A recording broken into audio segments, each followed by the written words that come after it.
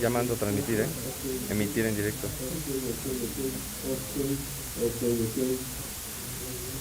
Estás en directo, pero está saliendo con el preview, ¿eh? Está saliendo con el preview. Sí, porque son 20 segundos. De 16. Ah, okay. Okay. Hello, good morning. Good morning. Do you have classes Ah, okay. or website?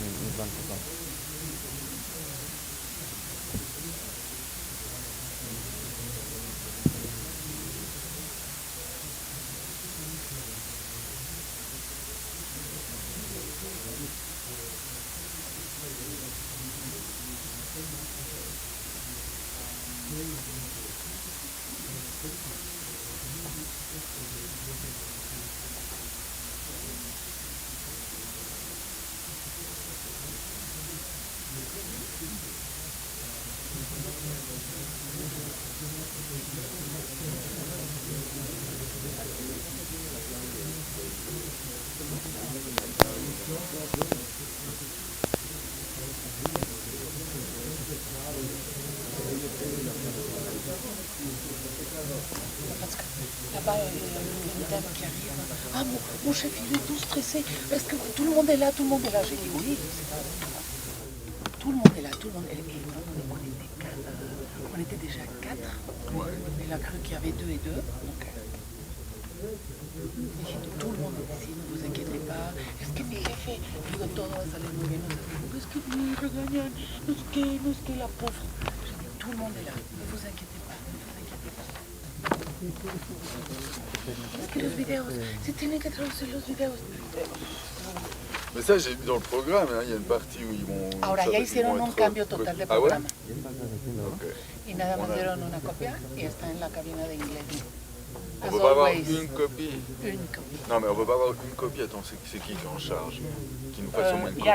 y a la petite qui est toute stressée qui n'est pas là. Elle est stressé. allée... Ouais, Il n'y a pas quelqu'un d'autre du staff? Non. Les mecs c'est là-bas à elle, gauche, la c'est qui? petite. Los de audio de... No, los de audio de aquí del lugar no llegaron. Ellos son de audio de, no sé. C'est qui la petite en question? Celle qui est à gauche Non, avec ses feuilles? non, elle n'est pas là. Elle est partie. Elle est sortie, je sais pas où elle est allée, si elle revient pas, si son chef l'a trimballée, je ne sais pas où. Je ne sais pas. Alors, non, Chiste mais es on que... est au moins le programme. Parce que tu vois, même si on veut si s'organiser... tu veux le programme, Ah, tu l'as... ben, je l'ai pris en photo. Donc le programme... Commençons par là. Mais alors, est-ce qu'ils ont changé les horaires? Ou est-ce que les horaires restent les mêmes?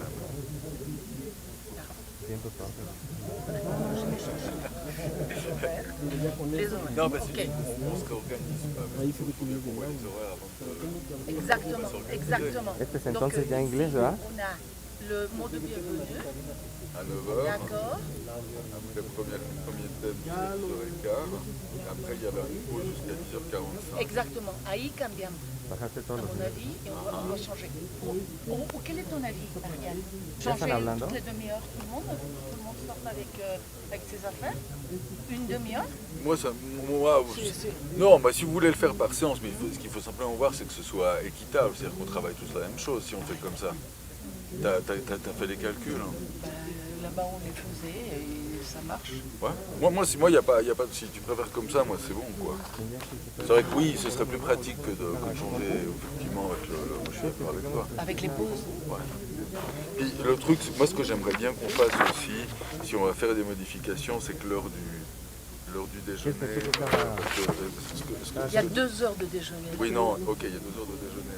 Après, ce que m'avait proposé, elle avait proposé qu'on fasse 15 premières minutes, donc il restait 15 minutes avant, 15 minutes après. Moi, je préférerais que justement on fasse quelque chose de plus cohérent. Tu vois, pas que ce soit les mêmes qui finissent, qui fassent la dernière partie avant le déjeuner et qui reprennent parce que c'est ça qu'elle avait dans son programme. Oui. Donc moi je pense que... Okay. Là. Mais, ¿Quién está transmitiendo, te acuerdas? Ça, c'est les demi-heures. Cualquiera. Ouais. Cualquiera que lo tenga. Sí, con un poco de sonido, pero dijeron que eran los diners. ¿Tú lo tienes? No. Cultura y derecho, pero de Sí, aquí no. para tener el audio limpio, por Pero favor. sí llegaba.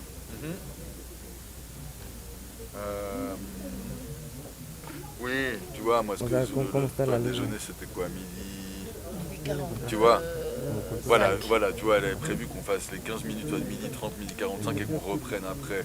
Moi, je préférais que ce soit justement, qu'on fasse quelque chose de plus cohérent, genre, si, je sais pas si c'est toi et moi qui finissons, pas que ce soit pas toi et moi qui reprenions juste après, tu vois. Enfin, Mais normalement, tu sais, empiezan a Ariel y Luz María. Elle va pas arriver. non, non, mais justement, Parce ça. qu'elle m'a dit que, Ah étant non, mais donné ça, que on moi s'était- j'arrivais tôt, elle arrivait plus tard. Donc, elle va arriver, je sais pas Bon, quelle moi heure. je lui ai proposé, quand elle m'a dit, elle m'avait dit, parce qu'elle m'a écrit, elle m'a dit, ah, Edna a prévu d'arriver tôt. Alors je lui ai dit, qu'est-ce qui t'arrange? Et moi, si t'arrange d'arriver plus tard, moi je veux bien arriver, commencer avec Edna. Moi je lui ai proposé ça. Bah, ok, c'est pas elle a accepté ma proposition. Mais tu m'as renvoyé la photo du programme? Tu l'as renvoyé? J'allais Voilà, le moi, faire. je vais juste- Quand tu es arrivé, j'allais faire un groupe de 3, rien que pour la tenir au courant et dire le truc a changé. Le programme a changé. Je te l'envoie. Mais bon, effectivement, sortir avec tous les machins, enfin les machins. Non, c'est pas pratique. C'est- je suis d'accord et avec après toi. toi, tu dois et l'autre qui travaille et l'autre qui entend le bruit de la collègue, qui bouge la chaise, qui. Enfin, c'est pas pratique, non? Je Quelque pense chose, que. je cherche un café. Non. Non? Vas-y, je t'envoie le. Je t'envoie le. Je t'en-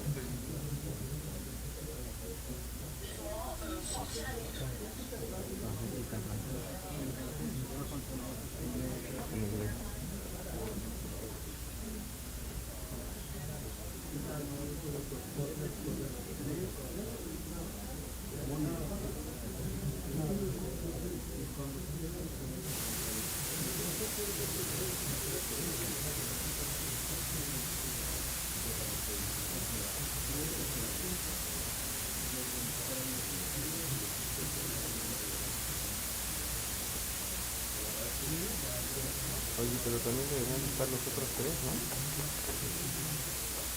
Ajá. Sí. Bueno, las tres transmisiones, ¿no? Sí, pero vienen diferentes, Ah, son diferentes. diferentes videos.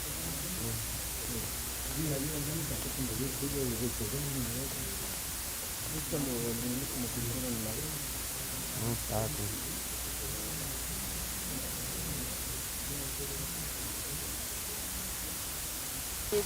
¿Podemos?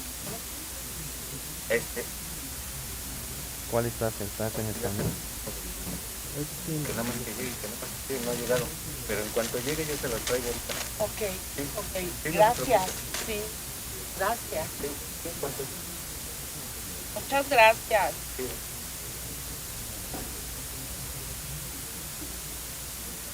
Sí, salud. ¿Emilia? Los pacientes, C'est bon, je l'ai vu. Je l'ai vu, le stade.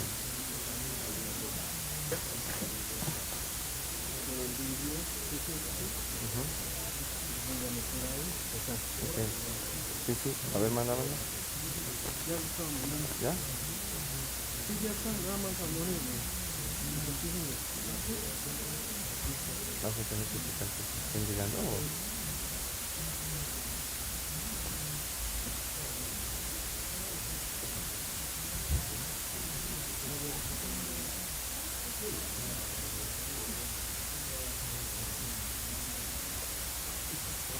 Porque ya empezó la emisión, esta madre ya está transmitiendo, ¿ah?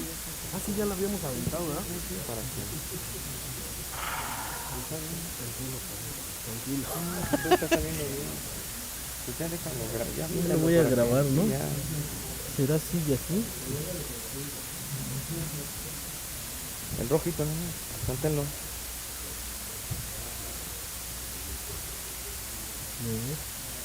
¿No está inseguro la tarjeta?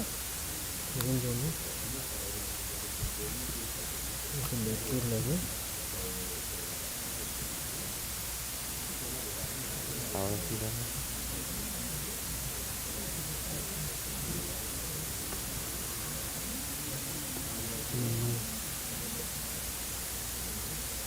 Settings, record, record, settings,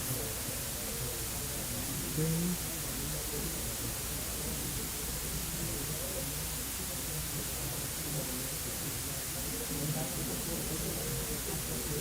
buscar, ¿no? Vamos a darle formatear, ¿no? Pensé que iba así por extra. Es que ayer les puse exfat y ve, Y te pintas ajá. Ahora la 2, ¿verdad?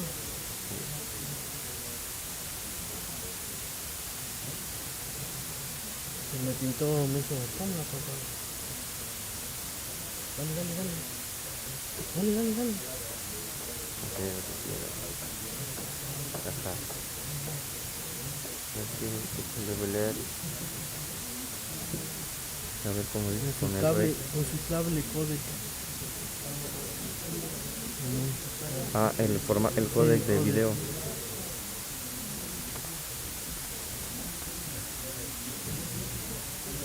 Vamos a ponerlo en bajo, ¿no? Ajá, sí. Sí, dale. Anda.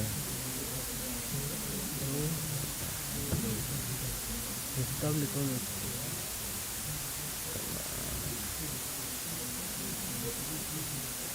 Yo pongo a grabar las cámaras también. Sí.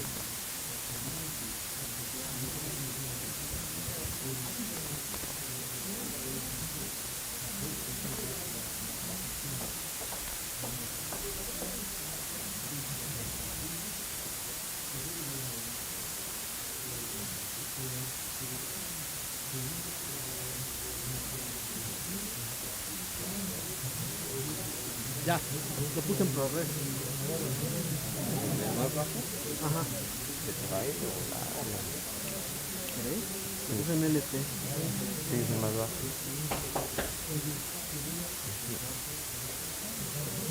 ¿Cuánto te va a dar, no sabes? No. Cambia la de 32, te paso la del 120. Pero pues pues los vamos metiendo conforme vayan saliendo, ¿no? Imagino que se brinca la otra. Pero ahorita no vas a tener manos para estar. Esta es la de 128 y nos ahorramos. ¿En la de 64? Sí. Termina de grabar. Ya 32.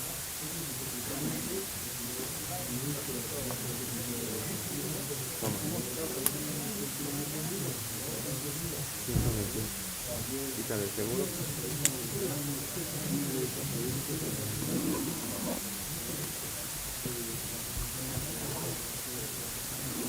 ¿La puedo formatear? Sí.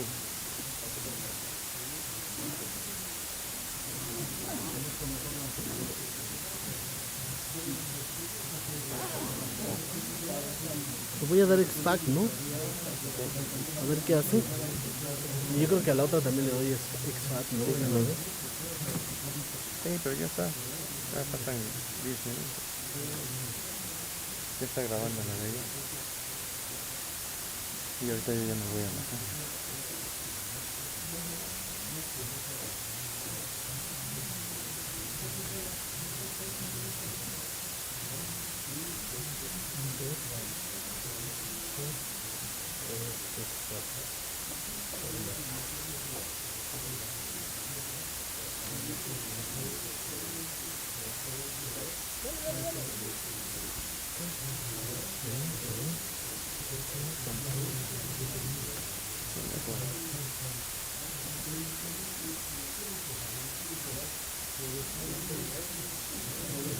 Dice 2 horas 41, ¿no? No veo. 59. Después del 1, 2. 1 y luego dice el 2. 2 horas 41. No, hombre. Pues yo sí que bajar. Ahorita en el resto se ve, ¿no? Ahí traigo más tarjetas. Pero pues las descargas, ¿traes disco duro? Sí. Las descargamos al disco. Acá es el primer receta. Hay que ver el programa.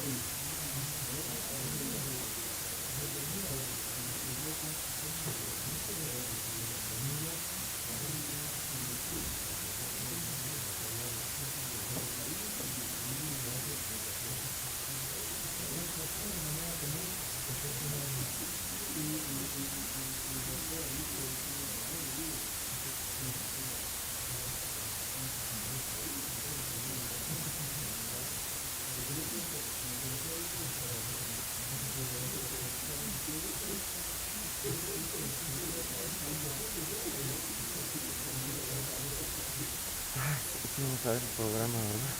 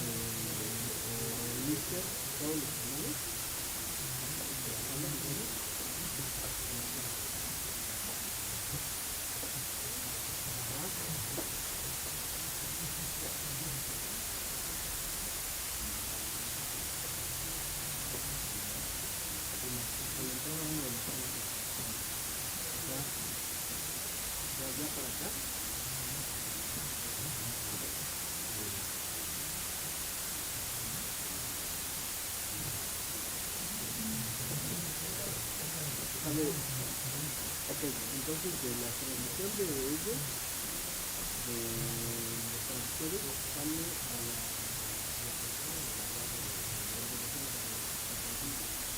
y de ahí venimos en regreso a Tamaulipas. Ok. Yo no sé lo que digo en el inicio. En el inicio de nosotros hay más tarde de cómo. Ok.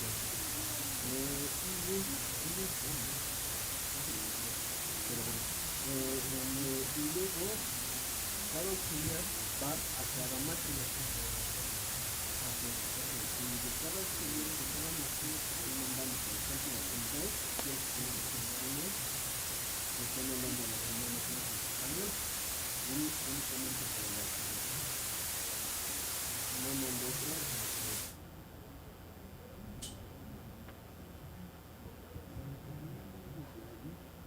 Ajá. Ok. Entonces, todos están muteados, excepto en el canal 1, únicamente el 2. Ok, en el auxiliar 1. Ahora, auxiliar 2, pues le meto el que está en el 4, ¿estás de acuerdo? Ok, muteado. Y en el canal 3, pues el 5, ¿no?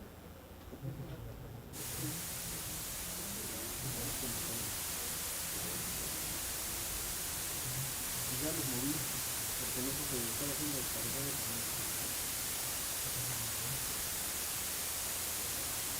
Sí, pero me refiero a los niveles de moví. Y luego, estoy transmitiendo, ahorita está la factura de moví. Los likes. Yo ahorita les saqué también con mi teléfono. Aquí lo tengo ya. ¿Vale? Ahora le contesto que se tiene. No, aquí va.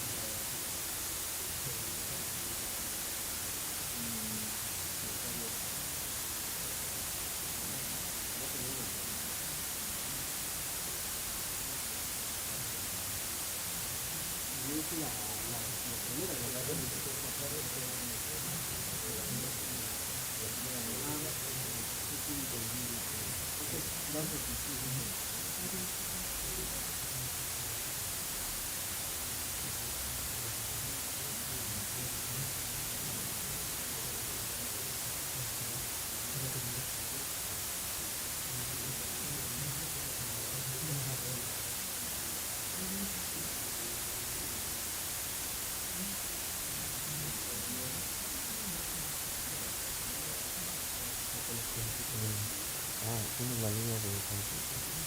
La línea de transmisión ahorita me la pongo.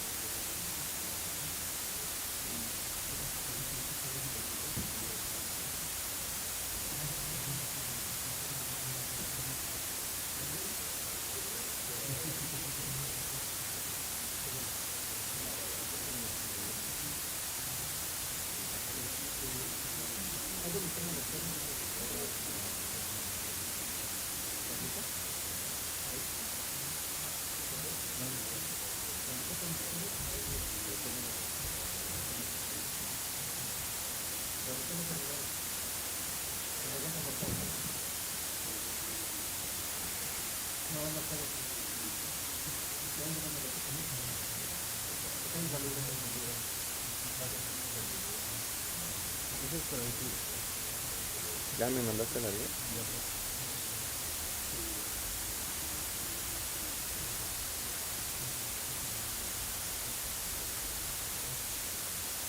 Te voy a mandar el español.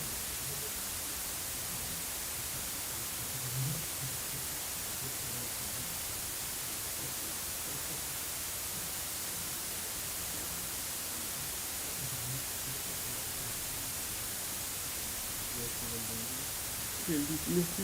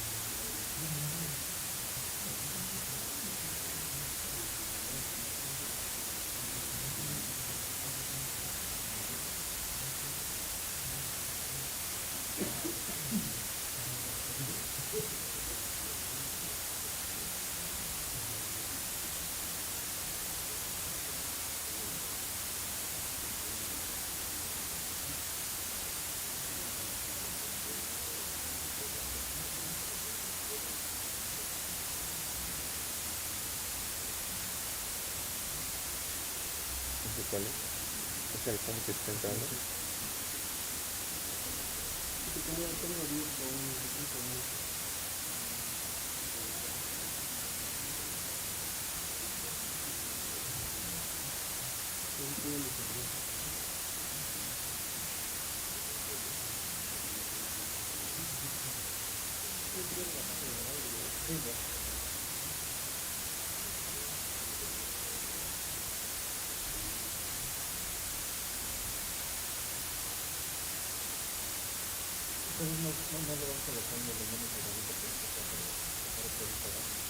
No tiene los gráficos.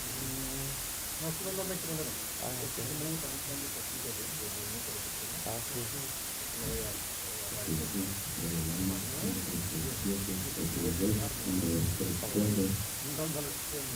No nos dieron los gráficos. Porque de hecho ahorita estaba viendo. ¿Se refiere a estos? Estos los armé yo. Que son. Aquí está, es el del primer tema.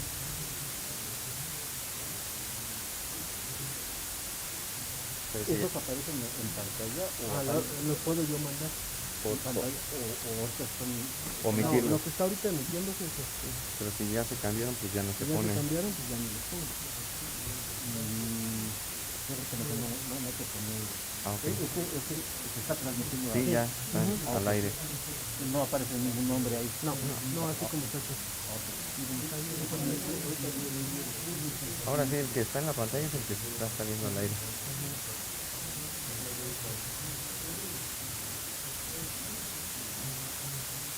¿Por qué crees que como Alejandro Paz? No, esa es una prueba que se hizo. 11. Si se va al canal.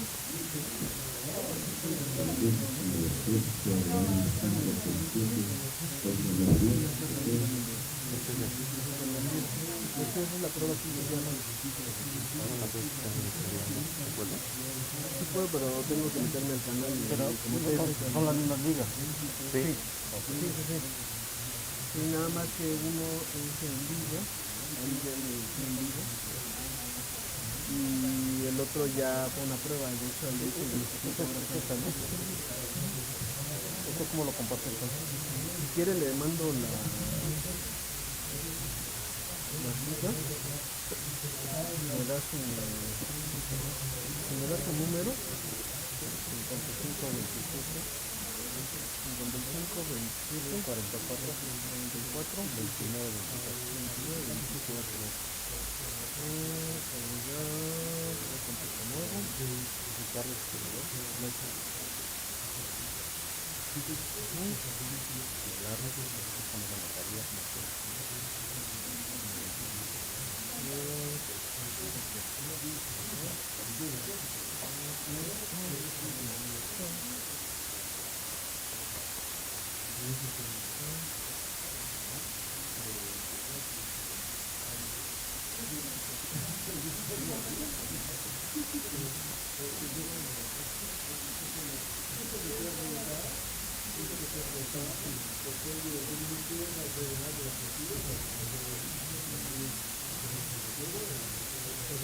no es para asegurarme que me llegó.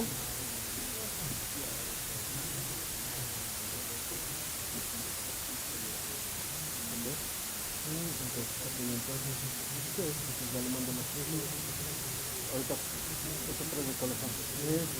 La primera es francés, la de medio es español y la de abajo es inglés.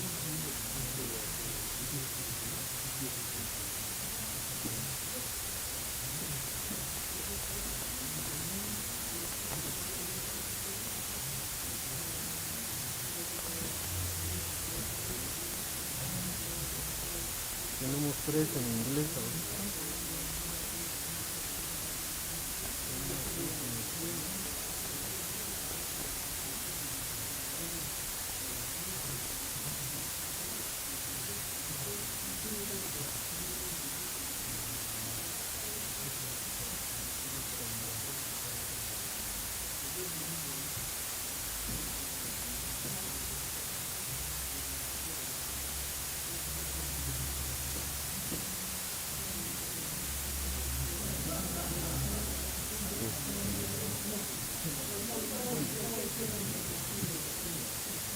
Pues ya a las 10:15 se terminó todo. No sé si saben qué salida. Yo no tengo el canal del parking.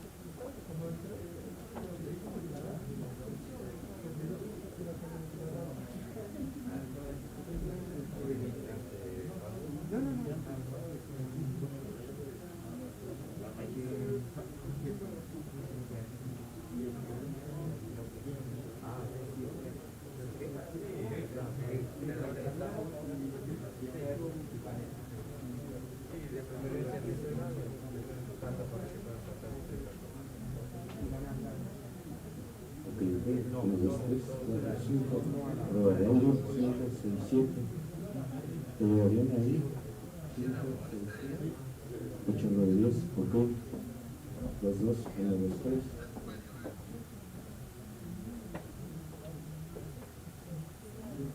Ok. 1, 2, 3, 4, 5, Prueba de audio 5, si te lleva bien por allá. Ok, los dos, 1, 2, 3, 4, 5, 6, 7, 8, 9, 10. Ok.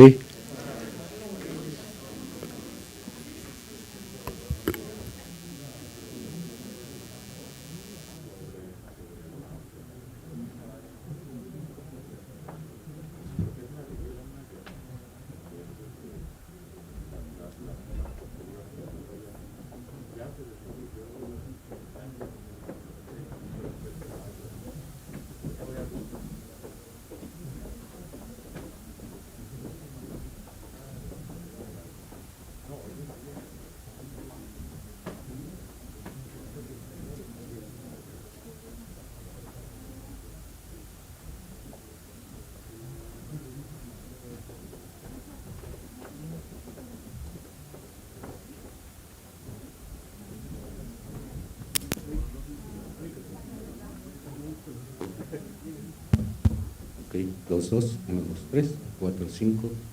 Te pregunto.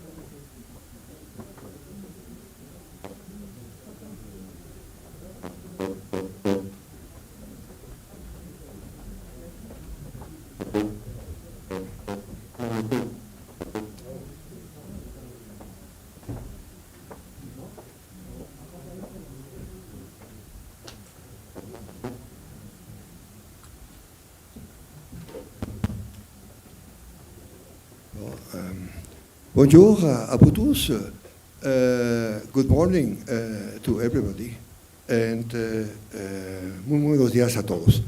Si me permiten, y dado que los idiomas de la Given Academia the fact that the different languages of the International Academy are English and Spanish, claro, estamos en tierras mexicanas, of course we're in Mexico, but sometimes and fulfilling with the protocol of the Academy itself, if I may, Mr.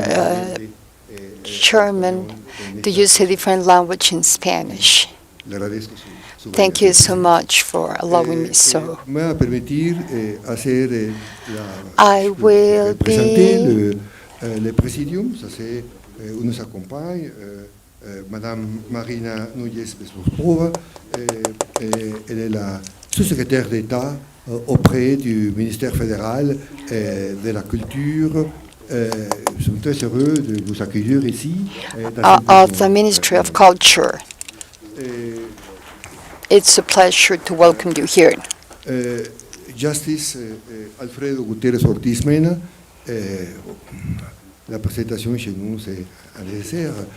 Il est un magistrat auprès de la Cour suprême de la nation mexicaine. Justice in the Mexican Supreme Court. It's a pleasure and an honor to have you here. Thank you. Nous avons le grand plaisir d'avoir notre présidente. And we also, I would also like to introduce the President of the International Academy of Compared Law, du droit comparé dans tout le monde. who is an international leader in the field of compared law. This seminar couldn't have been organized with the support and enthusiasm of Madame Catarina Belle-Volken. In addition, I would like to introduce her friend, Guillermo Escamilla Narváez, who is in charge of notary offices in Mexico. Another friend and colleague, Dr. Luis Montes de Oca, who chairs the College for notaries in Mexico City. Thank you very much for Nous avons joining aussi us. la présence de notre cher ami et collègue Salvador We also have the presence of our colleague, Esquivel, Legal Counsel at the Foreign Ministry in Mexico. La politique internationale culturelle mexicaine. In charge of international and cultural policies in Mexico. The floor is yours. Marina Vespadovan has the floor now.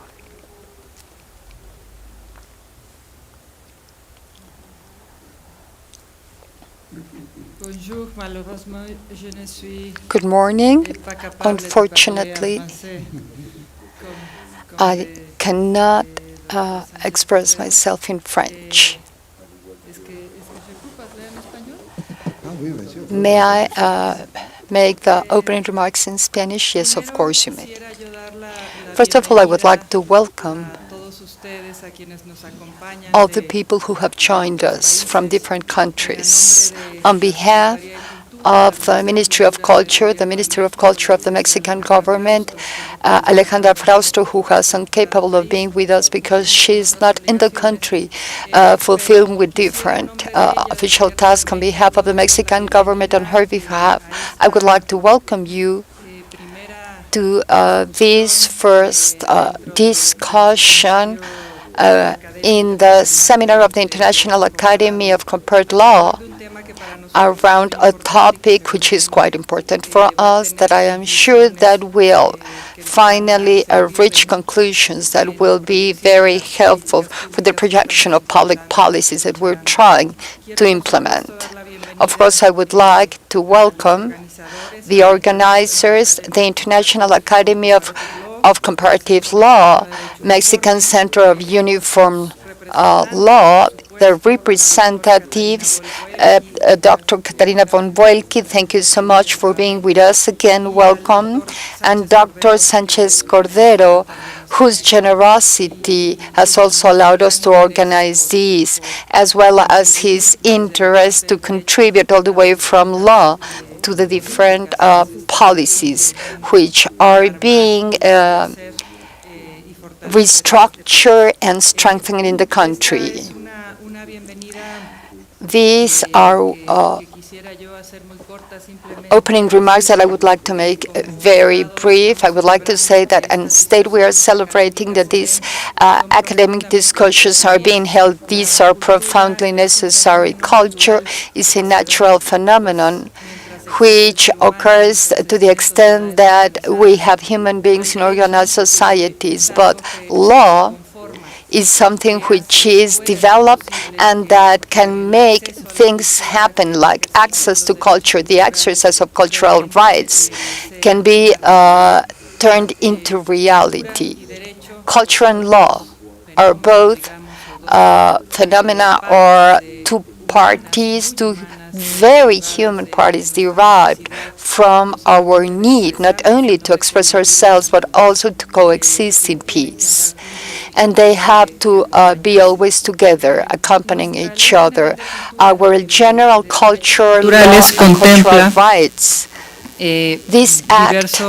Me empecé a escuchar en eco, perdón. I'm hearing my words in echo. Can you hear Contempla, me? Okay? Well, these, diversas obligaciones y derechos, que es en los que me voy a centrar. Está el acceso a la cultura, está el acceso a los bienes y servicios que presta el Estado en materia de cultura, está la obligación que tiene el Estado también de informar sobre el patrimonio de todos los mexicanos, material e inmaterial. Está también la de elegir libremente a qué identidad cultural se quiere pertenecer, a participar de manera activa y creativa en la propia cultura. Aquí no nada más se trata de ser alguien que recibe hechos culturales y artísticos, sino que también tiene que crearlos y el Estado tiene que apoyar esa creación. Y por supuesto, en un año como este que inicia el decenio de las lenguas indígenas, también se tiene que asegurar el derecho. We also have to ensure the right of speech in any of the languages. In Mexico, we have 68 official languages there are some variants, and it is around 300 in all. And this is what gives us our multiculturality and our great cultural richness, which is so characteristic of Mexico. We are celebrating this agenda because it will cover in different lines topics like, curiously enough, perhaps it should not be something common in part of these type of events, but we're going to discuss about a culture that we have not called as a culture, which is food culture. This culture which is so important today, mainly now that we are leaving behind a sanitary crisis. Food culture is part of the tasks that we are implementing all the way from the Ministry of Culture. We are also with collective rights after individual rights. A multicultural country like this had to turn to the other part, which was not seen, which is indigenous people, which are the Afro communities, and back on that, we are trying again to turn into reality the collective rights of indigenous people, of course, the defense of our world heritage. This has been a campaign which has been started throughout many ministries in the country. The Ministry of Culture, through the INAH, which is the National Institute of Anthropology and History, is in charge of the custody of the material property of the country, the archaeological property. And we have done a campaign around that property, protecting them and getting them back. And in that sense, we have promoted, as I stated before, and with the support of different instances, the Foreign Ministry included. We have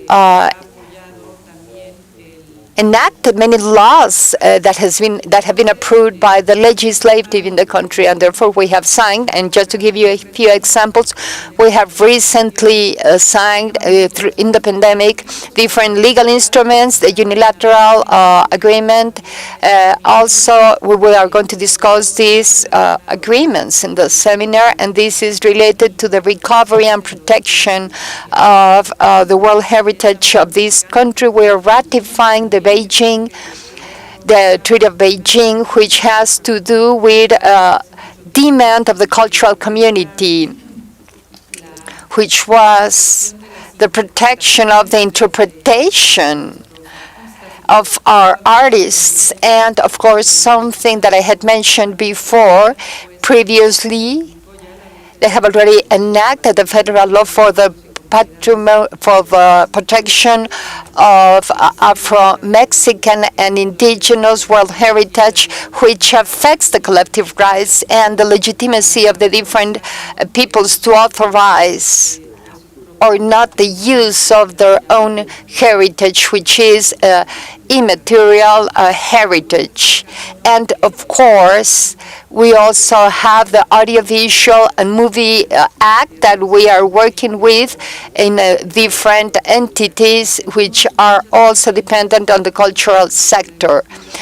From the Ministry of Culture, we have a lot of goals, and perhaps our main task, which is not only in our organic bylaws, but also in the National Development Plan, which was presented by the current administration, is not leaving anyone outside, not leaving anyone behind. So the government is looking at those populations, at those groups which had not been serviced, and that give us the identity, and that they have been the ones who have given us a part of their cultural foundation to give you our representation and the identity and making justice to them.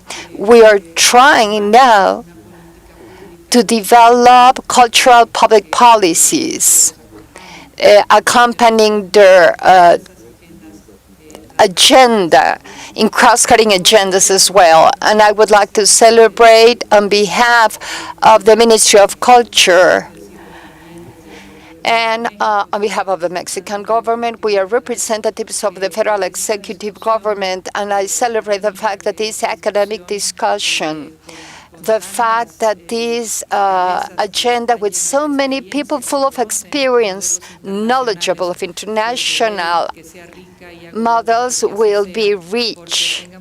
And I am sure that we will quite attentive to the conclusions arrived, because they will be no doubt used in order to strengthen the program that we have already started to implement for the last 3 years. Thank you so much and welcome.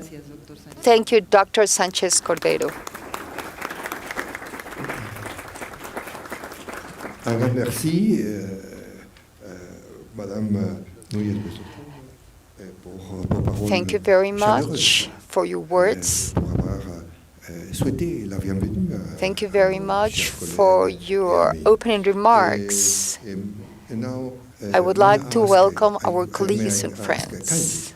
To take the floor to our President, Madame Katarina Wölke. La pronunciación. The pronunciation is always difficult. Muchas veces. Muchísimas gracias. Madame, la parole est à vous. Merci. Well, dear colleagues and friends, also from my side, a very warm welcome to everyone participating in this conference on culture and law. It has been organized by the Mexican Center for Uniform Law in cooperation with the International Academy of Comparative Law, but we all know that Jorge Sanchez Cordero is the main organizer, the most important organizer of this event, and we are extremely grateful for his efforts. And the Academy is delighted that this event is taking place here in Mexico. As we have just heard, your culture is rich, colorful, and vibrant, influenced by its ancient civilizations, such as the Aztec and Maya, as well as European colonization. It is unique and probably one of the most fascinating cultures in the world. Your traditions and customs are varied and diverse. Many of the ancient traditions of your ancestors have been preserved, making Mexico also for legal scholars a fascinating destination to explore. As we all know, the meaning of culture is broad. Culture can be defined as all the ways of life, including arts, beliefs, and institutions of a population that are passed down from generation to generation. Culture has been called the way of life for an entire society. At this conference, we shall encounter culture in its various meanings. Culture and law are neither antonyms nor synonyms. Instead, culture is to be regarded as the overarching concept, while law is a part of it. Legal cultures and traditions is an expression with which we are all very familiar, whereas in particular legal sociologists speak of law as culture. Culture forms the context within which law emerges and develops. Culture influences the content of law and its application, but it is not the sole determinant. Political and economic circumstances are equally important, and in some areas even dominant. Culture and law is a combination that I have frequently encountered in my work on comparative family law. The cultural constraints argument is often invoked when, for example, the unification or harmonization of family law rules or legal transplants are at issue. And I would like to briefly explain which arguments are being used in this debate. One of the features of family law is that it concerns everyone, and therefore everyone has an opinion on it. In-depth and specialized legal knowledge, such as in tax law or insolvency law, is not required when discussing a general problem. Should same-sex couples be allowed to adopt? Should the period of separation required for divorce be shortened or even abolished? Should only a judge pronounce a divorce? Should children be heard in proceedings regarding the divorce of their parents? Should sperm and egg donation be allowed in order to help childless couples? The number of topics is immense and reflects the diversity and complexity of family relations. Everyone's ability to discuss such matters is obvious. Everyone has some form of family relationship. Most people enter into an intimate relationship with other people at some point in their lives. Some separate and find a new partner. Many have children and support these children, even the children of their new partner. Family relations are lived within the boundaries and possibilities that the law, in particular human rights law, permits. Those opposing any attempts to harmonize or unify family law or to transplant an institute or a rule from another jurisdiction into one's own system often rely on the rationale that family laws are embedded in the unique and cherished national cultural heritages of particular countries. However, there exists a strong case against the cultural constraints argument if we are taking a closer look at specific groups of jurisdictions. For example, the common law or civil law jurisdictions, or if we follow the geographical division, the West and the North, in contrast to the East and the South. Depending on the region, the argument of cultural constraints, even if widely and rather uncritically adopted, should be carefully scrutinized. In Europe, North and South America, there are indeed a number of national peculiarities. Their influence is, however, to my mind, insignificant compared to the interplay between ideological trends. The reform of divorce laws that has taken place during the past and the beginning of this century exemplifies how the influence of religion and culture of the law has subsided. These elements have been replaced by unpredictable and often rapidly changing public attitudes which interact with an intensely political debate. During the last decade, it has become apparent that when left-wing parties gain key roles in government or a majority in parliament, reforms liberalizing family law tend to follow soon after.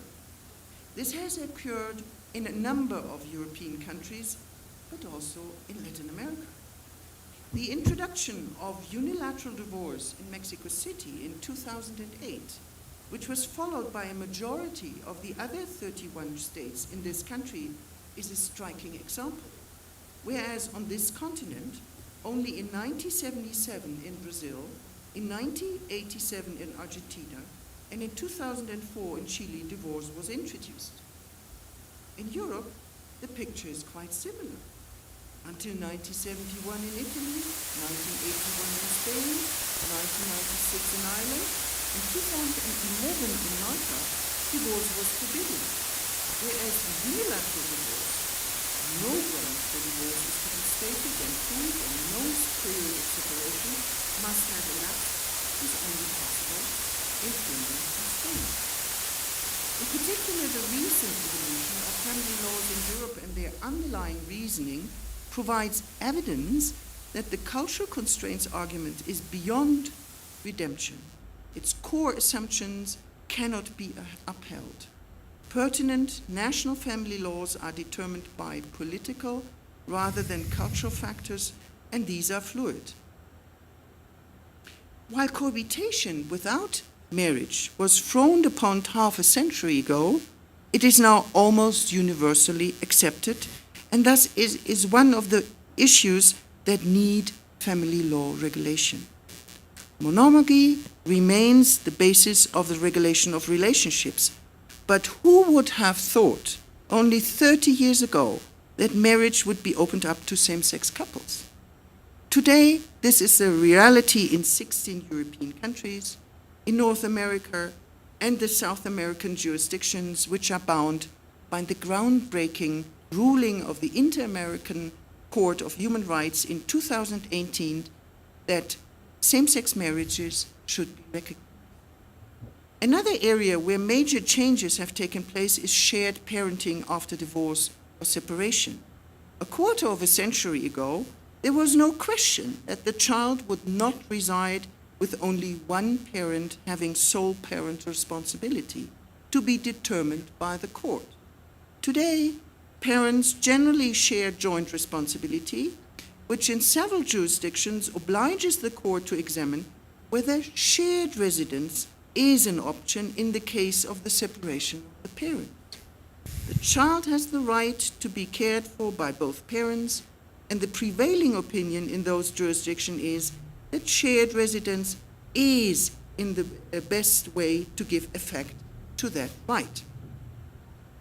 The recent changes in family law are based on several values, concepts, ideals, and standards such as the equality of sexes, the best interest and welfare of the child, private autonomy, solidarity among spouses and partners, and the protection of the family home, as well as a fair share of the matrimonial property for each spouse. The content of these general values is hardly surprising. They are the starting point designated by international and regional treaties, conventions, and agreements, and are binding for every legislator. Thus, the equality of the sexes and the mandate of non-discrimination are to be found in the European and American Conventions on Human Rights, the European Charter on Fundamental Rights, the Convention on the Elimination of All Forms of Discrimination Against Women, and the UN Convention on the Rights of the Child, with the latter defining the concept of the best interest of the child. In the future, these common values will stimulate further family reforms, whereby private autonomy will take up more space towards less state intervention. The last decades have shown that once a progressive family law has been adopted, a return to a conservative system does not take place. Family reforms move towards liberalizing the rules. My brief excursion into my own research in comparative family law forms a small sample of the rich facets that culture and law represent. We will gain many new insights into other areas of law in the coming years. I look forward to interesting interventions and discussions, and I cordially thank Jorge Sanchez Cordero and wish us all a very fruitful conference. Thank you very much.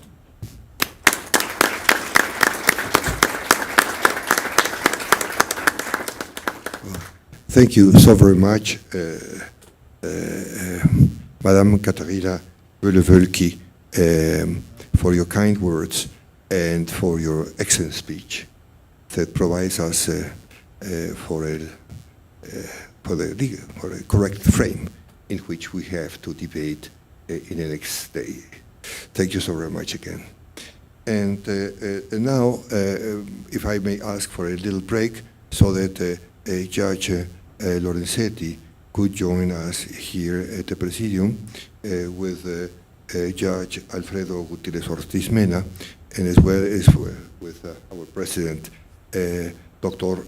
Luis Antonio Montes de Oca, and of course with our President of the National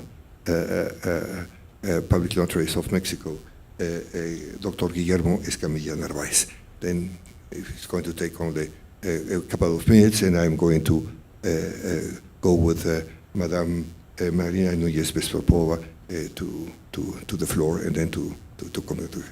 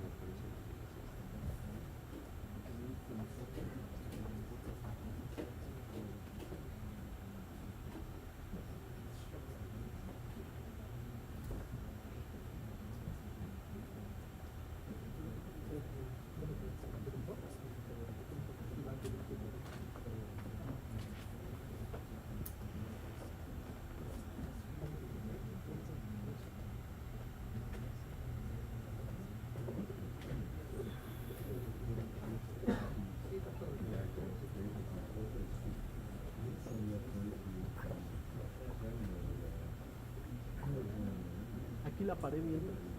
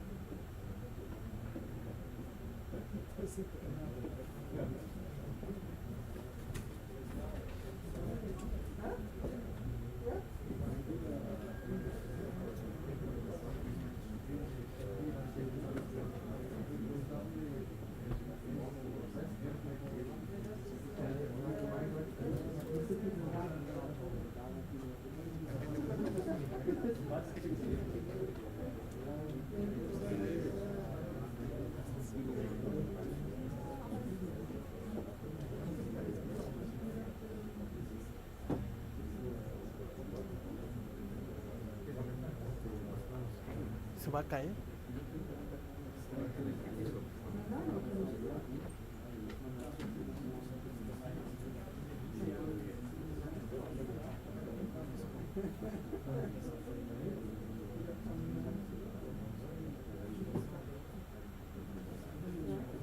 Ok, 1, 2, 3, prueba de audio, 5, 6, 7. ¿Cómo llega por allá? ¿Mejor? ¿Sí? ¿Ya no?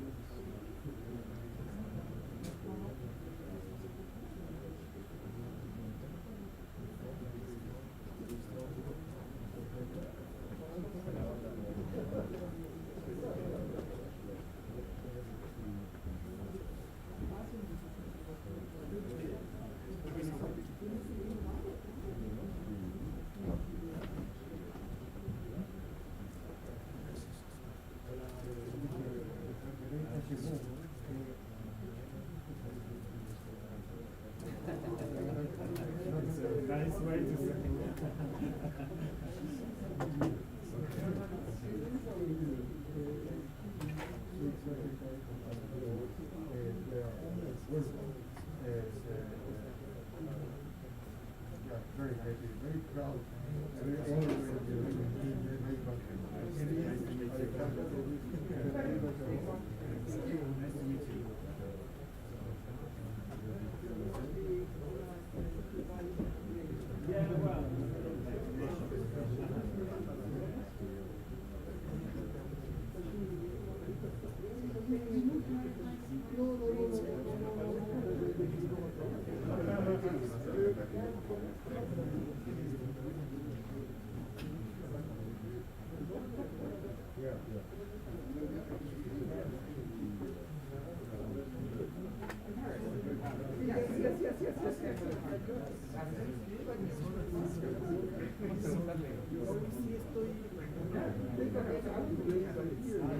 ¿Por aquí no puedes grabar?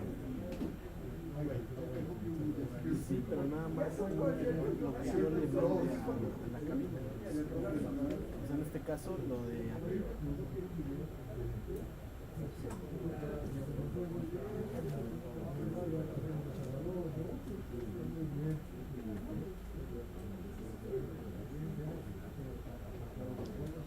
Es el representante de la UNESCO, el México,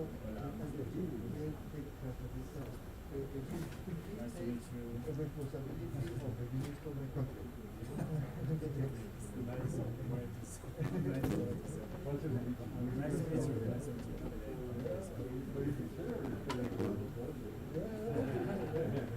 is a great project.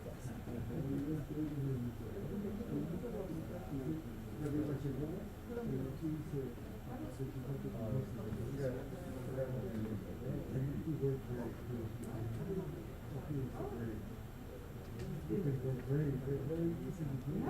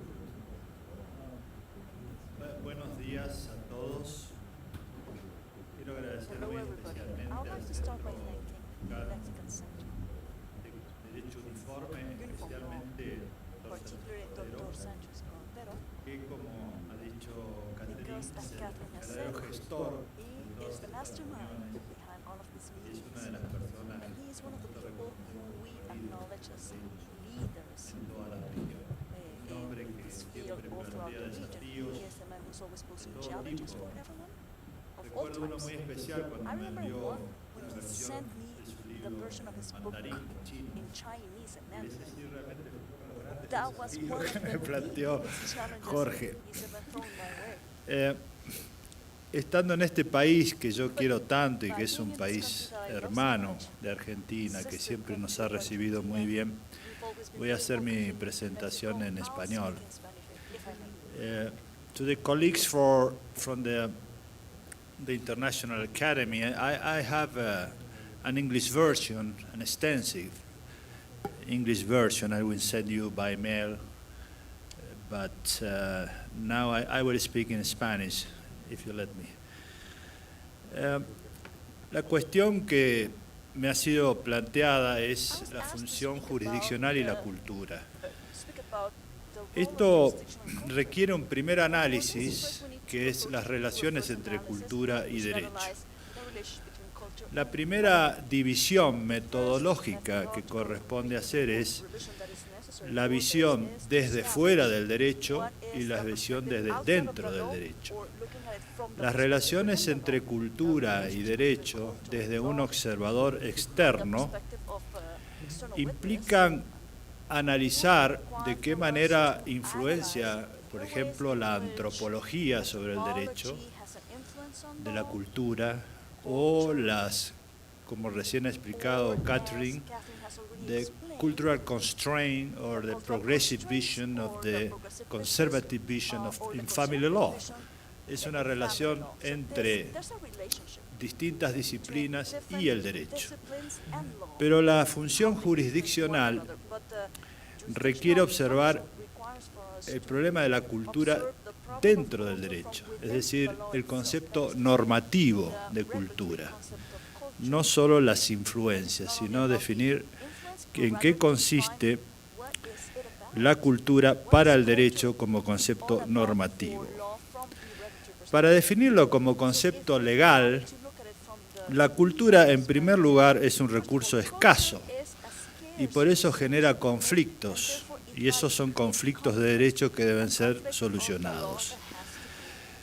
El segundo requisito es que para que la cultura sea un recurso escaso, esto sucede cuando hay una demanda que supera la oferta, ya sea cuando estamos refiriéndonos a un mercado de bienes culturales, al intercambio no comercial de bienes culturales, a la actividad lícita o ilícita de bienes culturales, o simplemente cuando no hay oferta de bienes culturales porque están fuera del comercio. En estos casos, so in those cases, a cultural asset, a cultural good, is a scarce resource and it can cause conflict.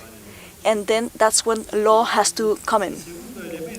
The second element for this to be defined as a regulatory concept is that there must be certain boundaries.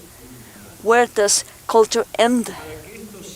And in order for this to be better understood, there are two different things that we should analyze, so that culture as a legal protected asset that is object of the law, of its custody, and how we have been appraising it during the last few years. The first aspect is when this cultural asset, this cultural commodity or good, can create a subjective individual law, be it in the private or public sectors. So in this case, culture, or the cultural good, is copyright property. It might be a conflict within the state that could create intersubjective conflict. This is the first field of the analysis we will be approaching. And the second analytical field that is more recent is when culture becomes a collective good, a collective law good, and then it becomes very difficult for it to be defined. It's murkier. That is the second field as a regulatory concept. But we should also relate this with the recent evolution. Cultural goods, they've always been passive access, if you may, of the standard, the satisfaction normativa, as we say it in Latin. That is why when a cultural good, like a piece of art, it's regulated by the law, then we use an analog of different concepts of common law, traditional law, and that is why we speak of cultural heritage or cultural property. In DRA, for instance, we have cultural property. But this analogy in which culture or a cultural good is a passive entity, it causes tension, as Professor Sanchez Cordero has explained when he speaks of certain mismatches, because when we speak of cultural heritage here at Chichen Itza, this we spoke about exclusion rights of people who are not owners, and this is not something that can be compatible with culture. That is why, as of the last recent years, another trend has emerged. Culture is no longer a passive entity, and it's subjected by legal frameworks in which a law that is imposed on culture is transformed in a way in which, in this area, culture is creating its own regulatory categories, as we will see. So, this presentation is going to divide it into different aspects. First, we will analyze the conflict of subjective rights over a cultural good. The second one would be to analyze culture so as to create a new area, a new field, the collective rights field. So, considering this theoretical framework, during the first part of my presentation, I'll ask you to consider that a cultural good, from a historical perspective, it has always been outside the law, in the sense that it was always an imposition from those in power, as Diego Valadez or Sanchez Cordero explained here in Mexico. Real cultural catastrophes, because people who won the wars, people who conquered others, they would unilaterally apply their rights over cultural rights, material assets, and the like. So it was a power relationship that was imposed on the cultural identity of the original nations.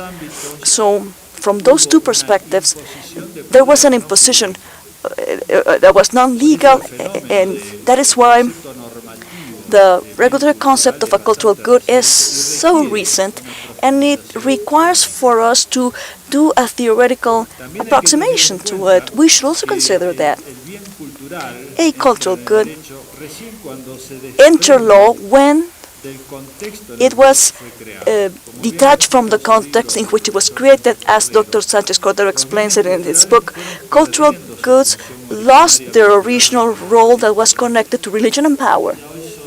Today, they have a different meaning. Their role is secondary, as he explains.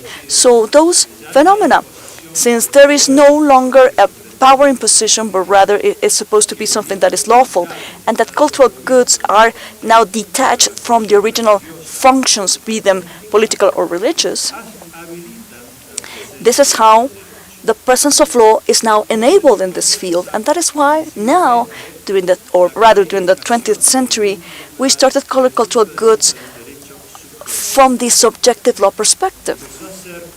This is where it all started.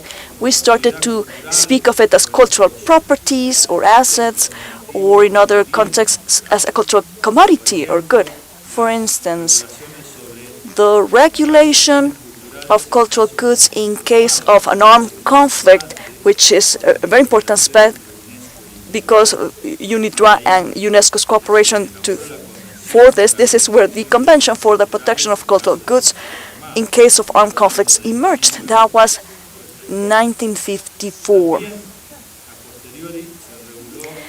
Afterwards, custody of cultural goods during peace times was included in the convention so as to ban the import, the export, the transfer of unlawful possession of cultural goods. And finally, the most widely convention is the UNIDROIT Convention 1995 on stolen cultural goods or that were exported in an illegal way.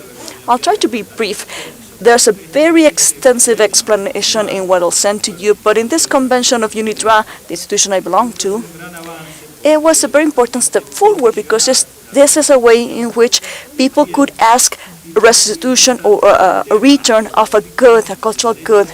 And so subjective rights were first discussed because on the one hand, the traditional trend of private law was protecting good faith of people who owned an asset because they bought it, they inherited somehow in good faith, which is the stand of those people who are in trade, art collectors, museums, societies as a whole. Trade has to be free, it has to be protected in good faith. But on the other hand, the convention is trying to protect cultural exchanges because it is also fostering the spreading of culture and the well-being of humanity, and therefore cultural good smuggling is sanctioned. So this is a matter of weighing. We're entering into a legal technical field because a conflict had to be solved through a weighing lawsuit through the creation of an agreement or a convention or a treaty. Here we speak of cultural goods, and cultural goods are stolen, are considered to be unlawfully acquired. Now here we're using very specific legal terms in the UNIDROIT Convention. The problem here is the definition of a cultural asset, because UNIDROIT states that it's everything that because of religions or secular reasons play an important role for archaeology, prehistory, history, literature, arts, or sciences. And there's another attachment in which there's a whole list of different stages or aspects, features of cultural goods. It's a very extensive definition, but it's always within the field of cultural goods as passive objects and objects of subjective rights. This creates a subjective, intersubjective conflict. The European Union jurisprudence, the Justice Court or Tribunal, had different rulings in which they speak about how in those cases a cultural good has a value, be it economic or otherwise. And because of this tradition of how cultural goods have been regulated or the ownership has been treated during the 20th century through the UNIDROIT Convention mainly, this is a field that is still being developed. But there's another big field that is perhaps newer and that is much more complex. It's the one in which culture creates concepts. During the recent years, a very extensive field has been created, and for instance, the Mexican Constitution, Article 4, states that there are cultural laws. This is where the notion was first introduced, cultural rights. All people have the right to access culture and to enjoy cultural goods and services that the state can render, as well as exercising their cultural rights. This was an important transformation within the Mexican Constitution, and, well, this is also reflected in jurisprudence. The Constitution from Argentina has also created something similar. It acknowledges the cultural value of indigenous nations. They speak of the protection of identity and plurality. The general law of the environment, there is a very close connection between the environment and culture, because culture is inserted, embedded within the environment. The environment is not only natural resources, but rather general environmental law in different countries also speaks about culture. For instance, in Colombia, in Brazil, in many other countries, Asia as well, there are some other examples, Africa. The Supreme Argentinian Court ruled in which it said the cultural heritage of a nation preserves the historical memory of the peoples, and as a consequence it becomes a paramount value so as to consolidate its identity or their identities. And that is why it is important to preserve everything that was created by past and present civilizations. They also speak about cultural expressions that had to be guaranteed for all inhabitants and for the future generations, because they are essential elements that can improve life quality. In Argentina, therefore, there's the Constitution, the law, and rulings from the Supreme Court that refer to culture as a collective asset, good, commodity. And the same thing happens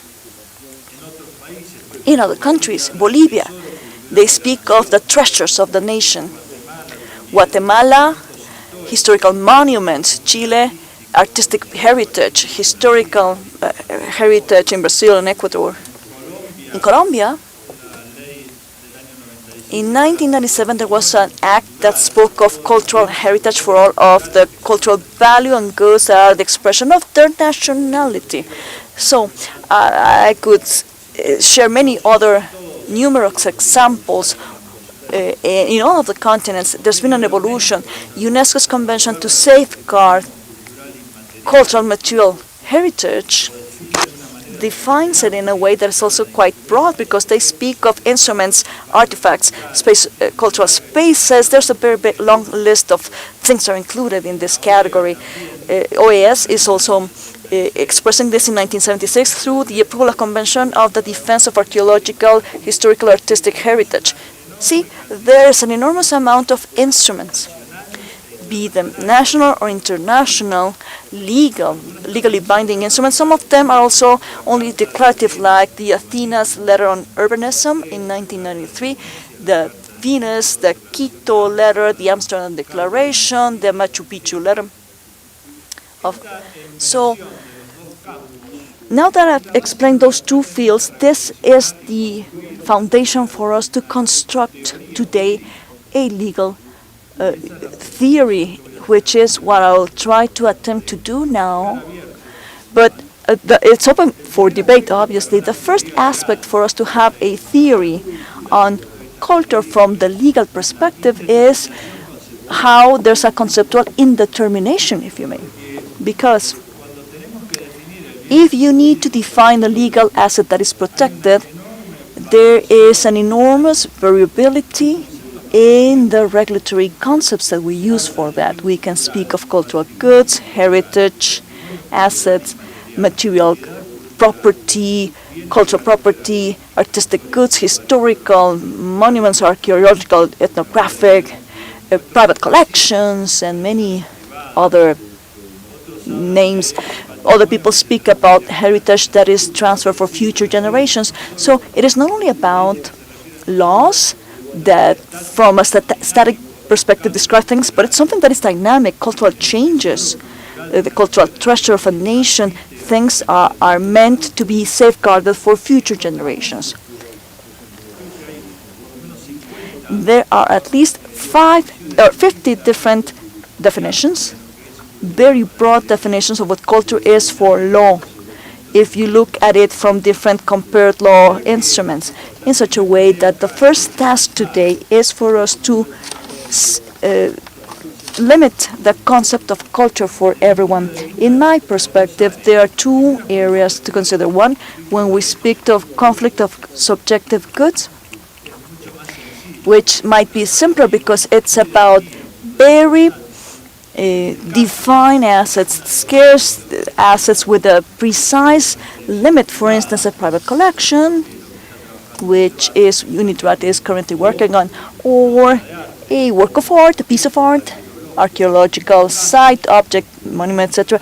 So in this case, we are limiting, we're creating boundaries in the classical sense of the word in Roman law, so as to define a protective good or asset. Same thing in Anglo-Saxon law. First, you need to have a clear limit of what you are protecting, a clearly defined limited definition.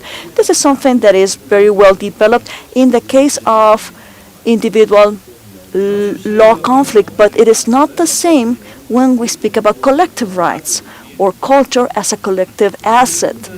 In my perspective, all of those definitions that I've mentioned, they could be included within the concept of cultural identity. The identity is, after all, a legally protected asset, because now in many different legal systems we speak of identity, of people, the static identity in the name, the last name of people, but there's the dynamic identity, which is the way in which a person is known, is expressing his herself in daily life. This could also be considered from a collective perspective. Identity could be a clear-cut concept because it is acknowledged by law, because it can be defined, and the identity of a people include history and evolution and preservation for future generations in such a way that in the field of regulatory definitions, I would tend to speak more of the notion of identity as cultural identity, which is also mentioned by Sanchez Cordero in his book. Another key aspect of a legal theory would have for us to create categories or types. What types of law or rights are we speaking of? When we speak of intersubjective conflict, there is a clear definition of the subject matters. We know there's a legal collection, archaeological object, a piece of art, and there are rights that accompany them, subjective rights that according to the current Unilateral Convention of 1995 can help people recover it if it was stolen or was acquired in an unlawful way. We know that, but if it's a collective thing, then there's a lot of controversy still, because the options are at least three in compared law. There are some legal systems that say there's nothing to be done to protect culture as a whole, as a collective good, because they understand that this is a matter of public policies and there's no justice to be rendered. If you analyze culture and jurisdiction, this is something that is foreign because it's speaking about public policies. But in other law systems, there are two different stands.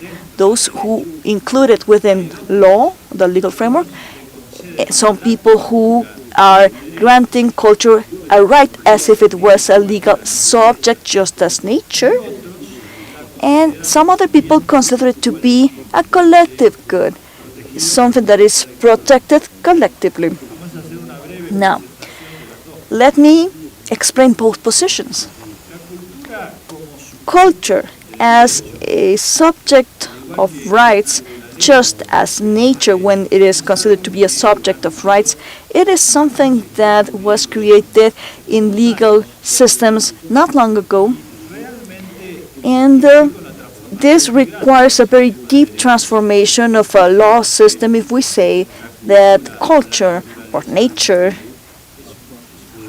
are subjects and they have rights. The whole legal system has to be divided and redrafted, but this has happened. Like in the Constitution of Ecuador, they are pioneers. They speak of how nature are subjects of rights. Nature, Pachamama, as they call it, Mother Earth,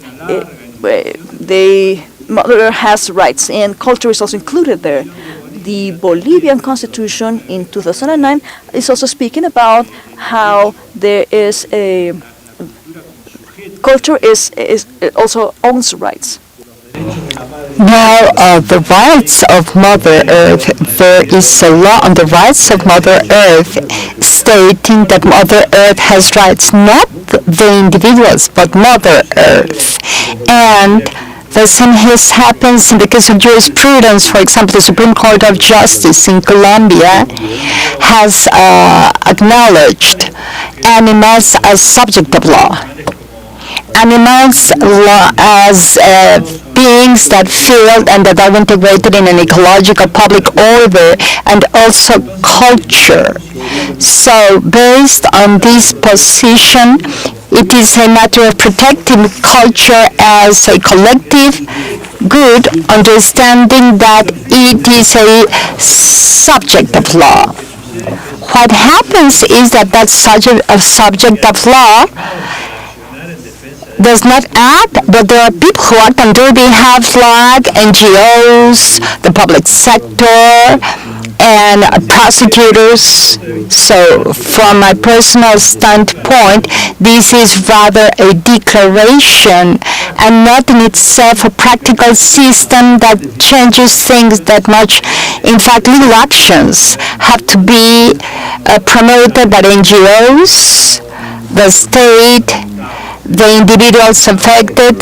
They are extraordinary legitimatizers on behalf of that law. They don't act by themselves. They are entitled to the rights, but these rights are enforced through other people.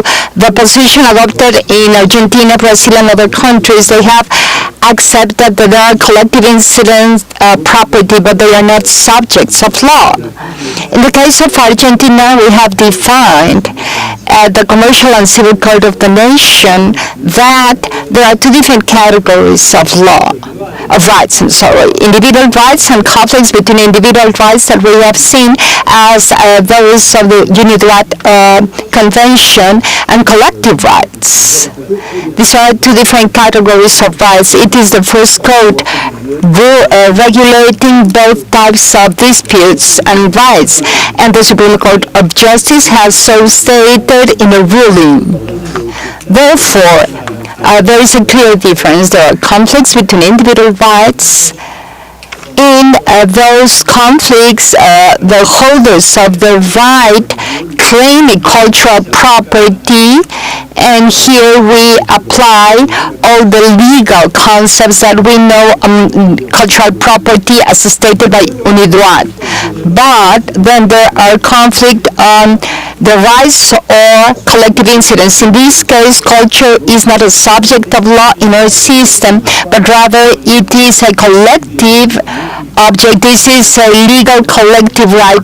It cannot be divided, and it is of common use. There is nobody that can take ownership of culture.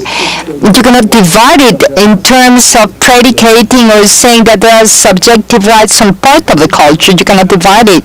And therefore, we do not apply notions like cultural heritage or cultural property. Culture itself generates its own concept. It is a cultural good of collective incidents, and there are extraordinary people who are legitimated to ask on behalf of that cultural good.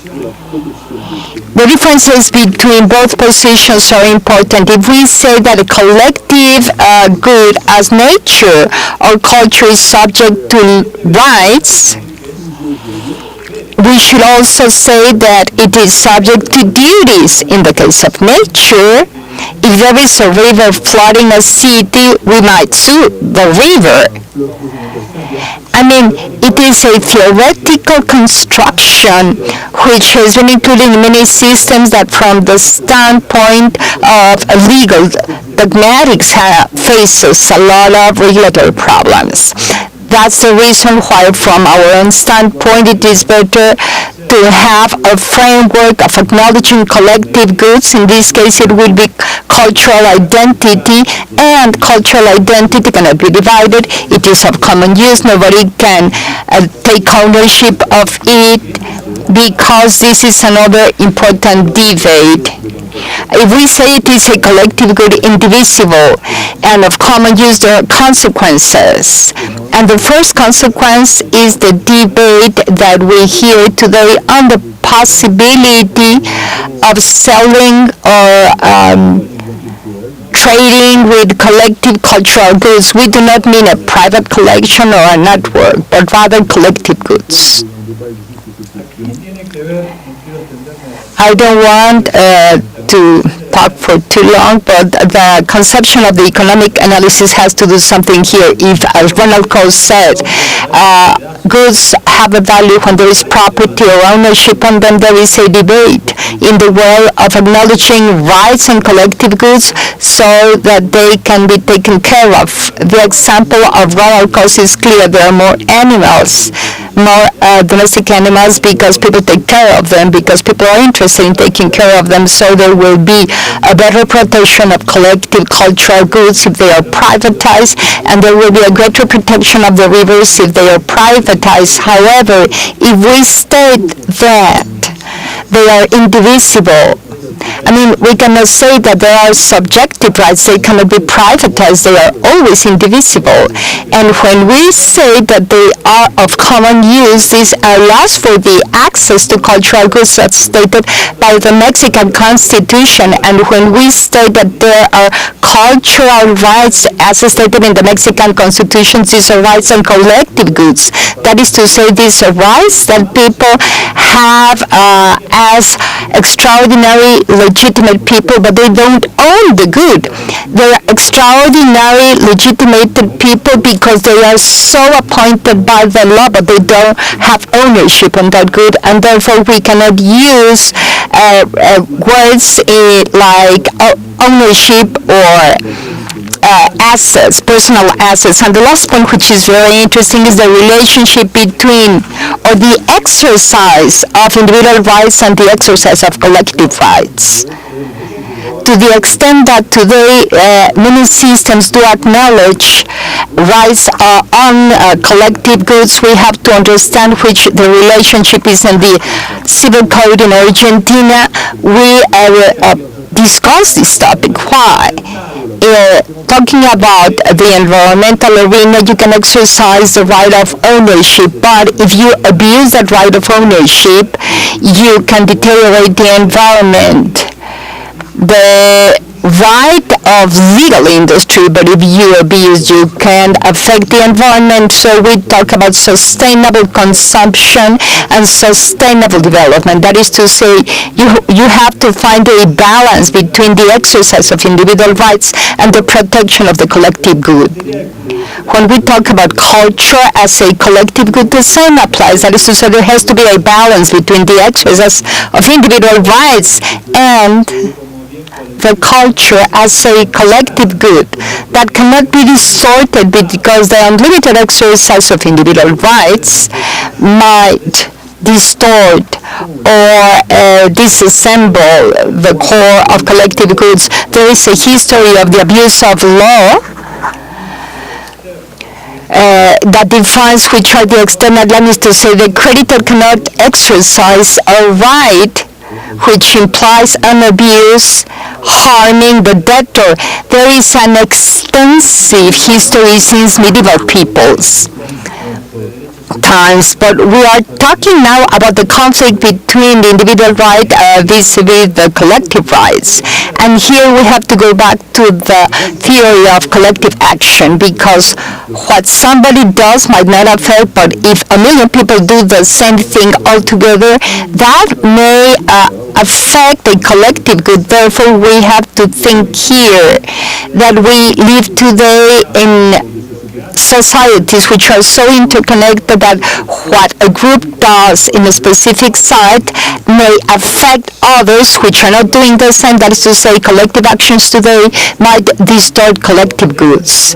That's why in the civil code we introduce a standard, Article 14, that reads as follows: the law does not protect the abusive use of individual rights if they affect the collective goods. And here we include culture, and in Article 240 we describe the limitation of individual rights and collective rights, and reading that the exercise of individual rights cannot affect the sustainability of ecosystems, and we talk about cultural values. That is to say, the individual exercise cannot de-articulate the collective. And from a jurisdictional standpoint, here we can achieve a balance between the exercise of individual rights and the collective goods. It is a very difficult topic, but we have to approach it from legal theory. As a summary, I think that it is important to underline first that we have to create a regulatory concept of culture, a legal concept, a legal theory of culture. Second, the definition of individual cultural good comes from the legislation usually, and there is not a lot of discussion because we already have legislation on individual cultural goods. But when we talk about cultural collective goods, I mean, this goes back to the notion of cultural identity, and this cultural identity is a legal, a collective, indivisible, common use legal object, and there are people who have the right to protect them, and that the exercise of individual rights cannot affect collective rights. And with these concepts, the judges may help not only protect the individual goods, cultural individual goods, but also they may help understand the social behavior, the sociability, which is one of the great problems that we are facing today almost in all the countries in the world. I would like to close by thanking Professor Sanchez Cordero for organizing this. He's a wonderful example of a jurist, because talking about the cultural identity of one's own people is a great service that he has provided to Mexico. Mexico is a rich country in this sense, and I will hope that we all follow his example in our own countries and in the planet. Thank you so much.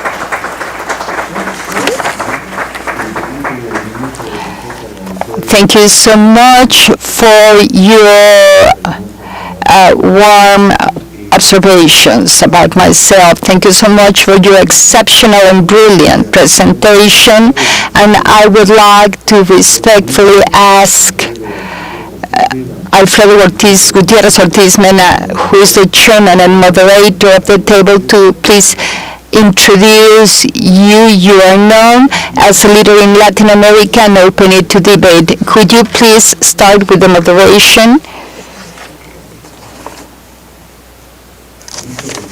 Yes, thank you, of course, Jorge. First, I would like to congratulate you for organizing this event. You have heard of the person that I'm about to introduce. I mean, it is so hard. Ricardo, in addition to being a wonderful friend and a companion of many battles in the field of environmental law, he's a brilliant jurist, as you have heard him. He has a PhD in law. He's part of the group that wrote the Civil and Mercantile Code in Argentina, his country, and he has written a lot of books and that have been cornerstone in environmental law. That is a topic that we both share. We have heard today the approach of culture and law, and I would like to underscore two specific elements, and this has a lot to do with what Ricardo mentioned on the internal or external vision of law and culture, a way of seeing culture and law and their relationship is law as an instrument to protect what we already have. In this case, in the case of Mexico, to protect 500 years of culture and of sense as a country. But a different way of seeing law and culture is to see law as a cultural transforming instrument, not so much to protect culture, but rather to protect social fabric, how law may transform culture. And we also heard this morning in terms of family law, but also in terms of substantive equity between men and women, gender, to see things through a gender perspective, the dominant culture that has to make reasonable adjustments to coexist with minority cultures within the understanding of a nation, and of course in the environment. That is to say, we can change an anthropocentric cultural position to understand the environment as a precondition to any type of culture. So I believe that these are two different views that we have heard, and we hope that through our conversations we can have a better understanding on not only the relationship of law and culture, but also the way to understand law. And law, according to me, has to be understood as an instrument which will transform culture. And it will transform culture by eliminating mechanisms that have been formed and which are embedded in our culture, which derive in discrimination or in the difficulty of minority cultures being able to adjust themselves to a system of substantive equity, and that have allowed for the deterioration of the environment as we know it today. Congratulations, Ricardo Lorenzetti, Judge Ricardo Lorenzetti, and I would like to thank him for his presentation. Justice Ricardo Lorenzetti, thank you so much for your presentation.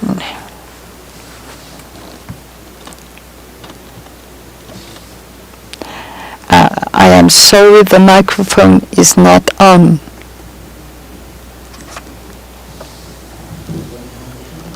Yes, I may, of course. I'm sorry, his microphone is not on.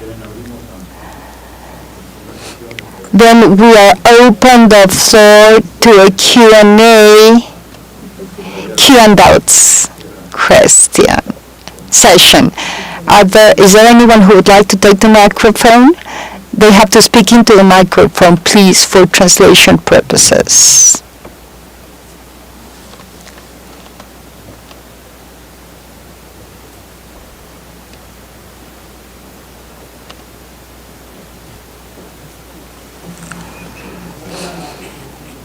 No, can you tell him we cannot hear from the translation booth? They need to speak into the microphone. I'm sorry.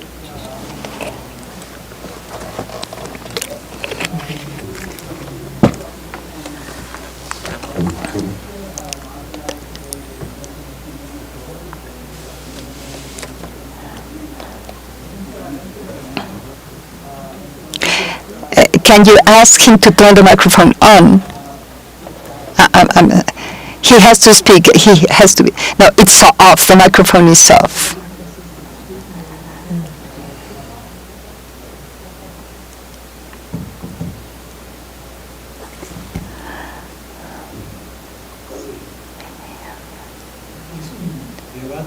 Well, this is a very important debate from the standpoint of legal theory and legislation, both.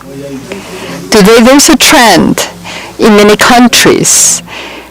I mentioned those in the region because I thought it to be adequate in Mexico, but we can also see that in other regions, in other countries like Asia or Africa.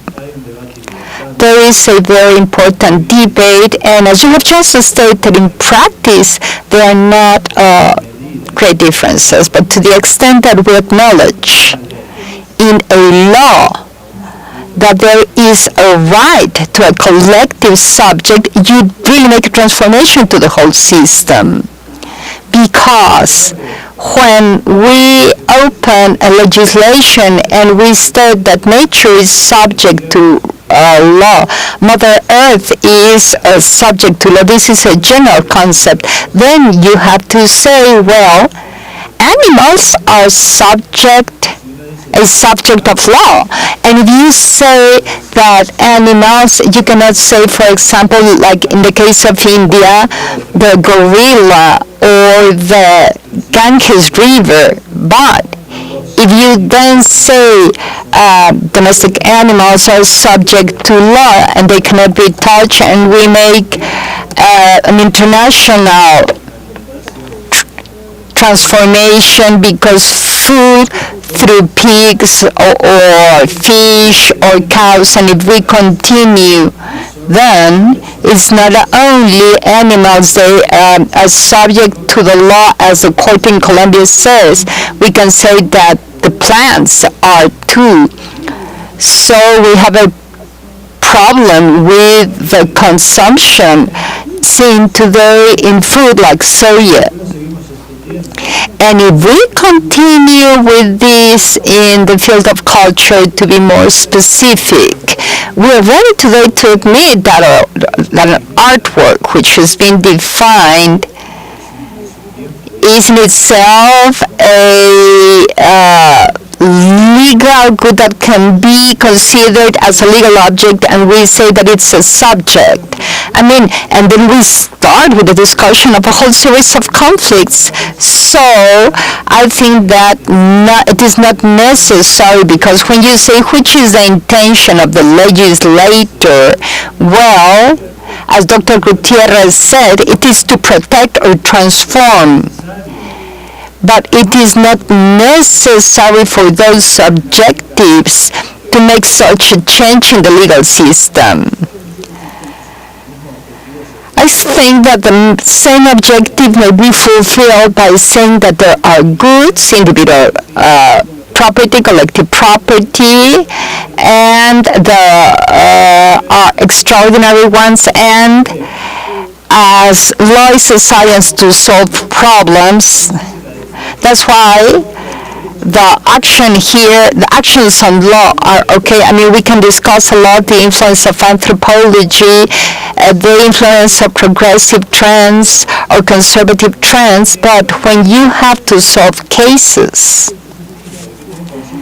there needs to be a very clear regulatory concept in which the actions to be taken are. In that sense, I think that we can understand, legitimize the state and NGO individuals to protect a collective property as culture. So there might be a community that says my indigenous language has been discriminated or affected or excluded. There we have legal instruments, legal instruments that can be enforced, because we have the legal good, which is the native language. This is indivisible. That is to say, nobody owns. There is no ownership on the indigenous language. The community can claim that they are extraordinary protecting parties, and there is a legal concept which is called discrimination, and therefore we can solve the case if we say that the native language is subject of law. I mean, this will complicate things and solve nothing. Any other questions? They have to speak into the mic. Could you tell them that for translation purposes they have to use the microphone? Please. The microphone, no, can you tell them that it is just for translation purposes?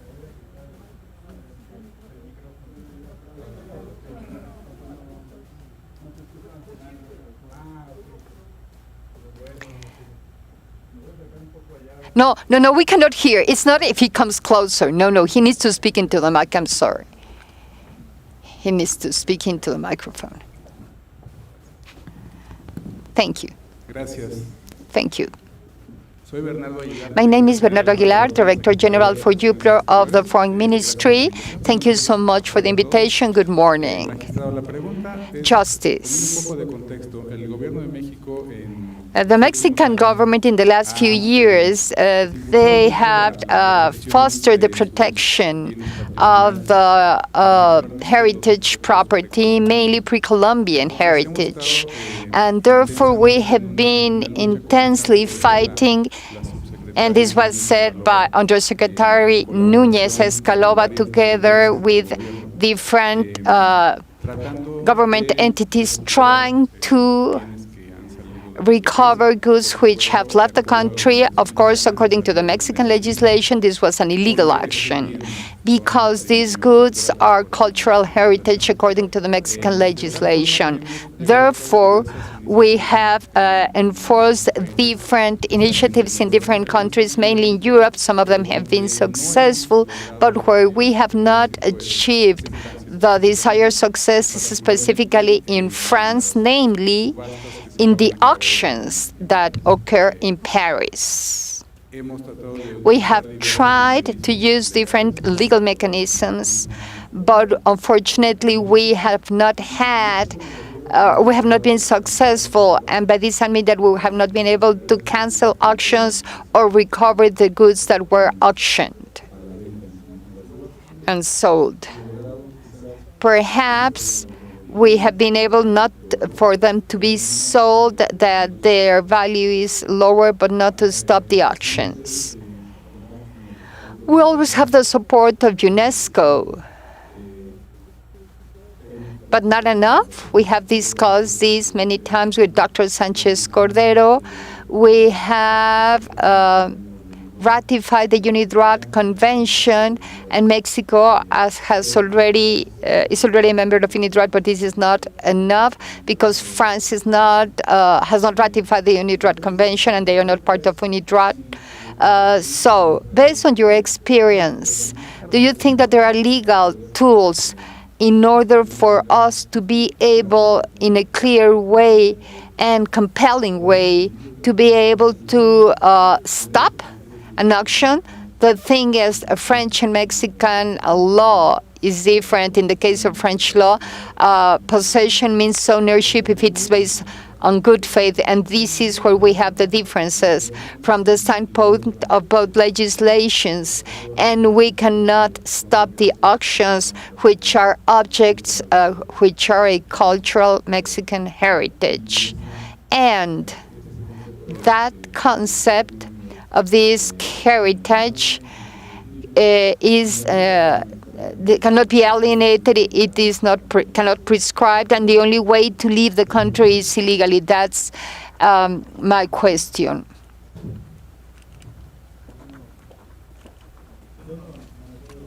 I cannot give an opinion on the decision made by judges in other legislations. I cannot do that. But the problem is clear. I mean, this is what the UNIDROIT Convention is all about, and the UNIDROIT Convention really sets a trend, a favorable trend, to the opinion that you have just expressed. Because what was discussed there are both positions. If the cultural goods can be traded and therefore they are part of the common market and the good faith criteria of the owner are applied, or if they have a different category. So the trend is in the sense that you have just expressed. This is why, in the sense that Professor Sanchez Cordero has stated, there is common law here, case law here, there is case law here, but when we talk about these, we can have very clear definitions in a country like Mexico, where you have the ownership of the state that cannot be transferred. But when you talk about other jurisdictions, this is a process. And I believe that the process is favorable. I think that we are going to hold a very important session at the 25 years of the UNIDROIT Convention, and this will be a factor to promote the membership of more countries. There are around 50 now, and the process is in the land that you have just described. Unfortunately, you cannot make it mandatory upon a country to change their case law or to become a member of a convention. I agree with you, but of course, the French judges are going to apply the French law, and that's a reality. There is no possibility here. It's not the only. The great problem of globalization is that we have global problems with local jurisdictions. So there is no coincidence today. Let us think that the organization of judicial powers has 300 or 400 years of existence, and it is local.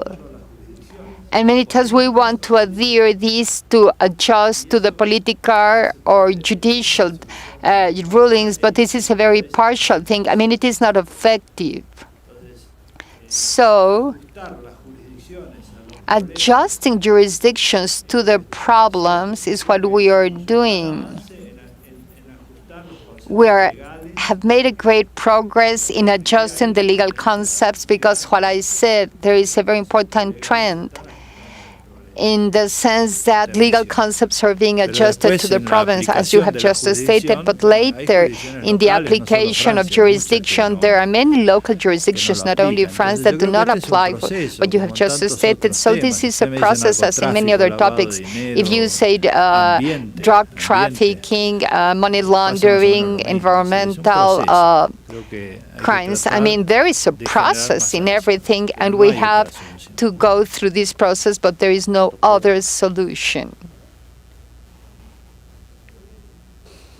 She has to speak into the mic. Again, I'm sorry to reiterate this.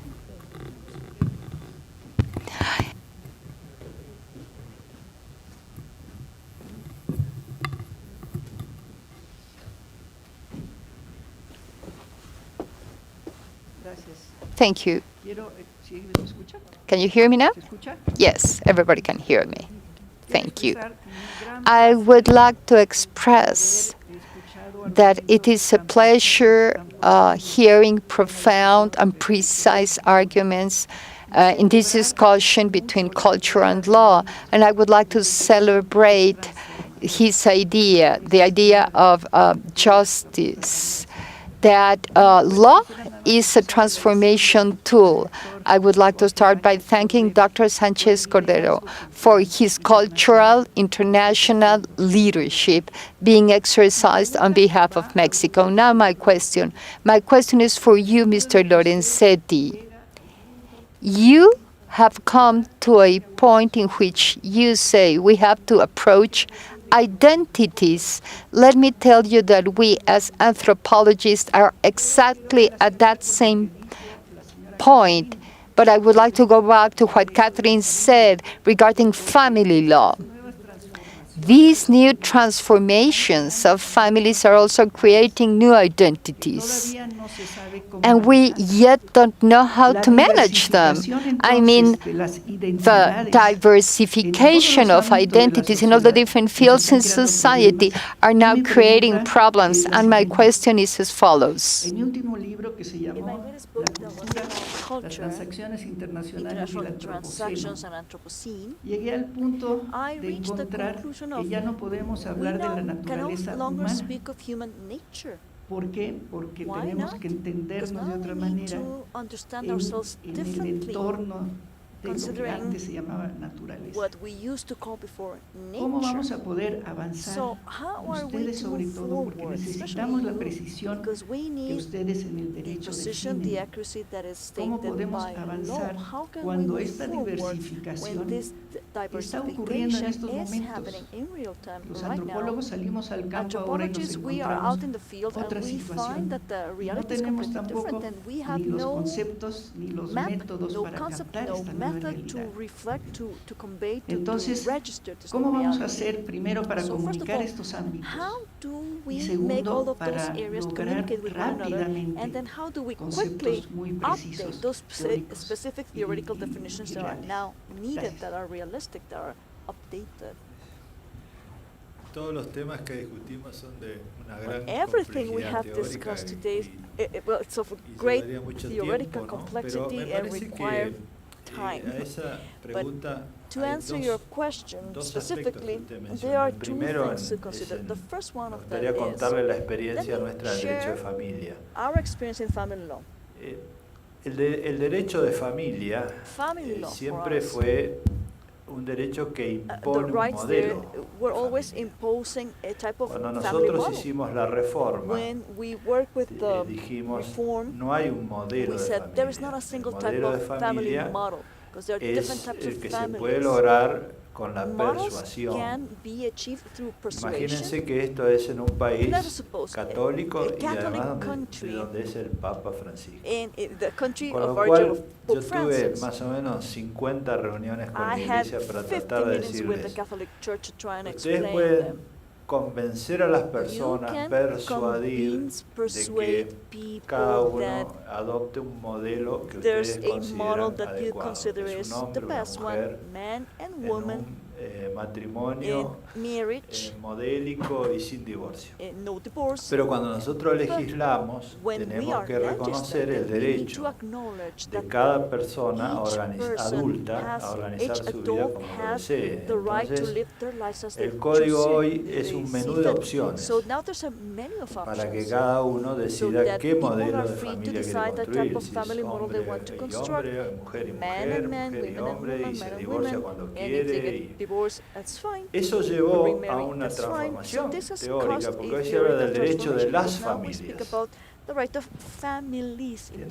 Hablamos en el campo de la organización individual, bueno, vamos a la diversidad de las identidades. Usted dice es correcto, es decir, tenemos que trabajar en reconocer identidades diversas. Entonces hablamos del derecho de las familias porque hay muchos modelos. En el tema general que usted planteó, in the other subject that you have introduced to the table, speaking about anthropology. Well, that's very important. Nowadays, we can acknowledge, we can provide some legal assistance with the concepts that I have mentioned, because anthropologists do their own research, but that research, they're also legally important. They have a legal relevance and this legal status. That is why I divided them, right? They can be either very precise goods in which there are individual rights concerned, but generally speaking, anthropologists speak of goods that will later be collective goods or the property of the state. They are outside of trade reach. So there's a legal protection that is very clear. You also spoke about collective identities. I think the law is evolving very quickly in this sense. And I believe that a dialogue between law and anthropology is always very rich. Today there's so much exchange happening. But I was trying to speak more about, since we're speaking about jurisdiction case law, when we have to pass judgment, have a ruling, this is a legal definition, a regulatory concept, a legal concept, if you may. I think that's more than enough for us to conclude this first table, because we have to be respectful of the time. Thank you, everybody. Doctors, thank you so much for your time. Before we take a break for the International Academy of the Compared Law and for ourselves here, the Consejo de Notarios, having Justice Onizetti and Ortiz Mena, Alfredo Gutierrez Ortiz Mena, Ricardo, thank you very much for your presence, dear Justice. Thank you.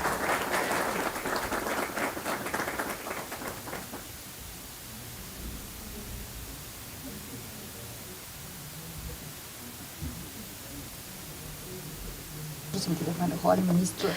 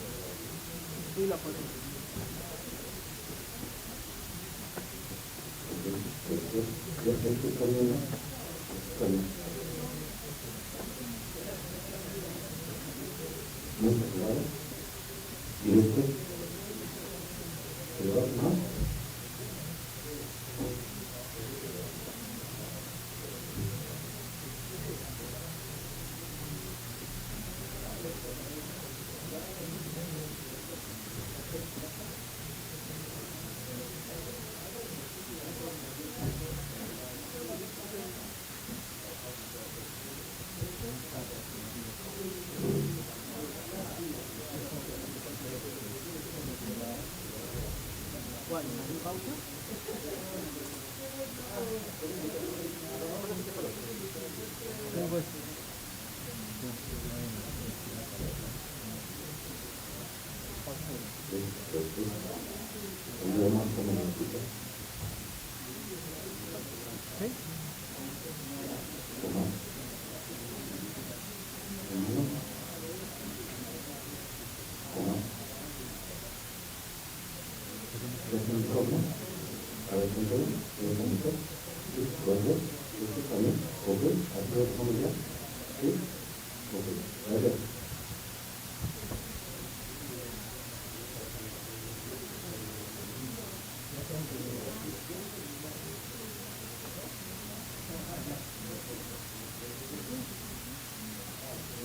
Nos vemos aquí.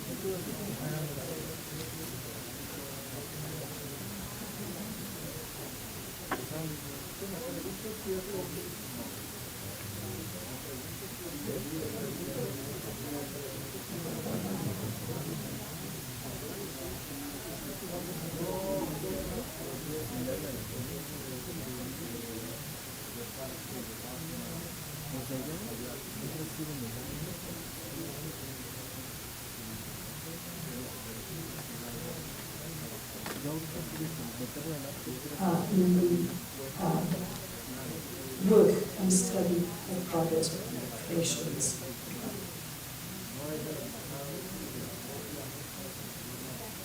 Where did we start from? A proposal was put by Mexico to Iran to insert study the new issues with democratic architecture.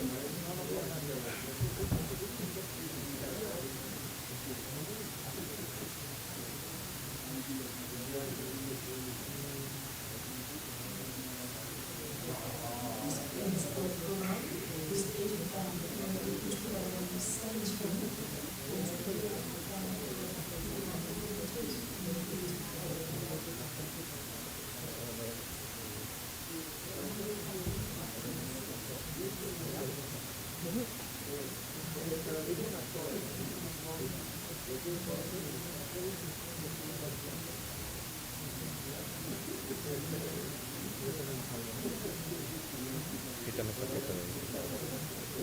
Quítame esa cosa de ahí. No te vas a tomar. No malo. Trate con cariño, mira. Y puse esta, el celular me está dando un audio tan real como la puede dar esto. Entonces, y aquí, dejo de ponerme con el celular de aquí para acá. Ahí ya tiene las tres. Ya tengo las tres. ¿Qué tal? Escucha. ¿Por qué no le dejas los audios? Le diga, ¿por qué no le dejas los audífonos? Voy a poner ahorita en la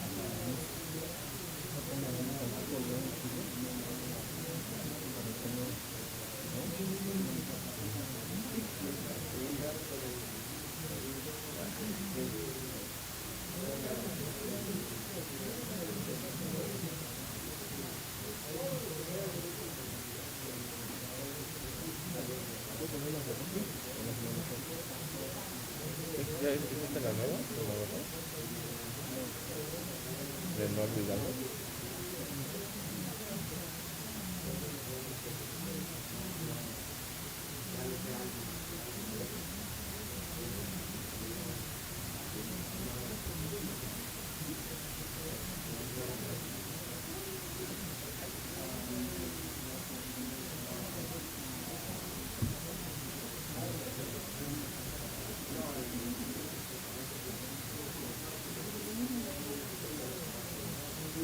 Seguro eso lo vas a editar, ¿verdad? Seguro.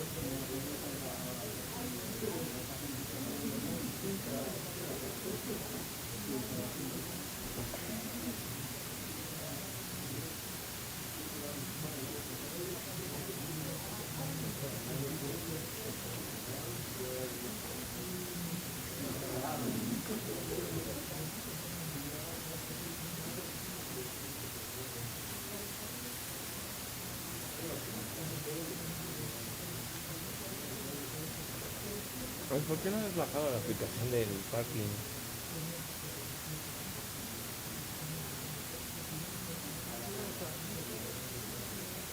Tú que eres más tecnológico que yo.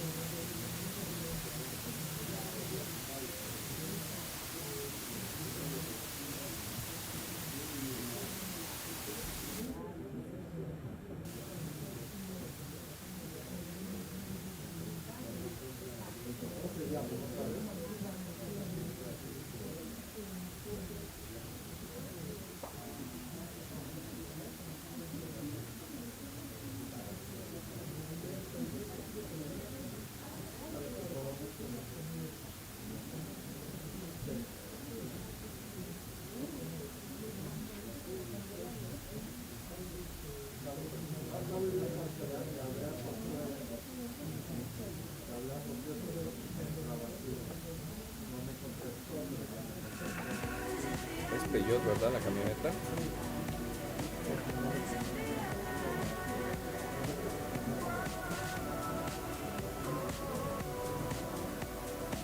¿Qué número de modelo es?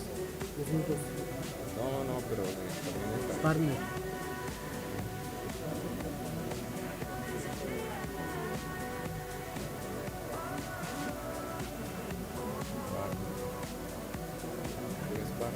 R. PART, ¿verdad?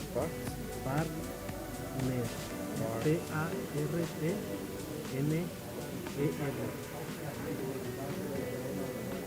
Blanco.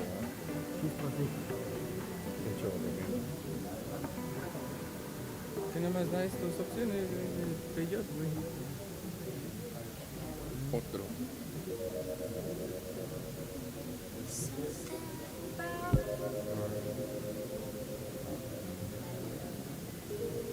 No. Es otro.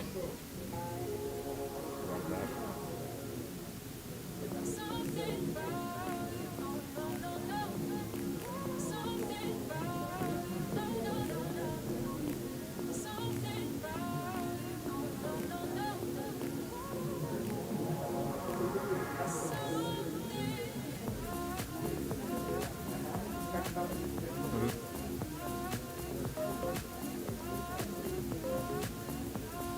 ¿Qué es?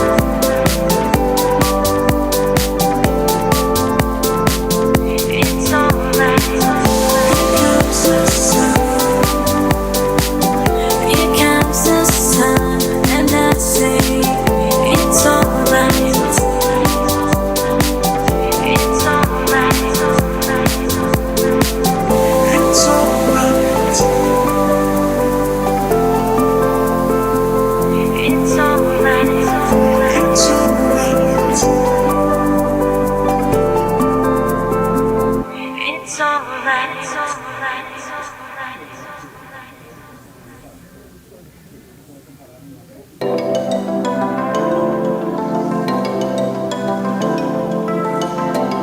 jean baby, LA lady, seamstress for the band,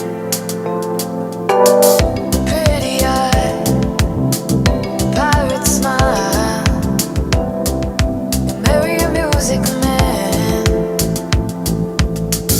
ballerina, must have seen her dancing in the sand. Now she's in me, always with me. Tiny dancer in my hand.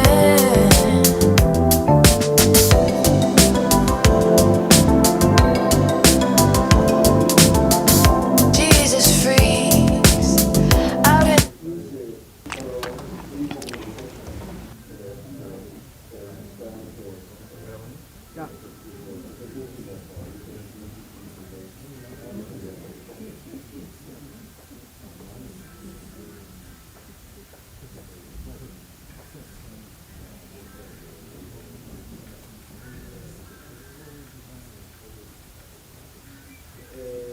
Hello, thank you very much. I would like to introduce our next speaker. His name is Lucas Wyszynski. He's a very prominent scholar from Brazil who has been teaching and studying a big variety of universities.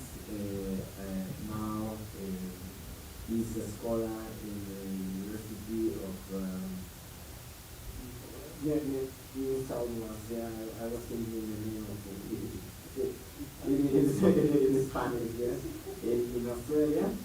And his principal or one of the subject matter that he's an expert on is intangible cultural heritage. He will talk to us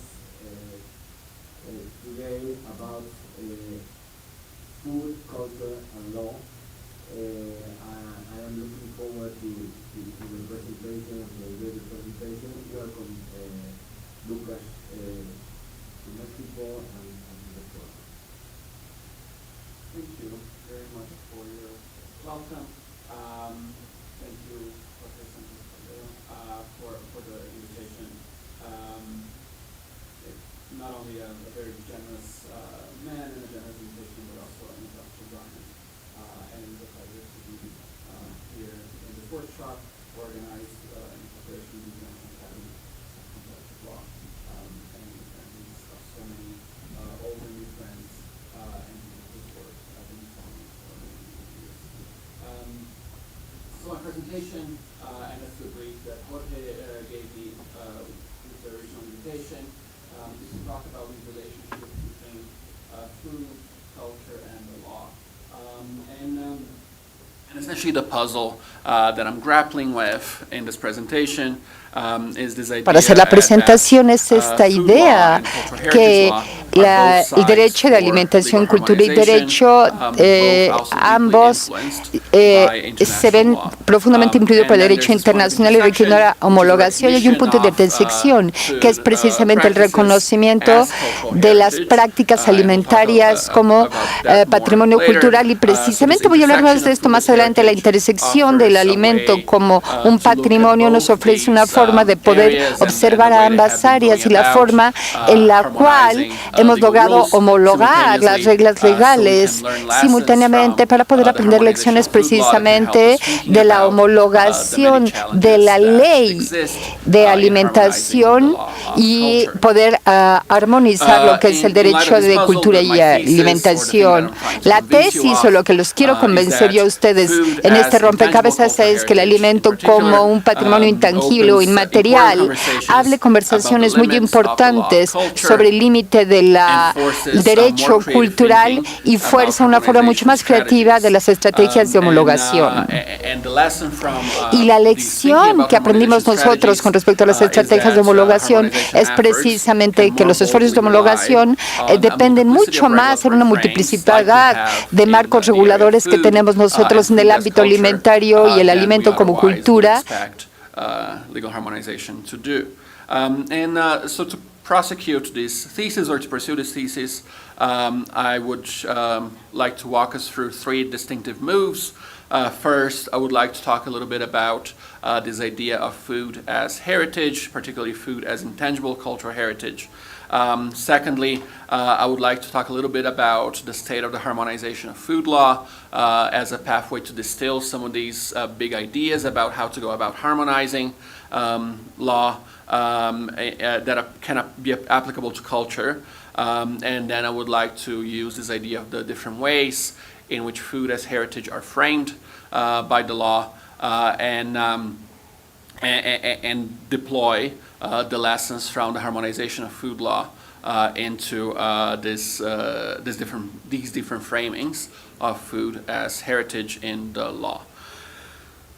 So to talk first about this idea of food as cultural heritage and intangible cultural heritage, when I say intangible cultural heritage or le patrimonio immaterial or el patrimonio inmaterial, it's the idea of food as a set of practices that give those who practice it, communities, groups, and individuals, a sense of continuity and a sense of belonging and a sense of cultural identity.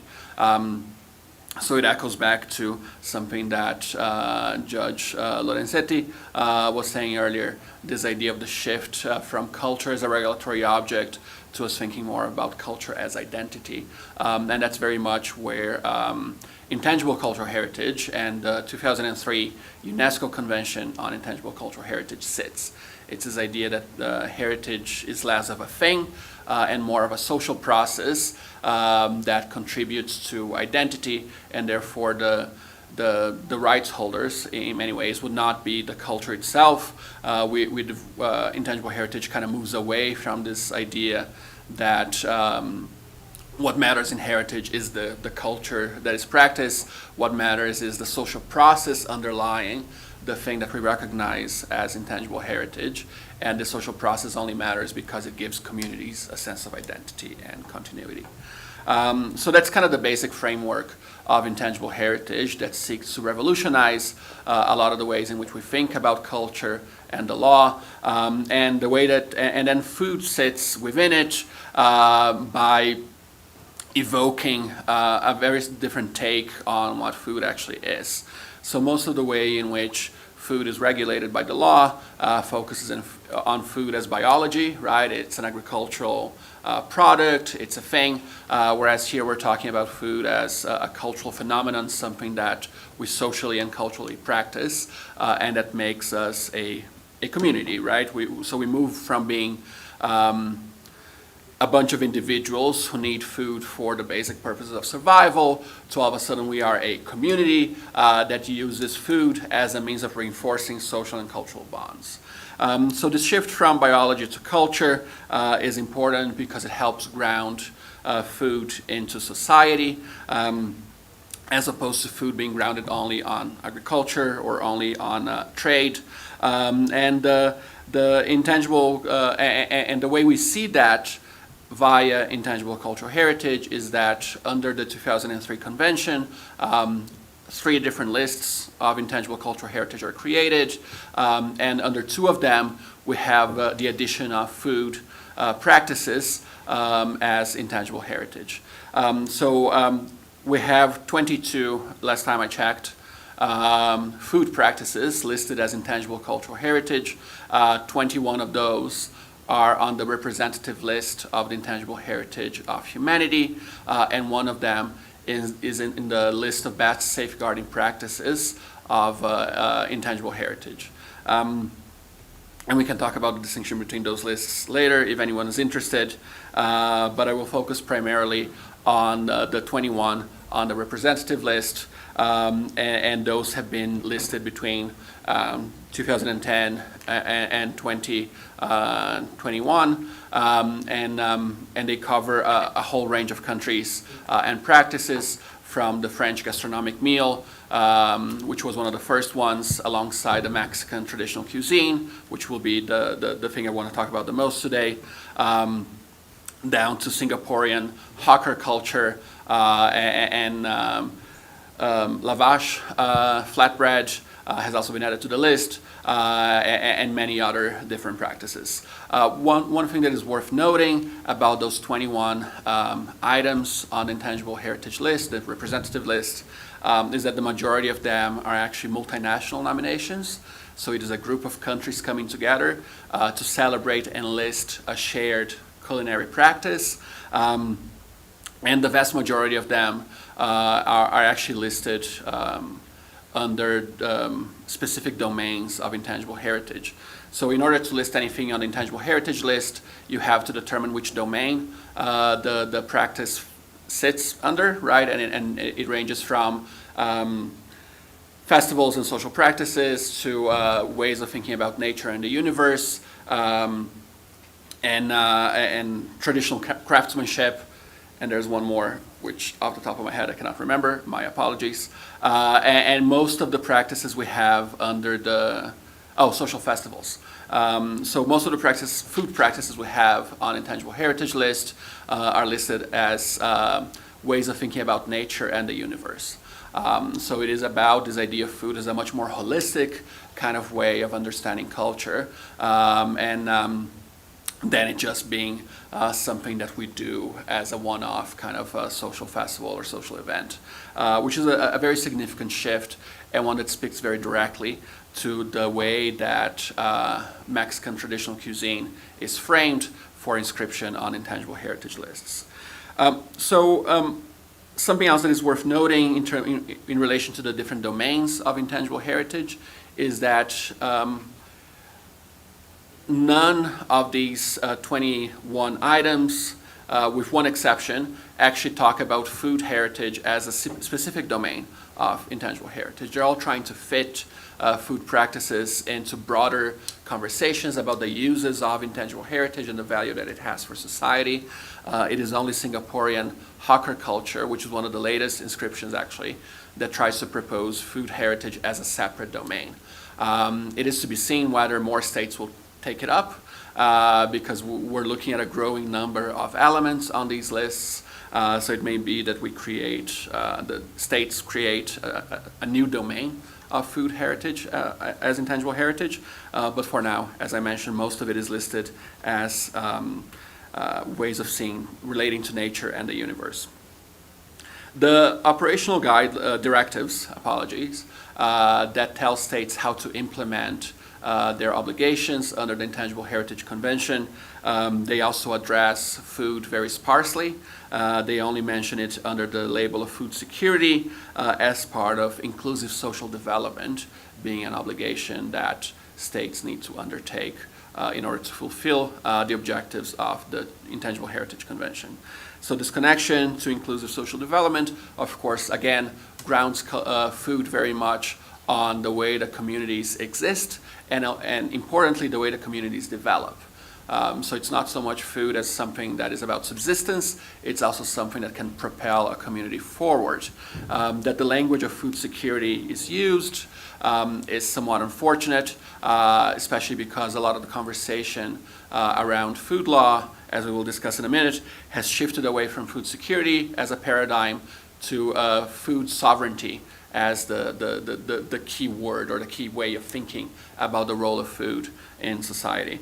But we still use food security in the operational directives for the implementation of the Intangible Heritage Convention. So that's kind of the general panorama. And then to speak specifically of the Mexican cuisine on the Intangible Heritage list, and I choose it, and I think that may be a big part of why Jorge asked me to write about this topic. I'm very wary of speaking to a Mexican audience about their own culture, but bear with me and correct me if I get anything terribly wrong. I will not take it personally. But anyway, Mexican cuisine is listed. It was one of the first things added to the Intangible Heritage List as a food practice.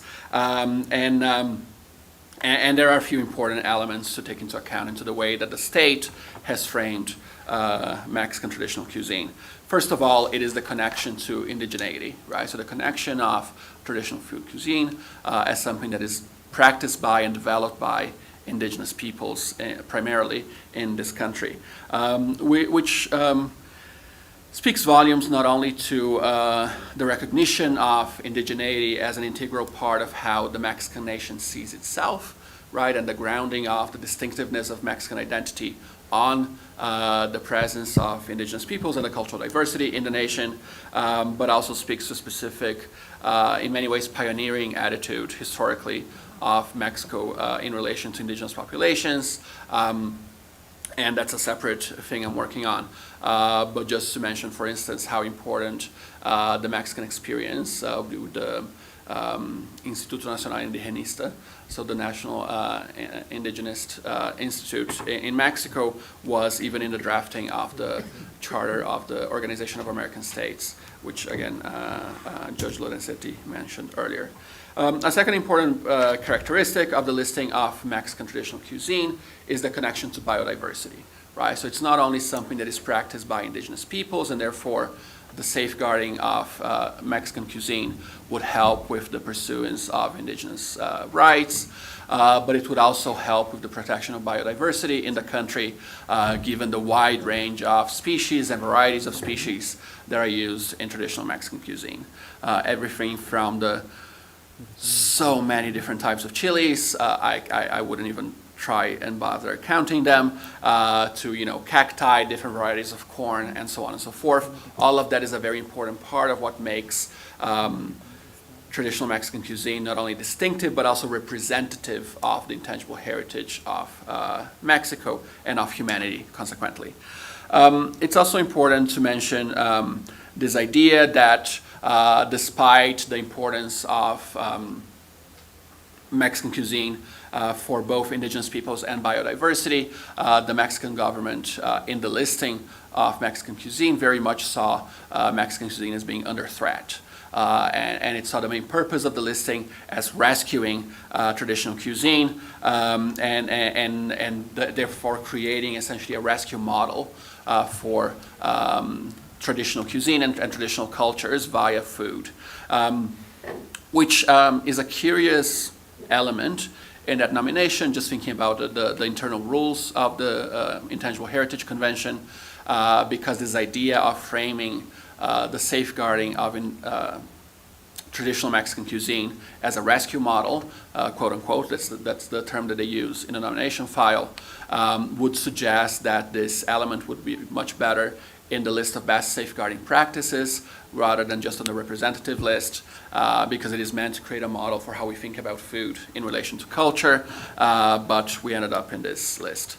And it could be just an accident of being one of the early inscriptions, but this is where we are. But it also tells us that the impulse behind Mexican traditional cuisine is much broader than just look at how pretty and how important our cuisine is. It's no. Look at how great the work it is that we're doing to safeguard our cuisine and therefore also protect indigenous peoples and protect biodiversity, right? So it has a much more ambitious kind of objective than the listing would suggest at first glance. And there's always this concern as well in the nomination file about how the safeguarding process, first of all, is very aligned with the cosmovision of indigenous peoples in Mexico, but also something that covers the entire food chain. It's not just about the consumption of the food, it's not just about the cooking of the food, it's also meant to cover everything from the production of these staples, of these ingredients, all the way to who harvests them, who cooks them, and then who consumes them. And there's a very important gender dimension in all of this conversation as well, which is worth noting from a human rights perspective. So as you may have noticed so far, I am completely in love with the listing of Mexican cuisine. I think it's a model in many ways of how to put forth a safeguarding model, a safeguarding paradigm for food heritage. My only criticism of it is that there is a bit of a focus on authenticity in the nomination file, which is this idea that there's a concern with protecting a quote-unquote authentic traditional Mexican cuisine, which sounds nice on the surface, but the truth of the matter is that with any kind of intangible heritage practice, let alone food practice, to claim that authenticity is possible or desirable is not only a pipe dream, but it can also be very dangerous. Because authenticity, the way it works in cultural heritage law, is essentially an assertion of control over the meaning and the uses of culture, and that can be very problematic with intangible heritage, which is meant to be living culture that changes every day depending on how it is practiced. And another problem with this idea of authenticity as control is also that you have to decide who gets to check authenticity, right? Who gets to say that someone is practicing culture authentically or not. And in the context of indigenous culture in particular, it is very problematic that you can make a claim that a state agent, however well-meaning, can turn around and tell an indigenous person or indigenous community that they're practicing their own culture and practicing their own cultural identity in the correct or incorrect way, or in an authentic or inauthentic kind of way. So that's kind of my only criticism here. But for the most part, the listing of Mexican traditional cuisine tells us a lot of gives us a lot of really important information about why food practices are important as cultural heritage, and how food can be so emblematic of the way that communities relate to their own culture and communities come together as a culture or as a cultural unit.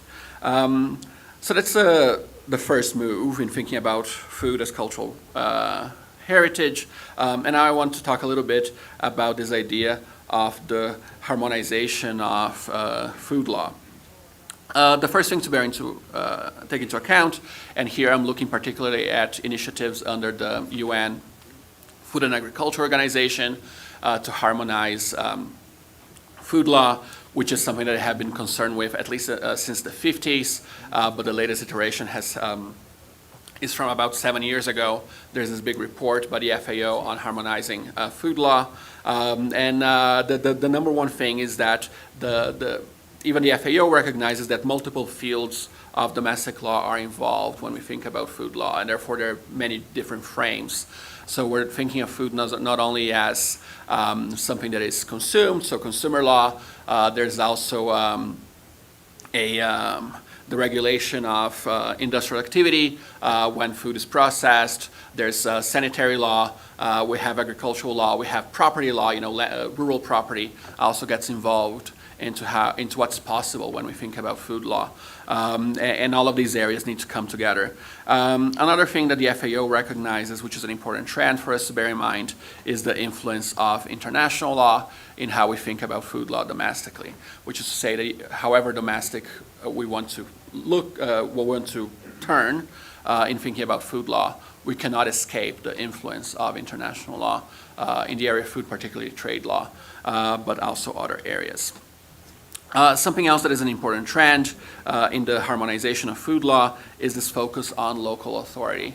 That yes, central authorities in states can be useful, but the fact of the matter is that a lot of the actual implementation and enforcement of food standards will happen at a local level, and therefore harmonized law will be much more likely to succeed if it relies on local authority rather than central national authorities in this area.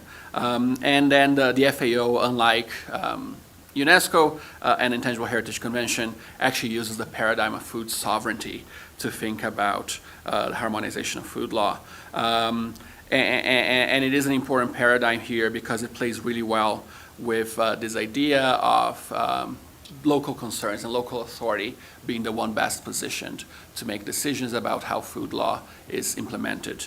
And it also plays with a lot of important governance concerns in heritage, which is work that Andrzej Jakubowski, and others in the audience, including myself, have been doing in the context of a different organization. So, but I will not speak about that, lest the International Academy of Comparative Law be offended. Anyway, so that's kind of the basic framework for harmonizing food law. And then to turn back a little bit to food as heritage and the way that food is regulated by international law. This first theme of the harmonization of food law, of that multiple regimes or multiple fields of law are involved, occurs again. And there are a number of useful frames here. I will only mention a few. Number one, if you look back at the Food and Agriculture Organization, it tends to focus on food very much as an agricultural item, right? So it's a thing, and there's very little to no reference to culture in their thinking about food. And the only exception here being the Global Agricultural Heritage Systems Program, which is a cooperation between UNESCO and FAO, which recognizes things like rice terraces in the Philippines as cultural heritage, right? So this idea of cultural landscapes or parts of nature that have been modified by human action as relevant heritage to agriculture as well. But even that, it focuses less on the cultural element of how people consume and practice their food. It's more how the agriculture part, so the planting, the biology of it all modifies nature in a specific sort of way. The next frame I wanted to focus on is that of the Convention on Biological Diversity, which is something that is very important to the listing of traditional Mexican cuisine, as I mentioned earlier. And then here, the Convention on Biological Diversity essentially assumes that a greater diversity of species is better than less species, which is also a lot of the basic assumption behind the protection of cultural heritage or the safeguarding of cultural heritage in international law, is the idea that more cultural heritage is better, so diversity is always a good thing. And then here, the Convention on Biological Diversity, in talking about this diversity as a good thing and as an objective, an overarching objective, again, talks a lot about this idea of food sovereignty and the importance of local control and local decision making about which species to plant and which species to cultivate in food production, which is something that sits really well in the context of cultural heritage, not only with this idea of the Mexican traditional cuisine as a model for safeguarding food practices, but also something that is on the, remember I was saying that it was 21 plus 1? So the plus 1 on the intangible heritage list is a practice in Kenya, which is about essentially a safeguarding program that helped the Kenyan population to valorize local crops and local foods over imported major westernized kind of crops, which helped greatly improve the consumption of these crops, by making them. This is not just a thing that poor people in the country eat. It's something that, as a matter of national pride, you should actually really valorize, and eating local crops can be high cuisine. So it's something that Kenya did, which in many ways follows some of the footprints of the Mexican cuisine kind of safeguarding process, and it aligns very closely with what the Convention on Biological Diversity is trying to accomplish here. And finally, there's the frame of food as a human right, and here there are different ways of thinking about the human right to food. One is this idea of freedom from hunger, which goes back to the drafting of the Universal Declaration, and even before that, the Four Freedoms speech of U.S. President Franklin Delano Roosevelt. And as you know, Eleanor Roosevelt, his wife, was instrumental to the drafting of the Universal Declaration on Human Rights. So this idea of freedom from hunger very much informs the basics of the human right to food.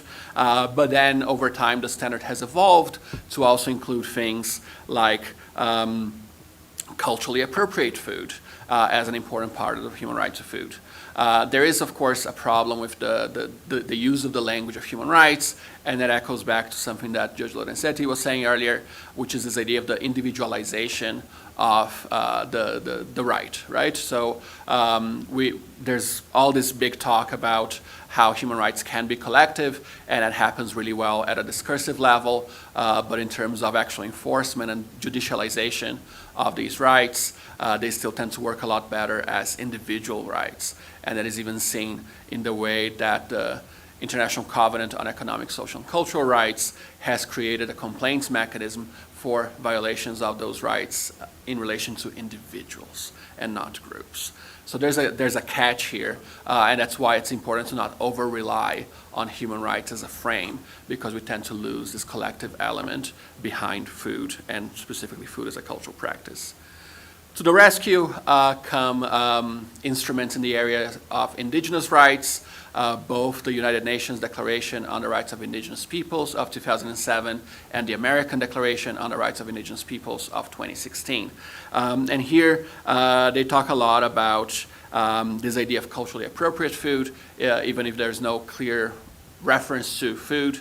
In the instrument, there's still this idea of the cultural appropriateness of the exercise of every right, including the right to an adequate standard of living, which is where food would sit.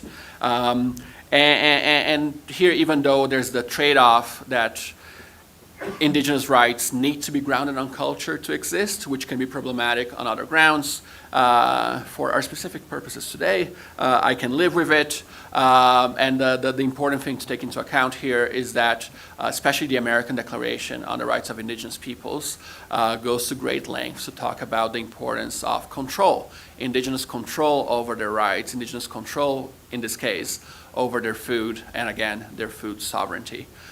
So even though the human rights frame can be limiting because of its focus for justiciability purposes on individual rights, instruments in the area of indigenous rights can help us shift more towards the collective, even if it comes at a bit of a cost for enforceability, because the language of control, even though very strong in the American Declaration, it's not as strong in the UN Declaration, which tends to focus just on recognition, and control becomes a secondary or almost an unexpected consequence that we don't like to talk about in the UN Declaration specifically, and that can be bad.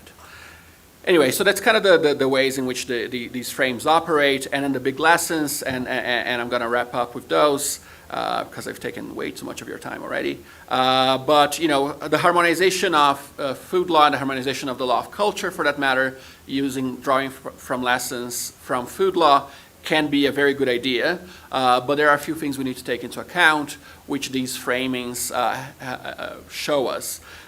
First of all, we need to rely on the local level a lot more than harmonization efforts would suggest, right? Because harmonization is this idea of taking from a diversity of local solutions down to a more unified or harmonized solution, and that would suggest centralization.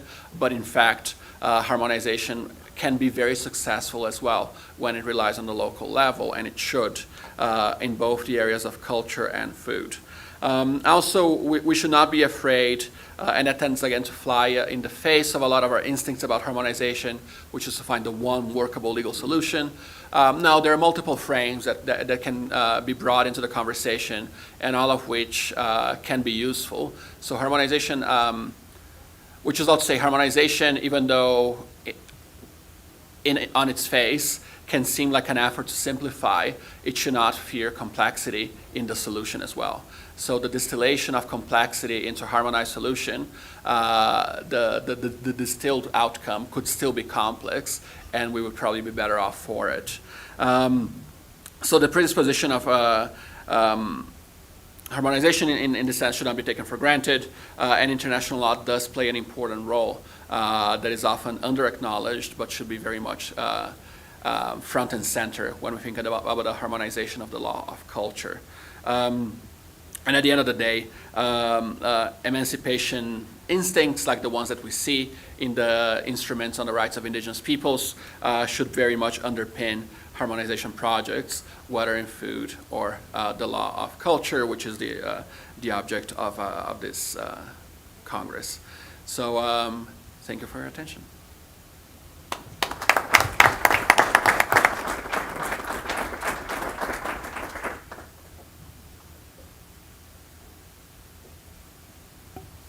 Muchas gracias. Thank you so much, Lucas. Lucas. I'm going to go into Spanish with your permit.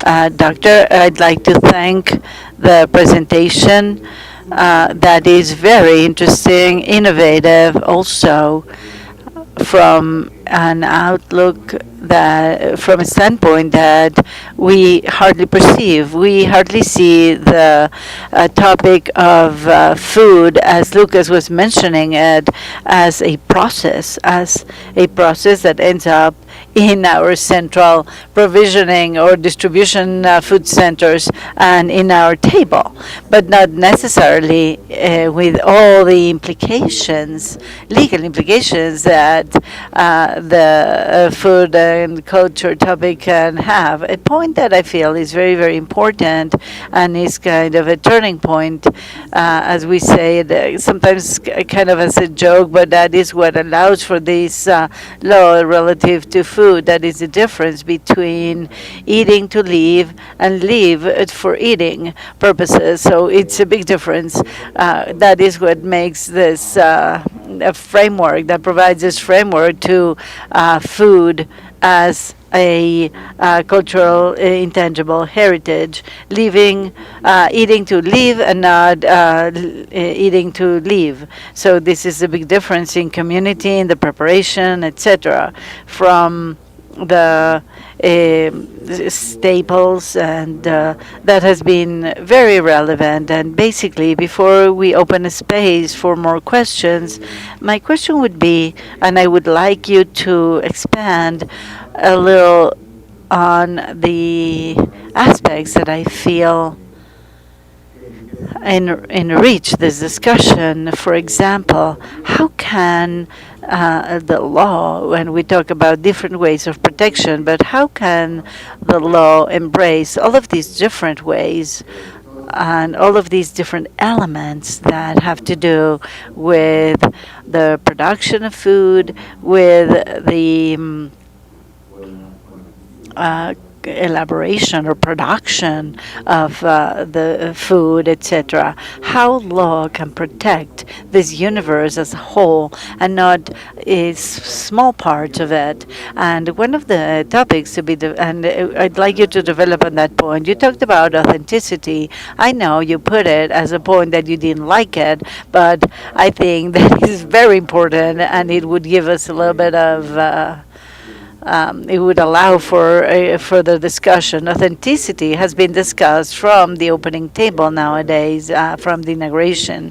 So how much appropriation or the sense of property or ownership go hand in hand or is against the universality of culture, and how much can it not replicate? How much could it have limits in order to be replicated, so that we can replicate this topic related to ownership? You also spoke about who would be authentic. Well, we are authentic, of course. We Mexicans are authentic. That's what we would say. However, the culture in Michoacan that elaborates a product is going to say, but you are from Mexico City. How can you say that you are the authentic one? Because I'm from Michoacan, and you're going to tell me how I'm going to produce. I have the same right than somebody in Chile, than somebody else in another state in Mexico. So, and here it also gives me or brings me to other topics that are also related to the topic of the law, the relationship with other types of law. You spoke about other areas of law, and I could, just to mention a few, I could think of For example, the topic of intellectual property or the nomination of origin and the topics of public law that have to do with the property, with rights, or private property that have to do also with the right and the right. So this is something that, of course, we talk about agriculture. It's culture, agriculture. So this is what makes all the teachers in anthropology, and here we have Dr. Arispe that knows about this, but all of the professors in anthropology tell us this is where culture starts, with the soil, but all these production methods have been evolving. All of them have been changing. All of them have been improving, and these enhancements bring with them apart elements of copyright, from the topic of the tractor, of the way of production, and the transgenic seed, for example, all of these, and how all of that can be related to the first question that I asked: how law can protect each and every one of the production aspects, because I think it is not enough. What we have nowadays is not enough, and I'm not saying that we have to create something, but we have to continue identifying what is the best way that we could do this. The best way to do it. With this, I think I have enough questions and all my doubts. I'm very thankful for your presentation. I'm very thankful with Dr. Sanchez Cordero for the opportunity of allowing us to be moderating, allowing me to moderate this table. And Doctor, I don't know, can we open to questions from the audience first?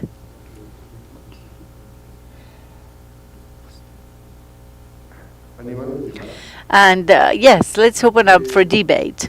And Lucas, let me tell you, the Mexican perspective, let me tell you, is not the best. The Mexican example has not always been emblematic for anyone. However, the difficulties that we have faced and we have lived in these grounds with these topics is that there is food. So, for example, in the international environment, and I think you agree with me, there is a great tension. There is a great tension between the preservation and safeguarding of the intangible, of the culturally intangible heritage and free trade. There is an obvious tension there, and there are even international conventions and declarations that you have wisely quoted, where there is a whole series of contradictions in the cultural arena as well as free trade arena. That is to say, as a country, we have followed the regulations, the sanitary regulations of the World Trade Organization, that somehow tries to avoid that through the disguise of the safeguard of cultural heritage, people may be carrying out inadequate or illegal commercial practices. That's the issue. I think that the World Trade Organization has not considered cultural and even important religious points, like making it mandatory as part of free trade to import pork to the state of Israel, that due to religious reasons they won't be able to do that. Europeans have also had serious tensions. The case of hormone meat or meat with hormones produced in Canada and the US and imported by the European Union resulted in one of the most important incidents at the World Trade Organization. And this is essentially a cultural problem, and in addition to that, there is a social component, because the European society was extremely concerned about the import of hormone meat to Europe. We are no exception to that. And a relevant point of what has happened in Mexico. And I would like to quote the specific case of transgenic maize or corn. When we talk about free trade, we have underwritten the USMCA with North America, and I think that the Mexican government has not disseminated adequately the content of the USMCA for agriculture and cattle breeding that was kept in the desk of one of the people of the Ministry of Culture in Mexico. This is a very sensitive issue because in other fields we underwrite, for example, the Convention for Biodiversity or the Cartagena Protocol. We are part of the Cartagena Protocol, and trade partners like US and Canada are not part of the Cartagena Convention. So there is a very delicate issue regarding, especially because of transgenic corn. In the new agreement with the US and Canada recently, Mexico incorporates many things to part of the agreement that were accepted by Mexico, adding verbatim all the regulations of the World Trade Organization in the structure of the agreement itself. The Canadian colleagues were surprised to see that they saw how Mexico had abdicated to its food sovereignty. In this country, we have different international conventions. On the one hand, we have the Biodiversity Convention. We have signed on to it. Also, the Cartagena Protocol. We have signed on to that, which is a mandatory law in the Mexican territory. And on the other hand, we have the free trade agreements that we have underwritten with the US and Canada, where there is a free import of transgenic corn to Mexican territory. Before the Mexican courts, some communities had been able to stop the transgenic corn import to Mexican territory based on scientific sound considerations, but that somehow affect the composition of the diet of Mexicans. And it is against having declared the Michoacan food. They intended to have the declaration of Michoacan food as World Heritage, but on the other hand, we are signing agreements that allow for free import of transgenic corn that will alter the diet of Mexican people, including the cuisine in Michoacan. So the country is moving in an erratic manner. On the one hand, we have a cultural protection of the intangible world heritage. We are very careful there, but what we do in international fora, in cultural fora, we don't do in trade fora. And so we are firm believers, and we advocate free trade on the one hand. Lucas, according to you, and this is a reflection that I want to hear from you, how do you see, how can we solve this tension between culture on the one hand, intangible cultural heritage, and the rules of the World Trade Organization, which are totally liberal, like the import of transgenic corn to Mexico? How can we just make that comparison?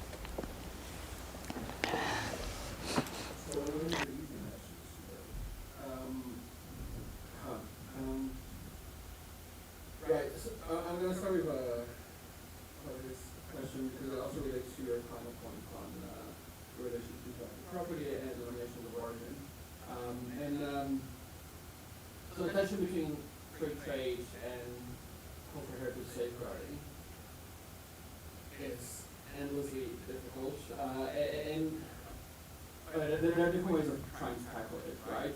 One is something that it's a much broader comment on how the law of culture tends to work, which is this idea that culture is too special to be in the market, therefore the best way to safeguard culture is excluded from the market. Which is, it's a nice instinct. I can see where people are coming from when they say that, but then what ends up happening in practice is that then you weaken any chance of a cultural exception to trade, and you end up in a position in which the trade law ends up regulating culture, but coming from a position in which their priority is not culture, it is trade, right? And then the law of culture, which would serve as a counterpoint, because it puts culture front and center, it says, oh, trade is just not something we do. So that's more of a structural problem with international law, or the law of culture more generally, both international and domestic/comparative, that is very difficult to resolve. And a lot of that kind of aligns with this instinct of cultural heritage safeguarding as being in many ways anti-globalization and free trade being the epitome of globalization. So how do you solve that problem? We could be here for the next 3 hours talking about it, but let me try the 2-minute version of it. Which is, first of all, I think the international law of culture is a lot more sensitive to trade. It has the 2005 UNESCO Convention on the Diversity of Cultural Expressions, rather, is essentially a treaty about creating a cultural exception to trade in media products, right? Primarily. So that's a good idea, but it is still a very weak treaty because of Article 21, but that's a different conversation. But we need more of those kinds of ideas, right? More treaties on culture, or more law on culture that directly engages with the economics of culture, rather than just pretending it's something that somehow is going to make culture worse. Because what happens is that with things like what's being done with the Mexican traditional cuisine, and also the Kenyan example I mentioned, the idea is that you create incentives to valorize your local culture, so that society itself in a free market will want to resist the appeal of important food products. But that doesn't go far enough in practice, because if transgenic corn or if genetically modified GMO corn costs half of what indigenously grown non-GMO corn costs, because the matter is what more people are going to buy GMO corn. So we need to be more aware of how these tensions play out. And one of the ways is that we need to make the cultural exception to trade more than just a fact, which is what incentivization via the Intangible Heritage Convention does, right? Creates an incentive in the market. That's not enough. What we need is more legal recognition, and in a way what the Intangible Heritage Convention does works in a different way, to say that there is a legitimate exception to trade on the basis of culture. Something that on paper the WTO treaties recognize, but as you know, enforcement has been very patchy and very complicated. And let's not forget that also the WTO trades have plenty of exceptions for agriculture, which is very applied in very different directions, culture versus agriculture. So that's one way of thinking about it, right? To use the things like the Intangible Heritage Convention, not just as an incentive in the free market, but also as something that proves the existence of a legal obligation or a legal right to create an exception to free trade imperatives, right? So you end up with a clash of norms rather than something that just the free market should resolve itself. And that kind of gets us similarly, we have a similar tension when it comes to intellectual property law and specific denominations of origin. It's this idea of trying to protect culture, especially in denominations of origin, and that's something that is valorized, and therefore we're pursuing the denomination of origin intellectual property also creates the exclusion zone, right, for culture, which can be useful as exceptions to trade. I'm particularly a fan of denominations of origin because, unlike intellectual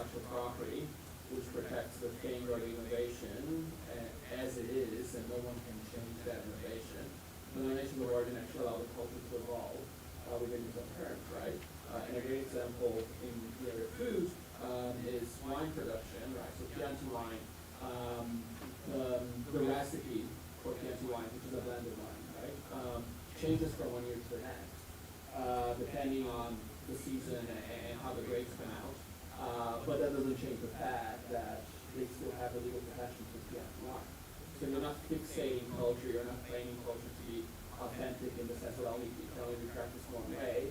You're allowing it to change, but you still operate a protection against certain free trade imperatives.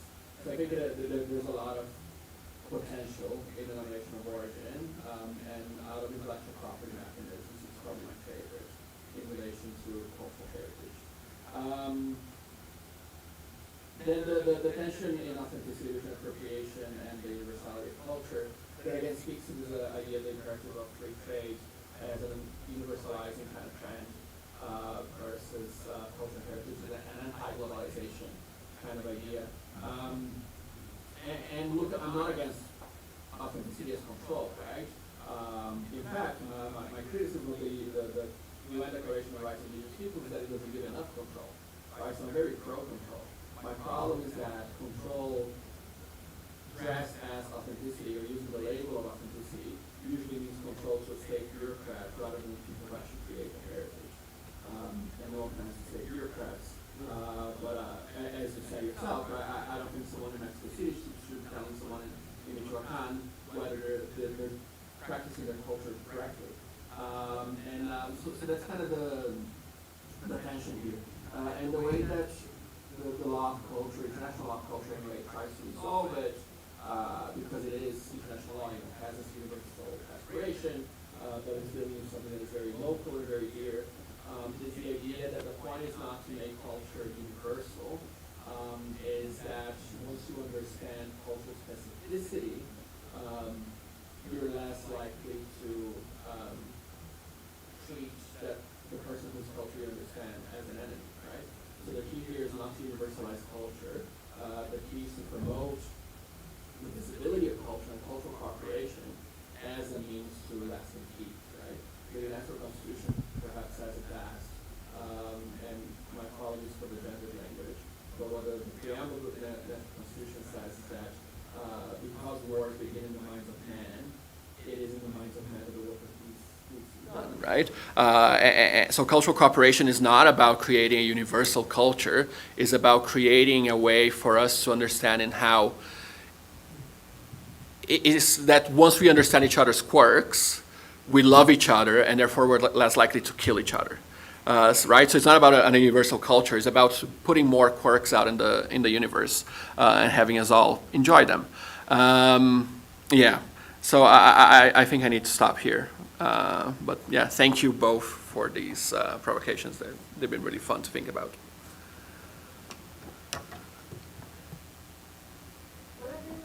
Sí, abrimos al público, tenemos 7 minutos. We have 7 minutes left. We open the floor to questions. Good morning. I would like to introduce myself, Ana Maria Cruz Vasconcelos. I come from the state of Oaxaca, and I am an advocate for cultural property. Food and culture. When you say food and culture, we have so many different ideas related to this cultural good that it's surprising. I just want to ask a question. Is it possible to add to food and culture herbs? This is part of public health, and this is being used by pre-Hispanic people. And with a collective memory, the use of herbs is used in food. There are a lot of food who use herb medicine for better digestion. So herb medicine have an identity as well. To protect herb medicine, I am part of a startup of artificial intelligence, and one of the projects is to be able to create the inventory or the list of World Heritage, cultural heritage. We have started with Oaxaca because they're very rich in gastronomy today, tomorrow, and day after tomorrow. There is a fair, a show with all the traditional cooks of all the different corners of the state. They are going to come so that they can make a show of their food, which is not only pre-Hispanic, it is also mestizo food, ceremonial food. There is a richness, unbelievable richness, and chefs from everywhere come here and they share and they learn. So there is not an ownership culture. I have told them we have to protect these, we have to take care that we have like some type of protection in the Intellectual Property Institute or Industrial Property Institute of these processes. But now people don't want that. I mean, people want to share them. They want to share their knowledge on food and herbs, and this is part of the Zapoteca and Mixteca cultures. They like sharing their knowledge. However, so as not to lose them, because in the end they transform, because each chef adds or removes. So how can we have a safeguard of the original recipe? I mean, this is why we want to create this list using a software, with the concern that as they are digital data, and we need to have an agreement with the US and Canada of a free exchange of cross-border data. We just want to give a protection to our data so that it is not that easy to change them or exchange them. That's my question. No, thank you. Perdón, voy a hacer esto.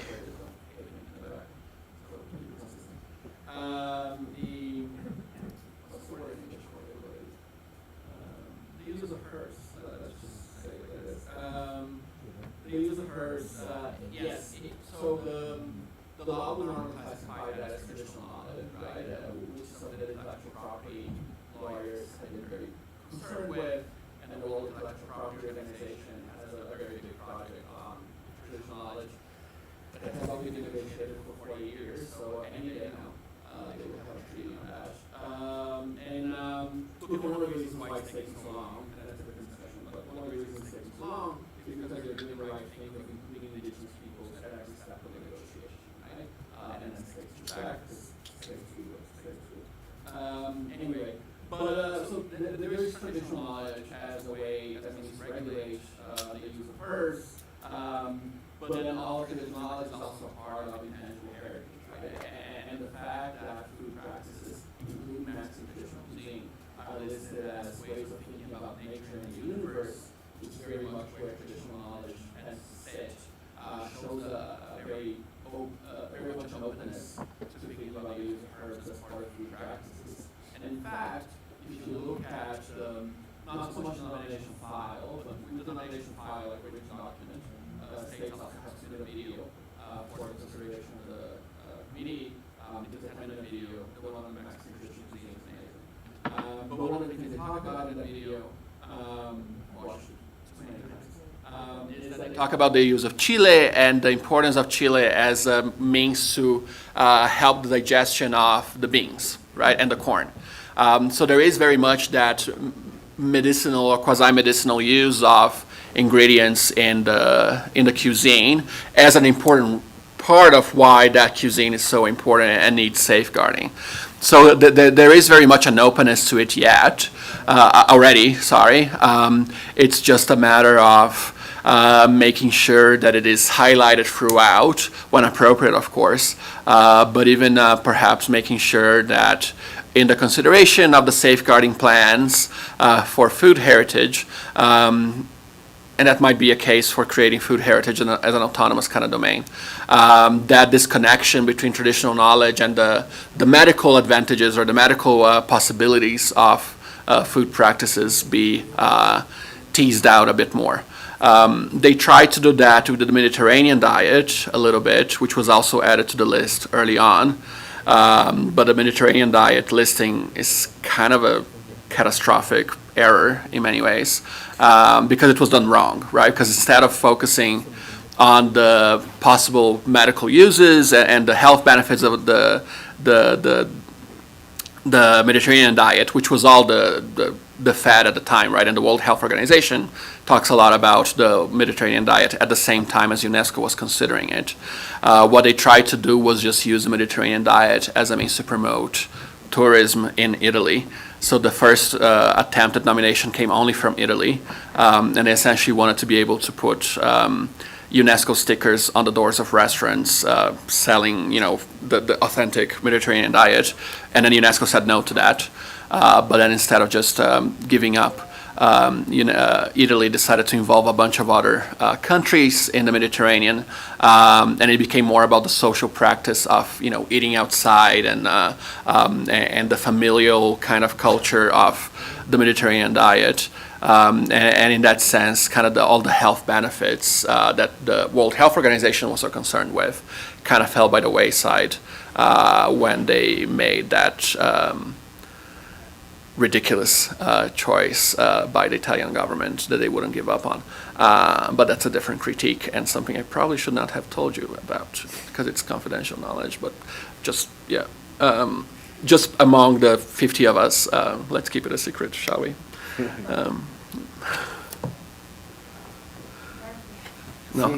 Austin? Tenemos acá otra pregunta.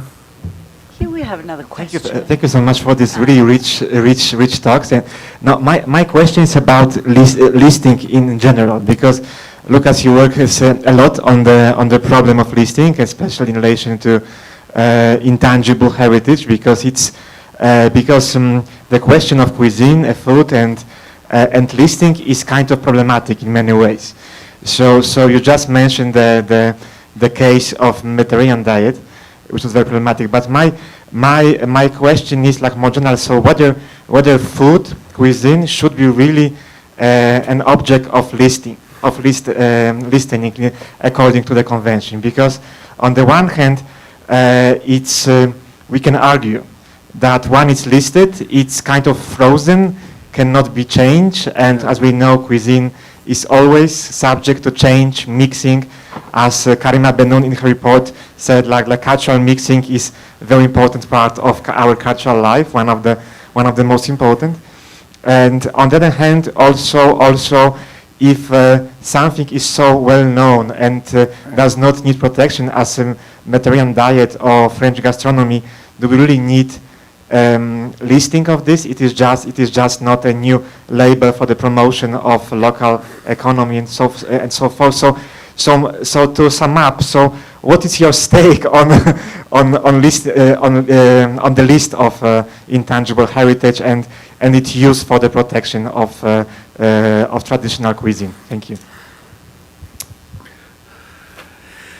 Yeah, this is great. Should food ever be listed? Under certain conditions, yes. Okay, so intangible heritage listing in general, I think is highly problematic, right? In many ways, the only list that should really exist under an Intangible Heritage Convention is the one that we use the least, which is the list of best safeguarding practices, right? Because the reason why we should have the recognition of intangible heritage is to help others safeguard their own cultural identities better, right? So just me promoting kimchi, for instance, which is, by the way, is listed by both North Korea and South Korea separately because they just could not agree on it, on anything.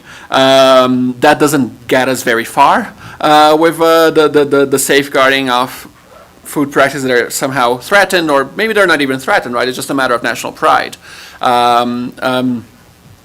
So I have a problem with that, but then it can be done in good ways, right? Which is what the Mexican cuisine tried to do, saying, look, what we're doing here is not just, sorry, I'm trying to find the actual terminology here, is not just to talk about the listing of the food itself, it's talking about the safeguarding program around it, right? So it's about the valorization of the culture to pursue not only tourism and economic development kind of benefits, but even public health kind of benefits, right?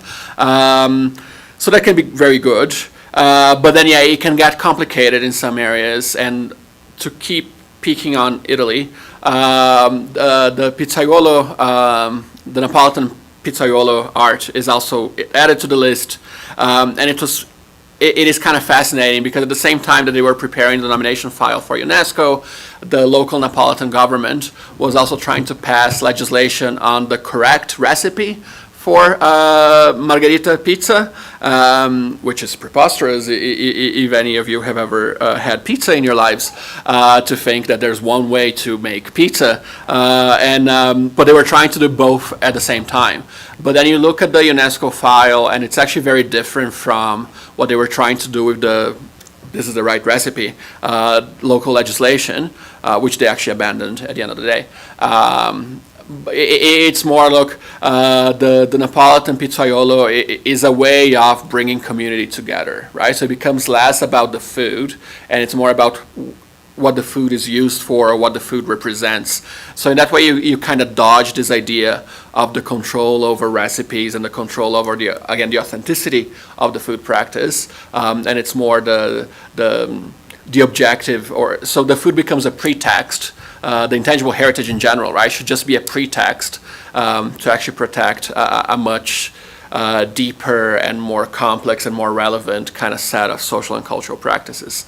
So that's how I and a lot of scholars in the field of intangible heritage kind of make peace with the idea of a list of intangible heritage.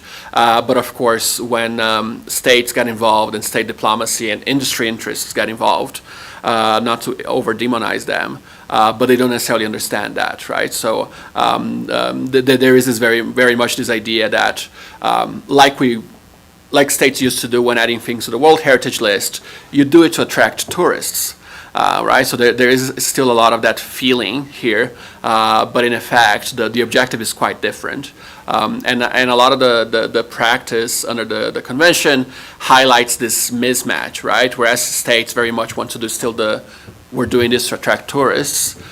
Communities are very aware of, no, we're doing this so we can gain better tools to keep our culture alive.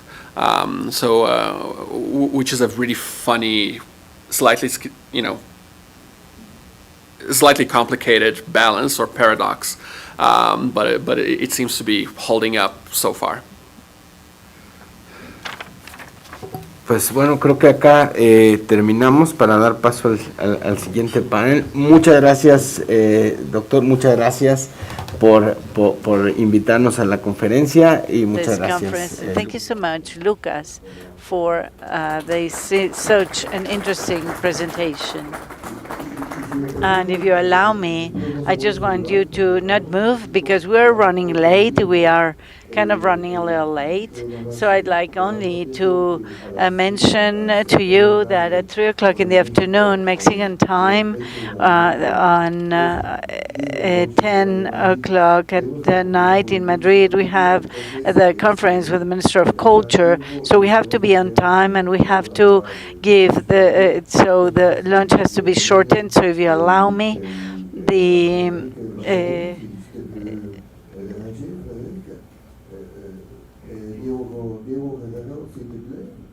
Guerrero.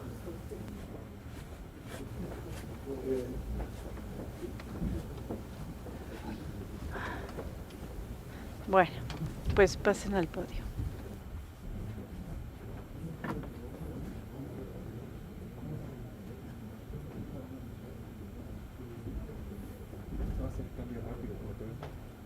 Se cambian ya.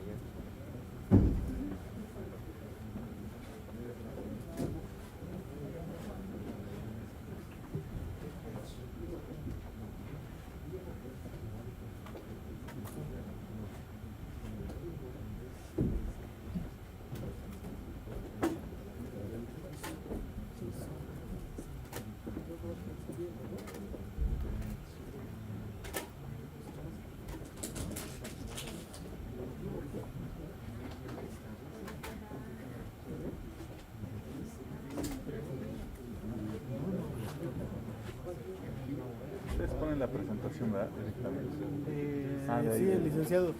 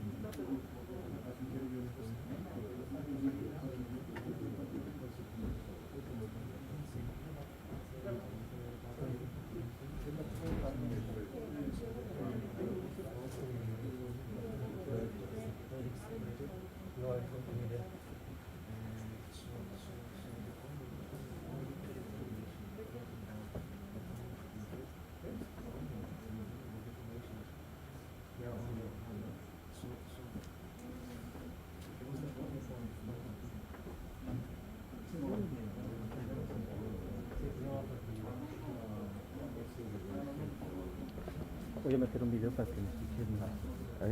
¿En esta? Ajá.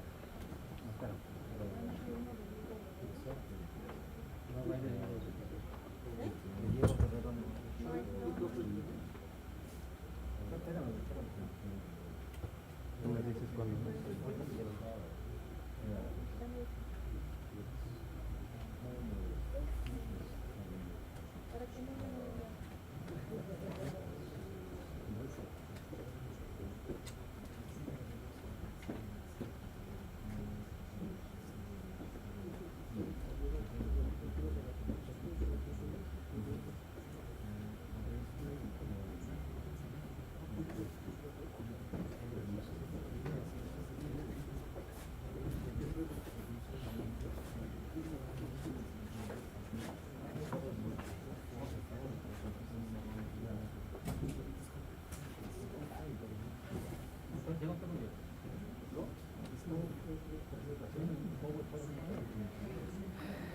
Puedo ahorita poner el video y no sé. Sí, no sale. Pero sí se oye, sí. ¿Se oye? No, ¿dónde estás?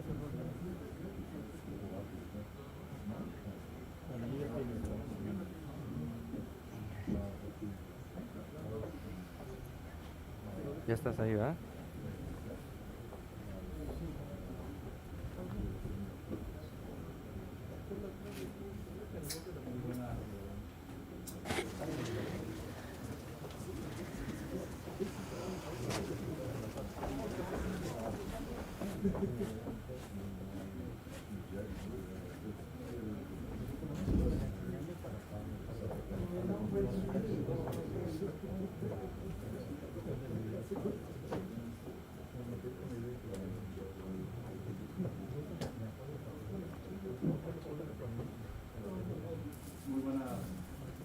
Muy buenas tardes tengan. Good afternoon, everybody. Let me start by thanking the organizers, Dr. Jorge Sanchez Cordero.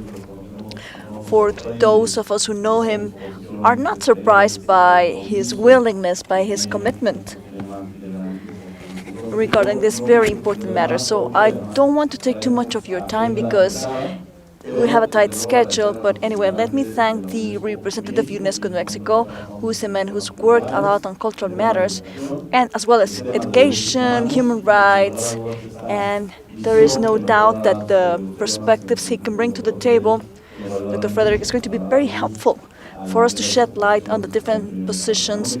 So without any further ado, we welcome him, and I apologize on behalf of the Dean of the Faculty of Law, because of some reasons foreign to his control, he was not able to attend.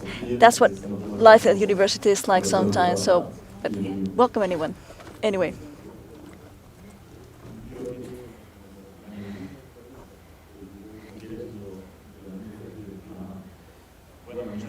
Thank you very much. We're going to start by watching a clip of my dear friend and colleague Maria Schneider. But once again, let me thank the International Academy of Compared Law and Uniform Law Association, as well as Jorge Sanchez Cordero, AIDC, IACL, CM. Thank you, everyone. And Dr. Sanchez Cordero, who's a defender of Mexican heritage. And if today Mexico has been able to ratify the UNITRAD Convention, it's been largely due to Dr. Cordero. So thank you for your commitment. We have thought about having Marina Schneider, but unfortunately she fell down with COVID. She was not able to attend, but she sent a clip. So if it is okay with everyone, we will first listen to her and then we will comment on the work we do with UNITRA. Thank you. Damas. Let me start by thanking the organizers, the International Academy of Comparative Law and the Civil Family Legal Uniforme, for the invitation sent to Lenoir and myself to attend this important meeting. I was due to be with you, and it's with much regret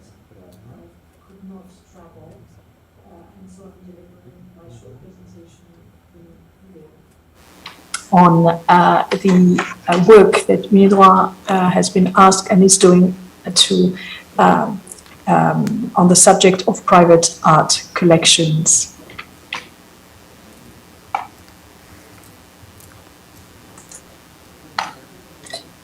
We know that private art collections can be found in private houses, of course, foundations, banks, universities, but also in private or museums or institutions.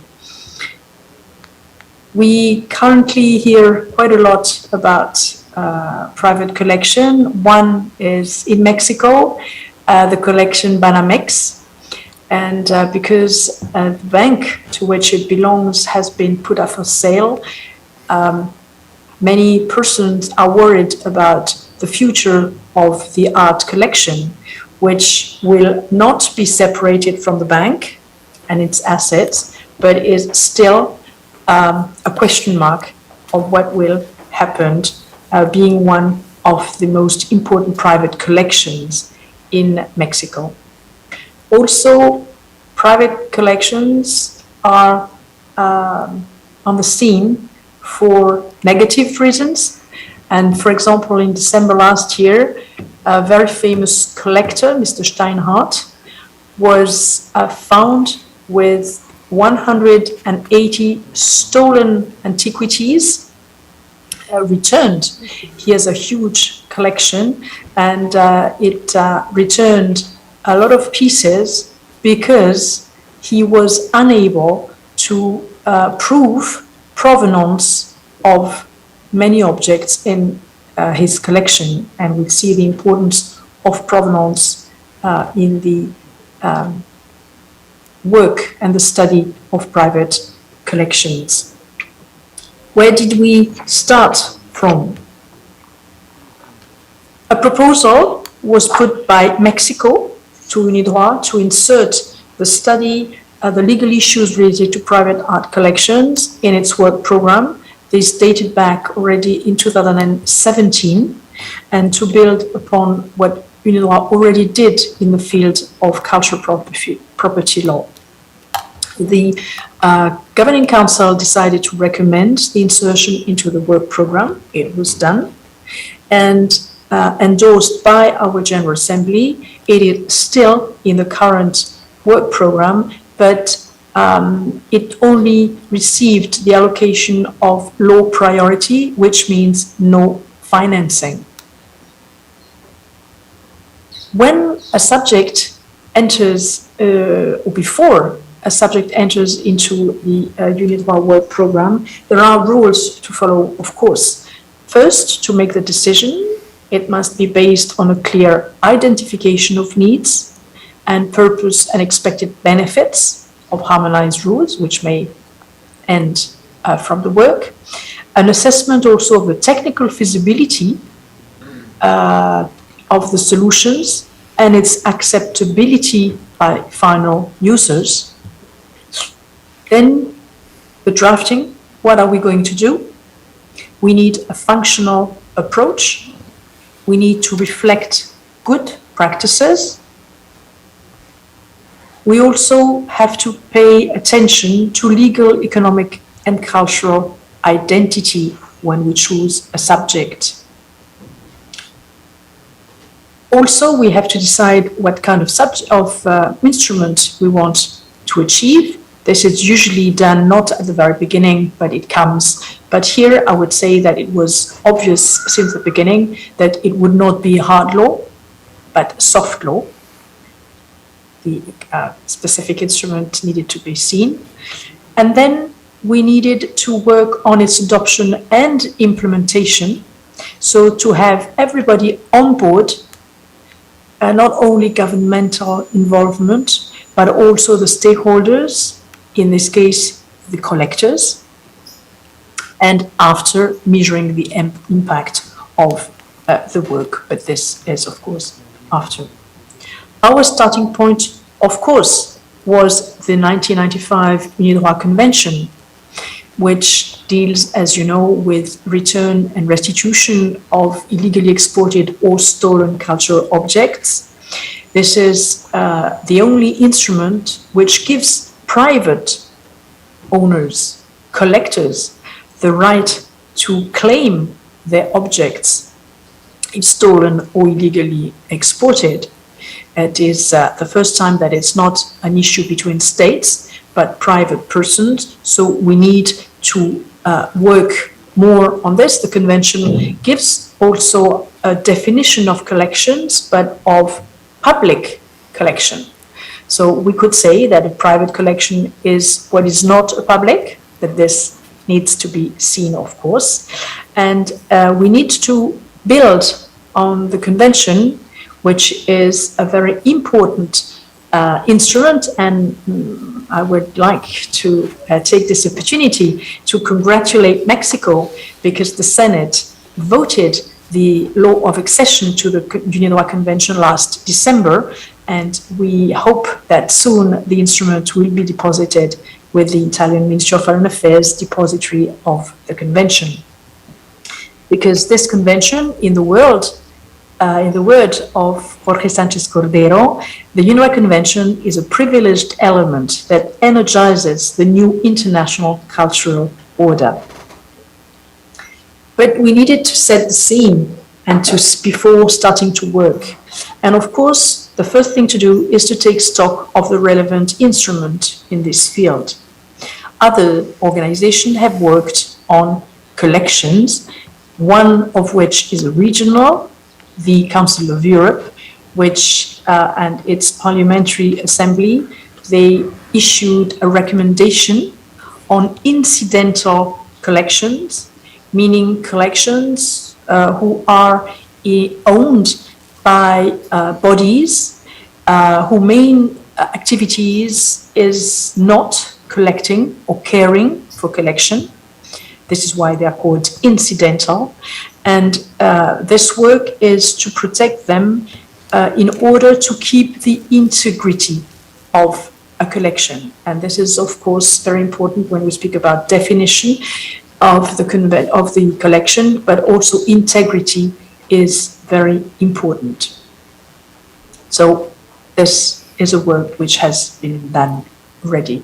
Then UNESCO, in its recommendation concerning the protection and promotion of museums and collections, their diversity and their role in society, tried to give a definition of what a collection is. It is more here collections of museums, but here too there is no real definition, because each member state should define the scope of what it understands by collection in terms of its own legal framework for the purposes of the recommendation.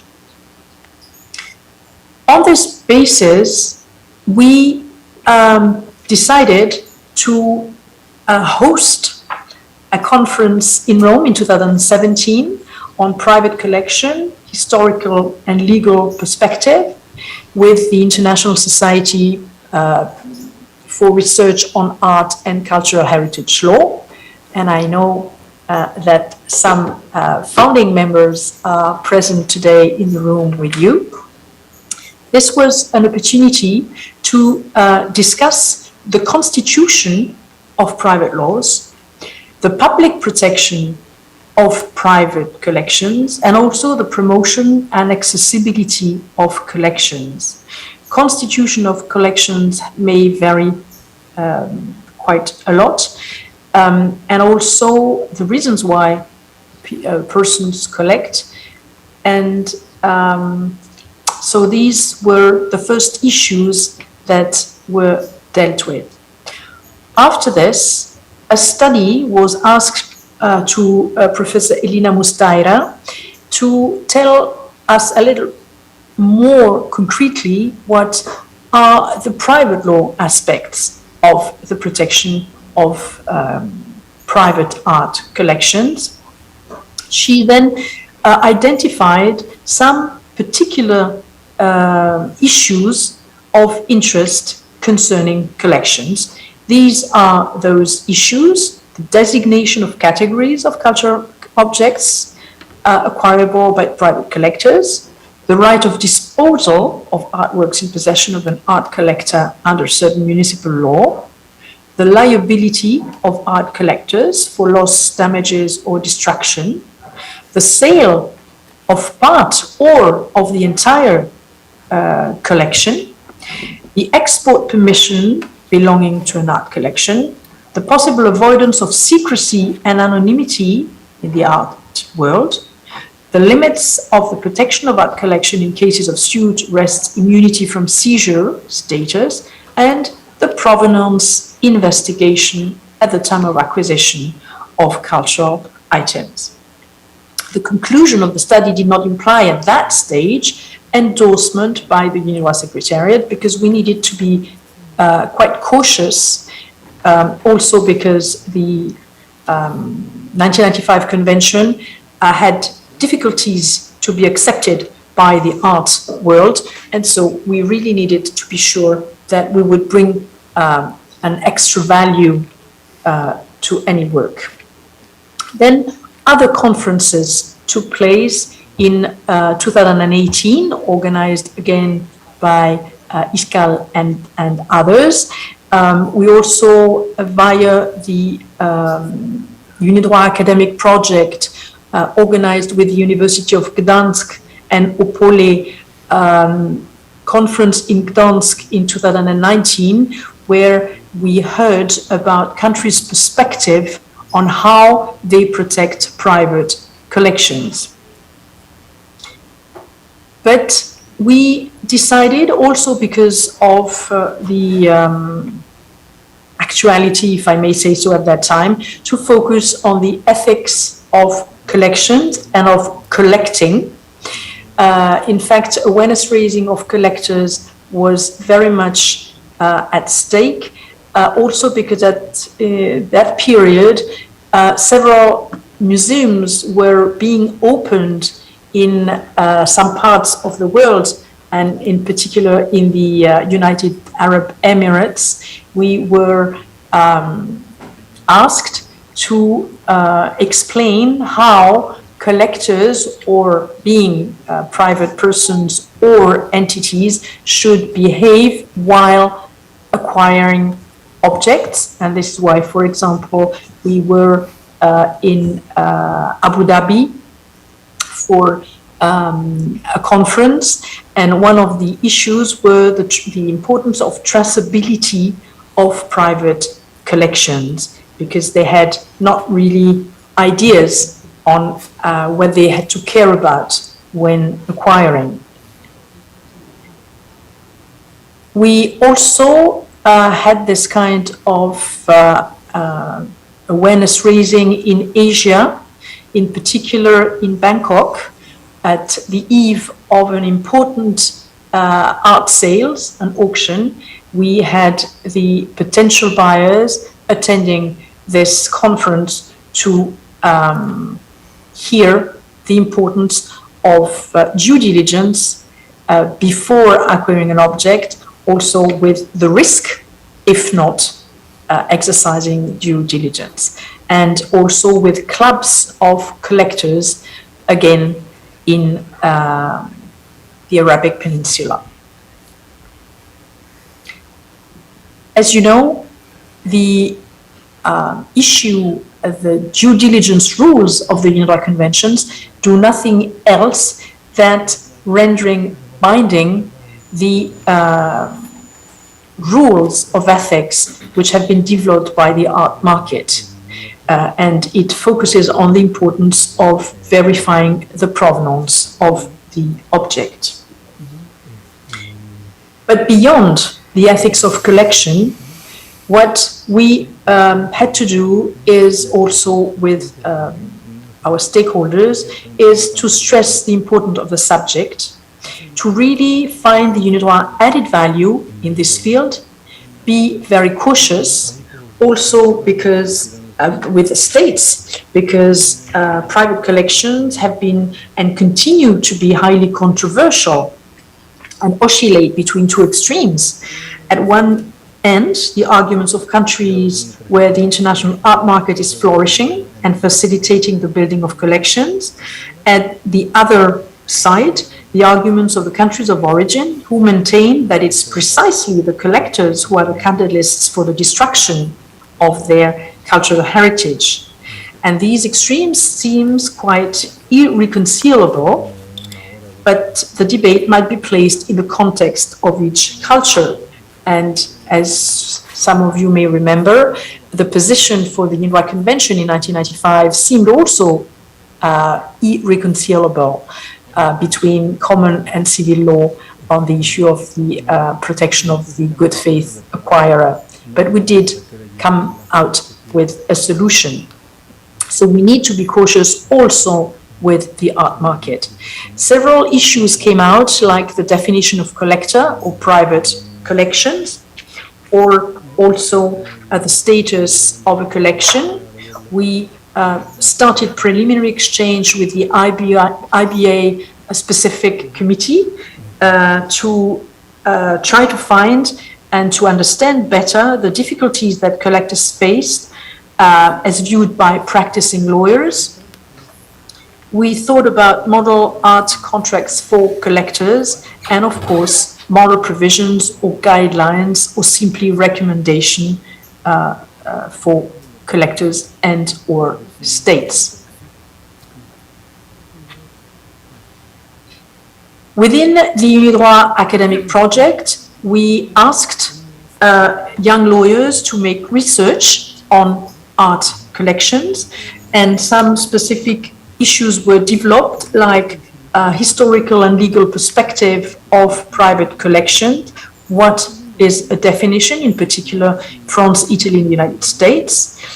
We had another work on public interest in the protection of cultural heritage in private collection under United States law, in particular California, Massachusetts, and New York legislation, and another work on private collection in the US, Mexico, and Colombia mainly. And all those works are to be found on our academic project. For those work, in particular, of course, for Europe, we were very grateful to have the Dictionnaire comparé du droit du patrimoine culturel. Marie Cornu and Jérôme Fromageau are with you today, and it's still is an extremely useful source for research. We have published as many articles of the various conferences as possible. And then recently, we started last year in February with the University of Geneva and La Fondation Gandur pour l'Art. Together with Unidroit, we organized an international conference on orphan objects, meaning objects with no provenance to be found. There are many objects which are currently in private collections, which, and not only, which cannot be sold because have no provenance, and we know the importance of provenance today. So what should we do? Should they enter into a black market? Certainly not. But something has to be done.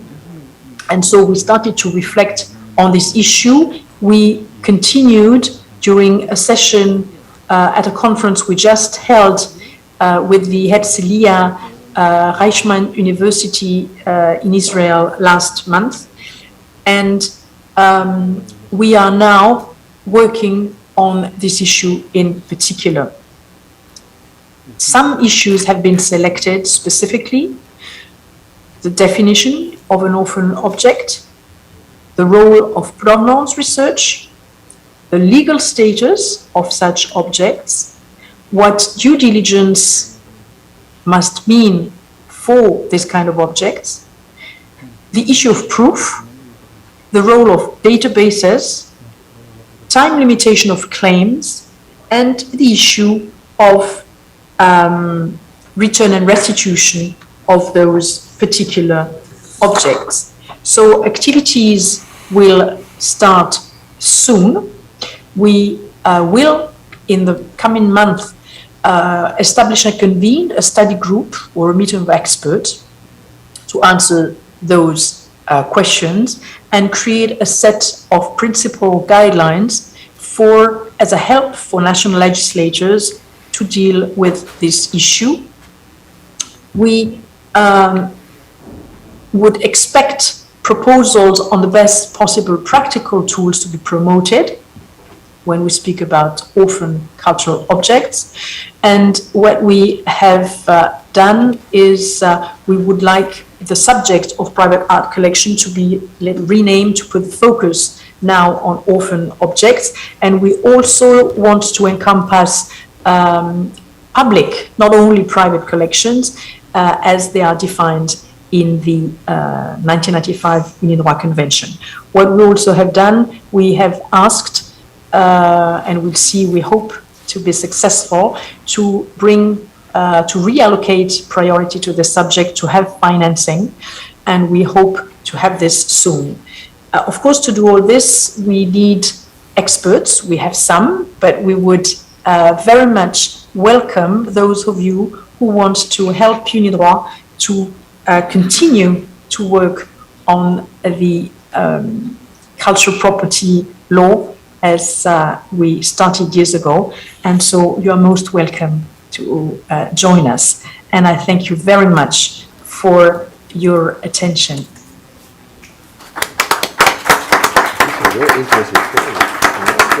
Ladies and gentlemen, good morning. A la distancia, agradecemos mucho estas reflexiones que nos llevan a la mesa sobre el papel precisamente de UNIDROIT y sobre el trabajo que incluso esta convención by this 1995 convention that has been approved in the Senate, pushed for many years by Dr. Sanchez Cordero, and at the end of the day we've come to a good ending. The topic of inventories, the topic of the collections, the great challenge we have with private collections, and precisely also this project, academic project that leaves us, that gives us the guidelines and what is needed from the practice, from the academy, is telling us everything that has been progressing and the different challenges and the concept that these objects that are set forth, these objects that have no owner, these objects we don't know where they're coming from, and they give us a little bit of identity, and this concept needs to continue progressing and needs to continue normalizing to serve it, because this is one of the important challenges that we have from the 1970 convention that allowed us to open up this outlook when we didn't know where the subject came from to demand from them. We thank you. With nothing further, Federico Bacheron would like to give you the floor. Federico Bacheron, we had already presented him. Thank you so much. And after the presentation of Marina, I would like only to make kind of a quick reflection on how these two conventions join and what is the balance really of an implementation for several years. So the international traffic of cultural goods is a problem, is a greater problem worldwide. We talked about globalization. This is a globalized a problem. This is a scourge, is a scourge, and this caused also that the whole world stopped, and the illegal traffic of cultural goods didn't stop. It went further. Cultural good traffickers took advantage of reducing the surveillance in museums and archaeological sites to perpetrate different types of scourges and thefts. And, you know, illegal trafficking in monetary terms has the third place in the third part of illegal activities, only surpassed by weapons trafficking and drug trafficking. So this is clandestine traffic that prospers in conflict areas and could threat international security. You know, the Security Council a few years back, when we had the crisis in Syria, they pronounced and they did a close connection between international national security and illegal trafficking, and that was a very interesting progress. We spoke about the connection between human rights and culture, and today we've spoken and we've advanced about legally about the relationship between security and illegal trafficking of cultural goods and war crimes in general, where culture and the International Court has had to make decisions and had decided that some attacks to the wealth are considered to the heritage are war crimes. This is something that we have to mention because at present this makes us think that this is a topic that is not from the past, it's not about past wars, but it could happen again, and where there's better awareness nowadays, not only from UNESCO, but from all the UN system, including the Security Council. And I would like to talk about both conventions. One is ratified by 140 state members. The other one, I believe, that has 50 member states. So there is a difference between the universal character of both conventions in their ratification. Therefore, it's very important, and UNESCO also recommends to have a ratification. And this is, UNESCO is the one that wanted to establish this new convention, and it is a unique example. I don't know if it is a unique example, but I think that is an example. It is an exemplary example of collaboration among both organizations that don't have the same mandate. One works in the public international law. UNESCO is not an organization that works in private international law. However, UN and UNESCO are a diplomatic intergovernmental organization, and their treaties belong to the field of international public law. And here we have this mission, this core mission of trying to unify private law worldwide.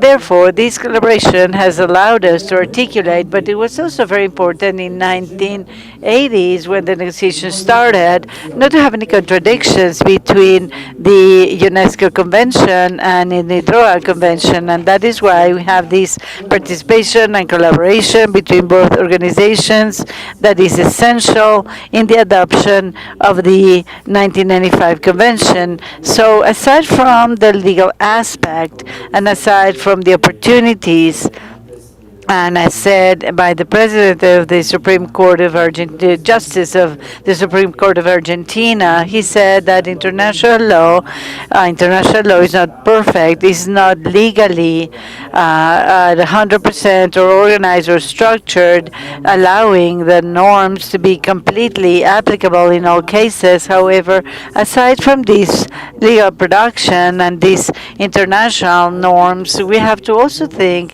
that we cannot fight against illegal trafficking without cooperation, without education, without security, and without ethics.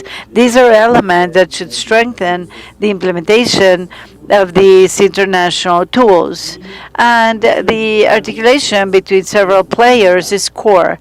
And UNESCO cannot work on this topic individually. We've seen it, but also with the World Association of Customs, with the UNDC, that is the UN organization against drug and crime, the World Organization of Customs, and also the Confederation of Merchants and Art Merchants worldwide. This articulation is core, and I would also add communities, because the appropriation of these topics by the communities is a huge challenge. As a matter of fact, an experience that we had when we did a census of features, we had asked the participants to represent elements of their culture that would represent a topic of illegal trafficking. And what was very surprising was that 80% of the proposals were proposals, let's say, proposals from cultural elements that were not from Latin America, from Asia, Persia. So we saw that for participants, illegal trafficking was not a problem in Latin America. It was a problem of other continents. So there is no awareness. People are not aware of the problems we have. And we noticed, because we had specified exactly in the contest rules that they had to give us examples of their countries or their region, and in spite of that, other proposals came from Persia, from Egypt, and in the community, it's important to mention ICOM, the international museums that are working with the red lists that are, or black lists that have to identify what are the categories of objects of being suffering object trafficking or good trafficking. I'd like to connect that to the work done with the 6 conventions of UNESCO, and all of them have to do with illegal trafficking of cultural goods, and one in particular, the 2001 about the subaquatic convention. In 2001 became more sophisticated. This fight against illegal trafficking, we cannot protect the underwater trafficking of goods, and that is why we have this need of having in situ the preservation of the heritage that makes us remember that an cultural element that comes out of the context loses its value and also loses likewise or allows us to reconstruct the historical context and trench, and also that is why in the fight against underwater illegal trafficking is another work done by UNESCO, and the need of having police or having specialized divers is so important. The searchers of treasuries are considered as heroes in many movies and in the myth of many people. So I think that it's very important to dismantle this myth, because the searchers of treasures are criminals. They're not heroes. And I'd like to mention that there is a very small reflection on the balance of the 1970s convention. I'm not going to talk about UNIDROIT strengthens the 1970 convention. It was like more efficient on the notion of bona fide because it's more demanding than the 1970 convention, and it also talks about the illegal excavations because it allows us, because with the 1970 convention, if the good is not in an inventory, it's very difficult, legally speaking, to be able to apply the 1970 convention. The 95 doesn't have that demand because we're not talking about a public good but a private good or a private right. So this doesn't appear, and there's other elements that I feel that the 1995 convention, being a private law, allows us to fine-tune many things that the 1970 convention has not been able to put in the negotiation table. So if we put ourselves in the context of the 1960s and in the 1950s, with these countries in particular, the countries that come out of this colonization, they want a text to look after their heritage. So not all of them are enthusiastic of having this text. We have to find a consensus for this text to exist.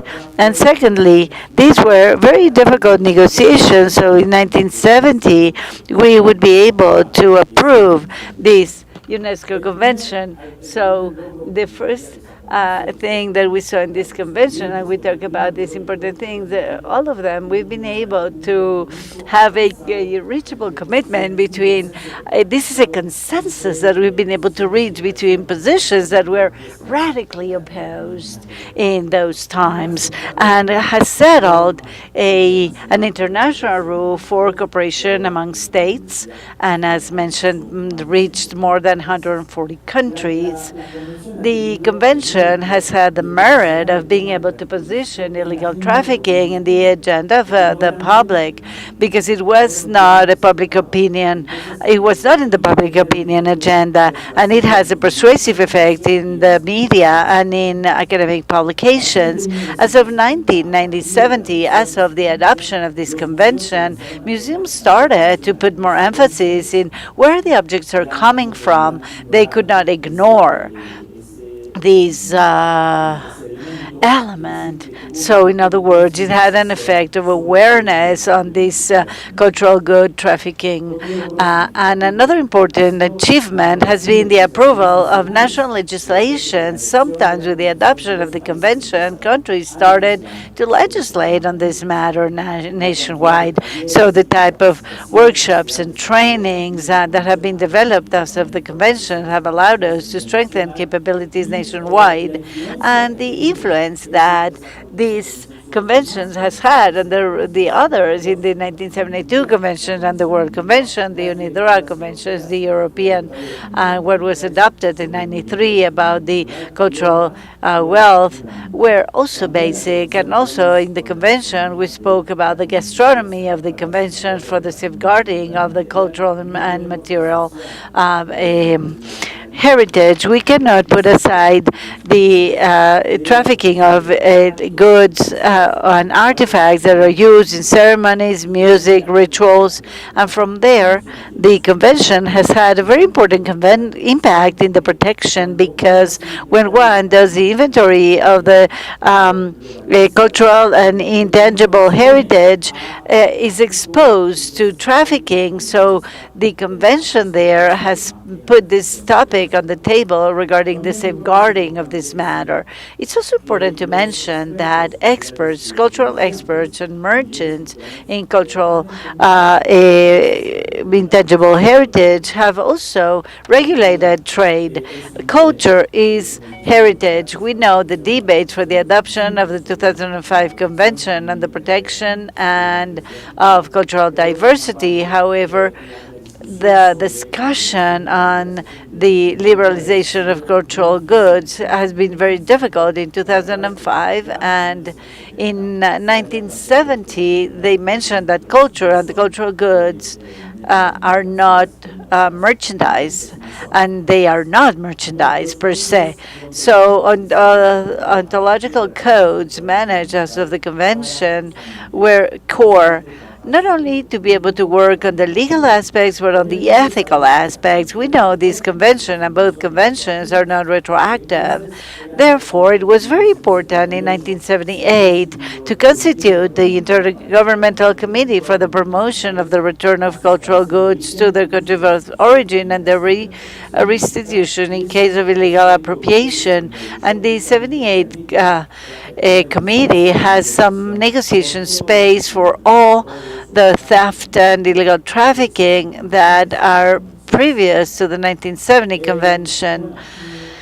So telling you also that since 2014 we have guidelines. What does it mean that countries agree in order to interpret the convention? Because in a convention without guidelines, can you imagine the 1972 convention without guidelines, the 72 about wealth or heritage? We wouldn't have cultural landscapes. We wouldn't have cultural itineraries. Today, we would not have a cultural heritage. All of these was a later construction after the convention. So the convention of 70 needed this mechanism to be able to continue working with these concepts that are not the same, the 1970 concepts regarding heritage, than the ones we have today. And I would like to finish my presentation by saying why the convention doesn't work. Because we're not able to stop the auctions, because we're not able to, for UNESCO, this is a concerning topic, because there's a lot of sales in auctions that are very pitiful because auctions should explain where objects are coming from, where are these goods coming from, and the legal aspects is many times not enough. In this convention, it's important not to limit ourselves to the strict legal reading or the mechanisms of these provisions. What we've established, and this convention has established, is a new cultural world order that is imperfect, because as we said this morning, this is a process. The international order of human rights, the international order of the environment is not perfect, and not even in this arena, but there's principles of responsibility and solidarity that are unquestionable and had been questioned before 1970. And again, there's an international cultural order that has allowed us to have a very important impact, and as we mentioned before, the Association of Directors of Museums in the United States of America nowadays are not going to buy or they're not going to acquire a good without complying with the obligation of controlling the origin of their cultural goods acquired by museums.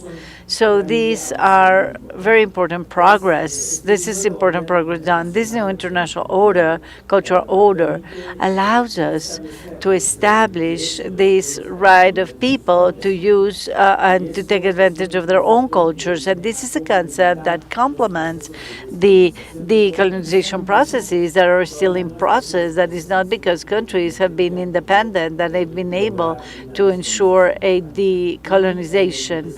And to tell you, for example, that how can the convention impact without being applied from a strict standpoint, I would take this example of Italy and Libya, that in 1998 adopted the declaration between Italy on these goods that they had acquired, and they did in Tripoli, Tanya, at the beginning of the 20th century.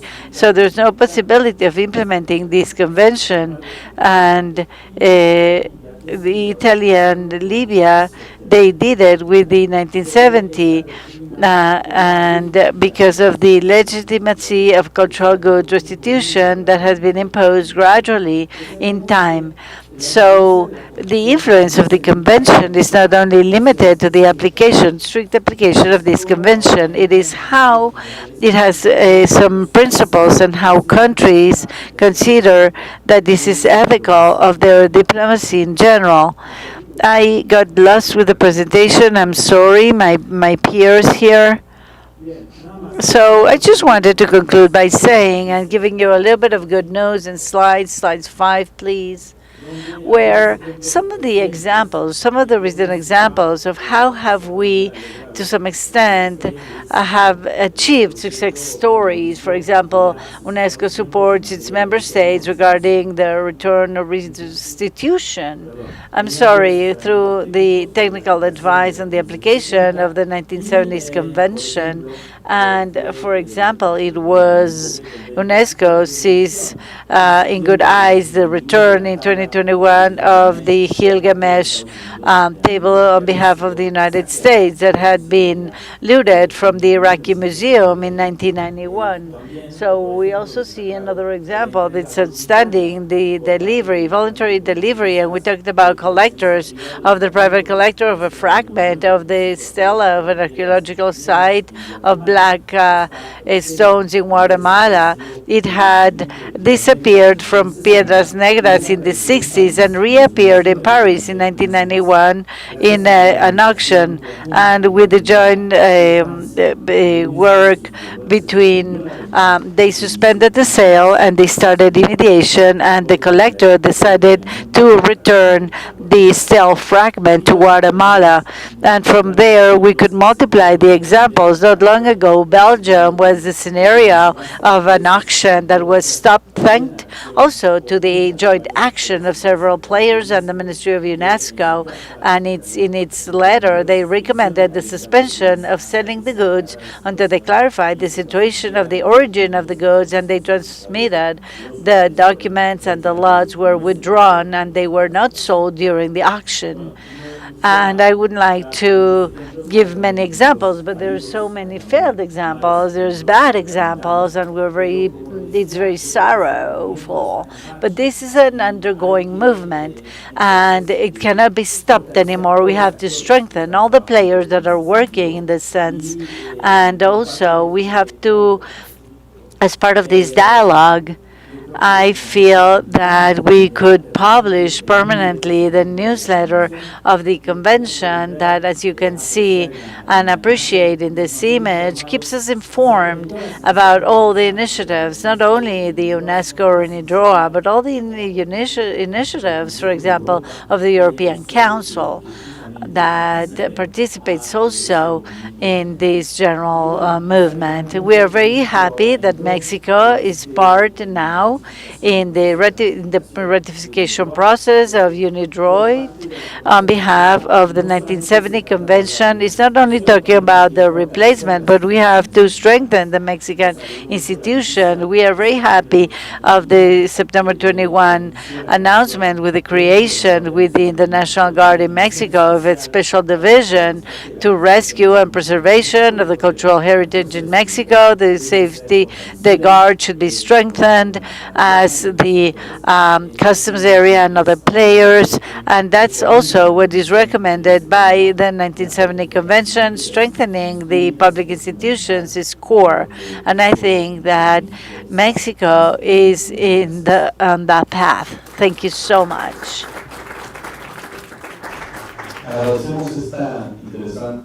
Thank you very much, Federico, on this presentation of the challenges, the importance of the 1970 and 1995 conventions.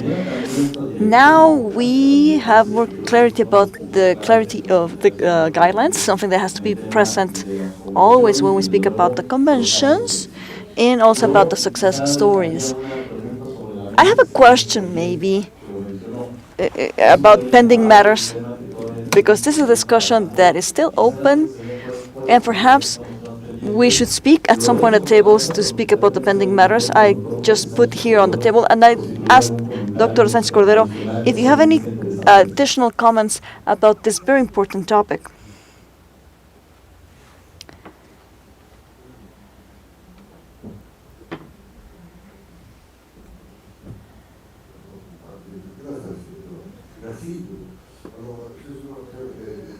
Thank you very much. I'll try to be very brief, because it's lunch hour, right? We're hungry. And if not, we are going to have a problem with Madrid, because Madrid is coming here at 1500 hours. So we need to be on time for that.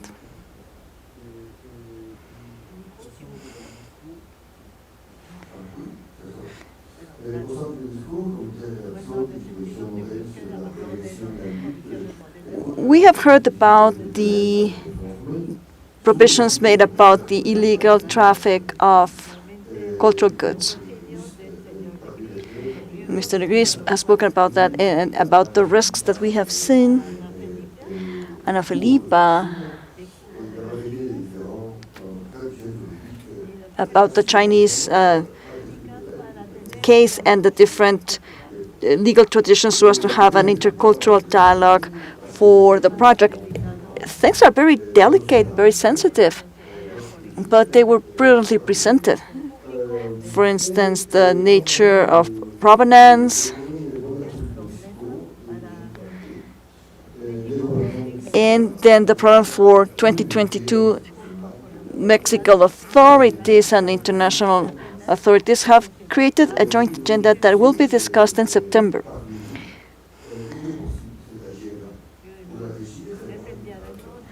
So, as soon as we can, we'll send you the topics of the agenda so that you can provide feedback to us, and so that we can draft a document that is more nurtured, and in this way we will be ready for this effort for 2022.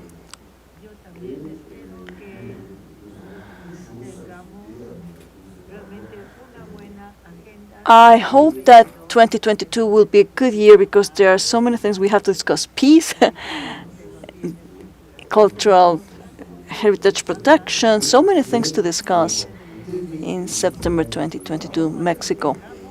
So as soon as we have more clarity on the agenda for the Mexico 2022 event, we'll ask for your help to spread the word.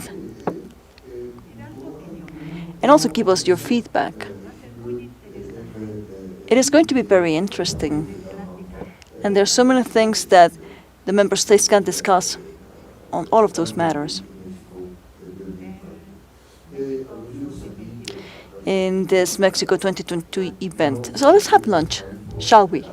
Let's go have lunch. I would like to invite all of you to attend this lunch, and after that we're going to have a very interesting I would say contribution of Madrid about they know about a lot of these things, the phantom of censorship, the visual arts, literature, and music. And that's what Madrid is going to try to introduce to all of us. Thank you very much for your patience and good appetit. Bueno, pues ya con este cierre del doctor Jorge Sánchez Cordero y además de esta agenda. And with this, importantes que vamos a tener en México, pero bueno, este cierre es extraordinario y cerraríamos la mesa, doctor, como lo menciona. Es cuanto. thank you, everyone.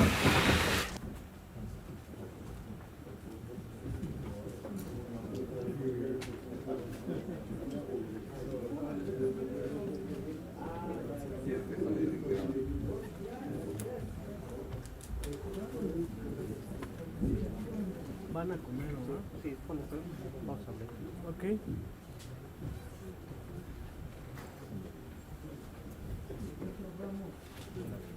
No, ¿de qué? ¿Puedo entonces por 2 horas ver las transmisiones? Vamos a comentarnos en Madrid. Entonces debo decir a digamos, pues no, ¿para qué? Las transmisiones de cada sala, la inglés familia la paga, y bueno, lo tomamos cuando vayamos a empezar. Sí, pero aquí nos vemos al cuarto para las 3. Sí, yo ahorita voy a hacer pruebas y no me da tiempo allá.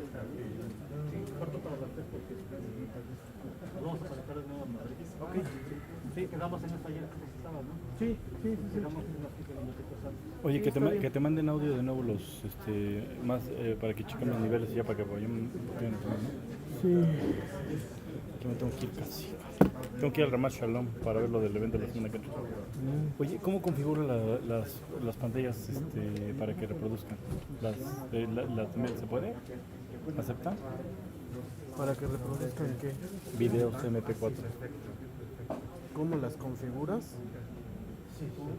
Nada más le metes el USB y te metes a multimedia, si es que tienen un multimedia. ¿Las de menos sabes si tienen multimedia? Nunca les he metido un video. Porque si no va a haber que meterles un player, ¿no? Sí. ¿Tenemos players? Había 1 o 2, creo, ahí en el librero. Okay. Pero según yo, si reciben, si tienen un USB de entrada, pues todas las pantallas que tengan USB pueden reproducir videos, fotografías. Es que hay unos que las viejitas no las reproducían fotos. No sé qué tan viejas son. Son nuevas, son Smart TV. Más nuevas que la mía, y la mía se reproduce, sí lo son. Nos manda audio, ¿no? Para que probemos todos los otros. Sí, que en la vista, ¿no? Es que que te dé un buen nivel. Es que necesito un monitor, es que así no puedo yo checar una por una. Necesito monitorear. ¿No lo uno puedes checar por uno. en USB allá? Digo, en USB en audífonos. Pues es que la consola sale de una forma. ¿Cómo? Sí, es que aquí tengo una salida, acá tengo otra salida y aquí tengo otra salida. O sea, lo que te manda a YouTube y YouTube dice, te lo voy a mandar a hacer. No sé, pero si tú lo mandas bien ya en YouTube, ya no. Yo lo mando bien y YouTube no quiere respetar los parámetros que yo hago. Sí, eso ya no podemos hacer nada. Sí, nada más checar no tenemos el home de... Déjame ver.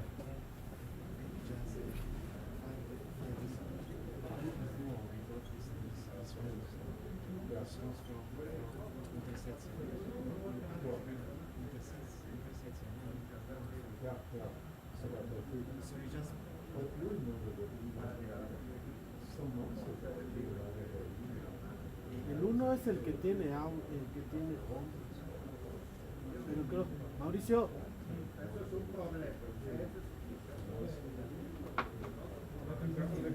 El 1 es de allá, ¿verdad? El 1 es de allá. Todos son de allá. O sea, todos vienen de acá. No, pero el que viene de la consola, yo tengo aquí uno que viene de la consola, que es el de español. No, ellos te están mandando español también. Entonces, ¿para qué está? Porque originalmente te lo iban a mandar ellos. Por eso, ese es el que tiene home ahorita. Pero ese es el de todos los micros, del podio. ¿Sí? Ajá, por eso. A ver, Es que toda esa consola viene aquí. Tú tienes aquí unos canales español, otros en inglés. Este es español. Ok. Mata este. Pero si lo mata ya no... Ya no se escuchan los micrófonos. Pero tú vas a escuchar los micrófonos que están viendo ya. Pero es que aquí es una traductora, no es lo que ellos se hablan aquí en español. La traductora de allá deja de hablar. No, lo que pasa es que si aquí hablan español, inglés o francés, pues lo tienes en inglés o francés. Por eso. Pero yo en ese momento estoy mandando por eso a cada una de estas. Ajá, tú siempre le mandas traductora. Sí. Es que yo lo que haría sería mandar siempre traductora y nunca mandar el... Pero no tienes para estar cachando Es que exactamente... ¿El grabador? Exactamente, es para el grabador. Nada más mandes el grabador. No lo mandes a internet. No, es que no me gusta así.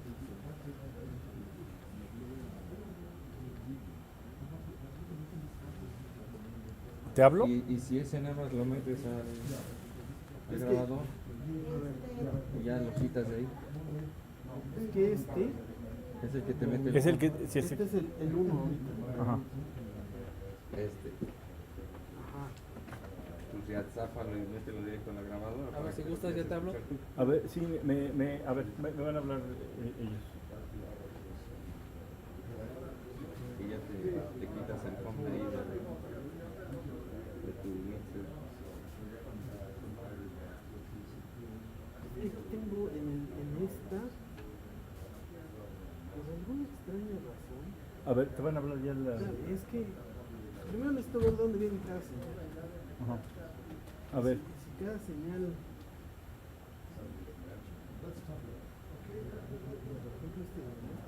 Está pañado.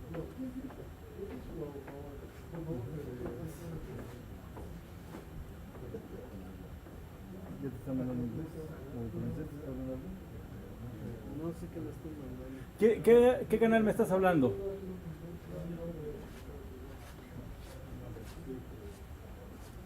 ¿Qué canal es?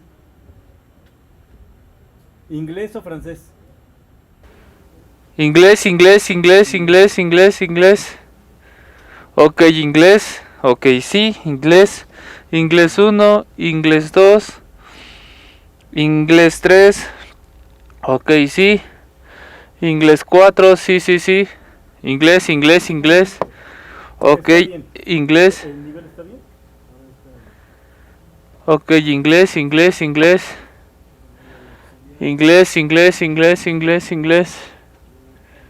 Ok, inglés. Inglés 1, inglés 2, inglés 3, inglés 4. Ok. Está bien. ¿O francés? Sí, vamos a francés. Tengo un ligero home ahorita, ya se metió.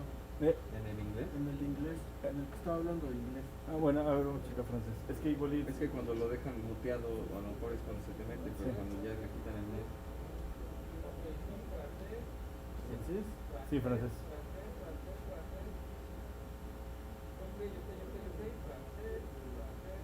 Está muy bajito. Está muy bajito, ¿me puedes dar un poquito más de volumen?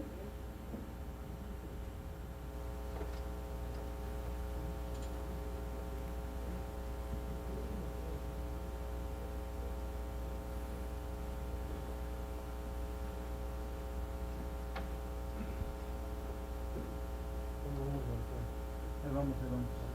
Sí, vamos bien.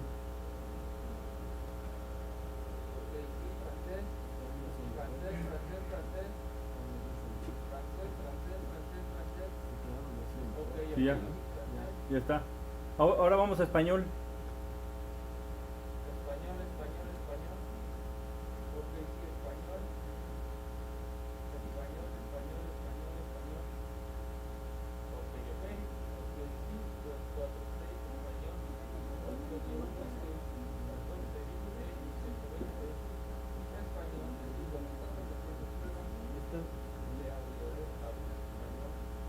Aquí están limpios, inglés y español, o francés y el que tenía un home era el de inglés ahorita. A ver, el inglés me volvió como un homecito. A ver si me puedes checar de nuevo inglés, por favor.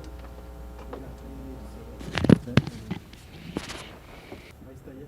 Ok, inglés, inglés, inglés, inglés, inglés. Inglés, inglés, inglés, inglés. ¿Lo apagas de nuevo? ¿Lo muteas? Cuando lo muteas se mete. No, ahí está ya se fue. Está aquí el home francés ahora. Es el francés. El francés ahora tiene un homecito. Ahora el francés es el que tiene un homecito. ¿Me puedes checar de nuevo francés, por favor? No sé si es el de amplificación. Cuando igual es de amplificación, de que se autoamplifique en el momento que lo apagas.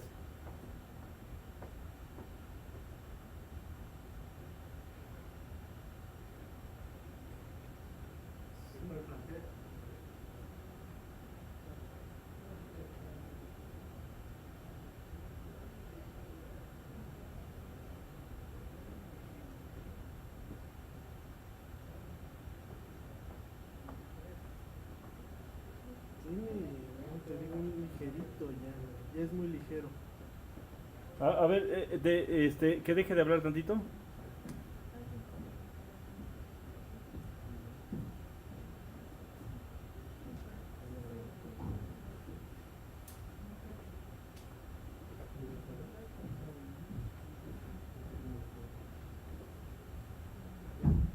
Ya está, ya lo ajustamos. Mejor le metí un... Sí, le metimos un filtro para bloquear esa frecuencia. ¿Sale? Ahora en español, por favor. Ah, bueno, ya español ya checamos, ¿verdad? Sí, ya quedó. Ya está en español, inglés y francés. Ok, ahora vamos si quieres, a tu piso. Este, que es el Sí, que viene de son allá, todos los de... es el que tiene... Un home cañón. Entonces déjame hablarle a la ingeniera. ¿Quieres que lo Pero ajuste él yo? dice que estaba chido. ¿Podrías hablar, por favor? ¿Me haces favor de hablar en los micros? Sí. No, Sí. pero es que sin que hable se oye el home. Pero es que, a ver si a la hora que haga, es que si es automática la consola, te sube el... Para saber. ¿Sigue el home? El home. No, entonces hay que hablar al ingeniero. Mira, chécale ahí, ya está el radio. 6. No, pero no lo muevas porque que vengan ellos. Ahorita déjame pedir que vengan.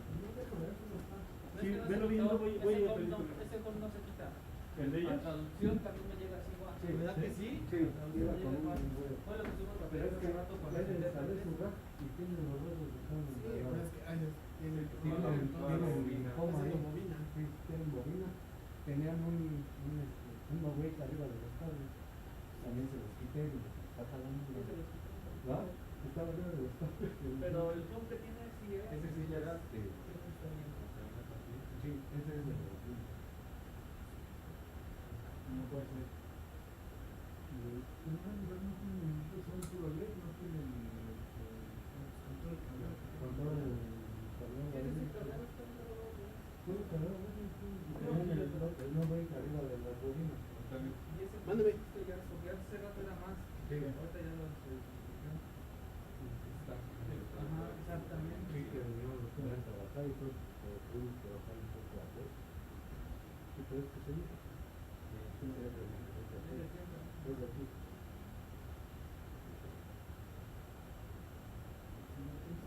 Lo más bueno de antes, sí, de repente se desmaya, de repente.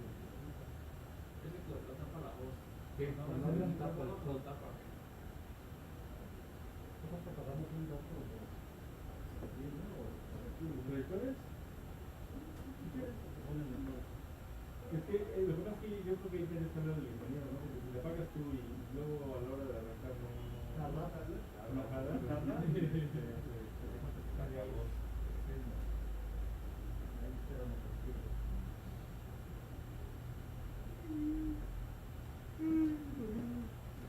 Pues ya no te estreses, mejor ponle el filtro.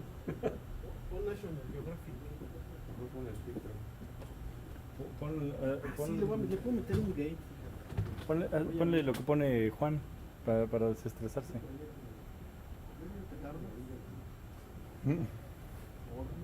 Bueno, ahorita regreso. Bueno, más bien, sí, yo creo que regreso. Déjame ir al Ramat Shalom. Que si no... Le dije a Fernando que 2 horas. ¿De qué? Que vas a tardar 2 horas más o menos. ¿Yo? ¿Para qué? Para hacer la compresión. Para hacer la compresión, me dijiste. El miércoles. Ah, sí. O sea, voy a ver eso también, ahorita. Ahorita 2 horas, no, estaba a las 7. Bueno, nos vemos. La neta, sale. No voy a meter un compresor, pero sí está muy...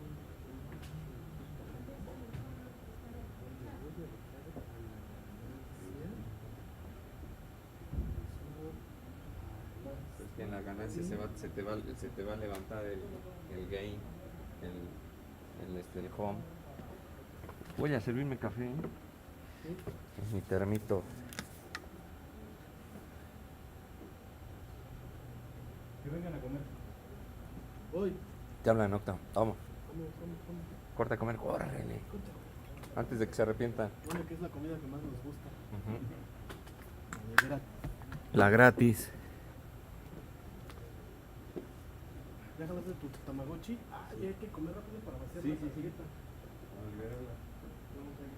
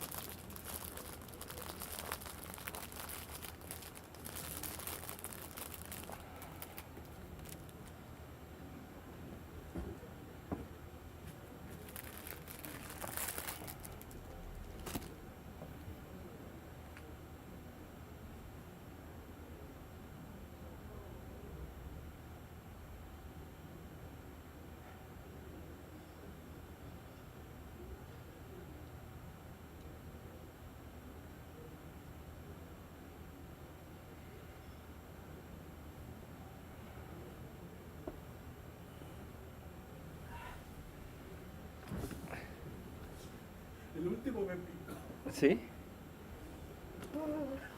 No, yo ya hasta fui por mi... A la madre. No manches, el último sí me... Tráete una latita de coca para que... ¿Quieres una? Pues dos, entonces, pues ya estás en ese plan. Si te pones en ese plan... Oye, bien agradable el señor.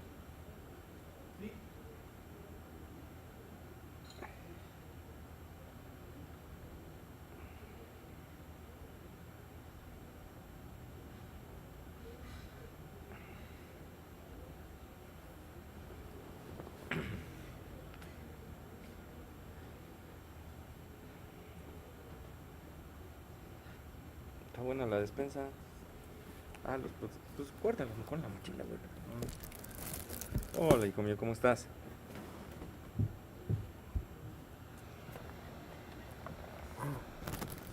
Ahorita. Ay, ok, amor, pues ya te llamé acá para ver si te encontraba. ¿Qué me cuentas, mi amorcito? ¿Cómo estás? Un dulce para el chile. ¿Vas a salir? Oh.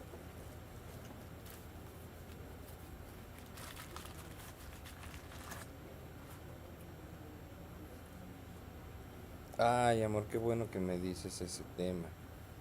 Oye, mi amor, yo ya voy a pedir el que me mandaste la foto, el que tiene la casa de campaña con la camioneta. Entonces, ¿lo pido o no lo pido?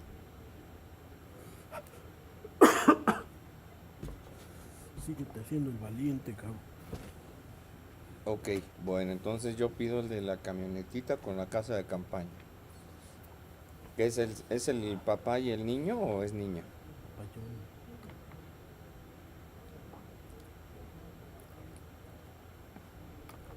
Entonces es Ricardo y Runel. Ok, vamos a ponerle así. La camioneta, la casa de campaña y Runel y Ricardo. Oye, amor, ¿y qué onda con karate? ¿Qué has pensado?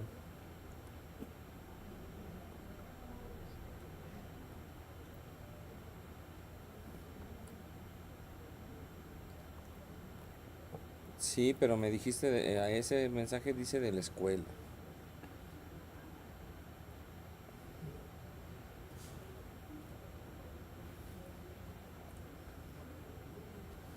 Ah, me parece perfecto que platiquemos. Me gustó mucho platicar contigo.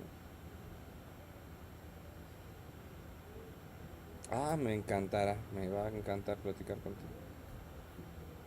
¿Sale? Te digo un secreto. Te amo. Con todo mi ser.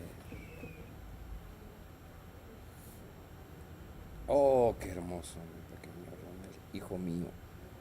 Entonces, nos escuchamos en la noche antes de irnos a dormir, ¿te parece? Bueno, entonces, pues, con cuidado si sales a la calle, tu cubreboca y tu gel. No se te olvides, ¿sale? Ok, amor. Te amo. Bye. Bye, amor. Entonces ya pido ese, el pinipón Dicky Piki, o como Dicky, ¿qué?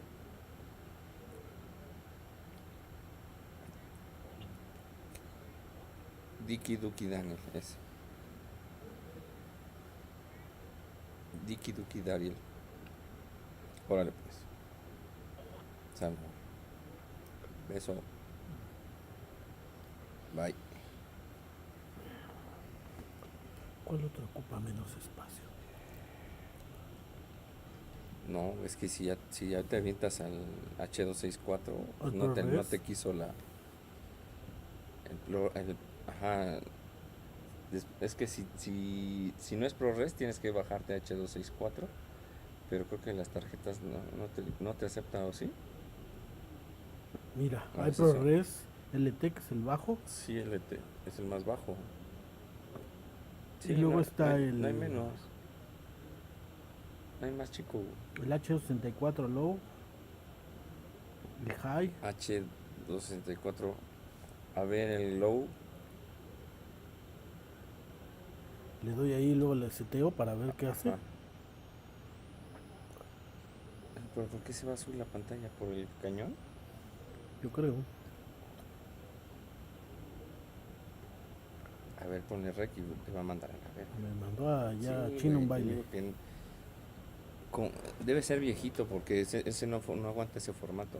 Yo digo que esa grabadora ya es... DBN. Es como de la primera generación, segunda generación. ProRes LT, no, pues nos vamos a LT. Sí, güey, pero pues ¿cuánto te queda? ProRes Proxy, ProRes LT. No, es que el LT es más chico que el Proxy, güey. No, pues ya nos vamos así como estábamos, Sí. ¿no? ¿Cuánto te queda con la tarjeta? De esta ¿Cuánto dice, no? quedaban 5 minutos. De la de 120. No, la 128 ya está llena. Ah, la que estás haciendo. Ajá. ¿Cuánto se va a tardar? No dice. Apenas lleva el 1%, ya ves que ya la había metido. Ay, lo hubieras dejado desde que empezamos a comer. Pues es que Se me fue. manches. Se me fue. No, tú tranquilo, cabrón. Te digo, pues ya para la otra que venga un profesional, pues ya. Saco por donde está bien, está bien. Yo no nací para amar. No mames, eso de hablar idiomas es otro pedo, cabrón. Y uno aquí apenas hablando español y eso a medias. Con pedos de hablar español. Sí, güey. Lo hablo de la verga. Con pedos. Y no te pregunto. Nah, ni te pregunta, ¿verdad? ¿Quién? De la cosa. Te digo que, ¿sabes qué? Así, cuando colaboraba con un cuate que se llamaba Luis Juan de Solocom, que fue ahí donde conocí a Ramón y al Gabo, y al Ramiro y al Yanka, todos ellos los conocí, porque me hacía llamados de solo comunicación, pero era Solocom. ¿Solocom? Y y también güey, el dueño Luis Juan se llama, un blanco de jugador, hijo, se me fijó igualito, güey, su forma de ser así que Vale madres. sí, güey. ¿Y qué es cosa chingona? Ni siquiera es para decir, no mames, felicidades, güey, lo sacaste chido. O sea, Se le pasa, como dice mi mamá, se le va el alma por el cuerpo. pero aparte que lo dices, pues qué bien que lo hace para que conserve la chamba. Así piensan, güey. Pues qué bueno que lo hace, pues es su chamba. No mames. ¡Seas mamón! Bueno, pero mientras haya chamba.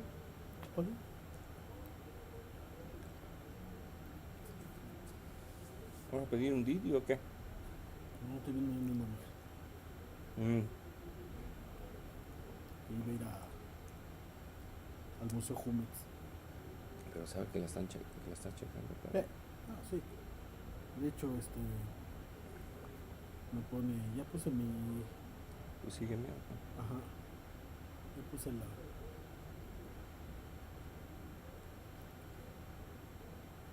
Mira. Ya puse, ¿ya saliste? Y sí, voy llegando al metro. Aparece mi ubicación. Y le pongo, no, tienes ahorro de batería. Dice, ya. Y luego ya la puso. Y te digo, ella de hecho me avisa. Es que es como le digo, mira, no es porque te quiera traer vigilada, sino que cualquier cosa que pase, ya sé por lo menos dónde buscarte. está. Exacto. ¿Vas a probar el Picture and Picture o te vale? Ya vale. Es que dice que es así. Que dice que te vas aquí a efectos. Ajá. Y le das aquí en de cámara 1. Ajá. Y le pones cámara 1, ¿no? Sí. El background lo quitas. ¿Cuál background? El background. ¿Dónde? Pones Ajá. K1, que es Ajá. donde está la madresa. Ajá. Donde estás dándole Keystream 1. Porque es esta composición previa 1. El Keystream 1. Y luego ya quitas el background. Y le das. Pero pues no veo que haga nada. Ahora, no sé si hay que ponerle al aire. No hace nada. Pero cuando le pones otra vez el background, ya se vaya. Suponemos que estamos ahí, ¿no? Aquí, acá. Y ve, me manda ahí otra vez. ¿Por qué? A ver, ponme el background. Pero oprimiendo el background no parece. Esos dos. Y al aire, no, con qué ¿Con qué bueno? Pero dalo todo. Y ahí ya no puedes recortar, ¿no? El tamaño, Ajá. pues ya está en 65% y luego punto No se mueve, 50, ¿verdad? ¿no? Y ahí en posición 50, Esa es la 50. mitad. A ver, muévele al 50. Está a la mitad también. No se mueve.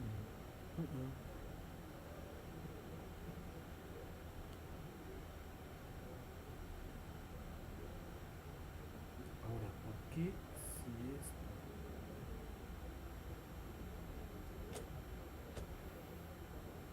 Si salimos a las 3, güey, vas a andar tronando a los 2.25. Sí. En la cámara traigo Güey, le cambié el formato también. O sea, los dos primeros archivos te van a salir bien pesados, güey. Y ya el tercero, a partir del tercero en adelante, te van a salir ya más bajitos. Ya apareció, güey, ve. Ahí está tu croma. Ese es croma. Y ahí no estará el picture. Formas. Ya estás, güey. No, pero ese es el formas. No, ¿Ese ya es el estás, picture? güey. 18. No, es Cámbialo de posición. Mira. Aquí estoy viendo. Y ahí estás. Pícale, ponlo al 100. Ya estás acá. Ponlo al centro. ¿Ya ves? No, mira. ¿Viste?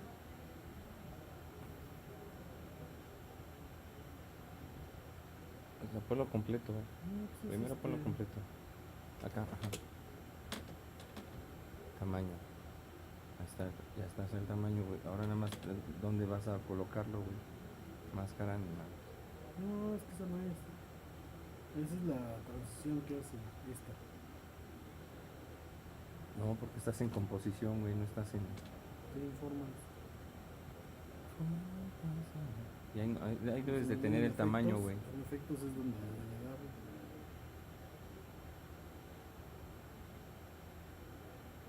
Ancho, extremo, ancho. Ay, pero es nada más para recortar, güey. A ver, güey, qué carguita.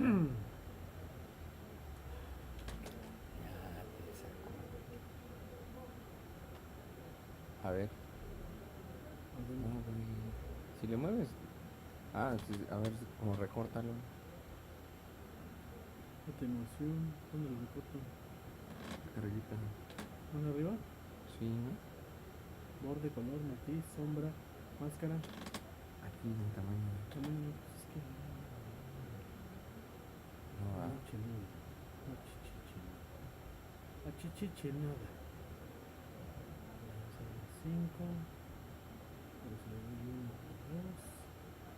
Ya tengo el 2.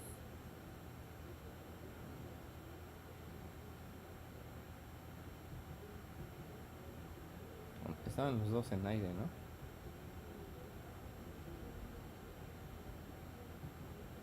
¿Así? Pues ahora ya no se hace recorta, nada. güey.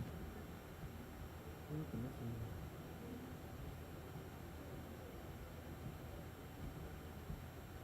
Es que está acá. A ver, dale. Al aire. Y transición. Aquí. Aquí, bueno. Yo creo que si era ese, güey. Se supone que lo mandas... ¿Cuál sería el background? La compu, ¿no? Ah, pero ahorita estás transmitiendo, ¿verdad, güey? Se está viendo toda esta mamá.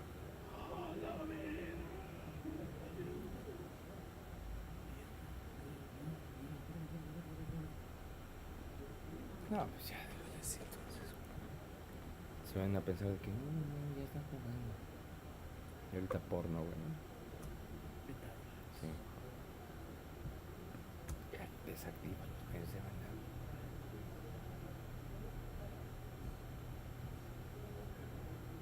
En el background, ¿no?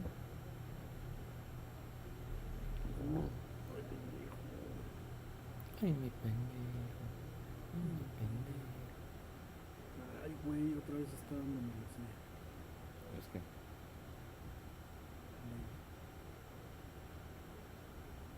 Sí, otra vez está dándome Los mecos. los fichados aquí. ¿Y acá no? En el... No, ¿verdad? Está, ¿no? No, pero es que tienes que seleccionar acá. Mira, por ejemplo, acá ya te tiene que dar ahí. Okay. Sí, pero o sea, si yo quiero cambiar de cámara, tengo que seleccionarlo acá abajo.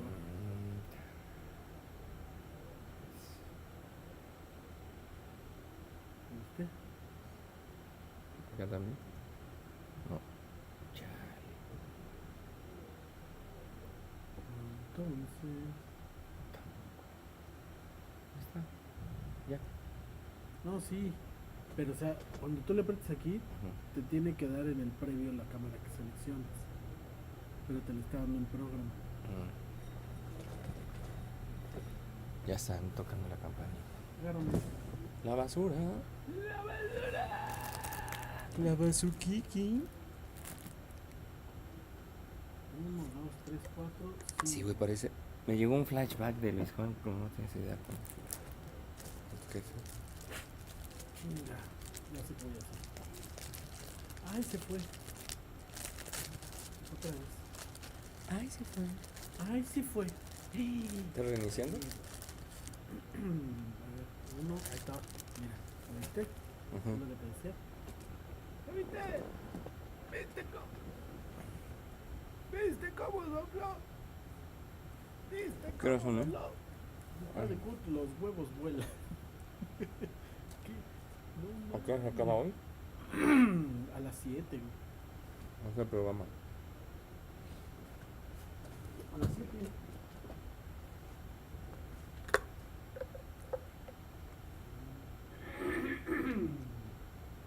Cuatro y media dijo que entraban a comer. No, acá está la comida. A las 3, ¿no? 2:45 termina la comida. A las 3 empiezan.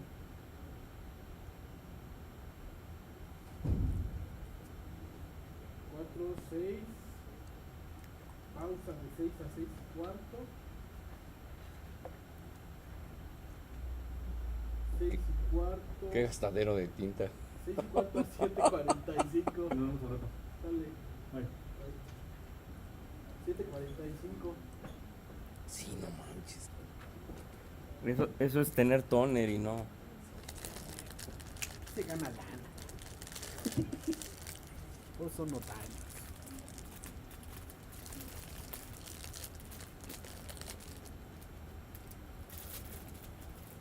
Traigo las bolsas para lavarlas y meternos cubrebocas. Ay, nos falta que nos pusieran aquí un bote de basura. ¿Eh? Ay, mi pendejo. Ay, mi. ¿Tienes basura? Para ir a tirar. Tengamos pastelería. A huevo. No sé si te pegan otras galletitas también. ¿Quieres más? Esa que trae chocolate. Si se puede, ¿no? Si no, me avisas.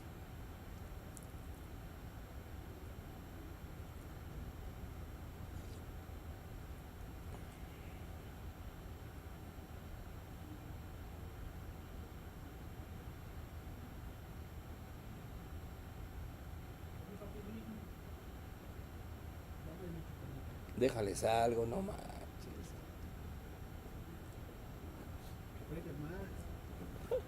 ¿Sabes cómo dijiste? Al fin son notarios, ¿no? No, ya están pagados.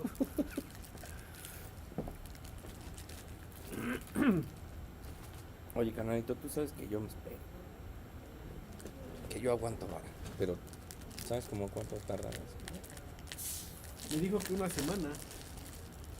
Sí, tú me avisas. Pero yo le dije que te sacara algo. ¿Qué pasó? Los ojos, ¿no? Terminando el evento. Órale, ¿no? perro. Dije, Saca los ojos. Dije, porque como le dije que las tarjetas también eran tuyas, digo, dice que te va a cobrar nada más 2 tarjetas, pero que la tercera pues te la pone, no te la cobra, ¿no? Entonces le dije, para que también le des algo. Dice, sí. Mira, ¿dónde está? Acá está. Mira, te digo que si quieres reclamar tu equipo,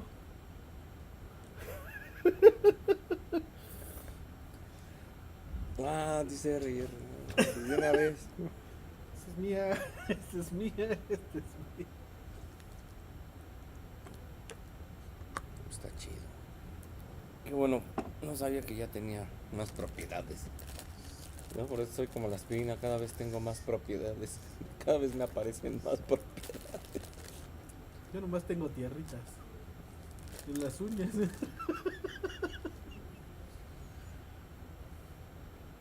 Tengo tierrita en las uñas. Yo tengo un chingo de dinero. Por ganar, ¿no?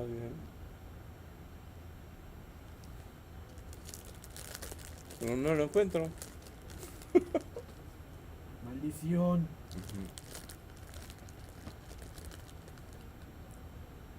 Es que si estás bostezando en la tragadera, también esto es como ayuda. Tú estás en la tragadera sacando moco. Sí, buenito. Sí, le agradecemos mucho el detalle. Muchas gracias por la consideración.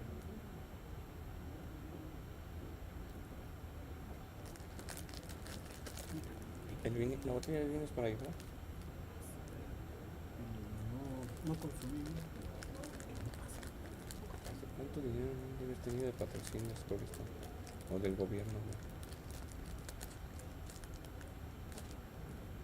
¿no? ¿O no?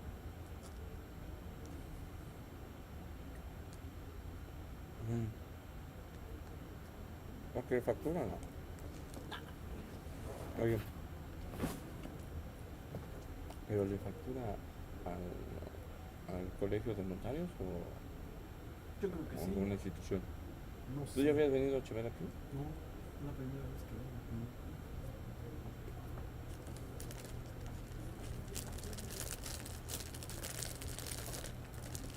Entonces, ¿cómo va a ser el asunto? Igual que con el video. Y va a poder interactuar entonces. Él va a ver a la gente. Sí, tú nada más me El dices. Zoom nada más lo programa que en vez de que sea la cámara de la computadora, que sea la de la tarjeta que tiene usted aquí. Pero ahorita si quieres que entremos. Ajá. ¿Cómo nos tendemos?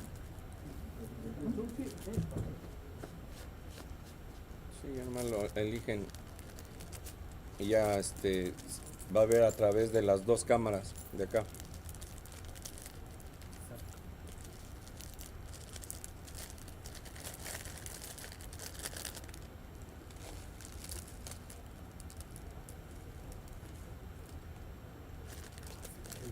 Pinche Víctor me anda mandando sus bendiciones a la ida.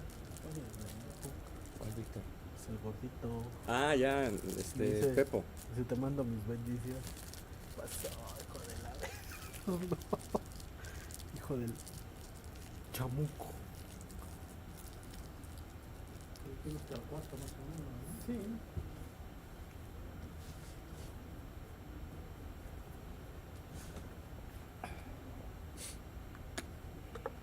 Uno, dos, tres. Ahí tenemos el Zoom. ¿Qué porcentaje lleva el copiado? 12%. Te digo que. Ay, mira, esa Pero- traductora la conozco también de. Sí, también. También conozco 2, 3 casas que te ponen también las cabinas y los radios y también. Ay, ¿sabes qué? Si hubiera mandado, les voy a dejar una música. Para que no piensen que se pegoneo, ¿no? Ya ponla. Si la pones ahorita. Pero la mandas a los 3 canales. Sí. Sí.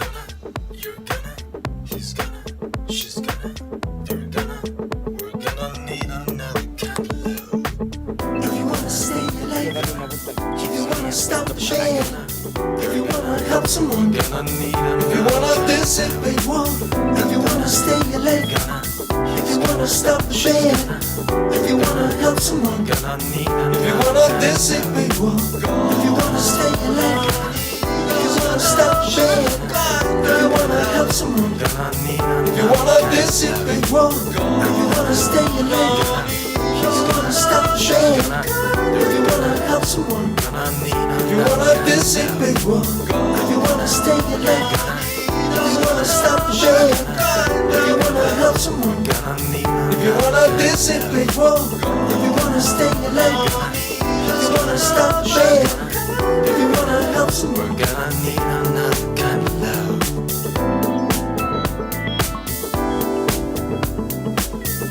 Another kind of love.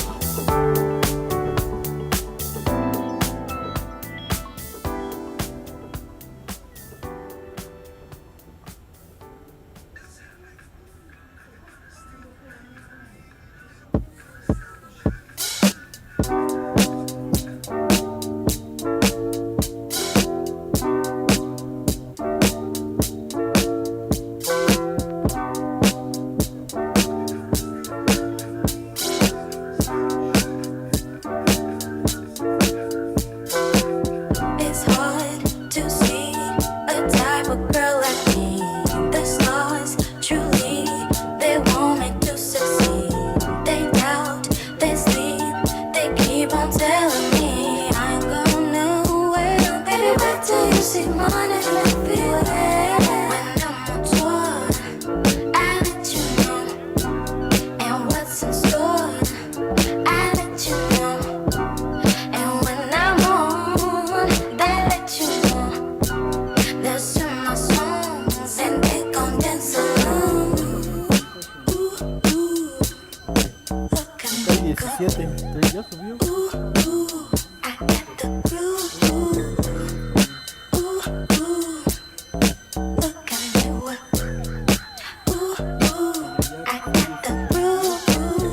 I'll take my chances on the road. I'll take my chances on the road. I'll take my chances on the road. I'll take my chances on the road. Don't let them slow you. You know you're getting close.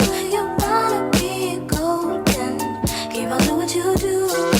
Life opens doors and can nobody close and learn from every moment. Baby, you can push through.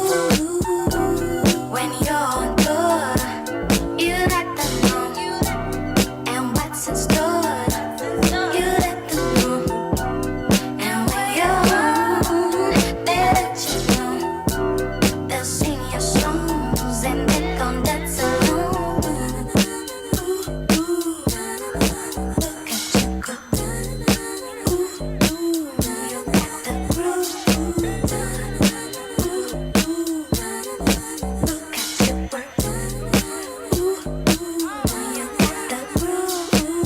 I'll take my chances on the road. I'll take my chances on the road. I'll take my chances on the road. I'll take my chances on the road. Take my chances.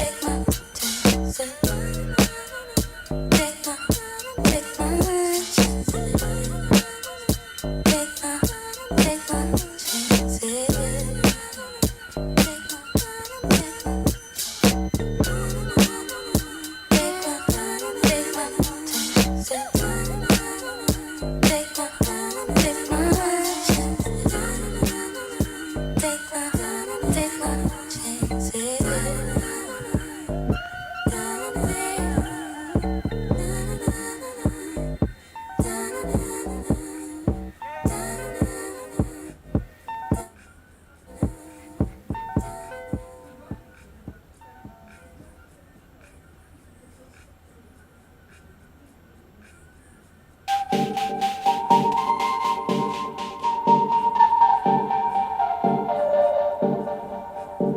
Birds flying high, you know how I feel.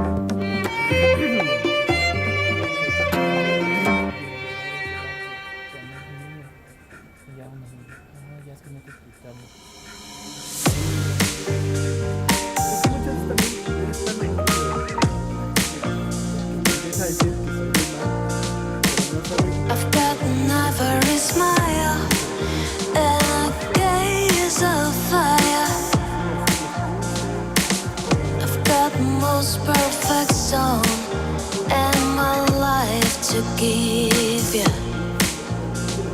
The beat won't stop, brother, just not stopping it. The beat won't stop, brother, just not stopping it. The beat won't stop, brother, just not stopping it. The beat won't stop, won't stop, won't stop. You've got the look of a lion and a rat's illusion.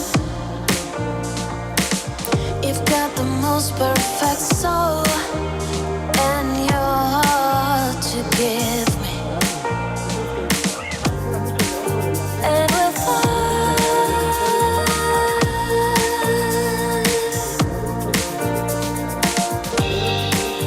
and we'll fly.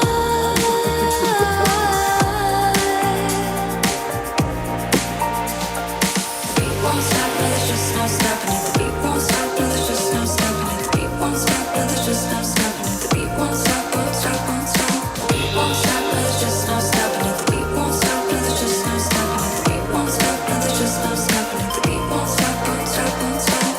I've got an ivory smile and a gaze of fire. You've got the most perfect soul and your heart to give me. I've got the most perfect stone and my life to give you. You've got the look of a lion and a red sweet illusion. And we'll fly,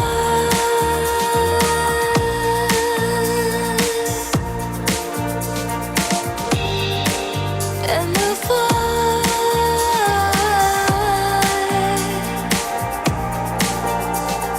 The beat won't stop, brother, just not stopping it. The beat won't stop, brother, just not stopping it. The beat won't stop, brother, just not stopping it. The beat won't stop, won't stop, won't stop. The beat won't stop, brother, just not stopping it. The beat won't stop, brother, just not stopping it. The beat won't stop, brother, just not stopping it. The beat won't stop, won't stop, won't stop. I've got an ivory smile and a gaze of fire, and I'm drinking too much, so I can't forgive you. I've got an ivory smile and a gaze of fire. I've got the most perfect stone and my life to give you.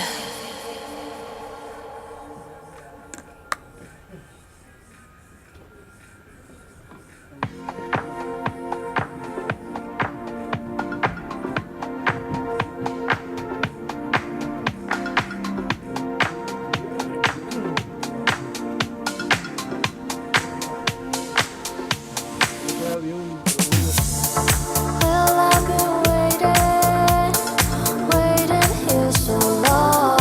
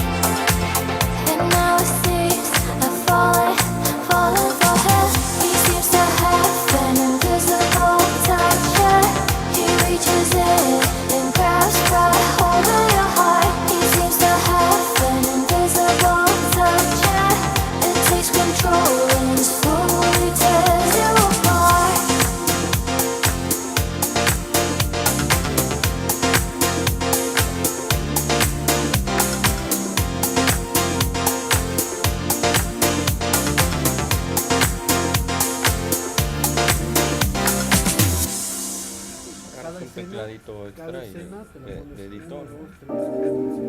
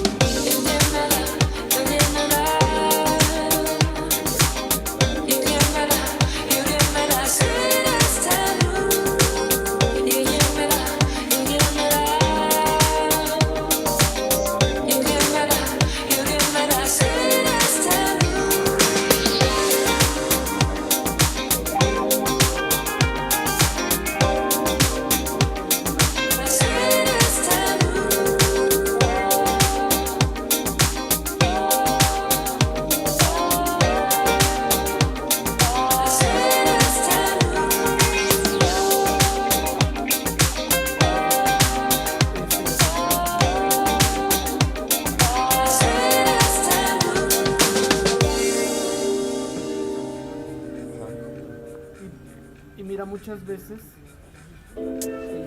You made me boogie in my head. I'm just a chubby in your head, son. You made me boogie in my head. I'm just a chubby in your head, son. You made me boogie in my head. I'm just a chubby in your head, son. You made me boogie in my head. I'm just a chubby in your head, son. You made me boogie in my head. I'm just a chubby in your head, son. I enjoy swimming in the hot sun. Let's go naked, don't need no option. You made me boogie in my head. I'm just a chubby in your head, son. I enjoy swimming in the hot sun. Let's go naked, don't need no option. You made me boogie in my head. I'm just a chubby in your head, son. I enjoy swimming in the hot sun. Let's go naked, don't need no option. Oh yeah, yeah, oh yeah, oh yeah, yeah, oh yeah. I enjoy swimming in the hot sun. Let's go naked, don't need no option. I enjoy swimming in the hot sun. Let's go naked, don't need no option. You made me boogie in my head. I'm just a chubby in your head, son. I enjoy swimming in the hot sun. Let's go naked, don't need no option. You made me boogie in my head. I'm just a chubby in your head, son. I enjoy swimming in the hot sun. Let's go naked, don't need no option.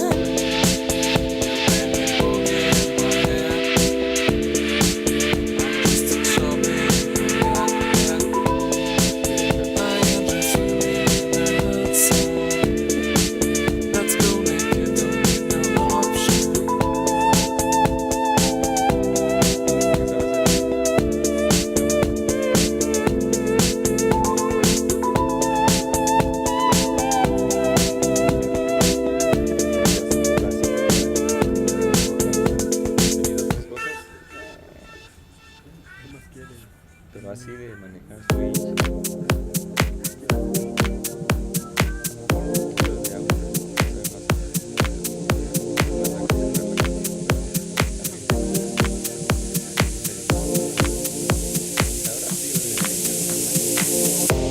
It's a lonely night. Everybody's happy. Been turning around, looking for a friendly light. But I see nothing. No eyes. No eyes on me.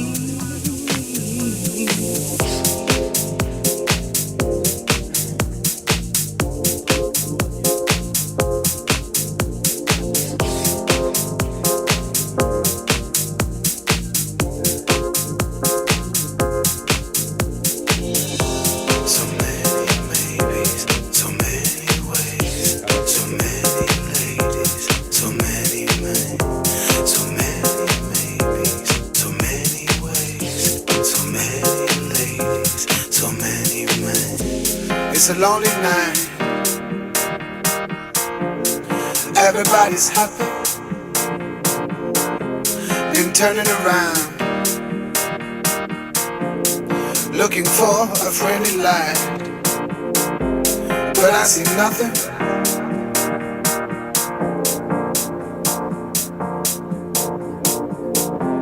No eyes. No eyes on me.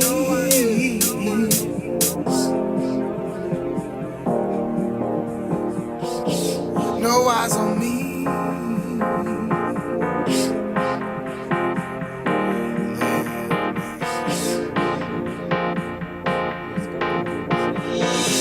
Can you see me lying?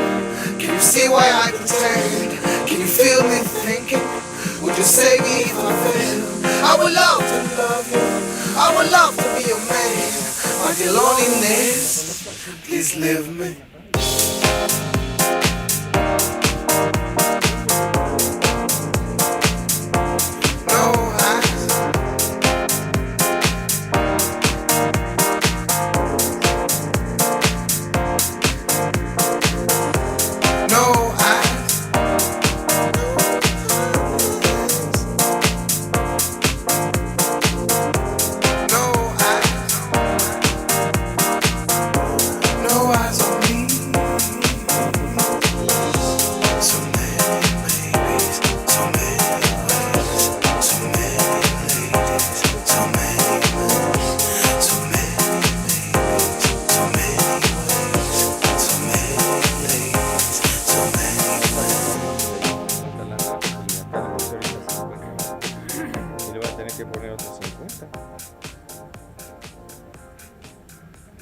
Nos queda una hora.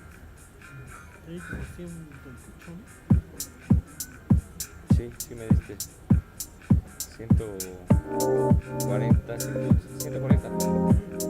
No, con la moneda de 20, 960.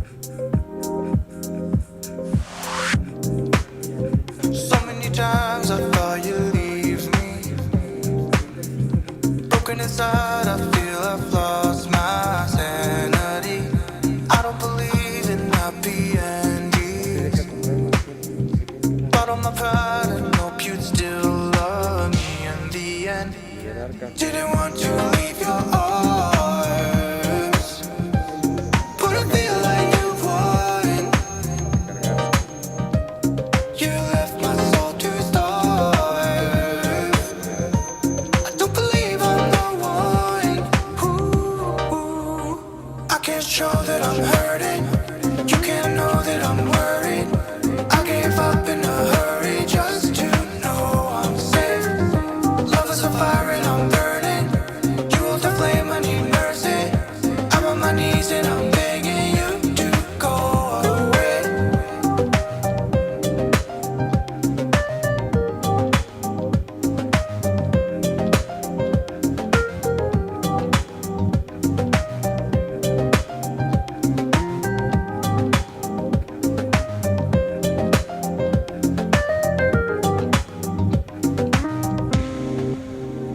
So many times I thought you'd leave me. Broken inside, I feel I've lost my sanity. I don't believe in happy endings. But on my pride, I hope you'd still love me in the end. Didn't want to leave your arms.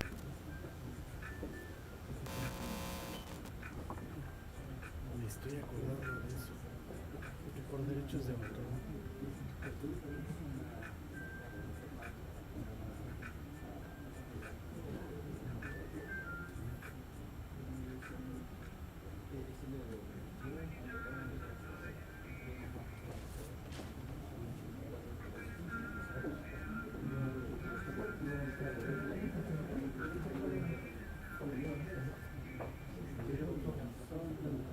Me hubiera ido a la página de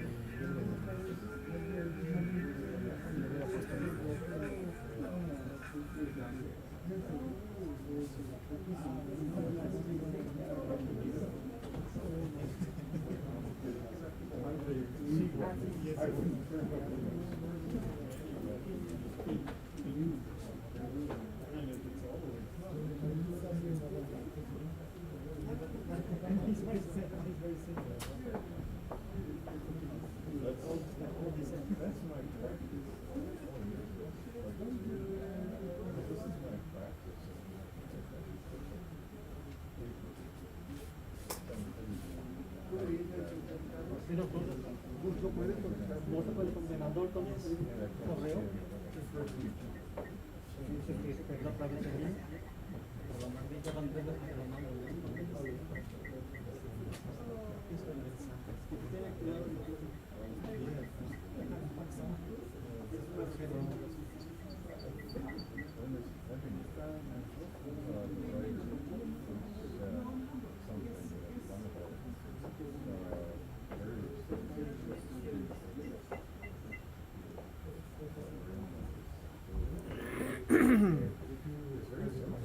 La de salida 8 AM, no manches.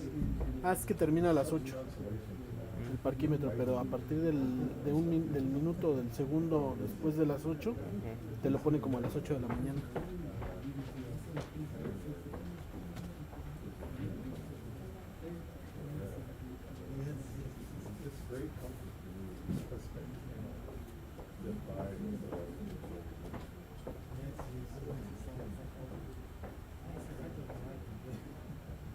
Ya. 16 horas tenemos ya con 40 pesos más. Pues ya, ¿no?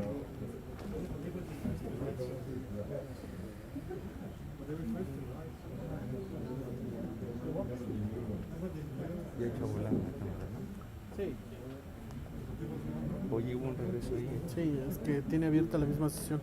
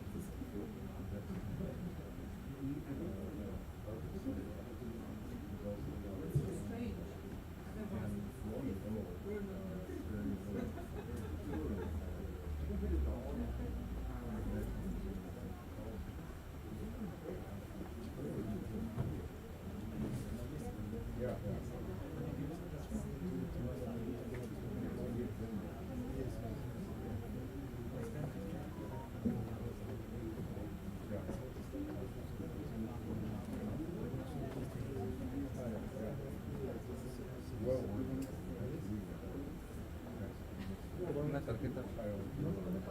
La cámara, la maletita de la cámara, ¿dónde quedó? Allá, voy por las tarjetas.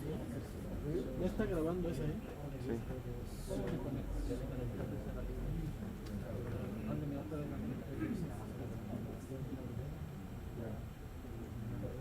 Casi.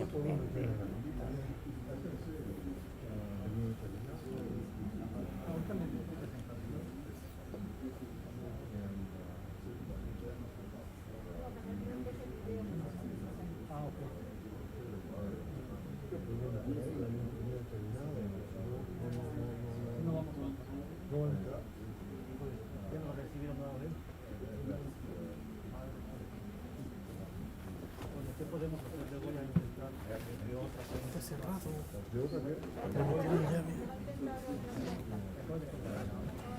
Toma. Bueno, entonces la pongo de 64. Ahí ya nada más le quedan 2 minutos, ya se va a cambiar a la tarjeta. Sí, a la otra. ¿Cómo la formateo?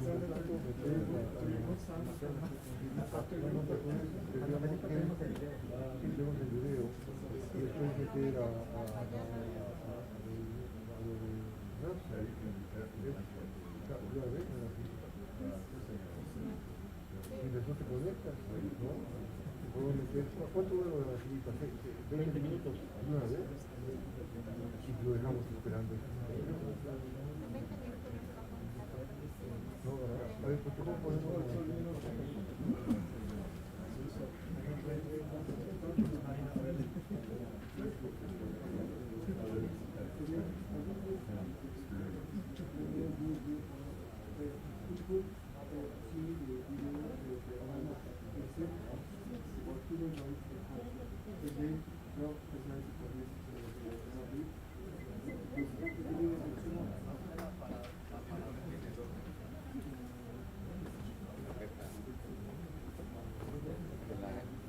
XDCAM, tarjeta 1. Tarjeta 1. Sí, sí, no las veo, los formatos son diferentes. Esta la grabo en XDCAM y aquella, ¿no? Es ProRes, ¿no? Aquella. Pero forzosamente tienes que meter la tarjeta para descargar el archivo de video. Ajá, sí, o sea, si quieres copiar la tarjeta al disco duro, después del disco duro importar, tienes que abrir un editor para importar. Ah, ya. Sí, para que pueda ver los archivos ocultos, como archivos ocultos que mostrar paquete cuando te lo dicen, ¿no? Sí. Sí. Si quieres me llevo las tarjetas hoy y te las vacío en el disco.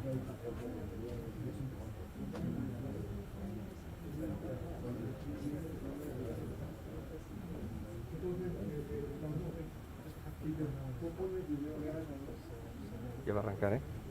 Ya se va.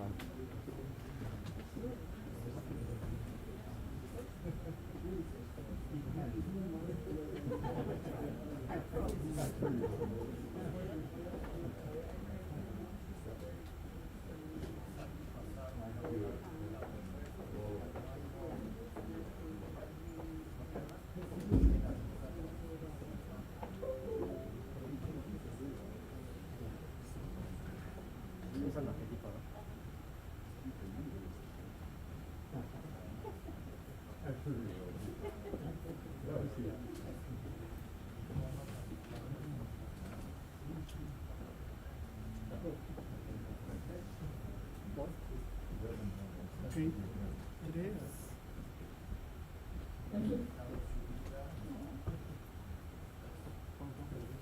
Yo le puse pausa.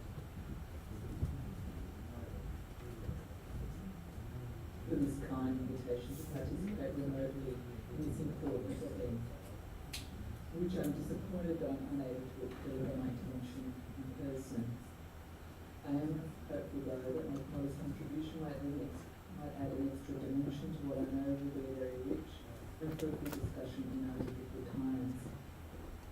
The international community is experiencing a series of crises in the last few years, which appear to have accelerated, intensified and rippled throughout the globe, from climate change, the pandemic, to a series of armed conflicts and civil unrest. It has been said that international law as a discipline is forged in, or at the very least, driven by and defined by times of crisis. The moment of crisis that I would wish to touch upon as a starting point is the invasion of Ukraine by Russia and the ongoing armed conflict. This event has engaged the thoughts and minds of many throughout the world. I wish to focus on what it means for international organisations and institutions, including those addressing human rights and culture. Many have drawn parallels between the Russian invasion of Ukraine and its implications for the United Nations, with the Spanish Civil War beginning in 1936 for the League of Nations. The images and reports of indiscriminate and deliberate targeting of civilians and civilian property, including schools, apartment blocks, theatres, from Kharkiv in the east to Lviv in the west, and the outskirts of the capital Kiev and now the port of Mariupol, invoke the image captured by Picasso's Guernica, prepared in haste in response to the aerial bombing of the town in the Basque Country in April 1937 by Nazi Germany and Fascist Italy in support of the Spanish nationalists. It was painted for the 1937 Paris International Exposition, a reproduction in tapestry hung outside the entrance to the United Nations Security Council from 1985 to 2009, a reminder of the horrors of war and its devastating impact on ordinary people. As we know, meetings of the United Nations Security Council at the beginning of the Ukraine crisis were thwarted because the aggressor in this conflict was a permanent member. The organ charged after the Second World War with ensuring international peace and security was paralysed, not for the first time, in addressing this breach of the UN Charter because of its design flaw, the veto power of a permanent member. Instead, there was a need to revert to the go-around established decades before to address such issues before the General Assembly. The UN Educational, Scientific and Cultural Organisation, UNESCO, is a specialist agency of the United Nations whose foundational instrument, adopted in November 1945, commences with the following words: "The governments of the states parties to this constitution, on behalf of their people, desire to declare that since war begins in the minds of men, it is in the minds of men that the defences of peace must be constructed. That ignorance of each other's ways and lives has been a common cause throughout the history of mankind, of that suspicion and mistrust, because the peoples of the world through which their differences have all too often broken into war." UNESCO, like its parent body, has grappled with the organisational constraints and also the limitations of its treaties adopted under its auspices. It has been subjected to criticism for its slow and limited response to the Ukraine crisis.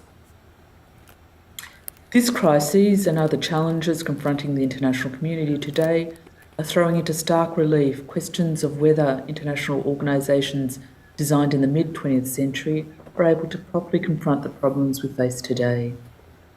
In light of the theme of our meeting, I wish to focus on culture and human rights law. While we certainly live in a very different world, we must also remember, despite their manifest limitations, the deeply tragic and challenging circumstances in which these international organisations were established, the objectives and values they were designed to protect and promote. For this reason, let me return to UNESCO's constitution and its preamble, which goes on to say that the wide diffusion of culture and the education of humanity for justice and liberty and peace are indispensable to the dignity of man and constitute a sacred duty which all nations must fulfil in the spirit of mutual assistance and concern. That a peace based exclusively on political and economic arrangements of governments would not be a peace which could secure the unanimous, lasting and sincere support of the peoples of the world, and that peace must therefore be found, if it is not to fail, upon the intellectual and moral solidarity of mankind. The acknowledgement and the urgency of this aim is no less important today as it was in 1945. To achieve this, UNESCO was established with a singular purpose: to contribute to peace and security by promoting collaboration among the nations through education, science and culture in order to further universal respect for justice, for the rule of law and for human rights and fundamental freedoms which were affirmed by peoples of the world in the UN Charter.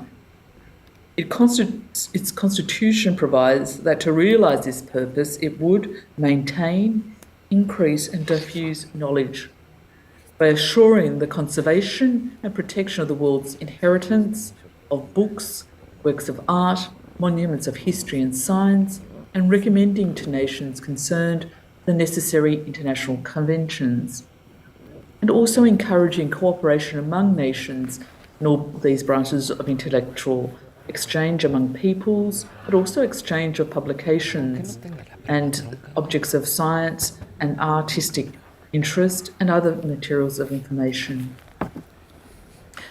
The organisation itself was heavily involved in the initial drafting of the International Covenants of Human Rights from the 1950s. Its original contribution provided detailed provisions which covered access to or enjoyment of education, science, culture, which tracked closely the text of its constitution. So, for example, its earliest draft provided in part that states would ensure cultural rights by facilitating access to manifestations of national and international cultural life, by preserving and protecting the inheritance of books, works of art, and other monuments and objects of historic, scientific and cultural interest, and by assuring liberty and security to scholars and artists, and finally by guaranteeing the free cultural development of racial and linguistic minorities. UNESCO's internal working documents show that there was a fuller exposition of this right or rights as the drafting process continued. However, these provisions were reformulated and instilled eventually into what is today Article 15 of the International Covenant of Economic, Social and Cultural Rights concerning the right to participate in cultural life, which was originally enunciated as Article 27 of the Universal Declaration. This formulation, as I will explain, and as most of you know, drew heavily from the American Declaration of 1948. This early work on cultural rights reflects the interwoven nature of all elements of the organisation's mandate: education, science and culture. It also emphasised their significance and affinity with the concerns of civil and political rights by noting and elaborating upon the usage of the word participate in the articulation of this right. This early work reminds us that each of these elements are fundamental to the other. It reminds us the cultural rights, which had been discounted for decades in the late 20th century, are likewise essential, and we needed to recover our understanding of their significance and complexity of their enjoyment. Cultural rights have been reinvigorated in the early 21st century through the work of international and regional human rights courts and bodies, including the Special Rapporteur in the field of cultural rights, in which many of these elements and their interconnectedness has been revisited. The Special Rapporteur, the Human Rights Council, UNESCO, General Assembly and the Security Council have also repeatedly affirmed the importance of cultural heritage to the enjoyment of human rights, particularly cultural rights. UNESCO's General Conference has adopted a series of cultural conventions during its 75-plus year history. These instruments are vital in ensuring the ongoing safeguarding of various aspects of cultural heritage. Many of the cultural conventions implicitly or explicitly reference human rights. It is not always clear that the implementation of the cultural conventions is fulfilling the organisation's mandate in this regard.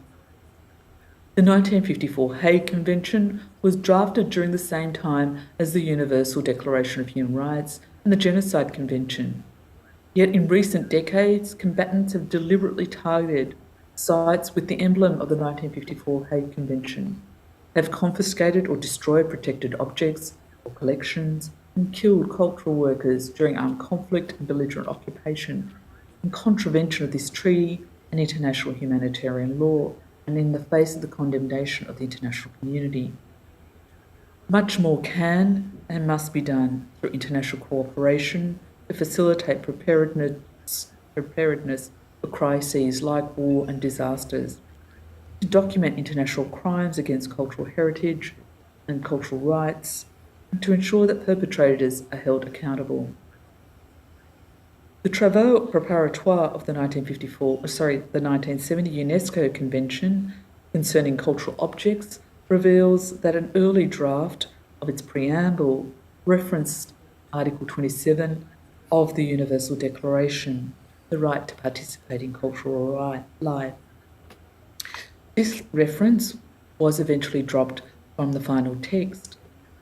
More recently, the Special Rapporteur on Cultural Rights has emphasised that access to cultural heritage is fundamental to cultural identity and effective enjoyment of human rights, including cultural rights, while the Security Council has repeatedly made clear that illicit traffic of cultural objects is a threat to international peace and security. Yet this convention and its companion, the 1995 UNIDROIT Convention, must be more effectively implemented by states at the national level and through international cooperation. The World Heritage Convention, which celebrates its 50th anniversary this year, is often promoted as the flagship cultural convention of UNESCO. It was drafted in the decade which saw the adoption of key treaties of the International Bill of Human Rights. Yet, as noted earlier, the shortcomings of this treaty and the operation of its committee are being increasingly exposed in respect of human rights and international law violations, often precipitated or exacerbated by inscription on the World Heritage List. The Intangible Heritage Convention, which celebrates its 20th anniversary, commences with a reference to international humanitarian law and including the Universal Declaration and the two international covenants. Compared to other culture conventions, much has been done to ensure its policies and practices accord with this commitment.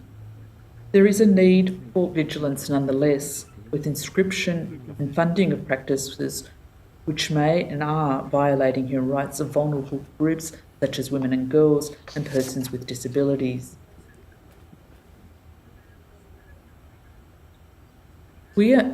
Meeting as we are in Mexico City, it is an important reminder of the groundbreaking contribution of the Western Hemisphere in shaping international law and human rights law, particularly as it relates to culture. Let me highlight three aspects which are central to our discussions in respect of cultural heritage, human rights, and international cooperation in respect of promoting their symbiotic relationship as it relates to cultural rights.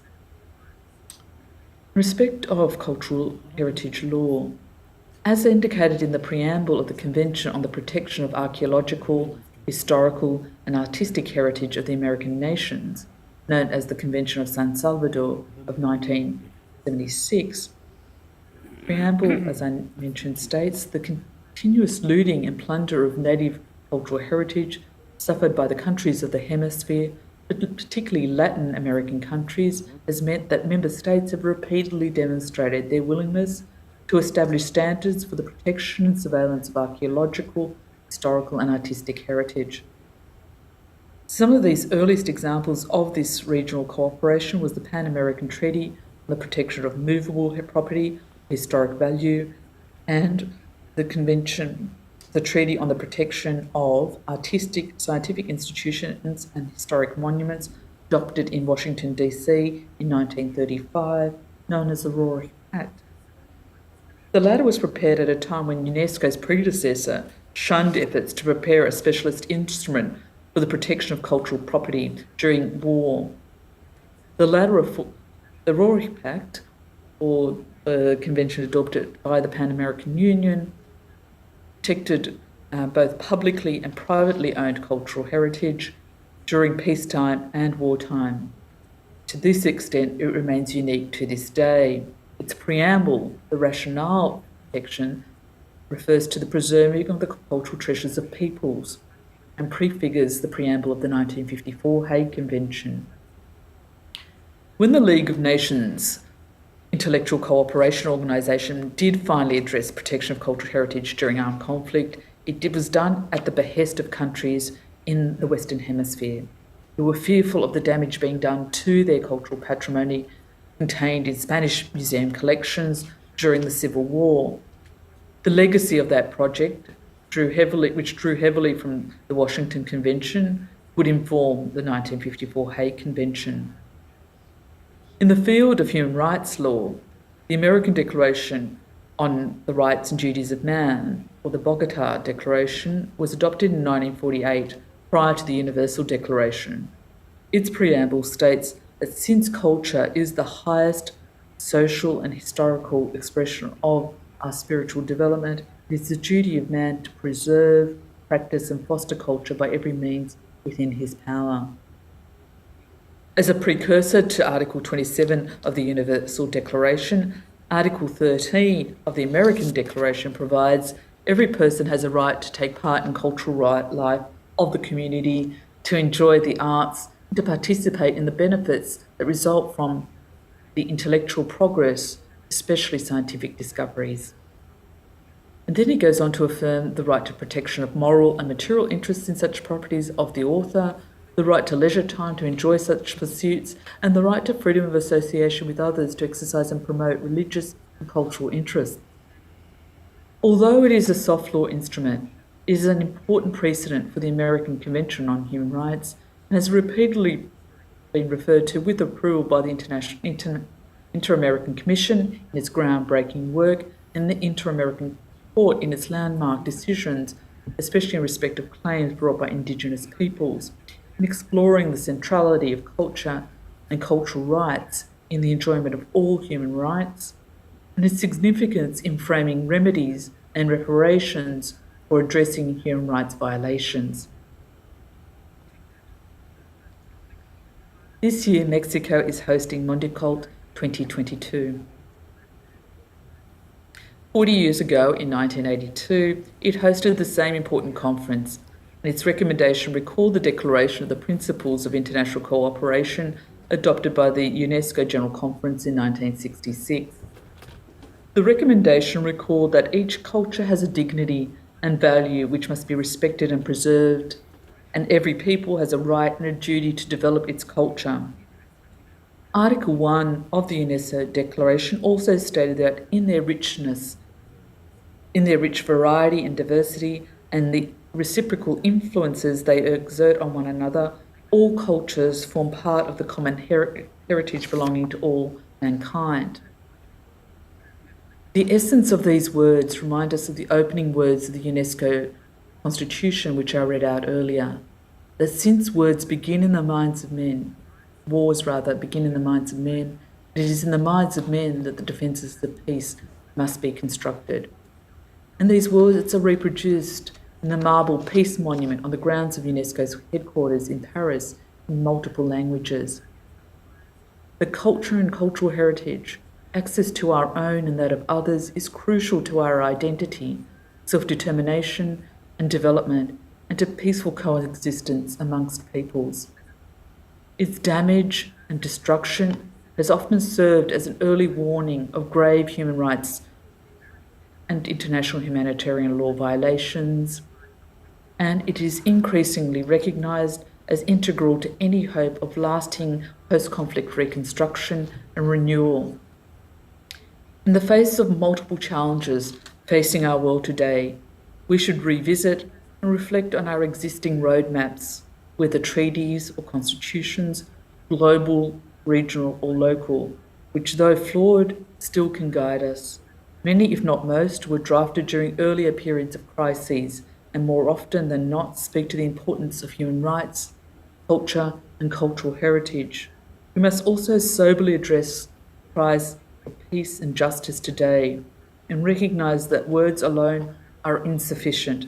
There is an urgent need to address the impediments in the workings of our existing national and international institutions to enable us to renew the commitment to effective international cooperation to these ends. Thank you again for your kind invitation to make this modest offer of a reflection on the themes of our conference.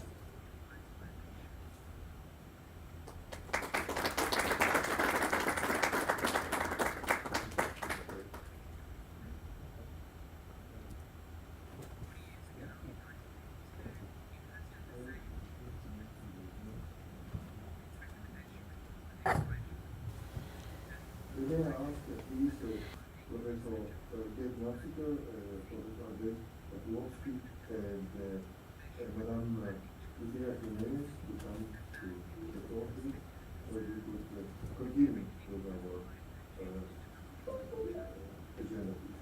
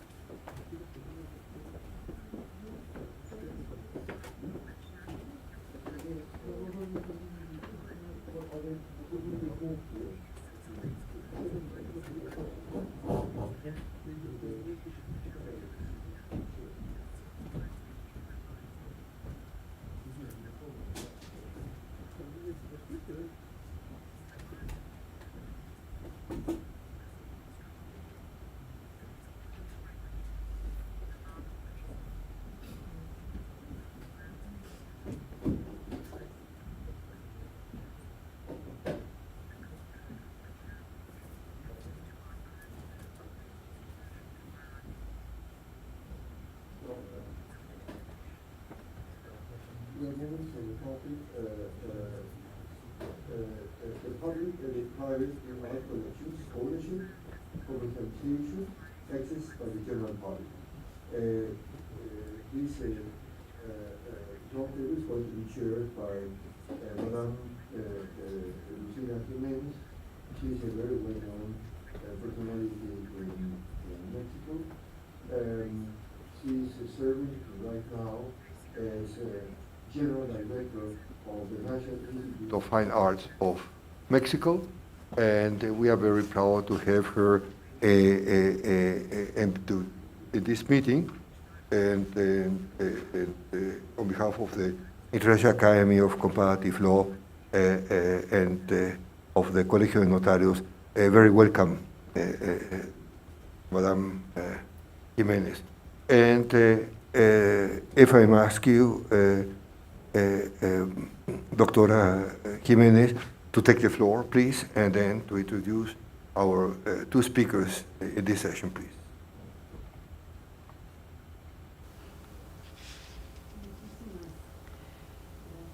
Thank you so much.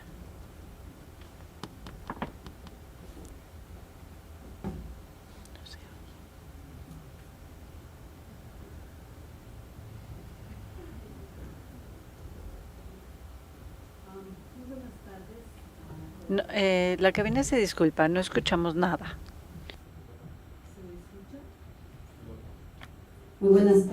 Good afternoon, everyone, and I am very pleased to be part of this conversation that today, before it is so necessary, more so today than ever. I'd like to thank Dr. Sanchez Cordero, that we acknowledge and admire because of his knowledge and professional path and commitment to the construction of legislation that would respond to the contemporary international needs of culture, cultural rights, and also the international cooperation aimed not only at the construction of peace, but also towards the formulation of greater cooperation, safety, security, and sustainability of cultural goods. So this topic is very important. This table has a topic that is so important because we're talking about public and private in art collection, ownership, commercialization, and access by the general public. Never, as today, this topic becomes into strategic and vital in the conversations of public policy of the different countries, but also in the international cooperation scenarios. We have here a turning point, a world turning point, where migrations and all the cross points, collaboration cross points that are happening in order to generate new scenarios in the proper management of our collections have put the world to debate even on what is the new meaning and what is the new sense of museums. And the ICOM, the International Council of Museums, is going to take place in 2022, a world conference, and its main purpose is doing a reflection of this world topic that has put into consideration the definition and spaces to have these artistic collections and give them so that they can be seen by the general public. And we're talking about two sectors that contribute one way or another, from the public or from the private, to the preservation, spread, and development of scenarios for art at a worldwide level. There is a lot of collaborations, many times complementary actions between the private and the public. However, there's also scenarios where each of these sectors' rationale can be very different.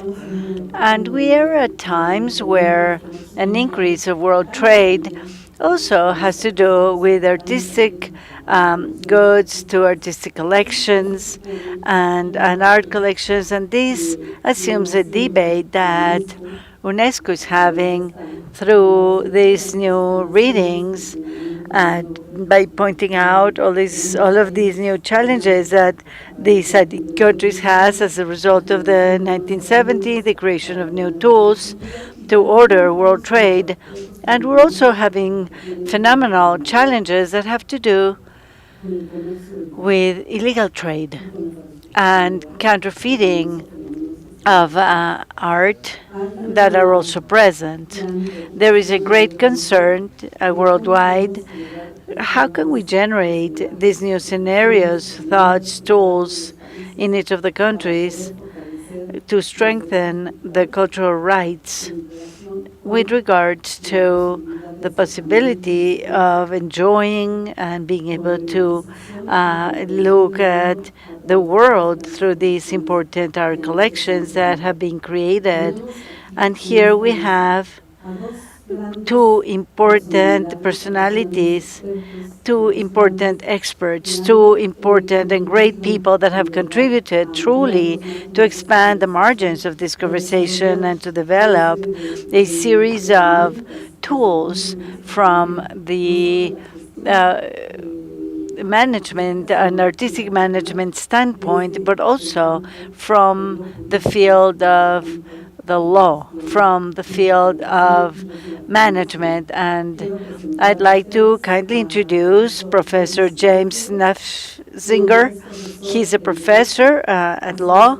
He's been a secretary in the federal court and administrative director of the U.S. International Law. He has taught at UNAM as well as the National Autonomous University, and also in Mongolia, Barcelona, California Davis, and the Trinity College in Dublin. In 2005, he was also a co-editor of studies in the Research and Study Center of International Law of the Hague and academic residence in the Rockefeller Center in Italy. He's been a consultant of the High Commissioner of the UN for Refugees and the International Organization for Migrations, and was the first winner of the president of the Willamette University, an award in excellence, and the Burlington Northern Leo Foundation gave him an award for his excellence in the teaching and his academic activity. I'd like to give the floor to Professor James Nafziger, please.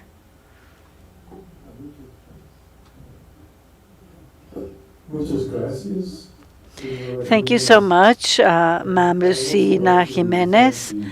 International Academy of Comparative Law, so well represented by its president, Catalina Budavirti, and her colleagues here.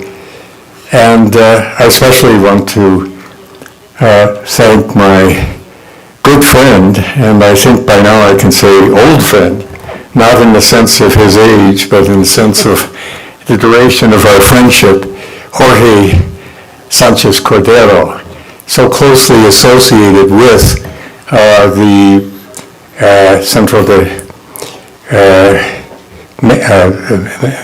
Mexicano de Derecho Comparado and Uniforme, and also with our present location. But I really thank Jorge, not only in terms of his organization of this meeting, but for his invitation to me. I have entitled my remarks today, "The Two Faces of Collectors and Common Sense."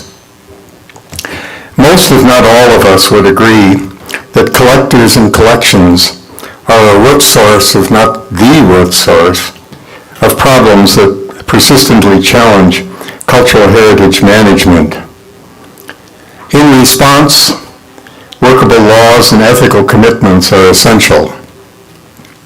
But let me begin my remarks with the conclusion of a distinguished archaeologist right here in Mexico City. The late Jaime Litvak King, after serving as director of the Instituto de Investigaciones Antropológicas at UNAM, and while serving as the head of the anthropology department at the Universidad de las Américas in Cholula, observed that fruitful discussion about the fundamental role of collectors and collections is, in his words, not really about laws, not really about ethics. It is really about common sense. He was, of course, speaking about the need to figure out how best to activate the rules of law and principles of ethics creatively and pragmatically. First, we need to understand the critical role of collectors and of collecting in cultural heritage management. I will leave it to others to discuss issues of return and restitution of cultural material. We've already heard some very important remarks to that effect. This process of repatriation from collections to countries of origin has been particularly significant. The history of collecting can be traced back at least to the ancient Greeks. And like the comedies and tragedies they loved, collecting has two faces. Let's begin with the smiling one before turning to the sad one. Collecting art and archaeological material has truly been one of the central axes on which art history is based. In the words of Elena Mostara, to whom Marina Schneider in her video referred. Those words being from Professor Mostara's book, Art Collections, Private and Public, a comparative legal study. Moreover, during the era of colonialization, the imperialistic grabbing of cultural artifacts, which is so much in both the background and the forefront of international claims for repatriation of cultural material today, ironically fostered the modern scientific discipline of archaeology itself.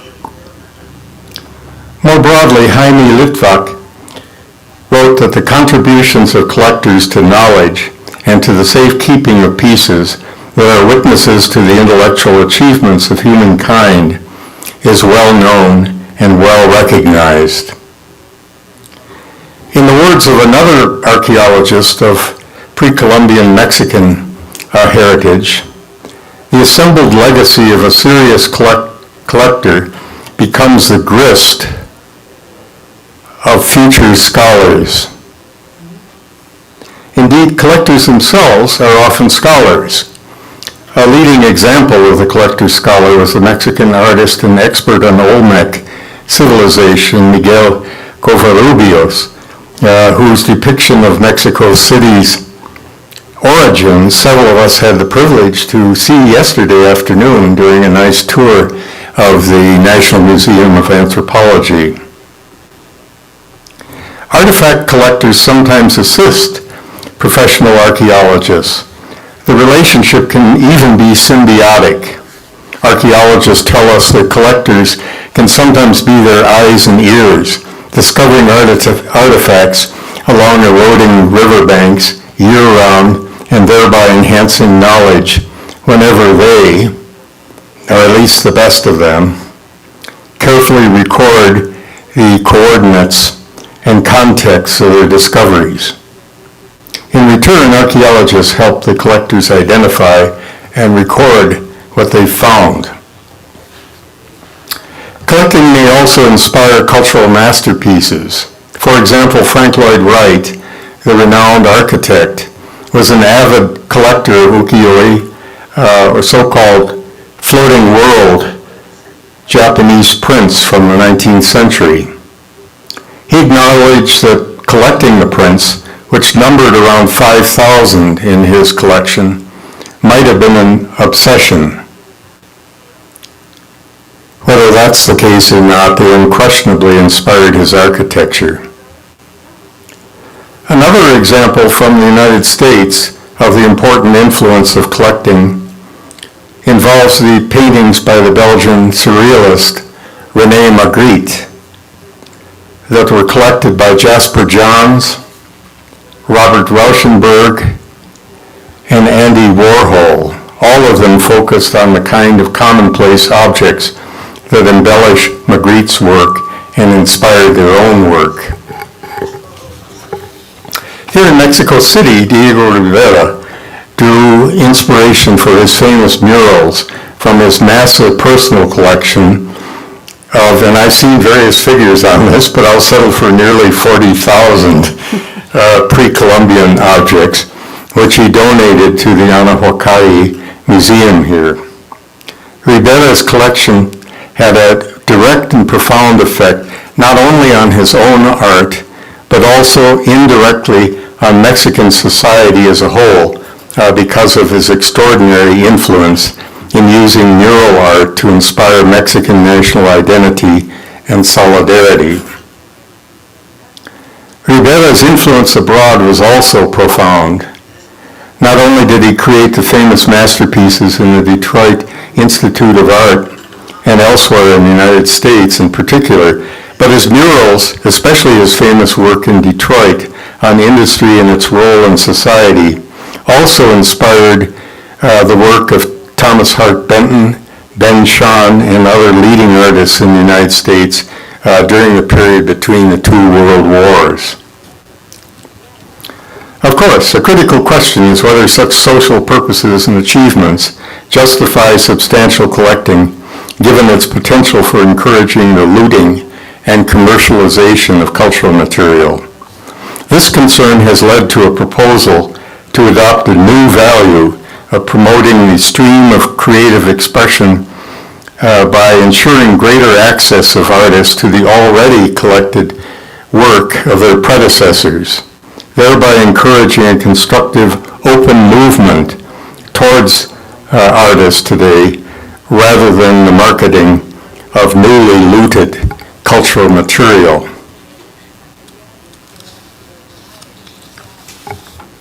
400 years before Rivera, Hernán Cortés introduced Europe to pre-Columbian art, and Aztec utilitarian goods inspired the great Albrecht Dürer during the visit he made to Antwerp, where they had been displayed. In fact, virtually all of the European capitals gained access to Mexican feathered textiles, wooden objects, jade and obsidian objects. This mixture of imperialistic looting and cosmopolitan benefits helps shift our focus from the sunny side of collecting to the dark side, the tragic face of collecting.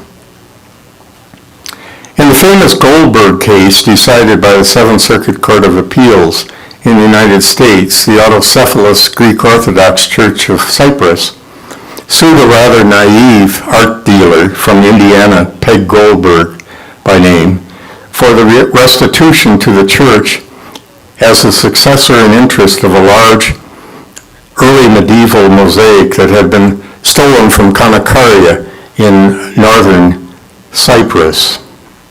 Goldberg had actually traveled to Europe in search of Modigliani paintings. Instead, she was sucked into the underworld of the European art market that catered to inexperienced dealers and collectors just like Goldberg. She quickly arranged for a large loan from an Indiana bank and purchased the looted mosaics. Are you hearing me? Can't quite tell. All right, thanks. In the legal action that followed, the Federal District Court awarded possession of the mosaics to the church. On appeal, the Seventh Circuit Court of Appeals, can't quite tell. There we go. Okay.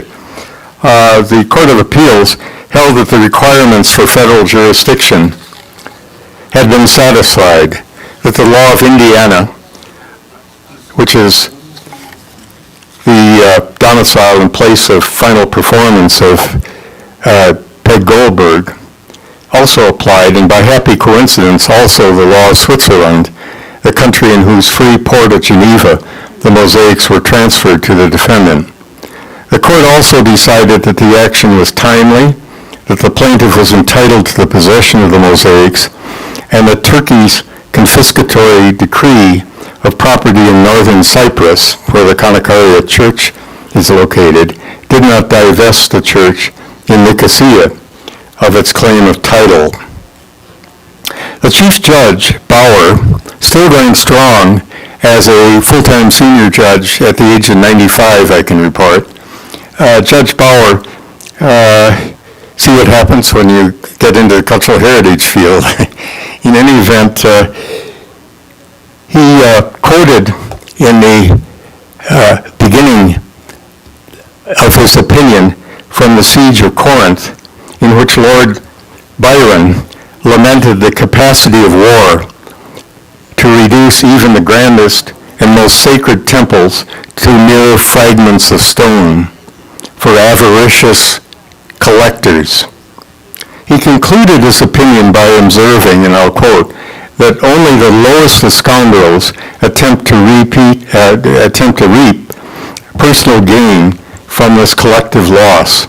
Those who plundered the churches and monuments of war-torn Cyprus hoarded their relics away and are now smuggling and selling them for large sums. They are just blackguards. It is significant that the Goldberg Court clearly viewed its role not only to rectify wrongful activity, but to at least try to deter, in the words of Chief Judge Bauer, the lowest of scoundrels and blackguards, all of them well known in the European underworld of art, from further looting. Although the Goldberg case, and so to speak many Goldberg variations, have arisen out of black market transactions in art and artifacts, the distinction between black markets and lawful markets is questionable.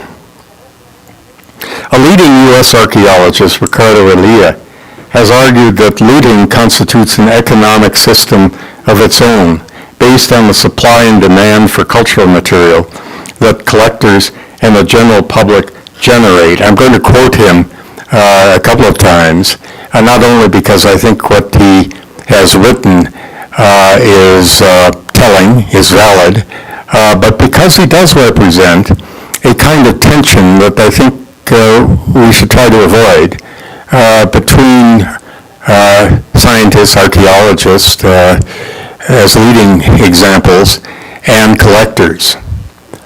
In any event, he represents the scientific side, but has a lot to say.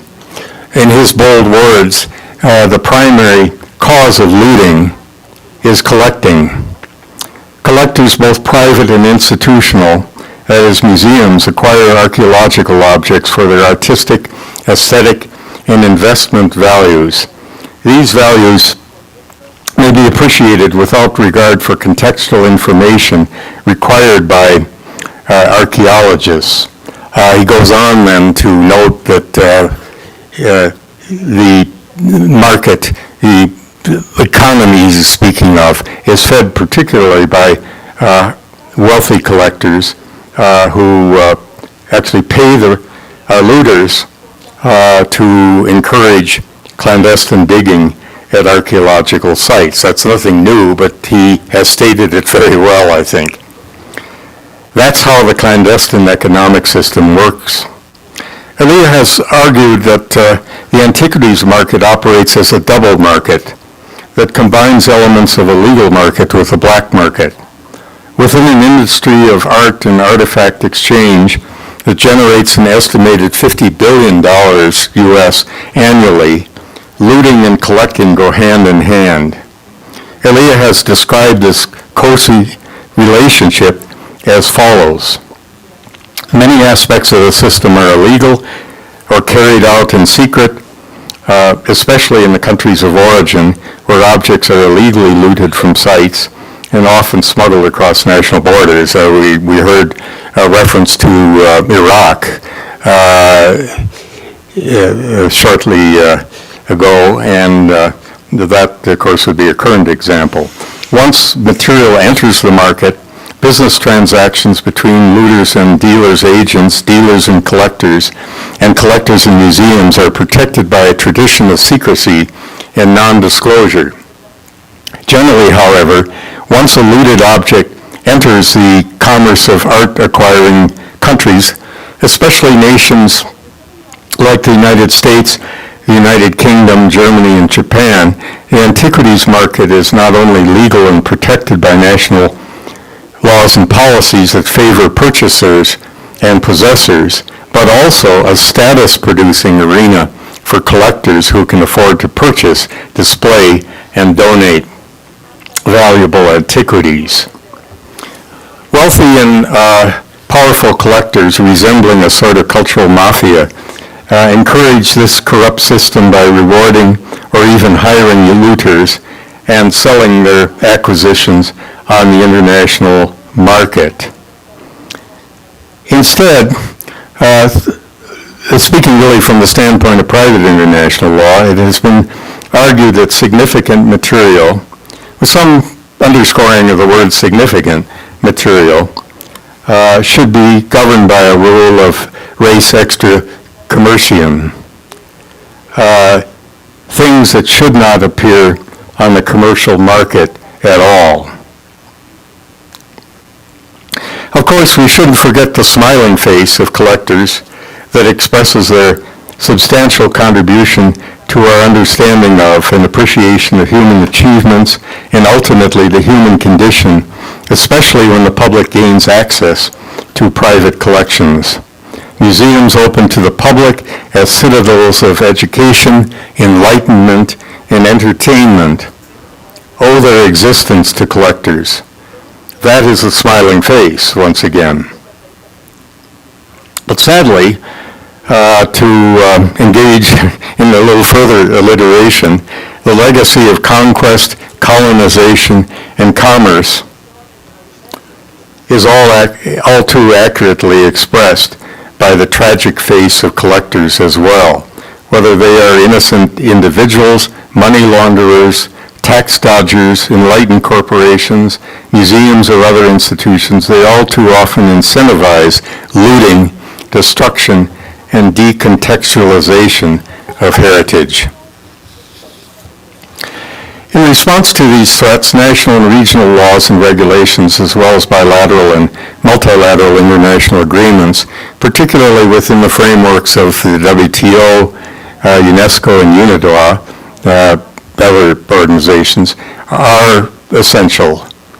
Speaking of UNESCO here in Mexico City, we shouldn't forget, incidentally, the fundamental role that Mexico played in the initiation, drafting, approval, and ultimate achievements of the 1970 UNESCO Convention that we heard about earlier. Mexicans should not be too modest about the absolutely essential role that the country played in that process.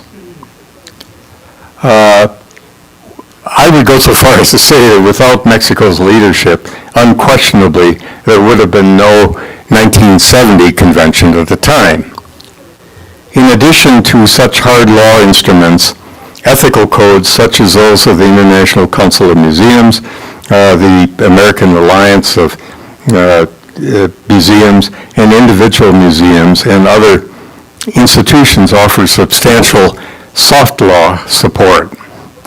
All of these measures, whether of hard law or soft law, do not focus so much on acquisition and possession of cultural material by private collectors as they do on collecting by museums and other institutions, as well as on the obligations of governments to provide best practices. It's interesting, however, that a rare code of ethics directed towards the actions of individual collectors was the adoption just 2 months ago in February of this year at the Arco Madrid Art Fair of a code of conduct for collectors. Although it is limited to transactions in contemporary art between collectors and dealers, this new instrument may offer some sort of a modest template for broader codes of conduct governing the actions of collectors. Taken together, how effective is all this authority?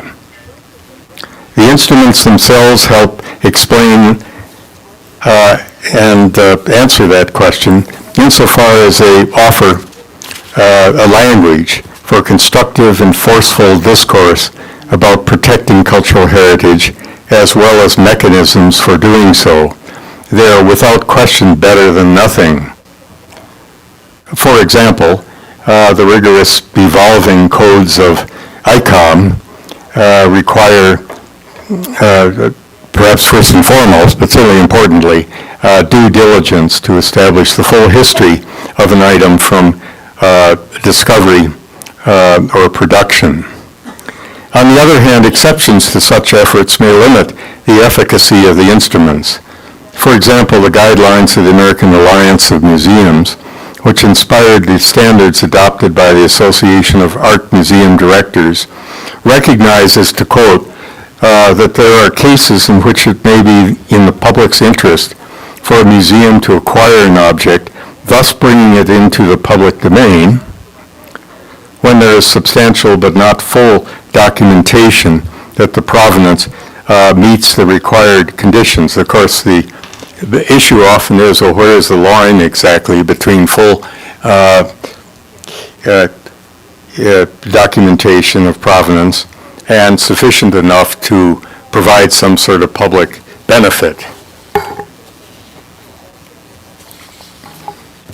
Turning from the soft law of ethical codes to hard law, international agreements to protect cultural heritage unfortunately include escape clauses, such as that in the 1970 UNESCO Convention, that enables a state party to limit its obligations to what is consistent with national legislation in preventing its museums and similar institutions from acquiring illegally exported material. As well, the non-retroactivity of the UNESCO Convention and other instruments has also limited the effectiveness of the legal regime.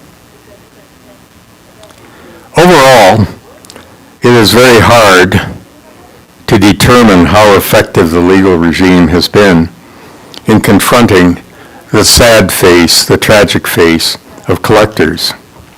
Conclusions remain anecdotal or statistically narrow, such as knowing the mere number but not the success rate of interdictions of looted material by customs officials at ports of entry. On the plus side, training of law enforcers, training of customs officials for that matter, continues to improve. Institutional and government practices are increasingly transparent, and potential breaches of the pertinent laws and codes are gradually becoming more inhibited by principles of comity and reciprocity. And we finally have come to understand how important it is to engage indigenous and other cultural source communities in the governance of heritage. The International Law Association's nearly completed multi-year project to the effect of promoting that trend, directed by my neighbor Andrzej Jakubowski and Lukas Lashinsky, from whom we heard earlier, is certainly the leading example of this promising trend in cultural heritage management.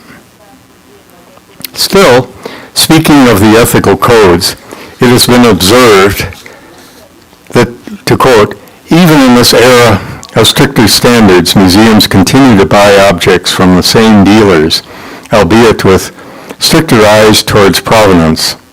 The new ethical standards are therefore not enough to stop the illicit trade in antiquities and absolve museums of their secondary guilt in that trade.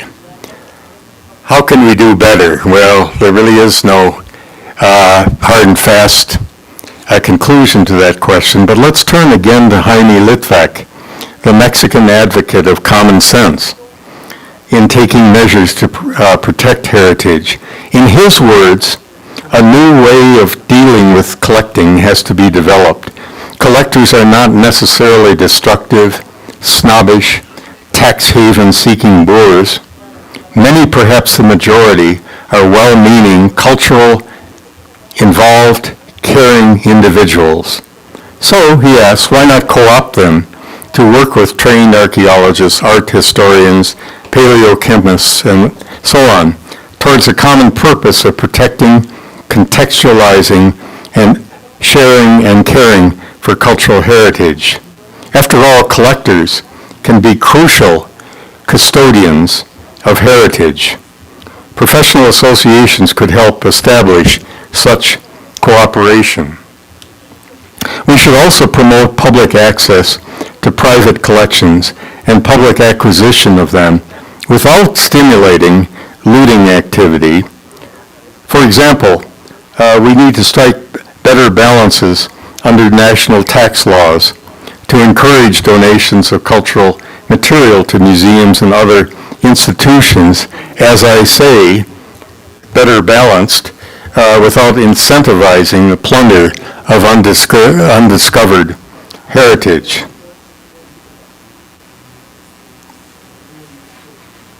In other words, allowing deductions for donations, but not too much. Common sense, Jaime Litvak's recommendation, is all about working together, about collaboration for the public good. Common sense surely supports the trend today of long-term loans of material by countries of cultural origin to museums and other institutions in other countries, so as to share national patrimonies and thereby enlighten the global public. Also, shorter-term loans can replace, in fact, even longer-term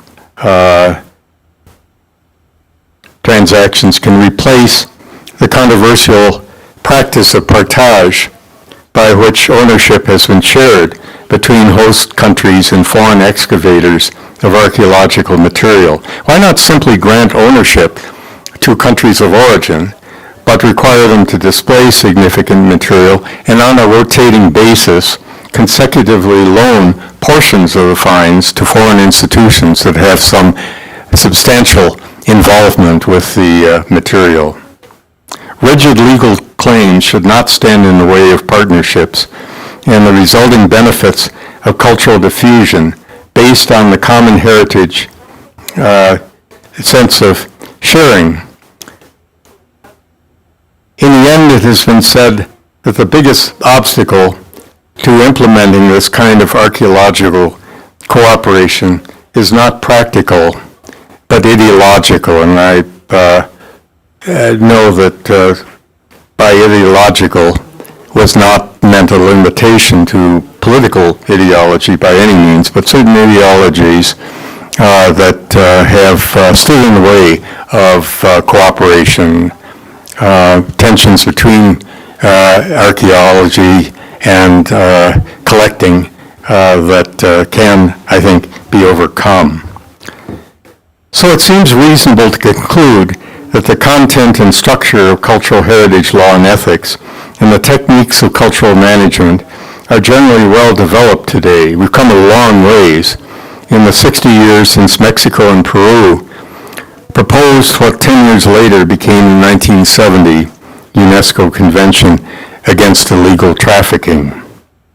What is sorely needed, however, are imaginative and practical approaches to implementing this regime so as to educate, encourage, and engage responsible collecting in the public interest. It's simply a matter of common sense. Thank you.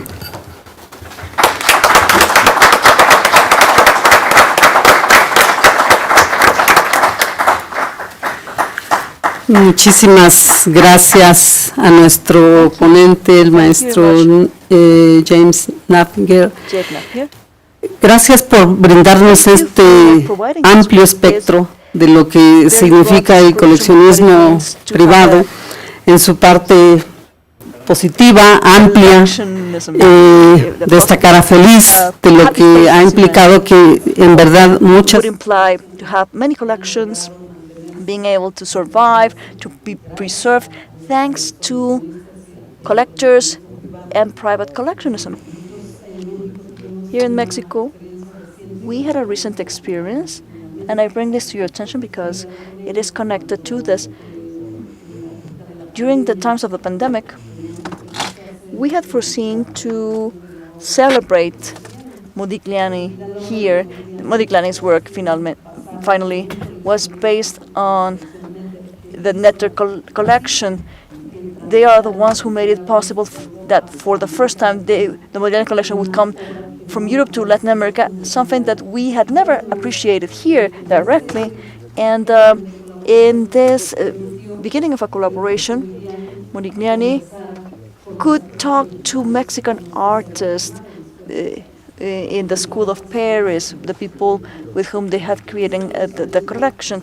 And obviously, this collectionism was done for the benefit of the general audiences. So the reflection today is how to create those places of trust and collaboration in a professional way between what's public and the private collections. And I bring this example to the table because in this context, there was the possibility of working on a specific instrument that had to do with trusting how the collection would be handled. It would be handled by professionals, by using all the museography, the care that was necessary, because that is the level of dialogue and professionalism that can enable those types of international loans and cooperation that he speaks of as a possibility. The challenges are formidable because the counterpart, which is to a certain extent substantial, if you may, in this private markets world, it is placing us vis-a-vis conundrums that are forcing us to rethink our own national tools, how to provide the right type of encouragement, not only for donation, fiscal encouragement. You know that Mexico is one of the countries in which visual artists can pay their taxes in kind. And still, even though the tool exists, it could be improved on. And so we've been looking into all of that, and we've also included the fiscal regime that would be necessary for the trade of art, even if it's sold by the artist herself. It's not even about the collector, but rather the artists themselves as agents who are promoting the spreading of their own work and by enriching private collections, and in a market that is more regulated. Because speaking about private trade of collections and through auctions and other mechanisms, this is now included in the laws that are protecting the money laundering, to protect drug dealers being involved. So if we're aware of this, there's a certain risk, if you may. The sad face, as he said, the tragic face, the sad face. But still, we're forced to come up with this type of tools, ethics codes, but also we should strengthen the tools with whom museums and galleries work so as to be able to preserve, record, and have clarity on the precedents and all of the origins through which artistic work can travel with a public perspective. So it is thanks to many collectors from Europe, from Latin America, and from Mexico as well, that today we have public museums, public music spaces. Diego Rivera and Ana Huacali has already been mentioned, but Diego and Frida were so generous that they donated their houses themselves, their studios, and those are now museums. Places where people can go and physically see, okay, this is the artwork and the place in which it was created, and this is where Frida and Diego lived. So those assets went from private to public because at the end of the day, it is artistic heritage of a country. But beyond that, strengthening international dialogue in terms of this artistic contribution, which is quite enriching.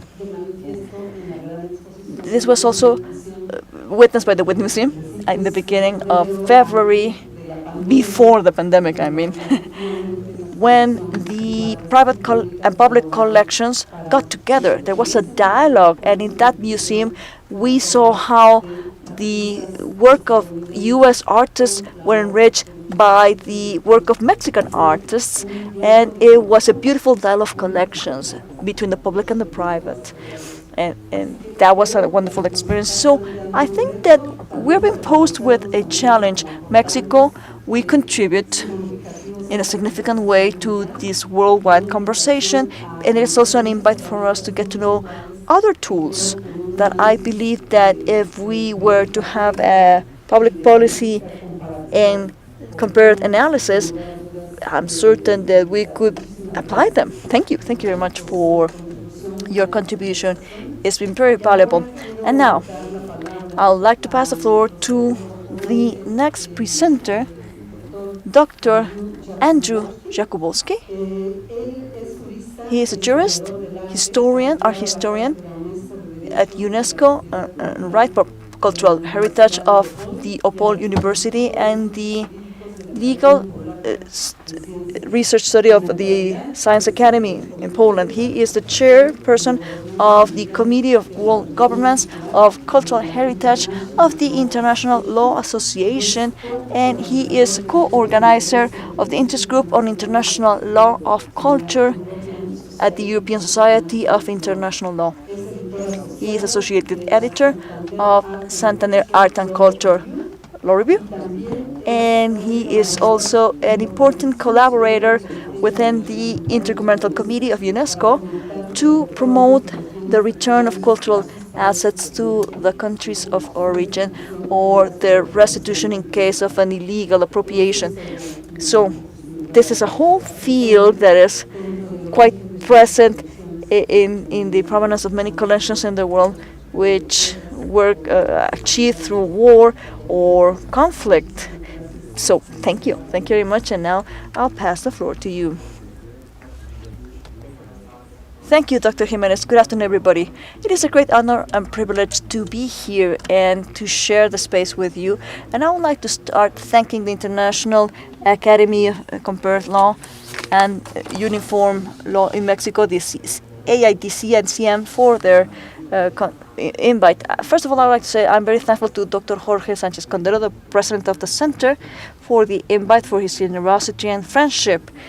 It's wonderful to see all of the colleagues here after the hiatus that we took, such a long break we took because of the pandemic.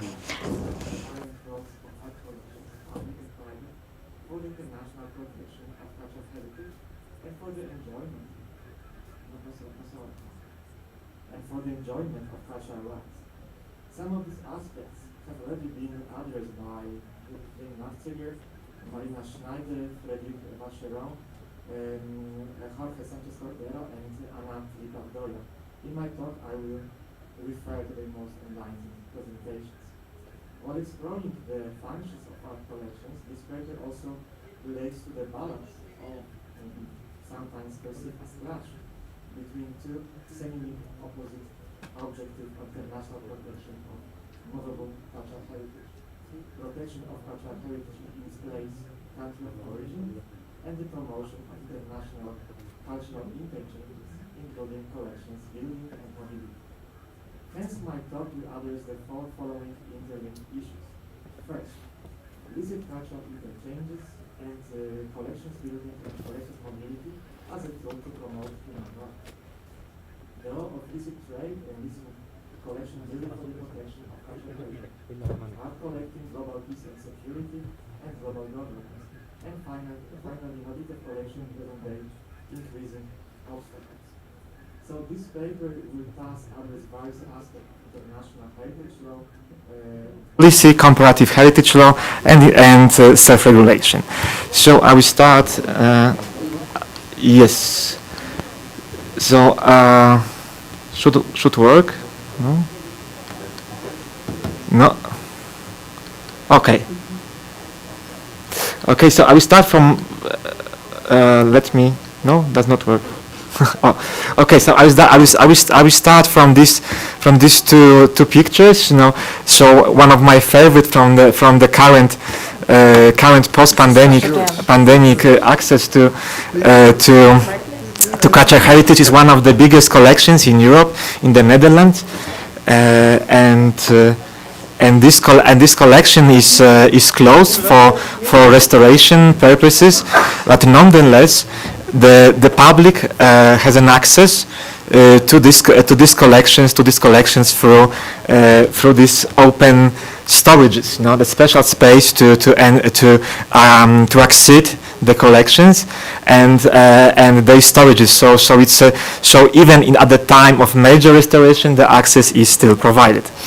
And then, but going back to the main topic. So while examining the development of international practice since 1950s, it is clear that the entire system of international protection of movable heritage is based on the concept of licitness of international movement of cultural property and the value of publicly accessible collections and this value for the protection of enjoyment of heritage, including the realization of the right to participate in cultural life. Having said this, it's also to be noticed that different states and societies perceive and still perceive the role of public and private in this regard differently. For instance, the public policy in my country, Poland, seems favor public over private in art collecting. And for instance, the most important Polish art collector, Grażyna Kulczyk, after many years of negotiations with local and state authorities in Poland, eventually established her private museum in the Swiss town of Susz. Basically, she couldn't find an agreement with Polish authorities to display her collection in the country. So, looking at the preamble of the 1970 UNESCO Conventions, in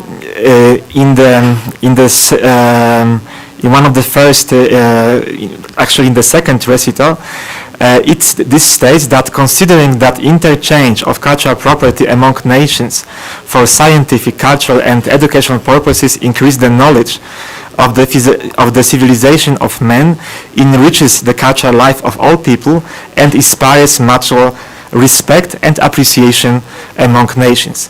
In this regard, the convention reflects the earlier works, the discussion within UNESCO, and especially like looking at the travaux préparatoires to this treaty, it was said that obviously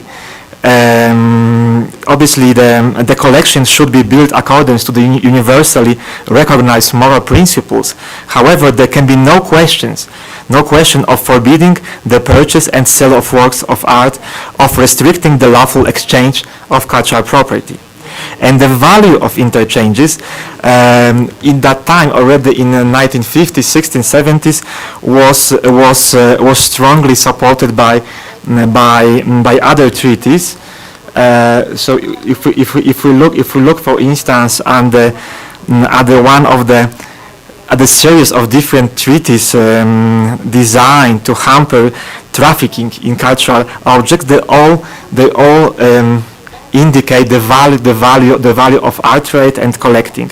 And most importantly, also today mentioned by Judge Lorenzetti, the preamble to UNIDROIT Convention states that the fundamental importance of the protection of cultural heritage and cultural exchanges for promoting and understanding between people, and the dissemination of culture for the well-being of humanity and the progress of civilization, and also the UNIDROIT Convention enhance the need to international cooperation and to maintain a proper role of legal trading, and the role of state in the exchanges. So also when we look at as Anna Wdojak today mentioned, at the Article 15 of the International Covenant on Economic, Social, and Cultural Rights, also the cultural exchange and providing access also through and the role of collections was very much pushed by UNESCO at the time of drafting of these articles in the late 1950s, and this approach that illicit trade and art collecting is important also for the realization and promotion of all human rights, including especially cultural rights, is also evident in other documents. Also today mentioned in one of the presentation of this morning, 2015 UNESCO recommendation concerning the protection and promotion of museum and collection, the diversity and the role in society, stressed the importance of art collections, both private and public, and to contribute to the enhancements of all human rights. And also in the reports by two special rapporteurs in the field of cultural rights, Farida Shahid and Karima Benoun, the right to know, understand, and enter, visit, make use, maintain, and exchange of and develop cultural heritage, as well to benefit from cultural heritage and the creation of others, are seen as important and pivotal elements to provide and the realization of the right to participate in cultural life. And also, as Dr. Jimenez mentioned today, the issue of the current discussion of the new role and the new definition of museums to be discussed in Prague at the ICON conference this year, very much is focused on this, on the relation between human rights and collecting. And so, if we move to the next element of my presentation, so the role of licit art trade and licit collection building for the protection of cultural heritage. So if we look also from the human rights perspective,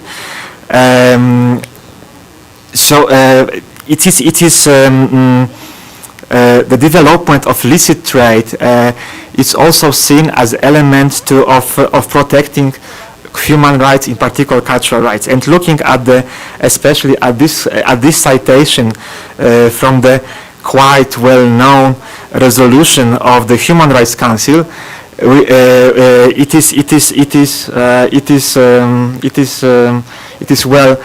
is well acknowledged that the fight against illicit trade is a part of the instrumentarium of different tools to protect human rights.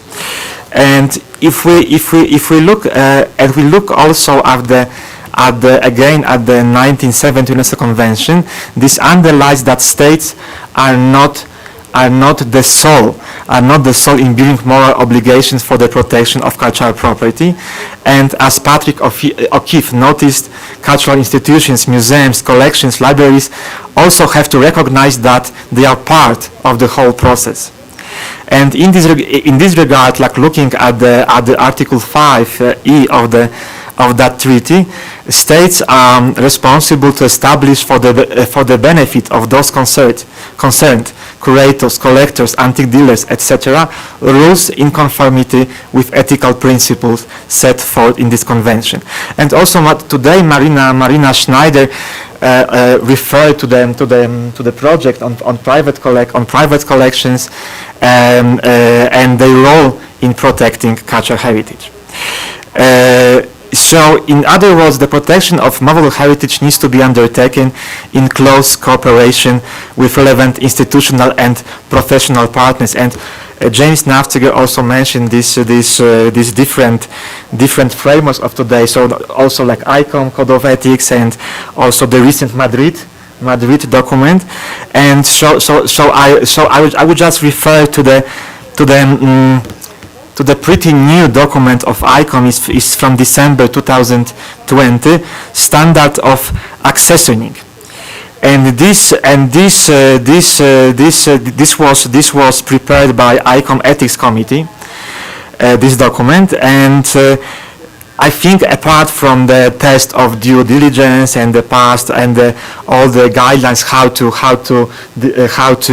identify the provenance and so on, there's one important recommendation. Objects with incomplete provenance should be inquired only when they are of exceptional rarity and when it's reasonably certain that their origin, context, and provenance can be established through research. So I think this is also very important, also in light of what Marina Schneider said today about this orphan arts project, now in this regard.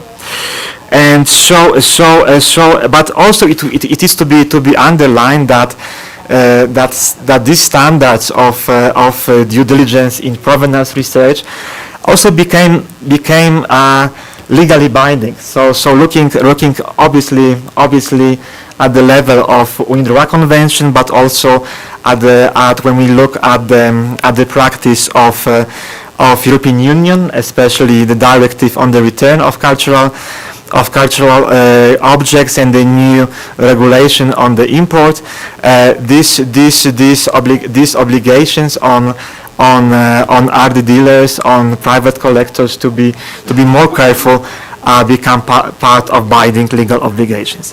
And now looking at the global peace and security and global governance.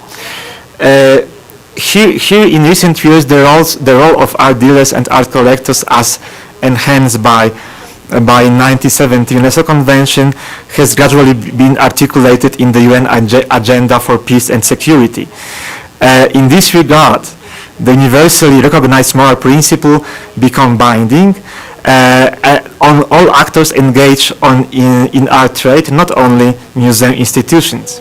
In fact, the establishment of ethical standards may also require a multi-level cooperation, as requested by Resolution 2347 of 2017, adopted in relation to the protection of cultural heritage in armed conflicts in Syria and Iraq. this call for enhanced multi-level cooperation between various states, non-state actors operating on both on the international and national forums. So alongside the enhanced collaboration among international organizations, the UN Security Council promotes the participation of civic society, including experts, practitioners, elaborating of standards of provenance documentation, and so on. And looking at the report of the UN Secretary General on the implementation of this resolution, it seems that in many states such ethical standards were developed, or in some cases also recast in domestic regulations, especially taking as an inspiration the UNESCO International Code of Ethics for dealers in cultural property. And finally, the resolution of the UN General Assembly, return and restitution of cultural property to the countries of origin, promoted by Greece and composed by 110 other UN member states, while recalling UNESCO Convention and UNIDROIT Convention, urge all member states to take appropriate measures to ensure that all actors involved in trade of cultural property, including but not limiting to auction houses, art dealers and art collectors, museum professionals and managers of online marketplaces, should work together. So this was, and this resolution of non-binding nature, but on the other hand was supported like by a large number of member states of the United Nations. However, in this regard, it also to be underlined that there is a number of problems related to the implementation of this, because also, as today Marina Schneider explained, all these problems, orphan works and objects without provenance, and difficulties in identifying the provenance and the provenance of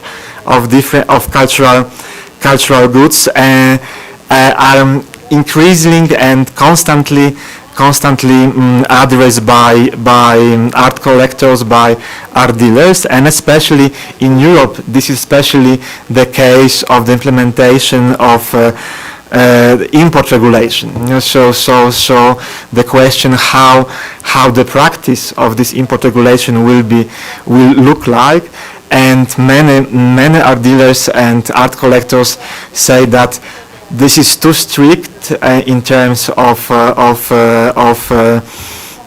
providing adequate documentation, and many objects will go to the gray sphere, gray market, or even black market, and will not be available to the public and will be subject to illicit trafficking. And the last element of my talk is the mobility of collections, and James Nafziger mentioned different ideas how to develop this mobility for short and long term loans, but I think that at the moment we are let me again, I cannot move. We are facing new problems related to mobility of collections, especially for the protection of no, I cannot. Okay, now.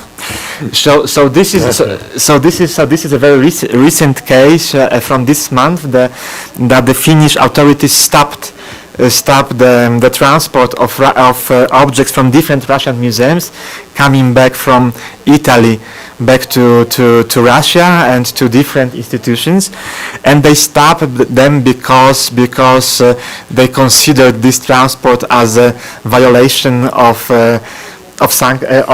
the regime of sanctions by the EU against Russia, based on the fact that these objects are the luxurious objects. So they cannot enter Russian Federation. To my understanding, now the situation has been solved, but obviously, I think we will face more and more cases like this, and also like looking at the practice that all the system of national legislation on the protection of art collections from the threats of seizure and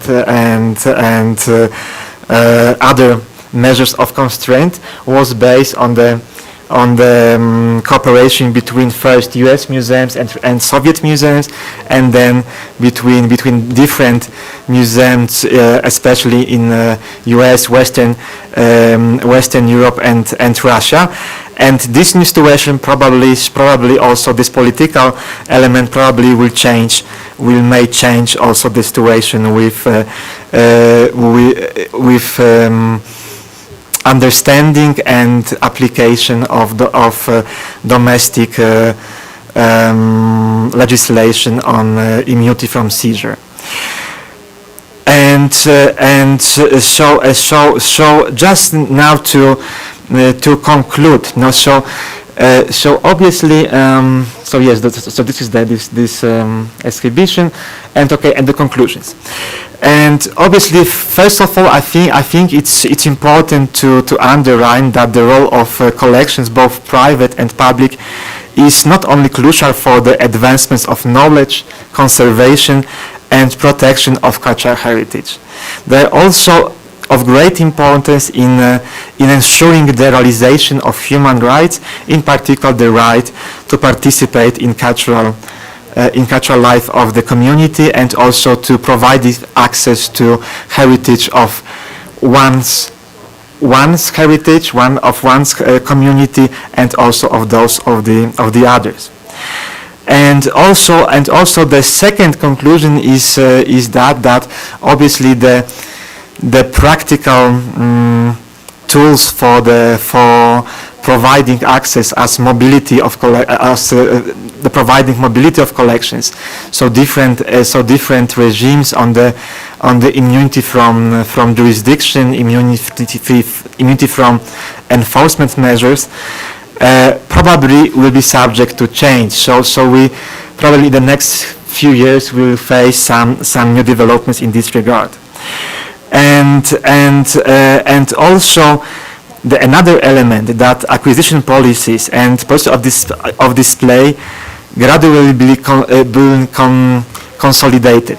But the thing I didn't mention is that obviously there is one risk I see from practice, because I advise some museums on the acquisition policies, and obviously there's much discussion on provenance at the present research at the level of acquiring an object, but less discussion at the moment, for instance, of different long-term loans or deposits. So not the same standard is applied at the moment of purchasing or accepting a donation or accepting kind of a short or long-term loan. And very often this is a practice of some let's say not fully honest dealers, first to provide a long-term loan, and once the object is in the collection, once the object is part of the catalog and other exhibitions, there is a decision to purchase. And then at this moment, the same test of due diligence and the provenance research is not applied as it would be applied in the case of normal purchase, no? Because the object is already inside of a museum, of a collection. And this, so my suggestion would be also to look at this aspect, no, not only the acquisition, but also the all kind of entrance, no, of entry of an object to the museum should be scrutinized and from the perspective of licit provenance. And also what is important that many of these standards and also this what Marina Schneider told today, explained today that that UNIDROIT Convention and European Directive very much only endorse, put legal mark to those standards that already existed in some ethical codes and code of ethics. And and finally, art collectors, both public and private, are today important partners of global governance of heritage. However, the questions remain: to what extent and how these actors should and could be really involved in actual legal and institutional frameworks of governance? Because this is a big question, and I really hope that this research that UNIDROIT is now conducting will give some answers. So thank you very much for the questions.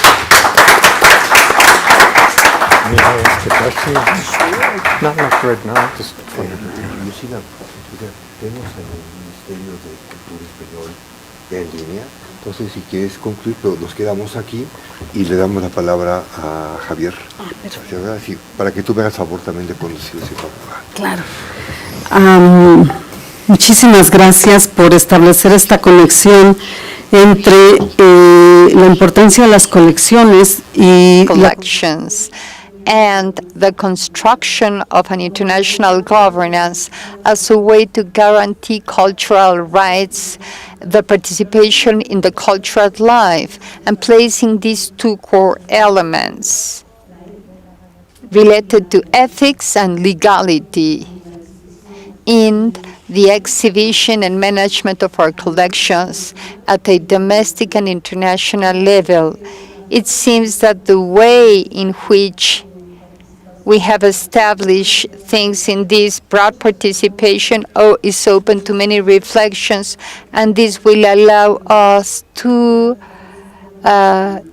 see beyond heritage itself, to understand things as a possibility of having a global construction, of an exchange of the mobility of works, but that at the same time challenges what we do in each and every museum circuit, in each space, in each collection, not only to be able to follow the route, which sometimes is impossible to identify to the last consequences of the provenance, but to be able to generate a scheme of trust in that legality and ethical strengthening of the framework to comply with the legal requirements that we have in the public space, and to strengthen as well the protection of legal private collections,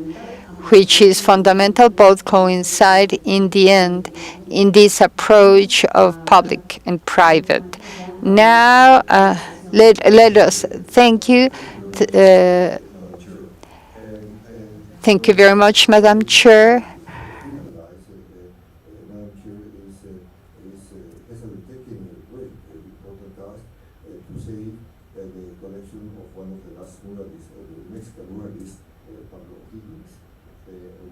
We both are involved in this huge cultural battle, and let us hope for the best, and let us hope that we will achieve it for the Mexican public. And now we do have online a Madrid. Javier, thank you so very much for being so patient, and well, he's going to speak about the censorship. I think this is a very important issue in what culture is concerned. So, Ricardo, is Javier online? Okay, Javier, please, the floor is yours. Tienes el uso de la palabra, Javier, por favor. Javier, the floor is yours. Thank you so much. Thank you for bearing with us from all the way from Madrid. It's a pleasure for me to be part of this seminar. Unfortunately, because of a family problem, was unable to be there. I hope that there will be a future occasion in which I can share time with you. Obviously, I have been listening to the different participations. I have found them to be very interesting. I'm so sorry not to be there. I would like to welcome you, Sanchez. I would like to greet Mr. Sanchez Cordero, who is the organizer of this wonderful seminar. But what's most important, I would like to tell you that it is important to cover topics like this, the cultural heritage from America.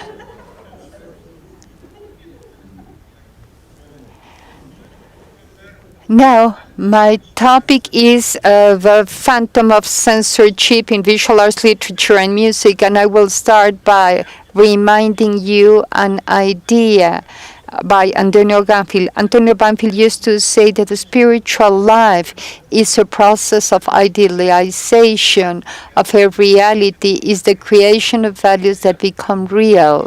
This idea that values are transformed into reality has to be logically based on the fact that art and aesthetics have a social value. I will quote Oscar Kristeva, a historian from the U.S., and recalling what the Bohemian Jesuits had said in the 16th century. He established for the first time the affinity between poetry, painting, and music.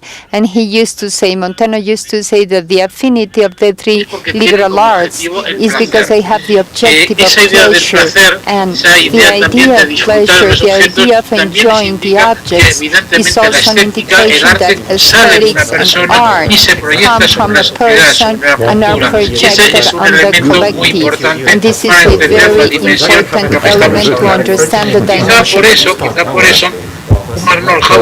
Perhaps because of this, says that the art has to be. In the end, what can we say? Well, we can say that these ideas are very interesting. First, art is a social phenomenon. Artworks have ideology, and third, we have always devoted ourselves to incentivize and try to understand, and sometimes they repress art when they believe it to be necessary. So, legally, how can we express these public objects? How can we exercise the freedom of speech and creation in art and society? How is freedom repressed through censorship? This is the object of my intervention, and I will try to cover 3 items. First, I will try to see how people have dealt with the freedom of speech. Second, we are going to see which are the legal elements of the freedom of speech. I can hardly hear him now. I'm sorry. I cannot hear him anymore. I'm so very sorry. I mean, I can't hear.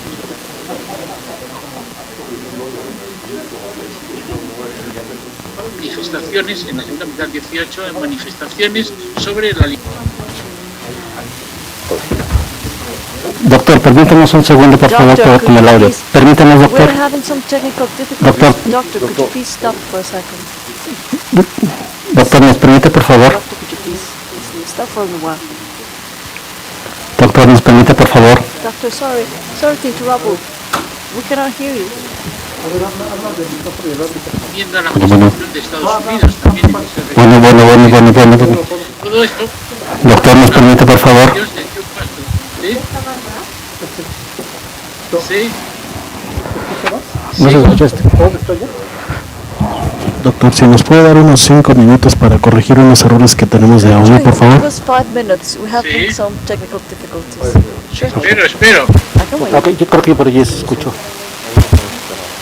Creo que por ahí se escuchó. ¿Perdón?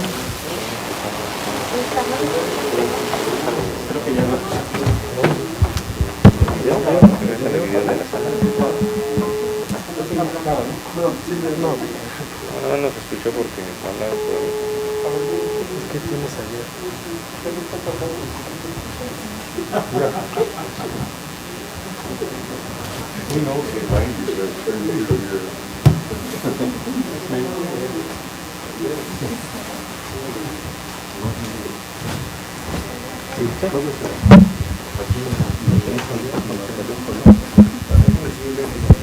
Bueno. Bueno. ¿Me escucha, doctor? ¿Me escucha, doctor? No.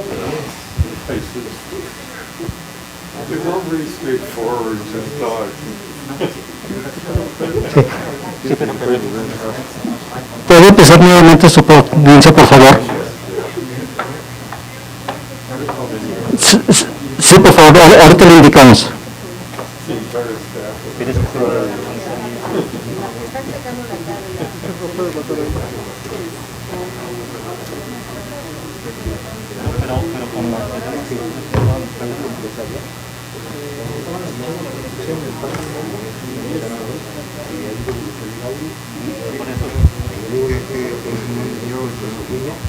No, están haciendo aquí otra conexión.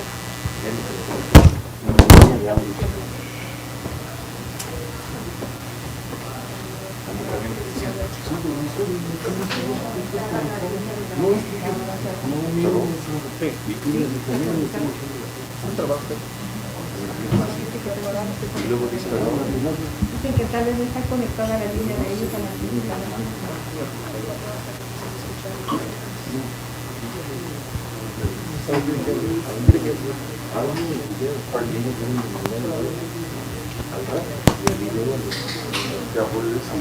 ¿Nos escucha, doctor?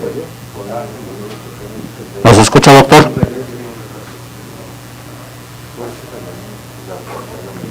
¿Nos escucha, doctor?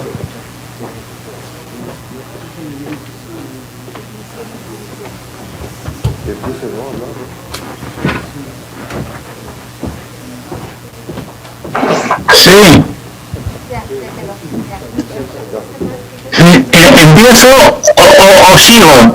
¿Empiezo otra vez? ¿Empiezo otra vez? Vale. Ya. Bien, no sé si tengo que empezar otra vez, creo que tengo que volver a empezar. Voy a tratar de sintetizar un poco lo que había dicho hasta ahora. Hasta ahora había planteado que hay algunas ideas como el filósofo Antonio Banfi, que hablaba que la vida espiritual es un proceso de idealización de la realidad dada, que es un acto creador de valores, y esta idea nos indica que la vida espiritual sale de la persona y tiene una dimensión social. Me refería también a la idea del historiador germano-estadounidense Oscar Christeller, que recordaba la idea también del jesuita bohemio Jacob Fontano, que en el siglo XVI había hablado de la afinidad de la poesía, de la pintura, de la música, porque decía Fontano que todas estas artes liberales tienen como objetivo el placer. La idea misma del placer también indica que se sale de la persona y se proyecta sobre una realidad externa. Es decir, que al final, como dijo Arnold Hauser, el arte es un modo de apropiarse del mundo.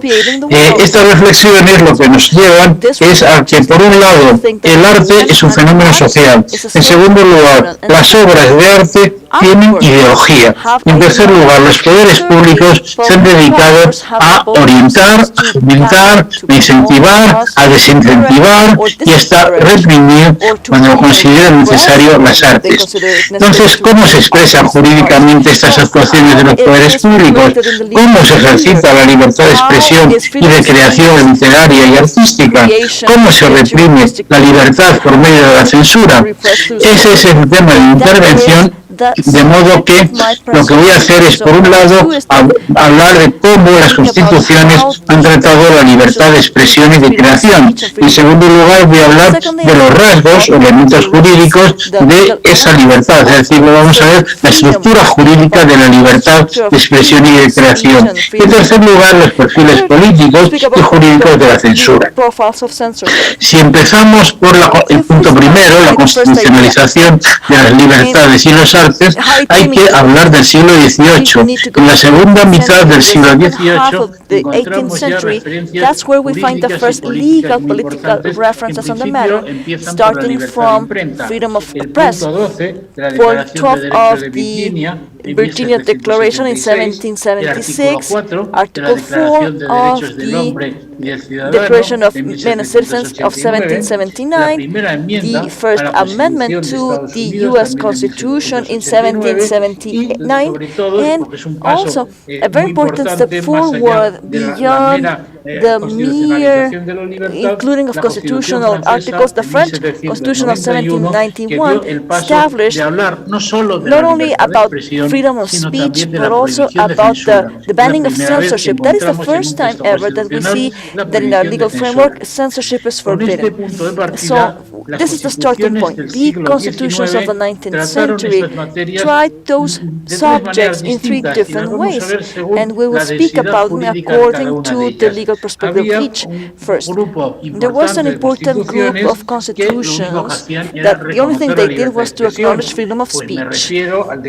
This is the Mexican Constitutional Decree of 1814, the Federal Mexican Constitution of 1824, the Spanish Statute of Bayuna in 1908, the Constitution of Cadiz 1912, Italy, the Barcino Covenant 1848, or the Federal Swiss Commission of 1874. What they did is they just acknowledged there was freedom of speech. That was the lowest level. Stepping up, there are some constitutions that only acknowledge the freedom of speech, but also they've banned censorship. The constitutional Mexican laws of 1836, the organic bylaws of 1843, the Mexican Constitution of 1867, the Spanish Constitution of 1876, and so freedom of speech and the banning of censorship started.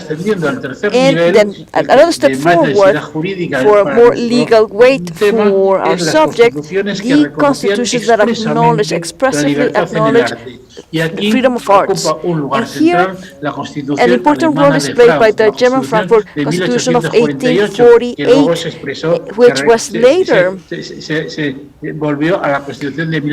retaken in the 1850 Constitution.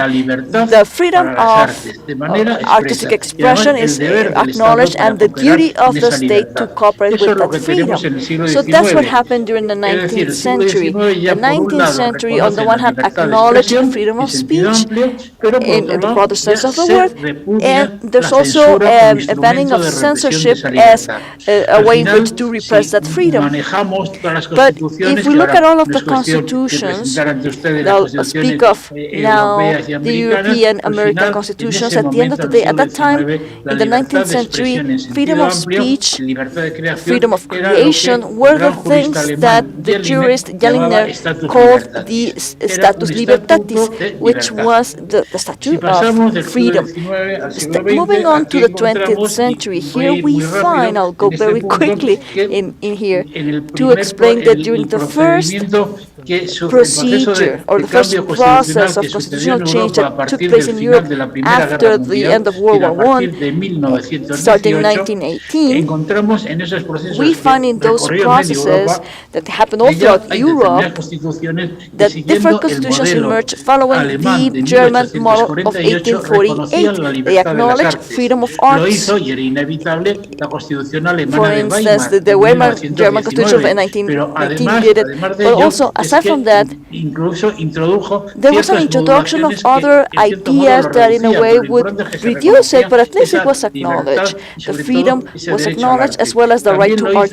It was also done by the Czech Constitution of 1920 and the Constitution of Estonia in 1920, as well as by the one from the free Danzig state of 1922. Those constitutions acknowledged freedom of artists, and there were other cases in Europe and America that would still y proclamando la libertad de criticize expresión. censorship and defend the freedom of speech. Si comparamos So if we compare constituciones, digamos, de una those segunda constitutions generación, from a second generation in the 19th century, we can see that the progress was not substantial, but at least there were two elements worth discussing. On the one hand, and because of the influence of Hans Kelsen, some constitutions became more regulatory. They were protected by constitutional courts or, if not tribunals, something similar to a constitutional system. So those constitutions were acknowledged and were acknowledging freedom of speech and freedom of artistic expression, and they had to be reflected and be aligned to the legislation they developed. So a regulatory constitution would provide a more aligned legislation. And secondly, on the other hand, there was more accuracy in the regulation, the prevention of censorship or the hijacking of editorials. So a step that was not significant, but it was important nonetheless. Then there was the Second World War. Then there was another process in which constitutions changed. The French Revolution in 46, Italy 48, the Fundamental Law of 1949. And here once again we see that the constitutions were proclaiming the artistic freedom. And I don't have a lot of time to explain this, but this survival throughout the 70s in Europe, in the states that had been dictatorships, Greece, Portugal, Spain, we can say that we find that in European and American constitutionalism, as of the second decade of the 20th century, there was a ban of the censorship as a whole. And when artworks or editorials were hijacked, a judiciary approval was necessary, as well as the use of the freedoms, the liberties of the media, radio, TV, movies, etc. So this is the third generation of constitutions where we see that on the one hand, freedoms are inscribed in a more rigorous dogmatic defense of fundamental rights. There's a legal regulation that is very strict, very serious. But on the other hand, and this is something very important, from the right to freedom that was originally considered, the concept evolved into a different direction. I'll explain now. So with this constitutional background, now we are about ready to speak about the legal structure of freedom, but I don't want to move forward before reminding everyone about the international consecration of freedom of arts. In the previous presentation, things were mentioned about international treatises, agreements, treaties, but I would like to remind you that the universal level, the Universal Declaration of the Human Rights, the Rights of Man in 1949, Articles 19 and 20, were already devoted to freedom of speech and freedom of creation. And same thing with civil and political movement 1966 and the International Pact on Social and Cultural Rights, Article 15, that also was devoted to this matter. So in the international sphere, universally, and in the harmonization of the nations, those rights were already being documented. But the important thing is that the regional discussion. In 1950, Europe approved the European Convention for the Protection of Fundamental Rights and Public Freedoms. Article 10 did regulate these matters. And unlike other UN documents, here, the European Convention contained a body to surveil the European Committee for Surveillance. So the commitment of the states was beyond just a declaration. It was a legal commitment. It was binding because there was a tribunal, the European Tribunal, to make it compulsory. Same thing happened in America afterwards with the San Jose Agreement, Inter-American Convention of 1966 on Human Rights, Article 13. Those rights were not only described, but they were also enforced by the Inter-American Commission and by the Inter-American Court, which are still two very important instruments to ensure those rights are enforced internally within each state. So that is the legal framework generally. And this is what leads us to discuss what is the legal structure of the right to speech, the right to have literary creation, artistic creation. Now, within the right of literary artistic creation, there are certain elements that are common to freedom of speech, but there are some other elements that are different. We'll speak of both. First, speaking about the structure, the legal structure of those rights. First of all, what sort of right are we talking about here? Because before,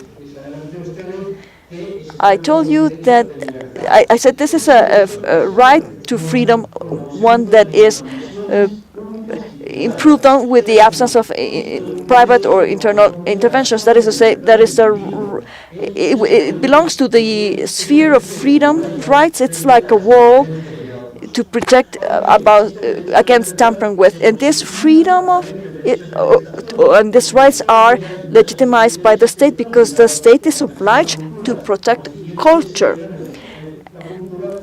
and thus freedom of creation is transformed into a right. That is the first element of the structure.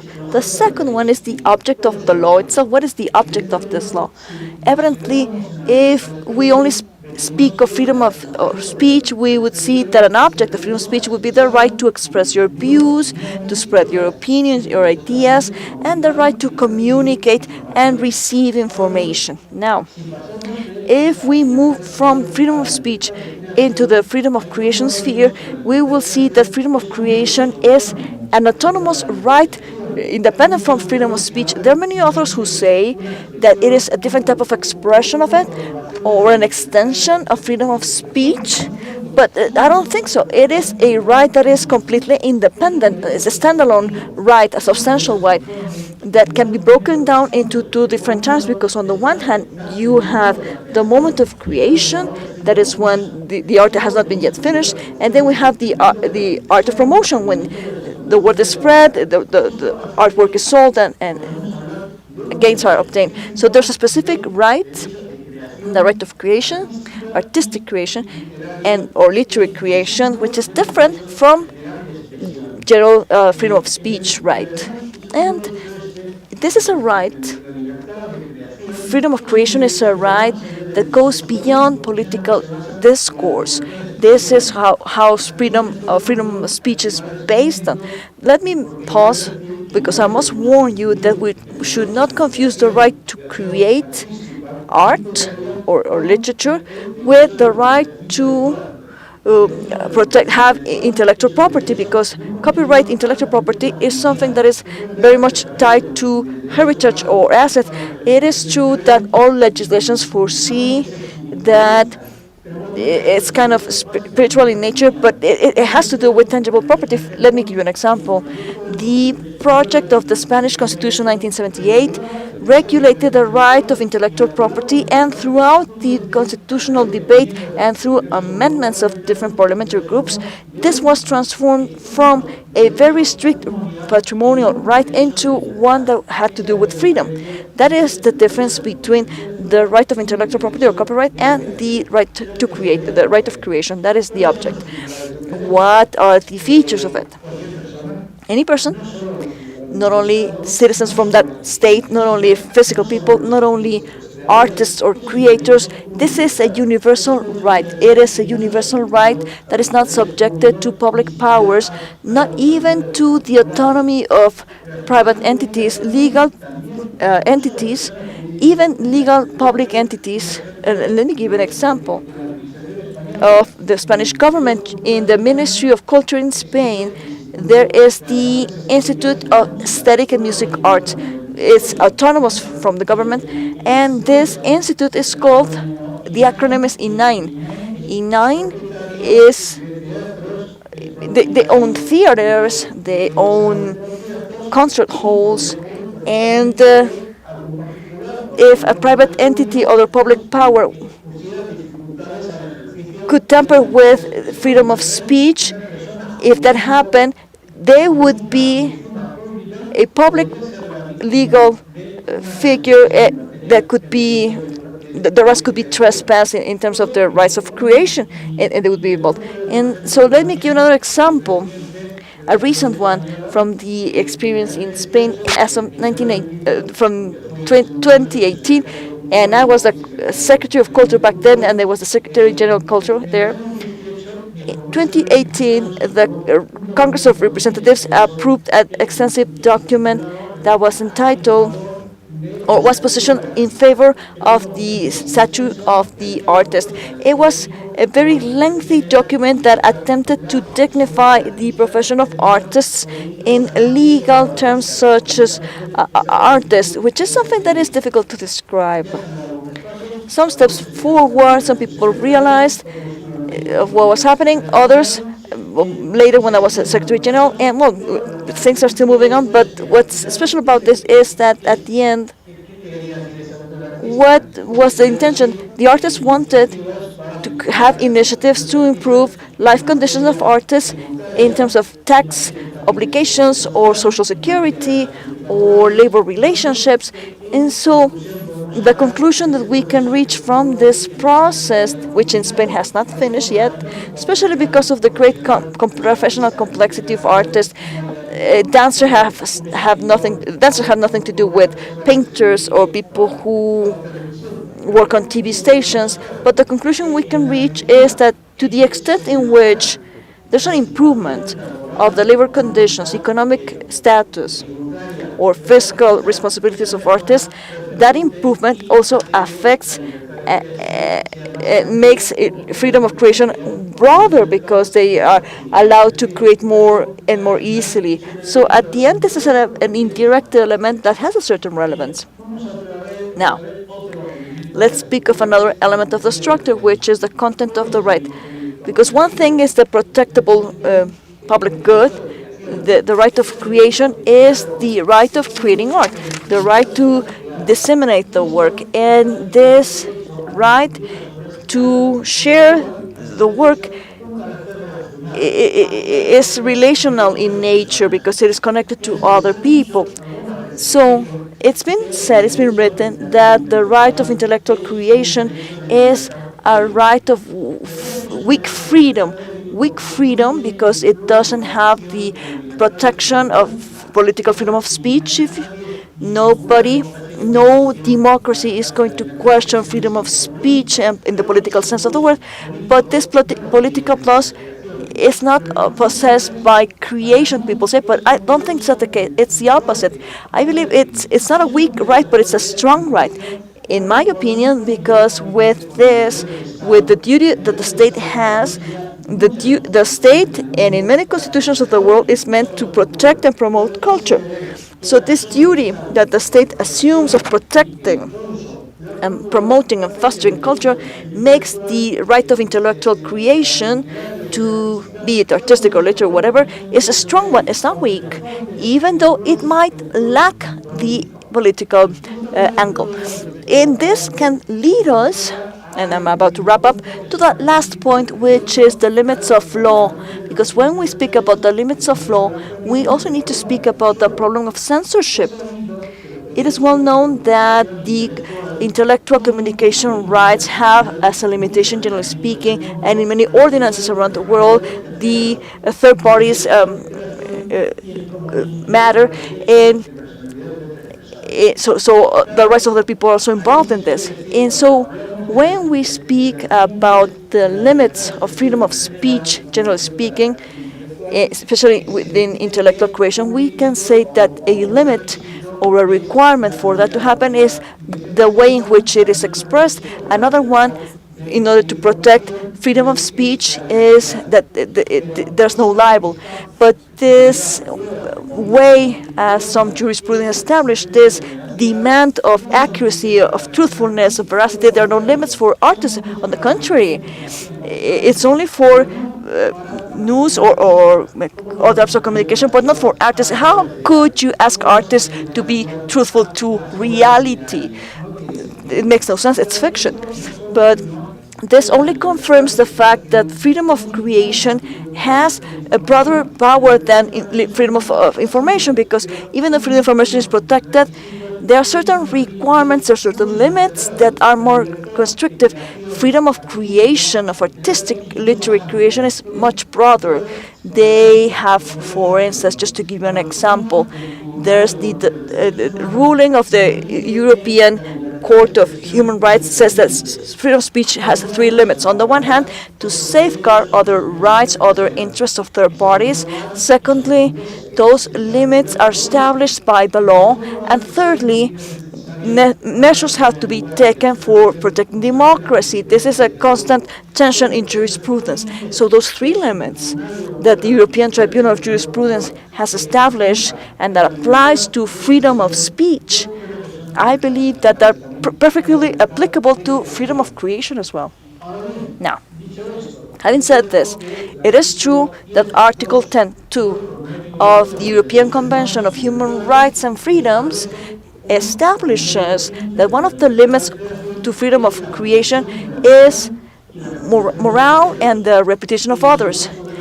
In the protection of reputation is something that is very clear. This is something, it's always a limitation that is necessary to protect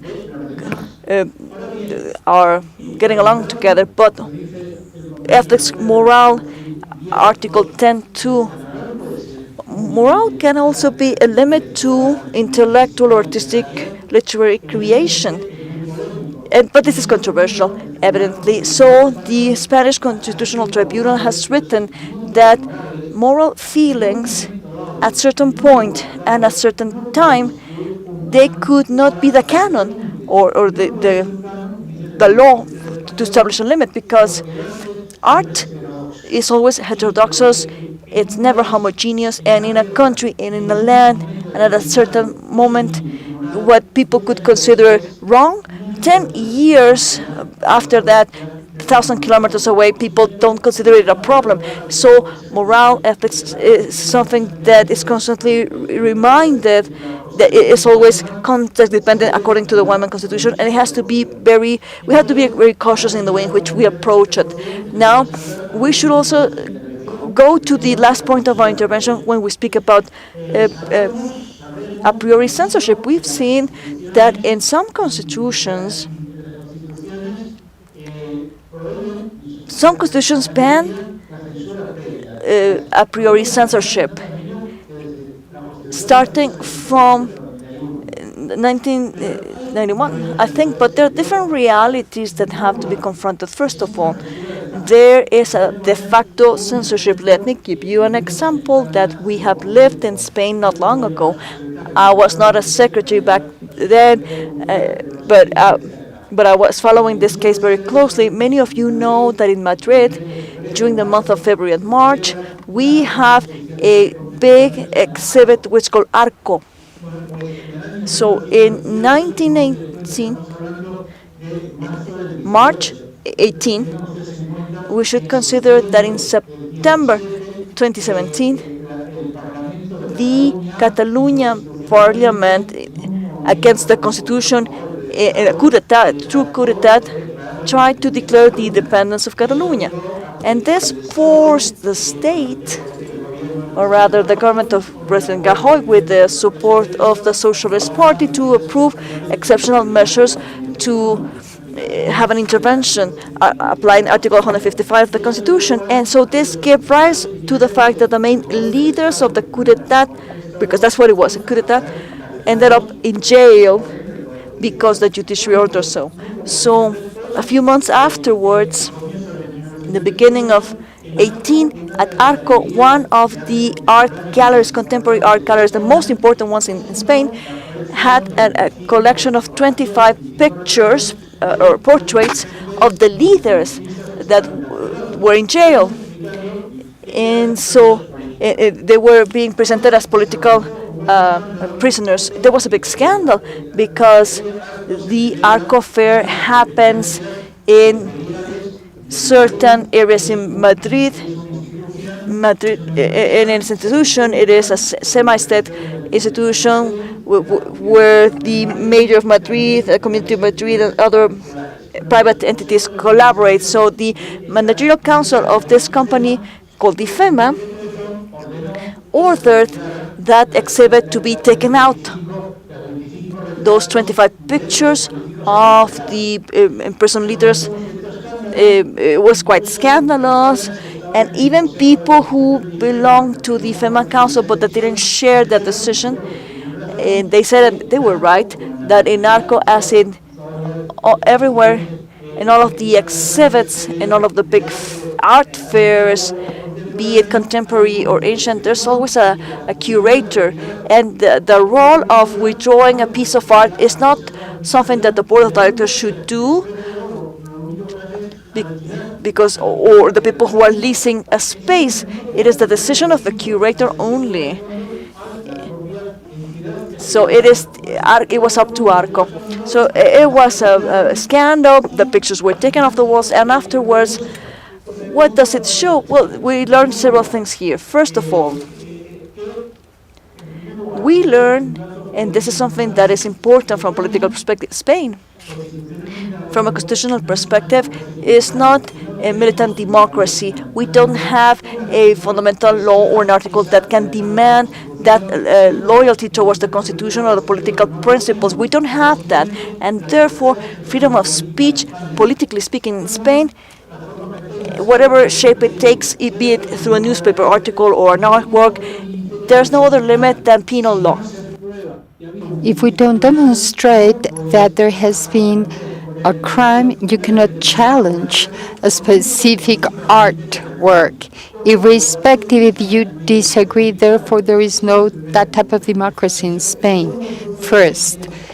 The second point is as important as the first one. What we can see, really, is that unfortunately in many situations related to art, we see censorship, but many times private censorship. It is not public censorship, but rather private censorship, the one that imposes conditions in order to for our artwork to be exhibited or not. That's a reality. And before this situation, and I am about to finish my presentation, we can reach some conclusions. First, in case of doubt, we always need to apply the pro libertate principle. The pro libertate principle is a preeminent value that has to be part of the legislation and actions of public powers and government. Second, to know that there is a de facto censorship. Third, know that the censorship in some instances come from the private sector, and there we have a meta-juridical problem. It is very hard to avoid then situations of private censorship because private legal relations are much more complex than public ones. And some people want to defend their own interests, so we have to be very attentive to the public powers, but understanding that there might be a private censorship. And this leads us to the conclusion that when we establish constraints, limits, exceptions to the freedom of artistic and literary creation, this has to be done through a very precise and complete regulation that does not admit loopholes and that gives certainty to all the parties, the public powers, the stakeholders, and the third parties. Another idea is that it is necessary when there is an action that limits freedom. This can only come from the judiciary. It cannot come from the administration or from the executive. It can only be defined by the judiciary. I'm closing now my presentation with the following general reflection. The freedom of artistic and literary creation is a guarantee and a requisite for free culture. This is the basis of the state of culture. It is not a problem of equality of law, but of quality of culture to the extent that we can ensure the artistic and literary creation, then we can guarantee culture. And therefore, we have to forget the juridical techniques that don't see that, and we want to concentrate ourselves on what the state has to do for the benefit of the citizens, which is protecting culture, and you protect culture through freedom of literary creation, freedom of artistic creation. Thank you again for inviting me. I'm very sad not to be there with you, but this is a wonderful occasion to continue with our discussion. Thank you very much for invitation, and have a nice afternoon.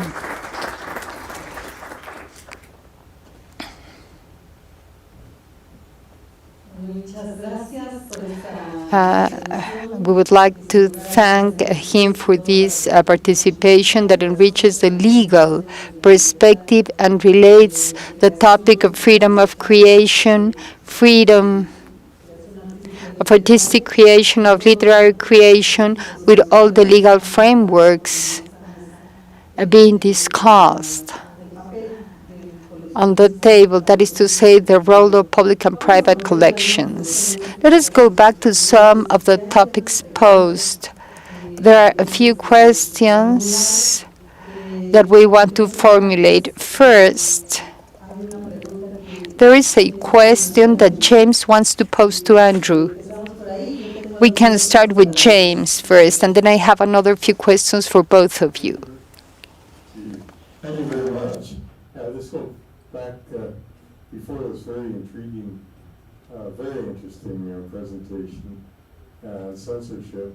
So we'll have to think once again about the theme of collections and collectors. I was really interested in the remarks that Andrzej Jakubowski made about mobility, particularly with reference to loan. And he cited the up-to-date example of the interdiction of loans, as I understood it, from Russia to Italy, yeah. And so I had just one quick question, and that is whether Finland had interdicted the loans on its own, that is, on behalf of the Finnish government of Finland, or whether it was acting on behalf of the European Union, or in some sort of arrangement with Italy, or what the circumstances were, because they were unusual. I think, yes, can you hear me? Yes. Okay, so the question was simple. So it was on behalf of the Finnish government, what I'm understanding, and it was explained as acting in execution of the EU sanctions against Russia, and because this sanction also complied the ban on trade, on any kind of movement, trade of luxury objects. And so this was the reason, to my understanding. And also this morning I checked that there's a new regulation is being passed to facilitate the return. But nonetheless, if we read a number of different comments, you know, on in press this month, no? So there are various objects from Russian collections, different EU countries, and there are many voices to stop the return of this object back to Russia, in order to convince Russian government to certain more peaceful steps in the future. But so this was my understanding, the decision of the Finnish authority. Yeah, thank you very much. Lots of questions there, I think. We could maybe have a whole seminar on that. But my more general comment really related to work in the International Law Association prior to the project that Andrzej and Lucas Lashinsky have nearly completed on participation in governance of cultural heritage. And that was a project, in my view, very successful. to draft a convention on immunity to seizure of loans. And also, particular interest, I must say, in the United States, given our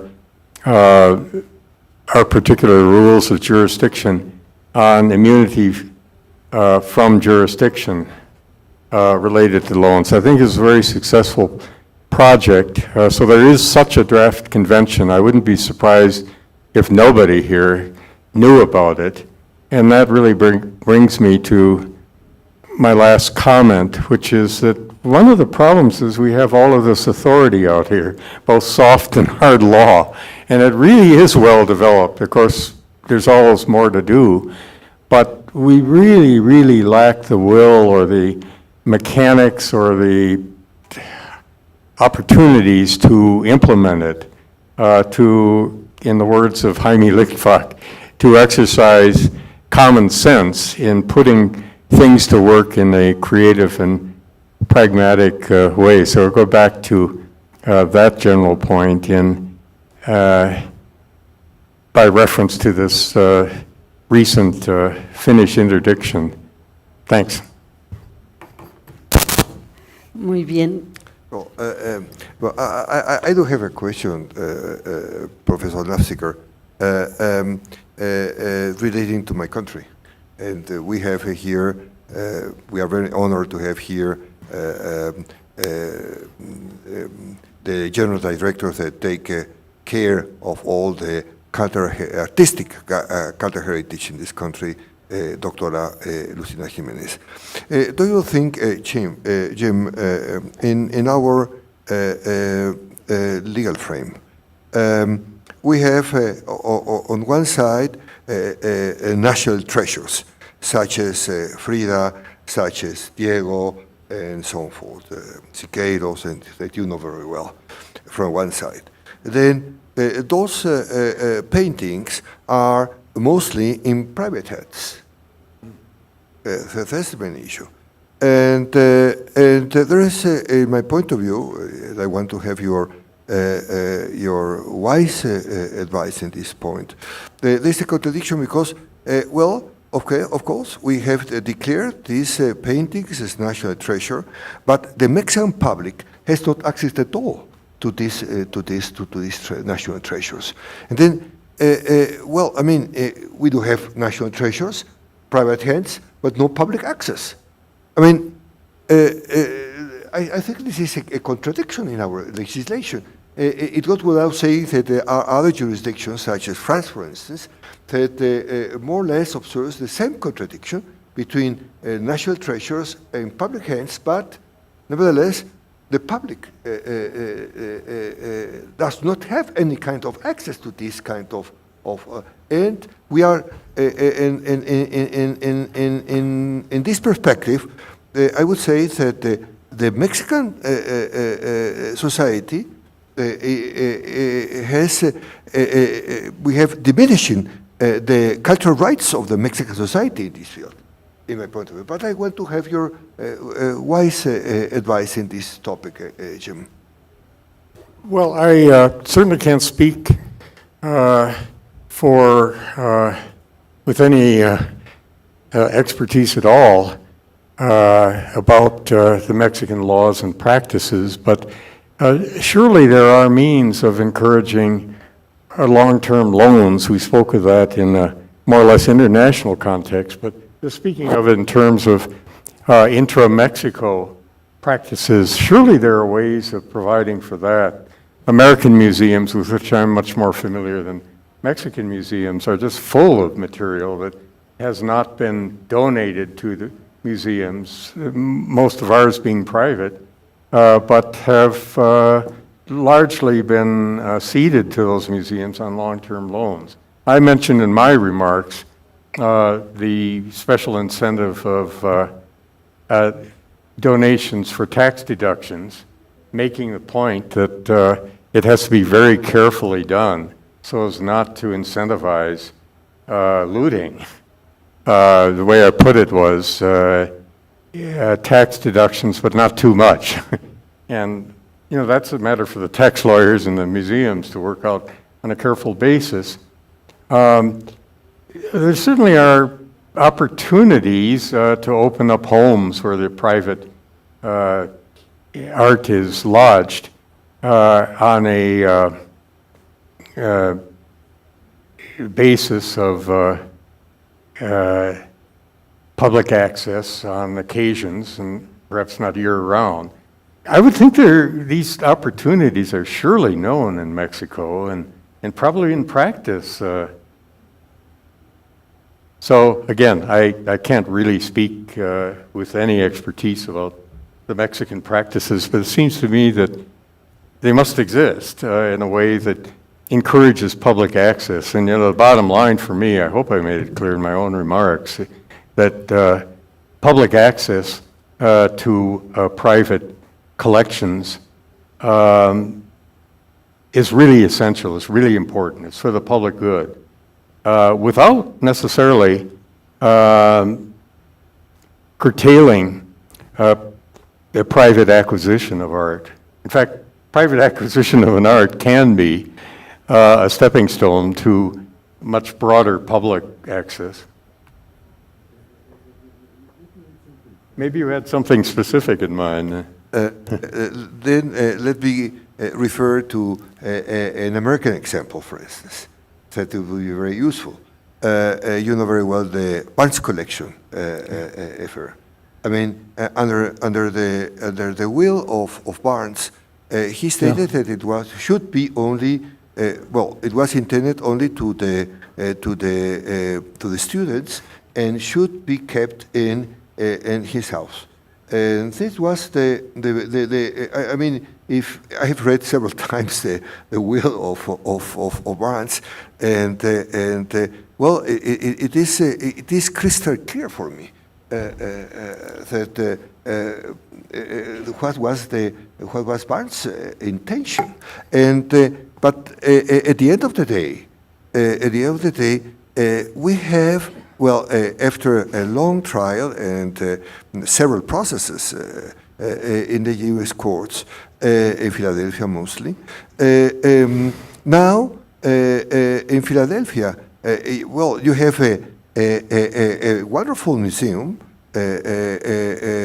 hosting the Barnes collection, and it is for the best for the American public, for American society, for American people to try to enjoy of this very important art collection. And then, needless to say, I mean, it was a kind of a different interpretation of Barnes' will to try to benefit the American people. And now the American people is enjoying of this splendid Barnes collections, and I would like to have your what is your perspective? What is your analysis of? I have quite a few perspectives. Very from time to time, I just don't understand what was the process of this. First, I would say this was a very unusual situation. It turned out to be a terrible legal mess in terms of the involvement of Lincoln University, which served as a trustee on behalf of African American or black students. That's a long story, and the trials and tribulations are a long story. But in any event, you're absolutely right that it was thanks to a bequest to provide public access for this immense collection of scores of each of the Impressionist painters, for example. Amazing place. I visited the Barnes Museum when it was still in his home. They then, as you noted, moved the collection, but exactly as it was in the home, exactly as he wanted it. Despite all of the other legal mess involved, they moved it to this beautiful museum right next door to the Philadelphia Museum of Art. And by coincidence, I can't resist saying this, next weekend I have a meeting in Philadelphia, and just as we had this wonderful day yesterday to see the Carlos Slim Museum at UNAM, and then in the afternoon to visit the National Museum of Anthropology. Our special treat at this meeting in Philadelphia will be in afternoon at the Barnes. So if you have any questions you want me to ask of the personnel there, I'd be glad to do that. But that's kind of a rare situation. I mean, it, first of all, it was such an astonishing collection to begin with, and such beneficence by Barnes, a very wealthy man, and then all that followed, that it can't really serve as a kind of an example. I'm thinking of just the occasional but very interesting or important painting or two in somebody's house. And whether that's donated to a museum in a responsible way or whether it simply provides an opportunity occasionally for the public to visit the house. There are these ways.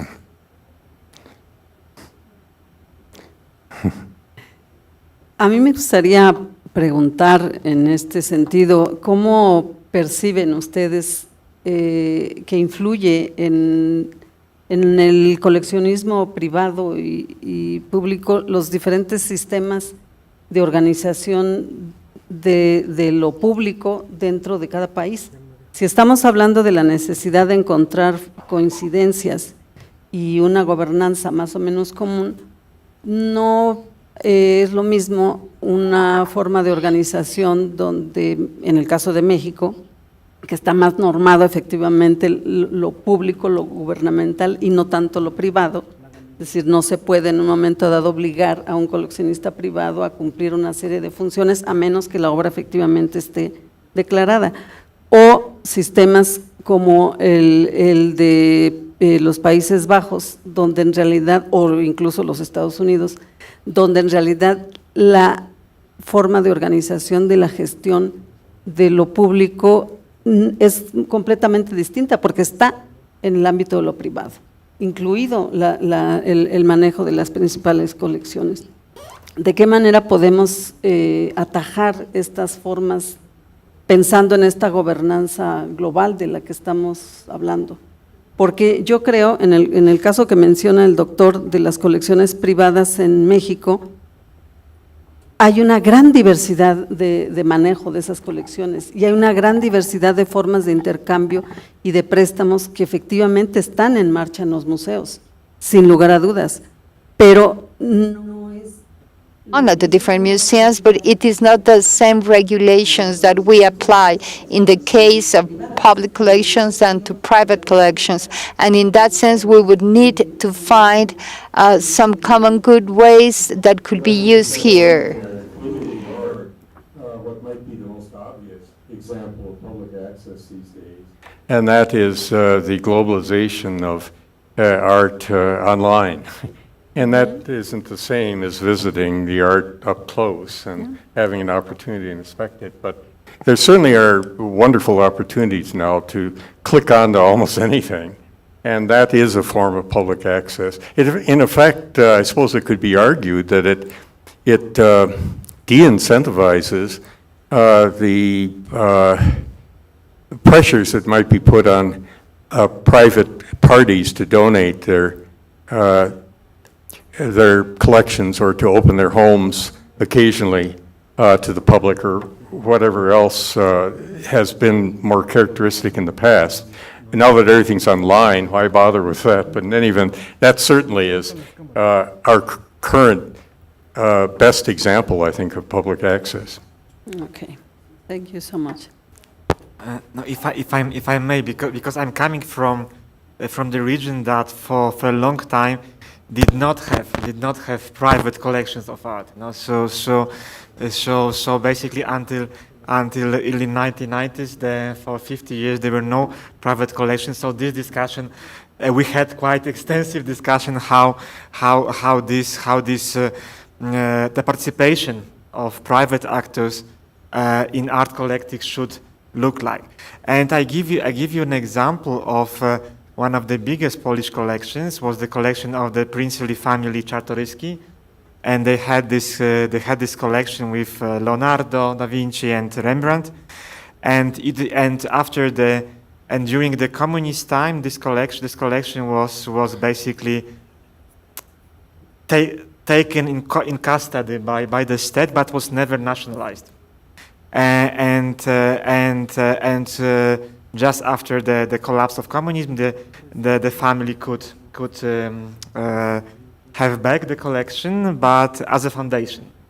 So the foundation was established, and then its relation with the state was kind of torn for the next years. So basically, the state had to pay to the foundation for the possibility to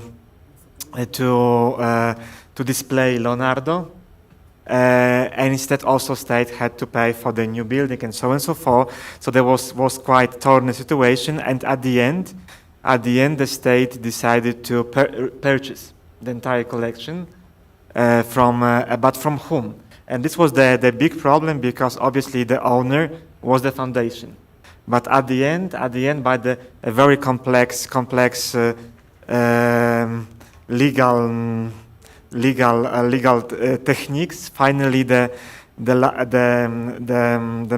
member of the family, the Prince Bourbon Czartoryski, managed to get money, and this money were taken to Liechtenstein, and the collection and sold to this fiscal paradise. And the collection became state, but this was obviously, we can understand why the state repurchased. But on the other hand, the atmosphere that was created, that because obviously in the Spanish press, because the prince lives in Spain, was that it was a new nationalization. Okay, so the atmosphere was not enthusiastic in press, and created like kind of accusation of the hostile attitude of state towards private collectors. And obviously, and I give you another example from Ukraine, because this is also the issue that we are facing today.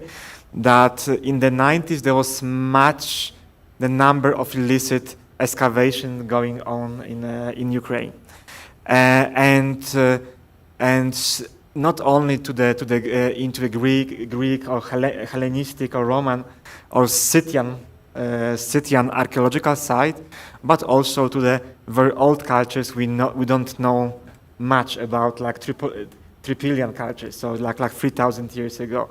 And during this decade after the collapse of the Berlin Wall, much of the sites were destroyed.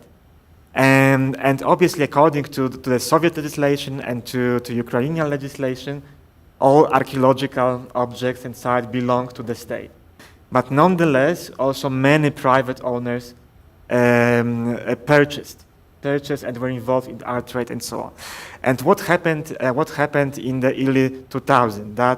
That many of the oligarchs who purchased these objects from illegal excavations created a collection publicly accessible, and obviously the source of this collection was unlawful, and everybody knew that.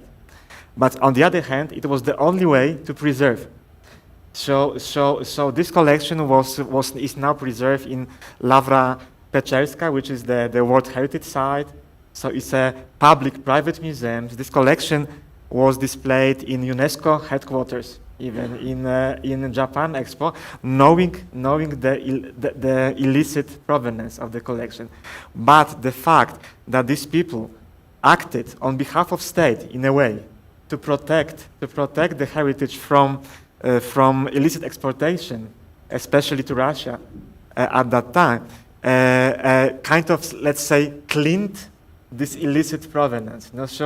So obviously there are many different problems when we think about this private public divide in art collecting these days. And it's very frustrating for us lawyers, like looking at the principles of licit provenance and licit source, because sometimes there is no black and white situation, and especially in such regions like Eastern Europe, with a very complex and difficult story of private ownership in the last 100 years. This grayish area are not uncommon. Muchas gracias. Me gustaría solamente comentar un elemento que en México está siendo particularmente atendido. Lo adelantaba un poco nuestro doctor Sánchez Cordero. El trabajo que desde the work that the Mexican state, the one we're doing with private collectors who are not collectors because they devoted their lives to acquiring art, but rather because they belong to the families of artists, and so they inherit art. They were not collectors, they inherited the art, and so they need collaboration. First, to identify the works of art, how to get them catalog registered, and all of the research that is necessary. In Mexico, there are many cases, and so we are having different collaborations. One of them was Pablo Higgins.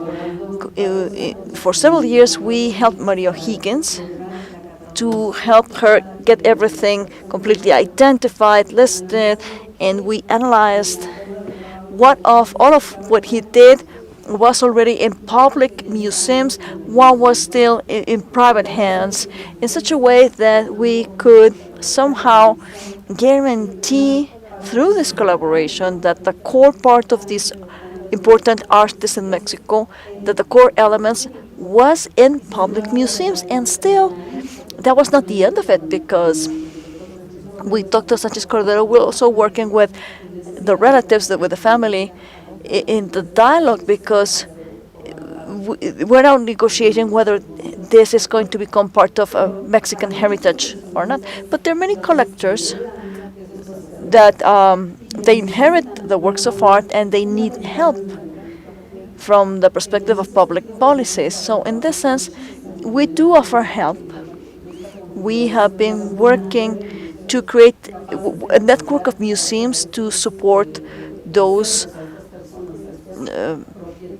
unwilling collectors who little by little decide, after thinking it through, how can I share it with the public once they are aware of how important the art they have in their possession is.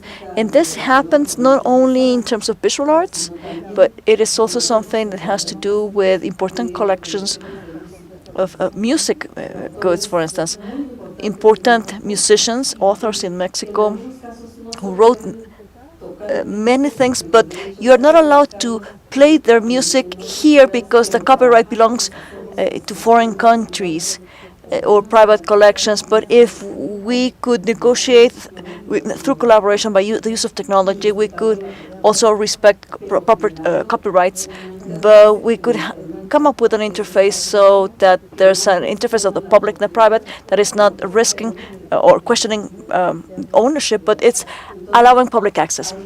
So there are many layers in this conversation, and our presenters here introduce it beautifully.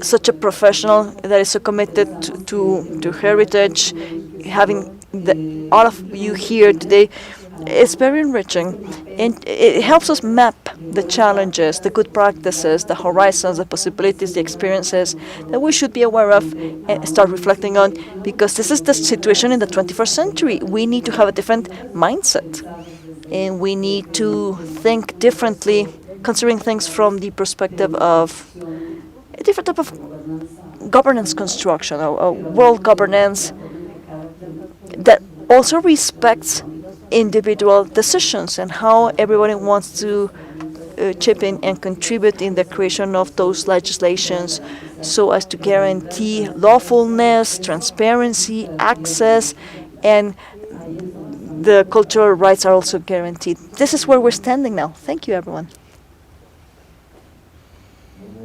Thank you, Doctor. Are there any other questions or comments? 2 hands have been raised. Thank you. Thank you.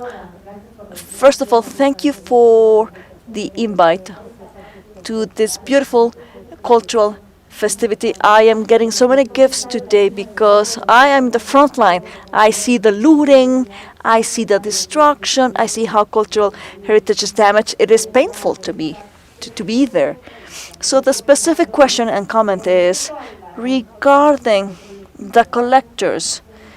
And yeah, the exhibits, or the rather presentations today have been wonderful. They've spoken about regulation and control and how to look after the goods.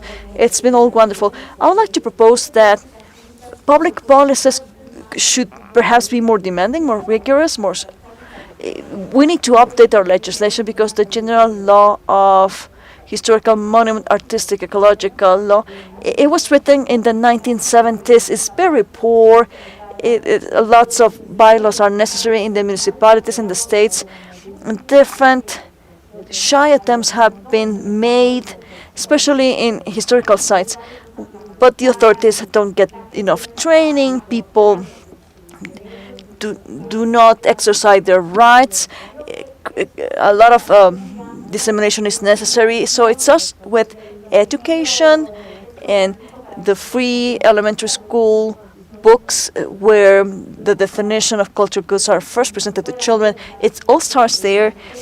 That's where we start defending our citizenship, the governance, as you have stated.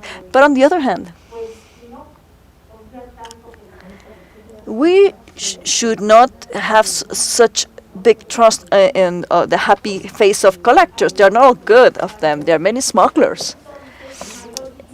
So more surveillance is necessary. And my specific question here is,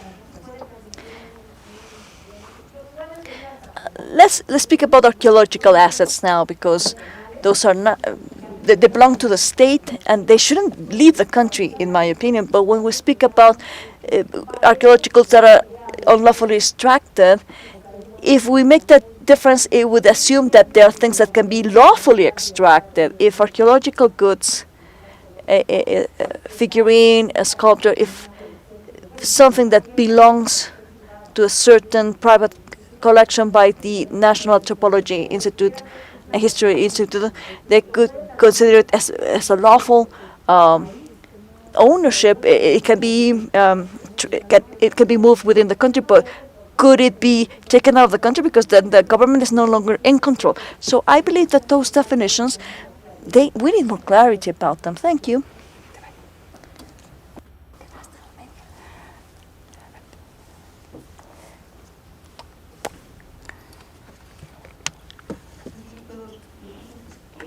I might give an answer, but before I give an answer, I first would like to hear the other question as well.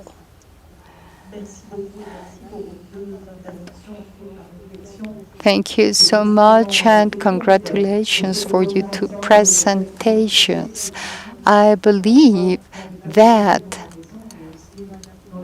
it is very interesting to hear about public and private collections, as well as the links between the public and private sectors. It might be also interesting, I believe, to see all the different movements that go from public to private as well. I mean, privatization movements that the collective goods are privatized, or they go from the public arena to the private arena. There are systems that have that private that rules, but things happen because they are not seen by the radar. These are like invisible movements. In France, this happens of municipalities where, because of financial difficulties, they have collection works that go from public to private collections, and from public financing or public spaces to private ones. And there is the risk of privatization. And we also see that there is transfer of possession of land many times, either legal or illegal, but we should learn more about these movements from public to private spheres. Finally, these goods should follow some systems that should keep on being collective. That's what I think. And going back to what James stated regarding international restitutions, I feel that there is a common interest always to preserve the heritage, the cultural heritage in the countries. And it should be the interest of different states to preserve that, because there might be a shared history.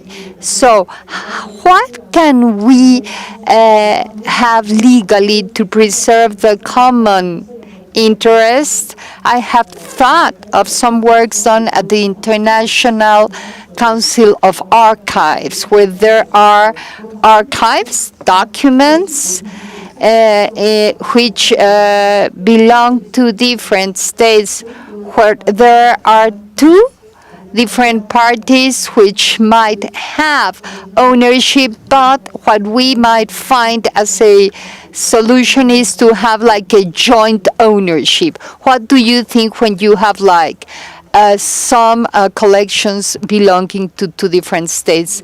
Congratulations again. It has been a fascinating presentation. Alrededor de la legislación en el caso de México, coincido efectivamente en esta necesidad de la actualización. I fully agree on the need to update the legislation.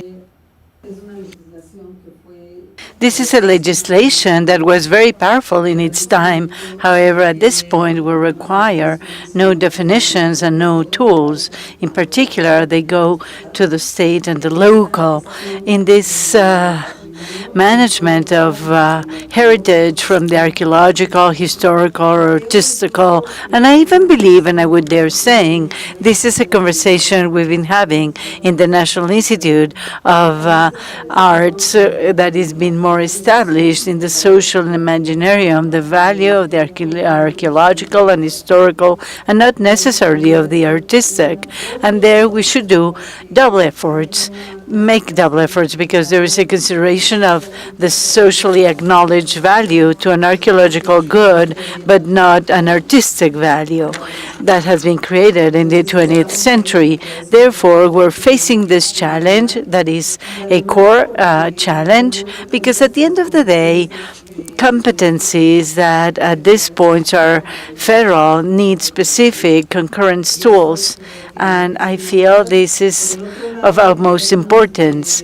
And in terms of archaeological, our pieces cannot leave the country. We don't have this consideration. What happens is that in the case of artistic goods, they're only claimable in terms of repatriation when they've been declared as artistic monuments, these artistic treasures that Dr. Sanchez Cordero referred to.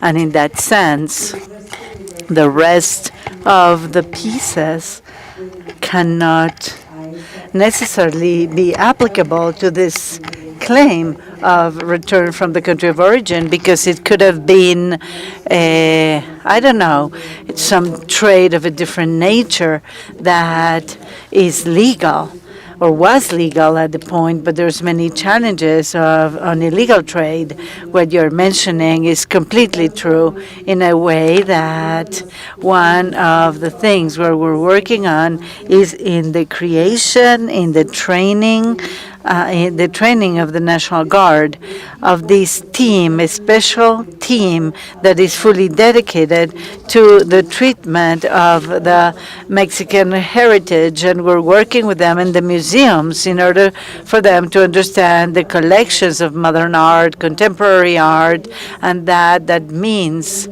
a registry, and that is of core importance, the way the registry or registration of each of the museum and each of the collections, and we have to center ourselves on that in order to ensure legality, and also included any pieces of art that come as payment in lieu, or they come as a donation. If they come in this type of mechanism, that doesn't, they have to ensure legality for sure. One of the things was to review all the registrations of all the monuments of the fine arts and literature, and let me tell you, there's not even one piece of art in one museum that is not duly registered. And that was a gigantic effort of each and all the first year of government, reviewing the piece of arts, catalogation, digitation. And I'd like to say also that in this period, we're also creating the National Warehouse of Art. That is also going to strengthen the connection with private collectors, because we're going to offer them a public service of also preservation, conservation, and safeguarding of private collections that could live hand in hand with the public service. This is part of the policy that the Ministry of Culture and the Mexican government are assuming in order to get into this complementarization that is required, the certainty of the proper management of the collections in a professional manner, and the expansion of the attention on preservation, the preservation capabilities, because that is core for the preservation of heritage and public access to them. And the legislation is going to have to work on that too. And there's going to be an important challenge that has to do with the educational training of specialists in certain authors to be able to know or not if we're facing a counterfeit or a real piece of art. Who are the specialists that could really assess? And this is a whole issue, but it does affect directly illegal trade.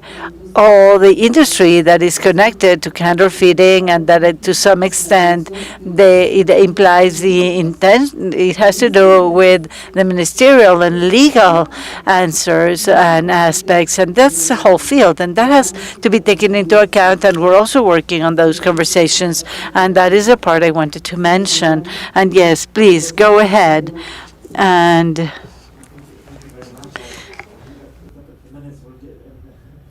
responded to the most of your question, but I would just wanted to comment on this, that obviously that not private collectors are good people. No, there are some, and it's obviously true, but also states are not always, and public collectors are sometimes not very honest, and we've got a number of examples. No, so just looking at the question of the cases of Getty cases, and obviously number of the work of number of Holocaust panels in different countries. So many museums being aware that the objects they purchase are not from licit provenance. So obviously there should be again some balance between private and public, and that's why I started from this early works on the 1970 convention that and other conventions, especially in the field of archaeological heritage, that also this licit trade and also the role of private actors is important to protect heritage. And I wanted to the last comment to your question. I think there's a series of very good papers by our colleagues, Professor Patty Gerstenblit, on the issue of the protection of archaeological heritage, and in which she explains these two concepts of the provenance, so the place when objects was found, and the provenance, the legal history. So how these two elements are important for the operation of international system of the two conventions of the 1970 UNESCO and 1995 UNIDROIT, because these are the two elements that indicate the place and then the applicable law for the protection of given object. And just to Professor Cornu question about privatization, I think it's a super important questions in this moment, because I'm sure that Professor Nafziger will have more to say about the case of Detroit museums, and how the question of the financial problems of these museums could affect the access to heritage of the people of Detroit, and so I will leave this to you, because this was a big issue, in the U.S. How the financial problems of the city can affect the enjoyment and the ownership of the. But this is for sure a very topical question on how this privatization should look like, and in my region where there was much discussion on the restitution and so-called reprivatization of collections, so giving back to the former owners. My country is not the best example, because it's the only one which did not introduce proper restitution legislation, in contrast to other, like Czech Republic has its own, Slovakia, Germany, Lithuania, Latvia, Estonia, Romania, Bulgaria. Poland is the only one. We've got like a really big problem, and this is case by case, and there is much of tensions between existing collections and the former owners. So this for a longer discussion, how to solve this after many years from the collapse of the system. And the one short remark, because to your question about state succession and archives, and obviously there are different frameworks, because obviously the convention, the Vienna Convention on State Succession to archives and property, did not enter into force, or has not entered into force until now. So there are different solutions adopted by different states. But what was discussed during colonialism was that the new states, it was the kind of a special case for colonial states, that the new nation, the new states, the newly independent states should have access to their heritage. So this was also paramount when we talk about archival material. But also all this joint project, and now we've got different, like a Dutch Indonesian project on the shared heritage. So this is a very good argument to find these joint frameworks to work together to have let's say shared access to heritage. Thank you. Just briefly on the point about Detroit, since you seem to want a response from me, I'm no expert, but as Detroit had long since lost its automobile industry in the area to Japan, the city of Detroit became insolvent, and they had to find some way to fairly quickly repair their finances. And so the city of Detroit thought about the Detroit Institute of Arts, and it was horrifying for most of us that that might be sold off piece by piece. But it has a happy ending, that didn't work out. But I think the main point really has to do with professional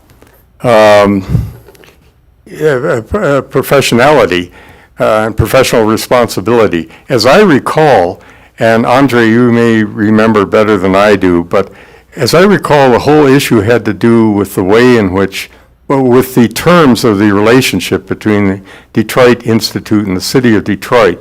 And rather than good draftsmanship, which would have provided that the Detroit Institute was for the community or the people of Detroit, Michigan, it was worded in such a way as it seemed to be ceded to the city of Detroit, which somewhat reasonably interpreted that in those hard times to mean that they were the owners of it. So there's a moral in the story for good lawyering, and in any event, that plan to sell off the museum didn't work. But I have some questions myself about the extent to which it makes a difference that a museum is private as opposed to public. And that comes from my own background, where a vast majority of the museums are private. Some of the most famous ones, in fact, Met in New York. And just thinking about it, yes, it's quite true that public museums are more subject to public regulation and public control, and that may be often a very good thing. But in many other respects, I'm not sure it makes that big a difference. Y tal vez una de esas diferencias tenga que ver con la to do desigualdad with inequality that prevails also in cultural systems in each of the countries, because it's not the same talking about the cultural organized system in the United States, where, yes, effectively, most of the museums are private, but there's a fiscal tax system and an economic organization type of system that has a rationale that is different from the Mexican case, where basically the state is a provider. But there's an interesting phenomena, because not only Diego Rivera has contributed to the creation of public museums, but also collectors, important collectors such as Dr. Athol or Montenegro, that contributed the most important of popular art pieces, or Dr. Carrillo Hill, because in Mexico there's been a very interesting trend of physicians that are collectors too. I'm talking about doctors that are physicians that have turned their collection into important museums, but that doesn't say that in some occasions the lack of resources for the acquisition policies don't mean a trend that would favor privatization. Why? Because inequality in the structures, in public structures, on budget management for acquisition policies don't allow, to some extent, the strengthening of the public. And I also believe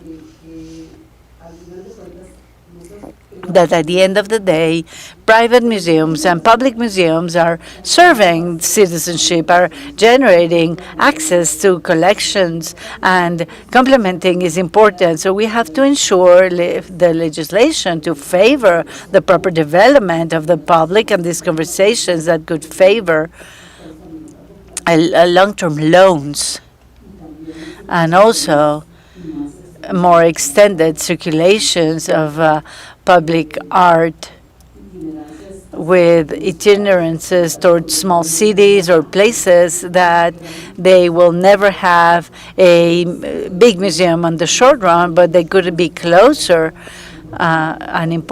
closer to art, and that's part of the public policy. We are facing very important phenomena, and this table only opens up the conversation. That's all we do in a very passionate manner. So truly, sincerely, thank you so much, because we're reaching the end of the table. And Dr. Sanchez Cordero, would you like to make some special contribution? I wanted to Thank you, Lucina.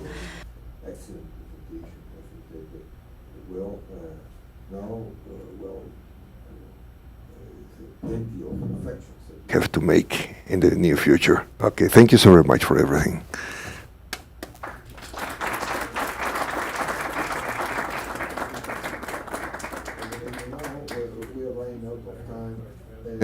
Puis-je demander à professeur Jérôme Fromageau et à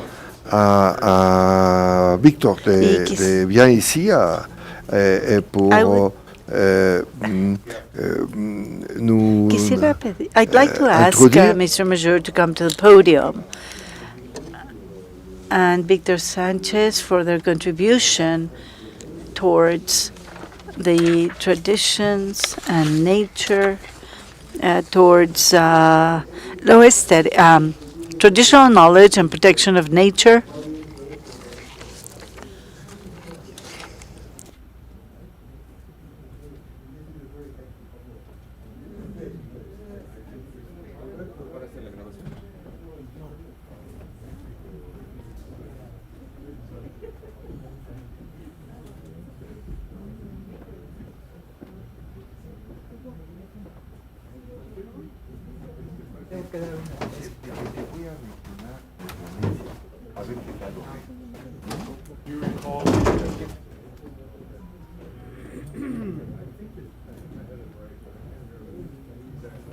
¿Viste lo que te mandé? ¿Que me mandó Lucía? Ya no lo puse. No, pero pues yo estoy ahí, no tengo bien que tú. Ya estoy aquí. Ya te acabaste todas las gallinas. Ahí están atrás, güey. Pues ya tengo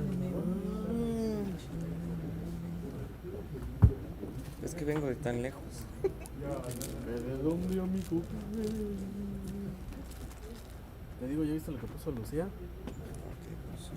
Me lo mandó Lucía. ¿Quieres conectar a todos los audios o ya no?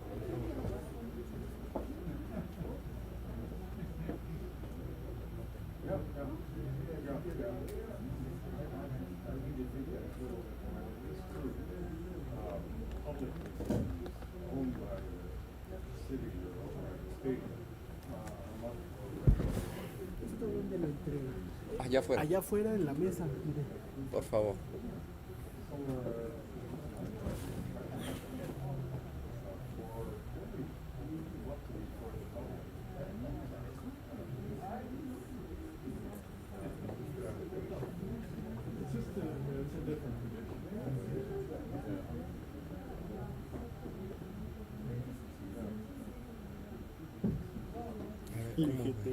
LGBT ahí yo. Pero no.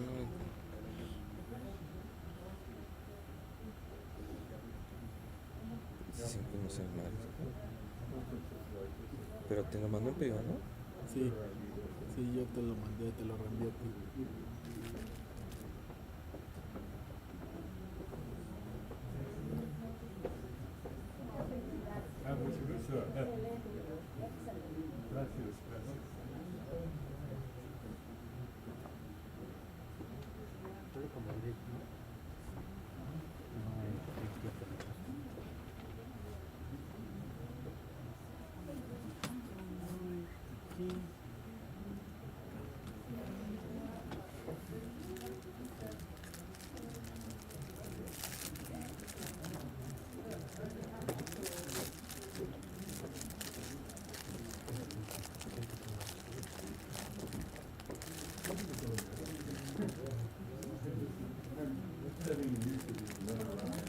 No mames, el otro día yo nunca había abierto esa madre de TikTok hasta la semana pasada.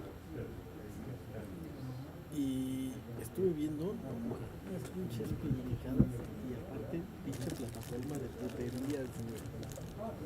Pero puterías tanto mujeres como hombres. O sea, las viejas salen moviendo. Son dos desde que se van en fuera.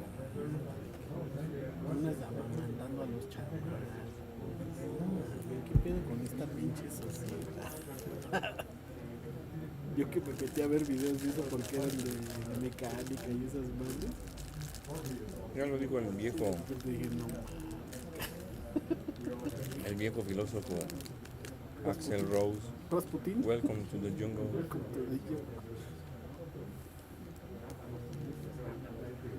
¿Qué pedo con el loto, Ya se salió. Dejó su chocolate. ¿Ves cómo son de fotos? Luego se fue con el otro, con el ritmo. Pero era el futuro.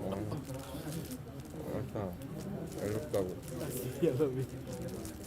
No, ya regresaron a su tiempo un rato. Pues no perdiste tanto pelo.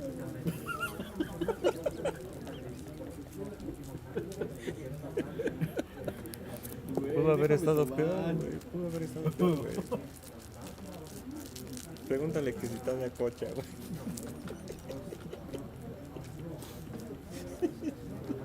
Sí, todavía se le para, güey.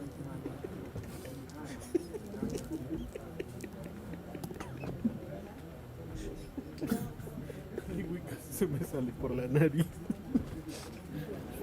Y no precisamente. ¿Cómo va a ser la próstata, güey? Yo también le voy a decir a Richard, güey, para ver qué podemos hacer desde ahorita, güey. El loto del futuro. Yo me regresé a hacer el examen de la próstata pasada.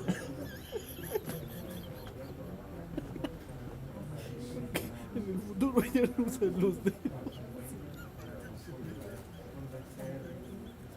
Me gustaba más como eran. Ay, no. Es más, le dije al Rick que aprendiera cómo para que lo siguiera haciendo, para que nos lo siguiéramos haciendo. Ay.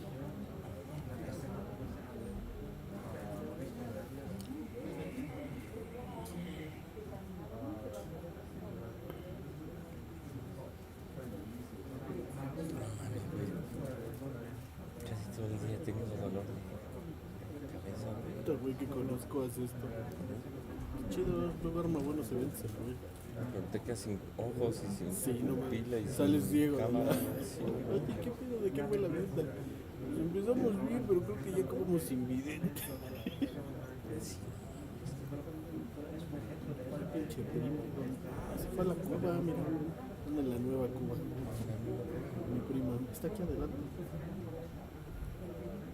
La que te digo, la que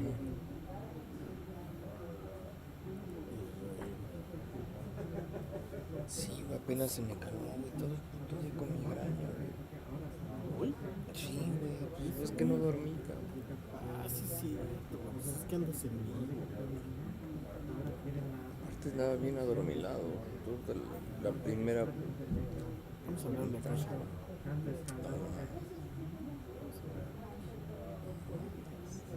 ¿Cómo es que se llama?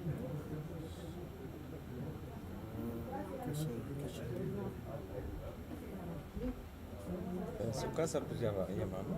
No le quise andar. Después como me lo quito encima. Eso es lo que quiere. Pues es que no mames. Te digo, güey, que... Bueno, también se lo dije a... Pues yo creo que a todos se lo dije. Pues la neta sí le extraño, güey, pero... ¿A qué precio, güey? Sí, ¿a qué precio? Mira, sí, pues no hay como ya esa edad. Echar la paz, güey, ¿no? Sí, ¿sabes qué? Pues sí, amigos con beneficios, ¿no? No, pero ella no va a saber manejar eso. Y luego para que, con su pinche enfermedad, para que un día me haga un pancho, güey, mete mi familia, güey, mete a algunos, güey. No, sí, no. Que le entre la pinche locura, güey. Nada más por poder, güey, decir, ah, me violaste. Nada más por escucharme, güey. Imagínate, vas para el bote, güey, ahorita cómo están las leyes con las mujeres, güey. Primero al bote y después averiguamos si fue cierto o no, güey. No, güey. Yo extranjero.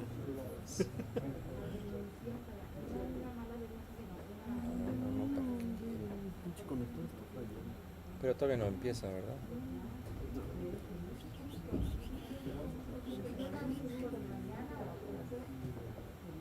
ahorita como va a hablar en francés, tengo que cerrar la traducción de francés y abrir las del speaker. Las del speaker, exactamente.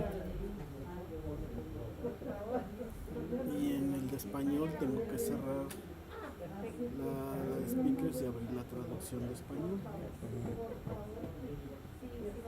¿Dónde compraste ese, güey, del Ethernet a USB? Del Ethernet a USB. Ah, pues en las tienditas de streaming, güey. ¿Sí? En los de electrónica te las venden.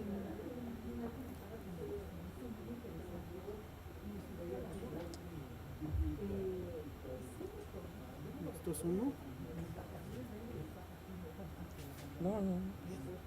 Si tuviera la chamba, te diría sí. No tengo mi chamba. Hasta me cancelaron los 15. Oye, sí que me pido. Che vieja, yo creo que ya sabía, ¿no?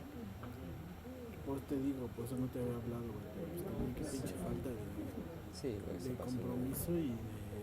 Todavía le puse, no, gracias. Estamos a tus órdenes. Sí, me acuerdo. Para el otro que trabaja, va una lana extra. Pero bueno, por algo pasan las cosas, porque te salió lo de... No, güey, o sea, pues mira, independientemente de eso, como dicen, no era negocio para nosotros, ese negocio no es para nosotros. Pues sí. O hay que tomarlo. Sí, bueno, siempre lo trato de tomar de esa forma. Ay, pues sí es a lo mejor, como dices, ¿no? Porque, pues sí, la zona está muy... Sí, atrás está la pedalillo de esas madres.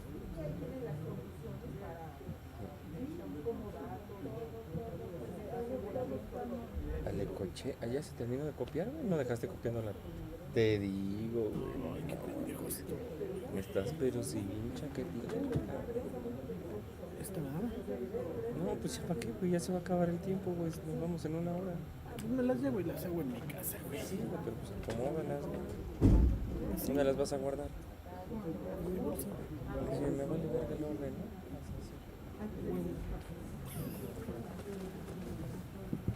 Aparte ya me estoy quedando sin pila. Cubreboca. ¿Ves?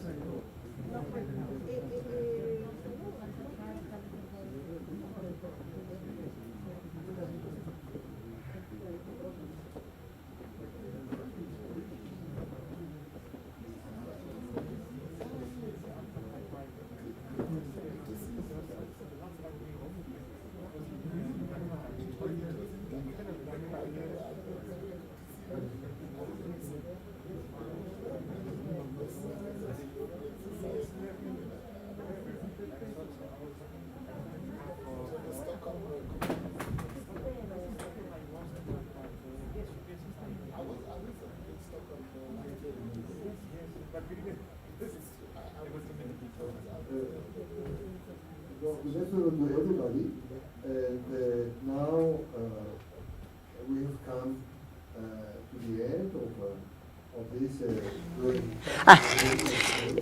es un día. We have different perspectives in what cultural law is concerned, and then I want to ask Victor to chair this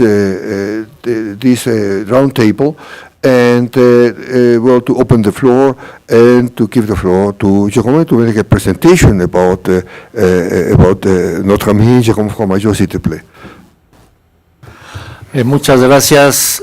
Buenas tardes a todas y todos. Good afternoon. Thank you, everyone. Para mí For me, it is a great honor estar to be heading this and moderating this such important table with a crucial topic, traditional knowledge and protection of nature. It connects culture with the traditional knowledge and the preservation of nature and protection of nature. And in this sense, I'd like to thank, as everybody has thanked, Dr. Sanchez Cordero, who is a person that I know since I was born, of course, and he's a person that is highly talented. He's a first-level scientist, and he's a model to be followed. I recognize that. Jorge, thank you so much for your invitation.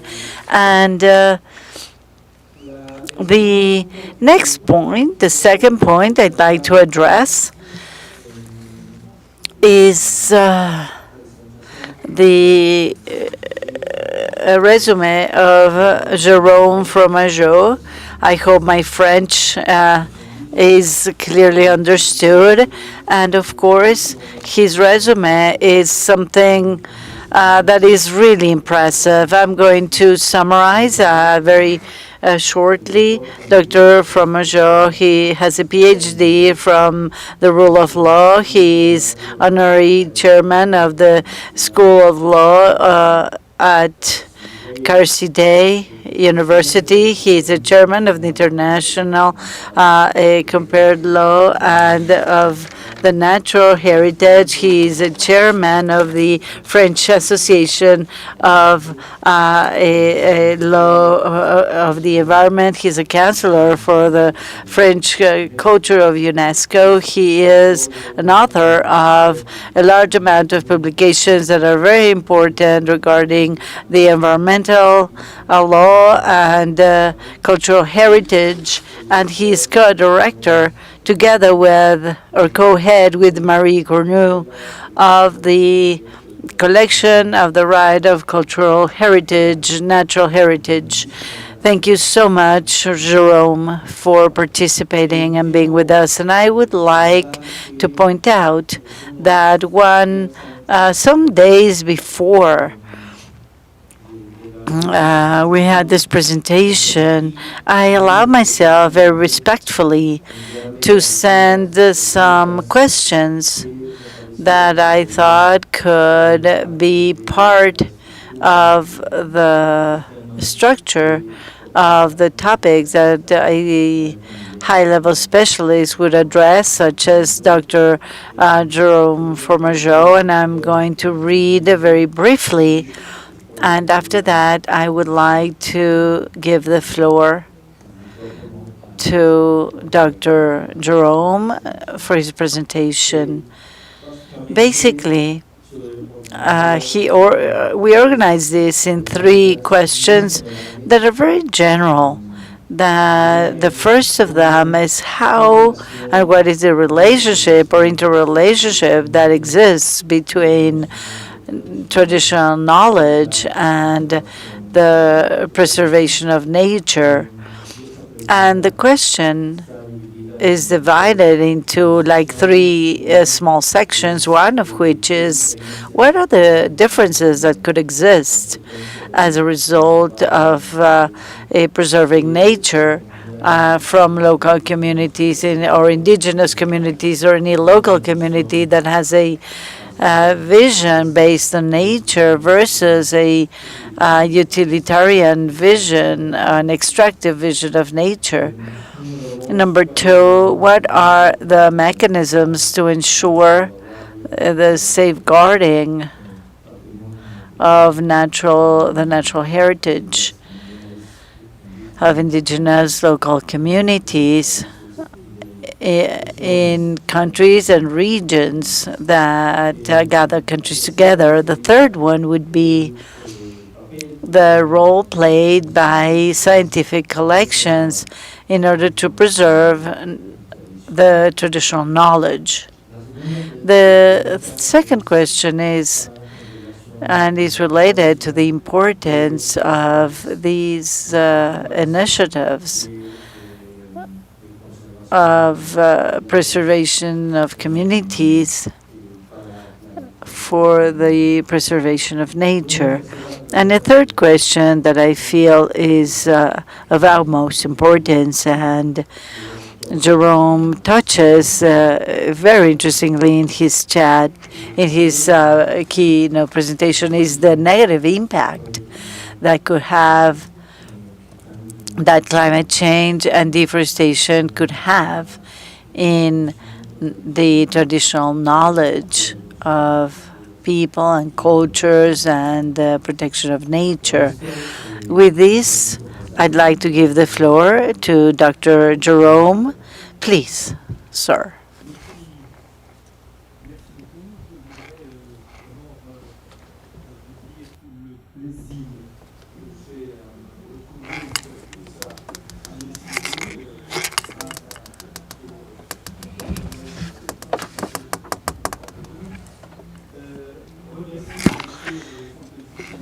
I would like to thank Mexico and the International Academy of Compared Law of the Notary School that is receiving us in that have excellent conditions, and I would also like to thank you for your for receiving us because of this meeting. I don't know, because of the time when was the visit where you invited us, and we established in a very interesting way, in a very impressive way, because there was an interesting connection, and I also hope we have the same connection with what I'm going to tell you exactly as of the interview that we had in order to prepare this presentation.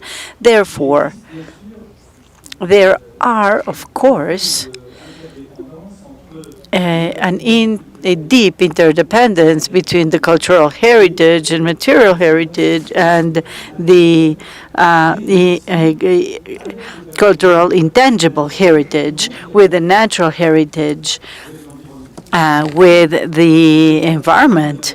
And yes, the cultural intangible heritage created by communities according to its environment and its very strong interactions, many times the one that exists for autochthonous people, and very strong interrelationship. With regards to these interrelations, we want to know practices, knowledge that are related to nature, relative to the universe, that could be assimilated towards true management systems or environmental management systems that, according to Article 2 of the safeguarding of a cultural intangible heritage, is transmitted from one generation to the next. This heritage has been recreated permanently by communities, by the indigenous people, and this is very interesting to underscore because they are perceptive, if I could say it, on the long run, because of their past, because of their history, and because of their environment, and because of their connection that they have with nature. Agricultural practices, of modalities on forest exploitation, fishing, hunting, of all of those modalities that are closely connected to the specificities of natural spaces in which we could say differently, the traditional whereabouts have to do with the development of knowledge and relative to biological, genetic, and natural resources. And that has to do with Article 2 of the Convention about Biological Diversity, a convention adopted in Rio in June of 1992. And these involve the preservation, the use, and the improvement of resources that they have and people have. And as a matter of fact, the 12th paragraph of the preamble of the Convention about biological diversity, and I quote, "A lot of local communities and indigenous communities depend closely and traditionally depend from the biological resources where they are based, where their traditions are based."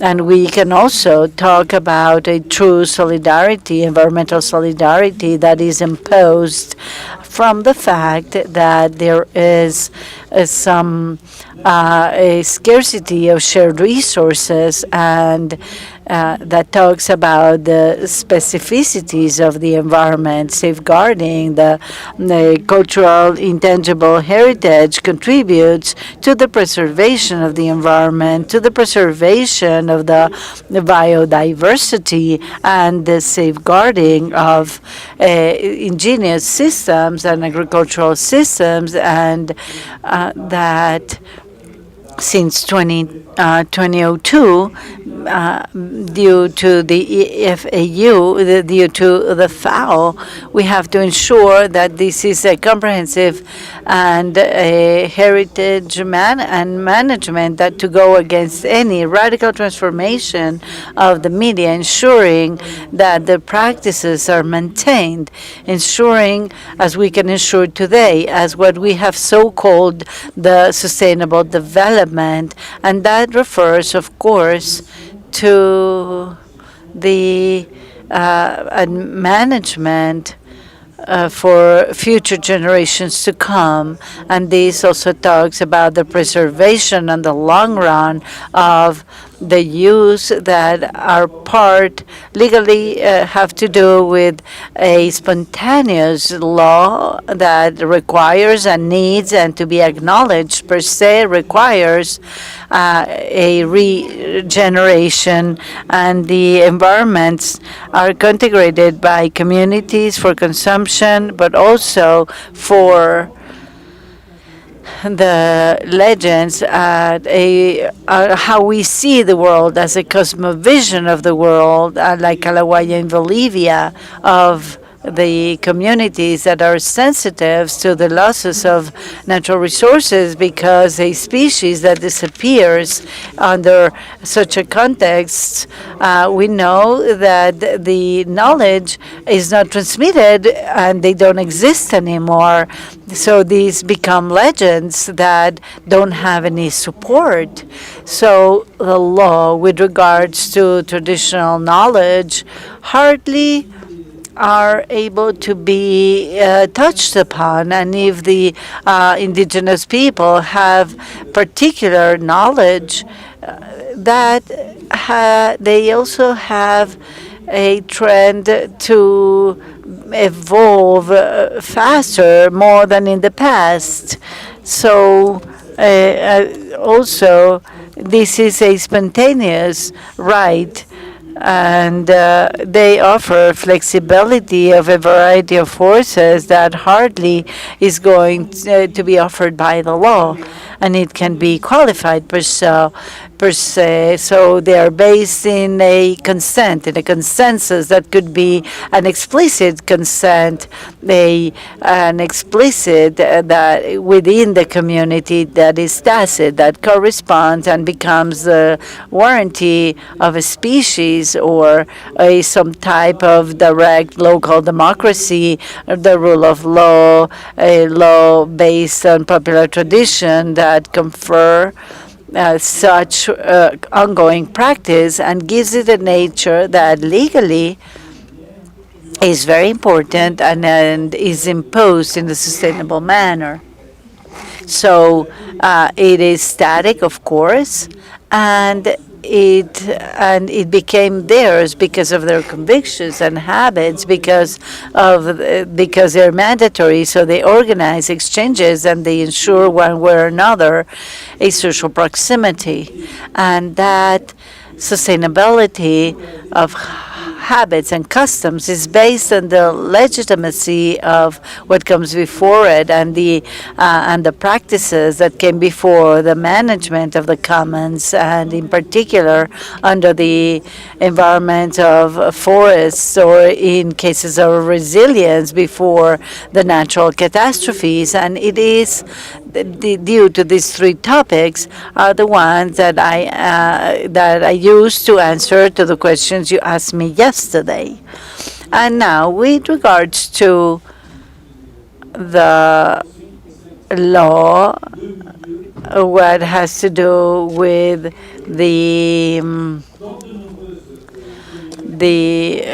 law, the law of the jungle. There are some communities that have a relationship to nature that's adapted to the exceptional conditions, and dealing with the environment of the jungles, the communities per se, the traditional communities, have the way of surviving, the way of living that is associated closely to this mean, in such a manner that I would say that they appropriate the space, showing a very interesting interest because they're supported in this consensus that I was speaking before, that is directly connected to the direct exploitation of many resources in the jungles, preserving the interests of the generations, the future generations. And it's also important to talk about this forest resources. This management is sustainable with a proper appropriation of nature, with a knowledge system that is a symbolic knowledge system and whose goal is a part of the modern environment. So this is kind of a type of concentrated strategy that takes the rest of people that are established in a richer area of the biodiversity in the heart of the Amazon. Their indigenous people have a moral culture that is very rich regarding knowledge and the knowledge of this environment, abundance of their vocabulary of fauna and flora, as well as their medical practices and their knowledge of the plants, of the herbal medicine. And this cultural heritage is expressed through myths, rituals, practices, artistic practices, and through languages. And these last are the deposits of their oral traditions, and they are part of a transmission technique such as the memory of the people and the region.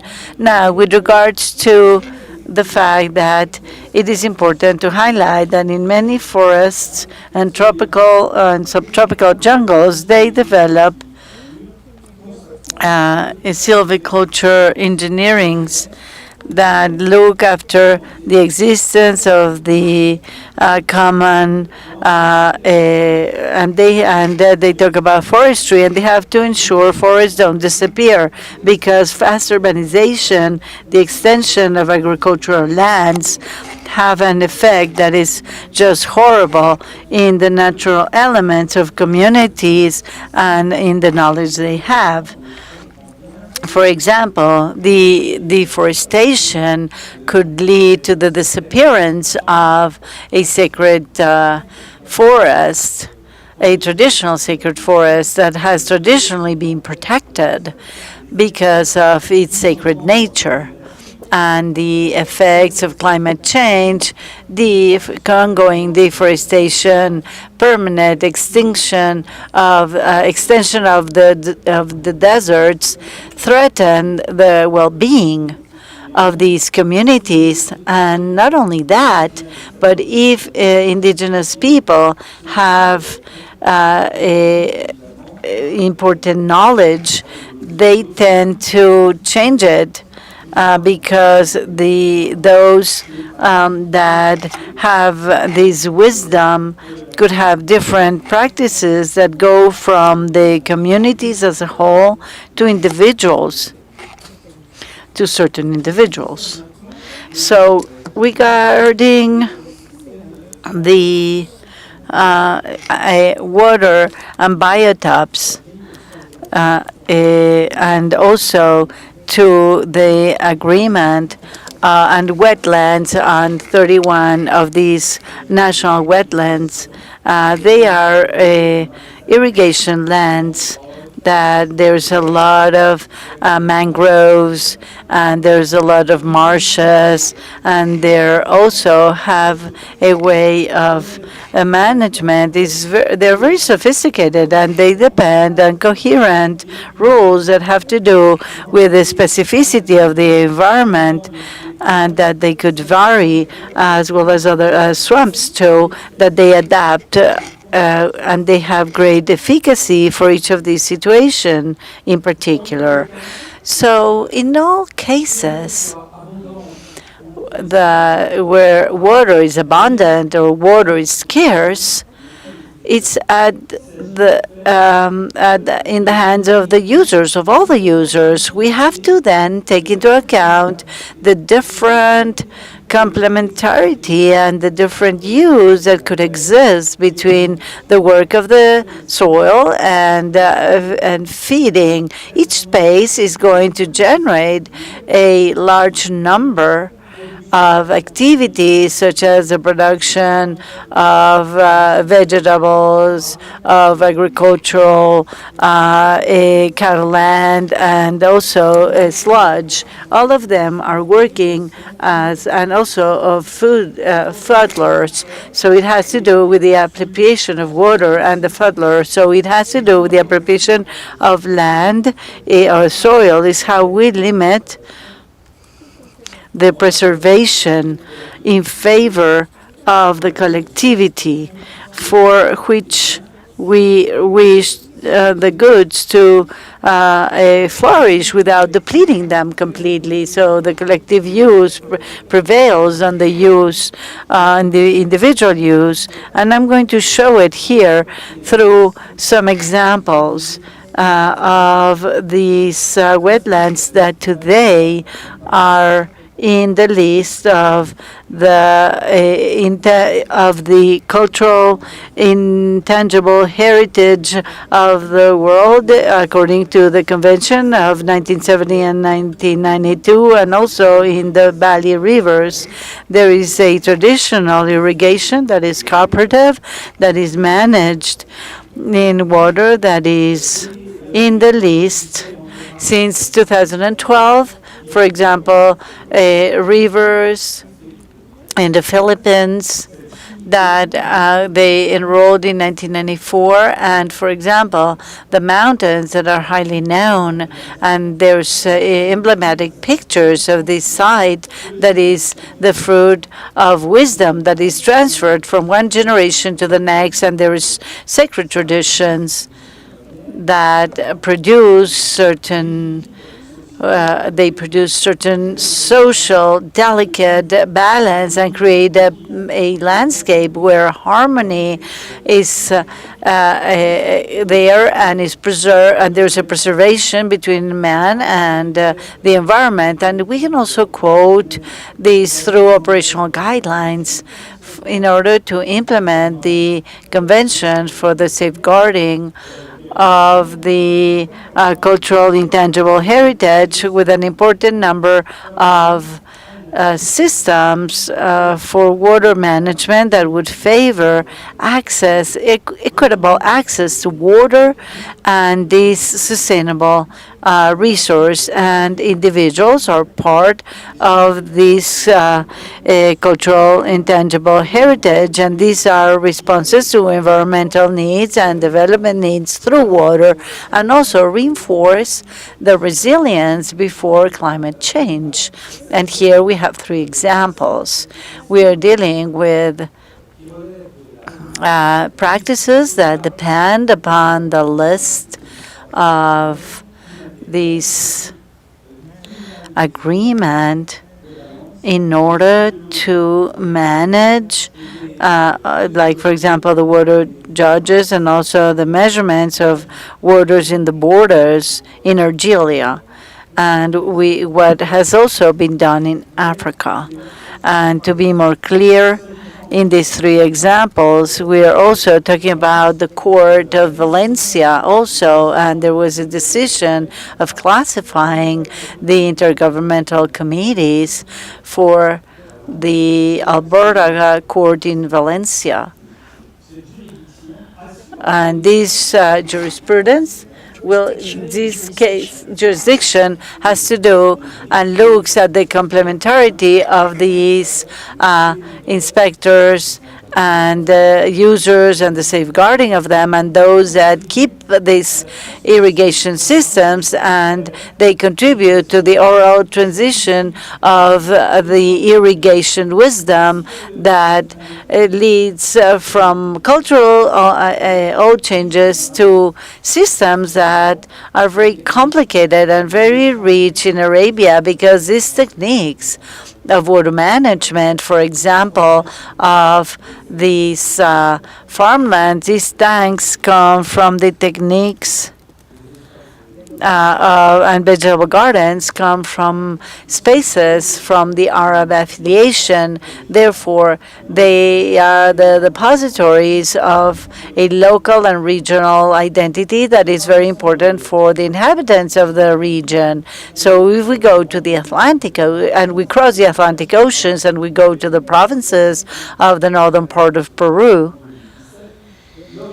what we are safeguarding since 1917 is a pre-cannabic origin that allows us to have a system that has the water feeding for all the citizens, and that is translated in a very good management of land and benefits the resources. The Corongo inhabitants are those that really manage the system, and they also have agricultural activities. The water judge is the authority, and they manage the water, and they are in charge of managing the main festivities in Corongo with elements that are the main pillar of the cultural and the memory of Corongo. They observe three core principles: solidarity, equity, and the respect of nature. These are the main principles that are the pillars. And the integration of this tradition of the agreement. And if we,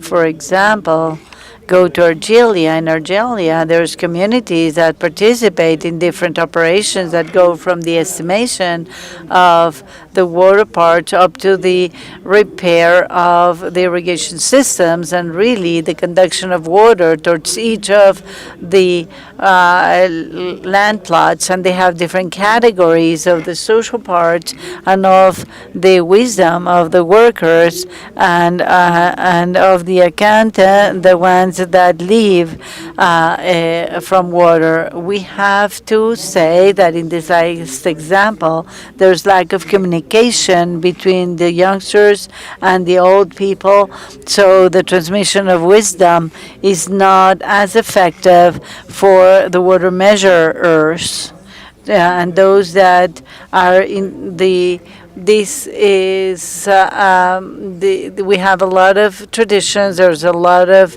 transmission of wisdoms towards youngsters and towards the future generations.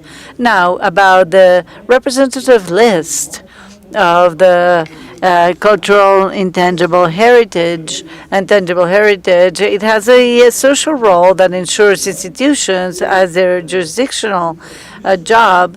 And once again, the determining role of the rules, the use of communities as cultural identity markers on this territory, this moral authority being represented by these our traditional arbitrage structure are based basically in social and economic functions, and they are controlled because of the problem that is being mentioned by the control of access to water management and the use of and decentralization of the mechanisms of transfer of the resources and the regulations of behaviors and social interaction.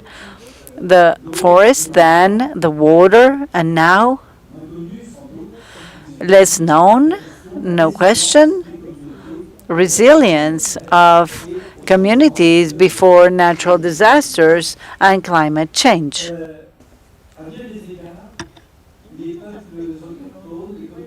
In many aspects, indigenous peoples and indigenous communities are better adapted than ourselves regarding ecological mutations. Therefore, we have to really give value to the different practices related to biosciences, namely climate. We need to use the potential of indigenous peoples to make a contribution to the reduction of risks and reconstruction after natural catastrophes by reinforcing social cohesion and the mitigation of climate change impact. It is something of utmost importance. We need to have a better understanding of the efficacy of such a wisdom on the reduction on catastrophe risk, the reconstruction after the natural catastrophes, or the volcanic eruptions, or the different ways of adaptation to climate, and mitigation of climate change. There are so many practices which are acknowledged by individuals, groups, and communities because they are part of their cultural heritage. For example, at the Samoa Islands, they are facing global warming problems, or in the case of Timor or Puno in Peru, there are very many examples. So the FAO is performing a very interesting inventory on this. In addition to the forest, water, and resilience to climate change problems, as well as the general environment, the uses, customs, and wisdom implicitly contribute to the protection of nature, and they are auxiliary instruments and standards to support the rules which make up today environmental rights. In that sense, these practices for some years now are taken into consideration by the states. For example, in Charás, for inventory taking of the cultural intangible heritage, which in addition is core to take the inventories as it happens in Kenya, Spain, or France. We all support ourselves in the wisdom of indigenous populations and the communities who have more capabilities to take those inventories. In countries like France, we have the same idea, which is inviting and urging some passionate people to participate in the inventory taking exercise who have ecological interests. These are participative biodiversity inventories. and they support themselves in the observations performed by the inhabitants to take those inventories which are indispensable if we really want to take advantage of that knowledge. And the administrative entities are there to protect nature and the cultural heritage, but they can in turn establish real advocacy programs to that wisdom. In Italy, in Estonia, and even more, the action of the state and the safeguard of that wisdom regarding the environment can be devoted to be supported by the public entities, like in the case of Brazil. The intangible cultural heritage is recognized by the Constitution. In the United States, the law related to environmental preservation enacted in 1969 expressly states the need to preserve historical and cultural and natural important aspects of the national heritage and preserve as much as possible an environment that will support biodiversity and diversity of the individual options. In Canada, the law on national parks authorizes natural resources to continue with the traditional uses and customs, and that the indigenous people, for spiritual or ceremonial purposes, like in fauna or flora programs, can be used and support the practices. These practices are only for the people who have been integrated in the indigenous peoples group. These agreements can be entered into between the government and the indigenous peoples and private company and a public company, so that they can have the ownership on the traditional wisdom and the sacred nature of some sites and foresee access to traditional wisdom linked in condition with the obtention of a previous free and illustrated consensus. In France, two important laws are foreseeing this process that looks more like a process of recognition of the cultural rights, which are part of the intangible cultural heritage regulations in France, which now cover a new dimension relative to the actual equality. And this refers to Guyana especially, and a certain number of local governments which are under a good council of Amerindian community, and consultation is made to them on the assembly that has consequences in the environment or in Guyana or in the natural framework. If it is true that some traditional practices conflict with the laws related to bioprotection, there are no doubt conflicts. I will take that into account, but there are many laws which ensure the protection of the environment, and these laws foresee some exceptions which are for the good of the communities. And the inventory of a large number of countries can be done. Thank you so much.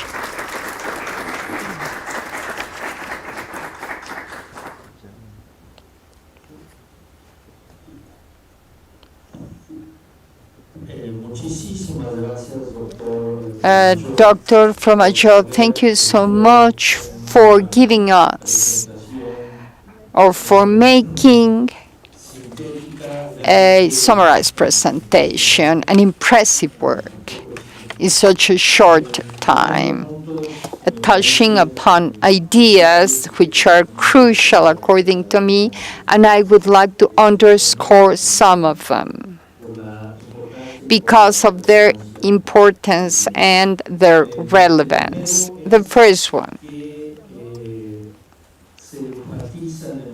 you emphasized in a clear way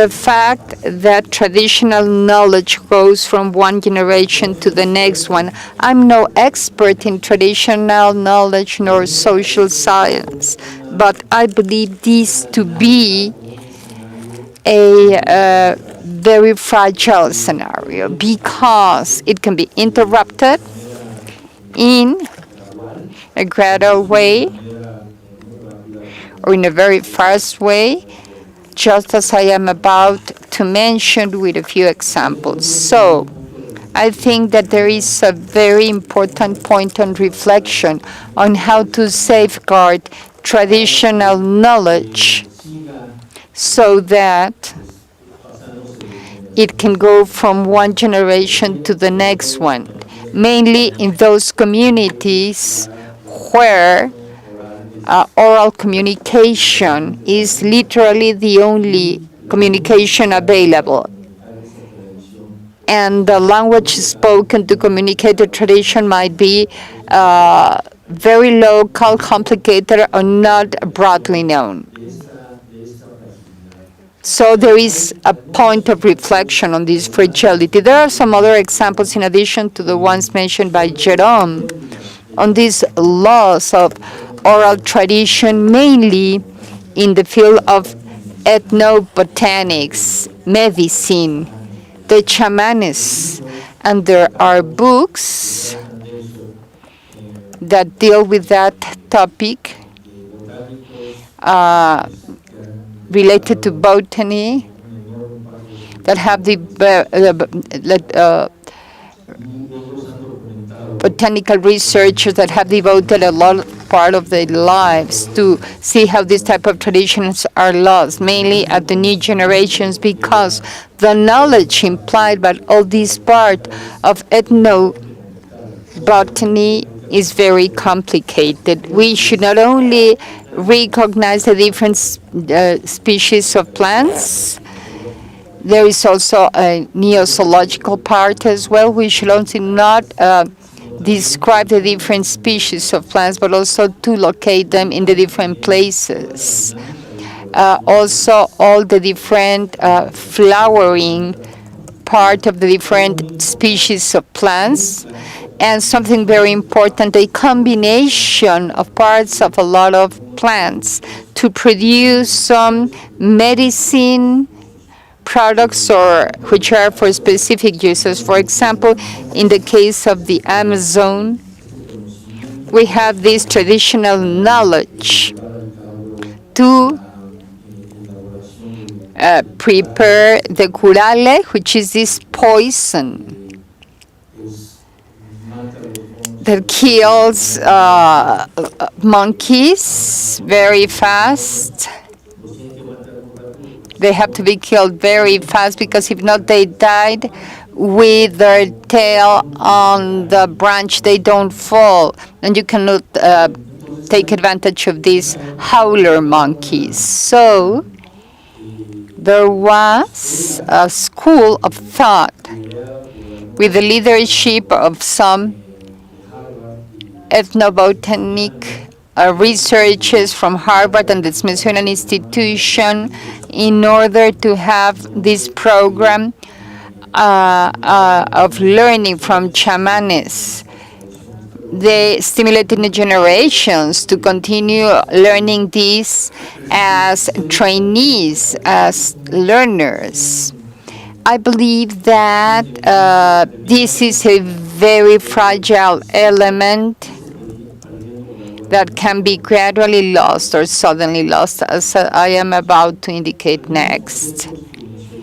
Some of the concepts mentioned by you, Jerome, are fundamental, and I see these from the biological perspective. This matter of solidary ecology. This has to permeate in the different spheres of the decision-making local governments, which is there where the ecological disruption problems frequently occur. This is a very interesting concept, and there are many very important studies related to solidary ecology.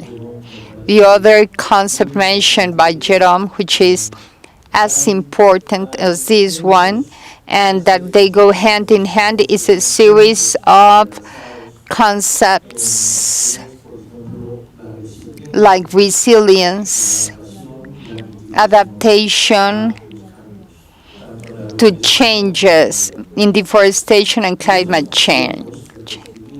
And these resilience, adaptation, and mitigation concepts are not homogeneous through the ecological landscape, but each place has its own levels of resilience, of adaptive capabilities, and mitigation. And in that sense, there are many studies that have been made, but we still need to make a lot of research to have a quantitative assessment of the resilience capacity of a specific system or the adaptive capacity of that ecosystem, and therefore the capacity of mitigation. Therefore, there is a huge opportunity to carry out scientific research with ecologists, biologists, and social science researchers, because we don't yet have all that information.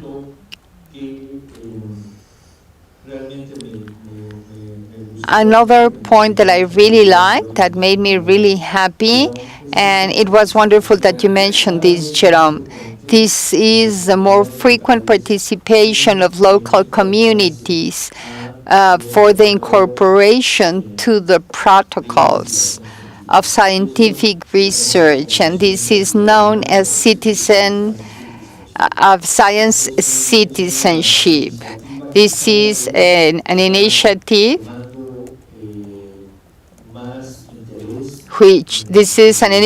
which is growing in the local communities, and this has a lot of advantages. That is to say, people take ownership of the scientific knowledge being produced under a specific project in their community.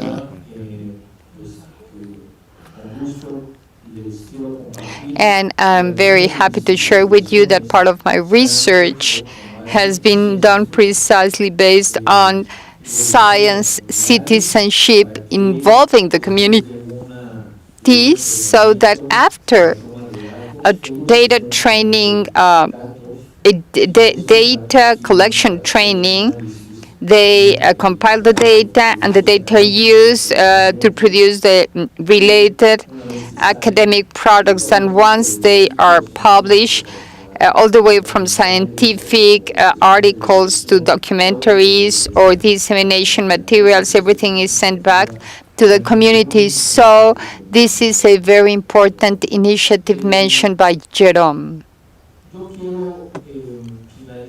I would like to end with a reflection of concern, which is as follows.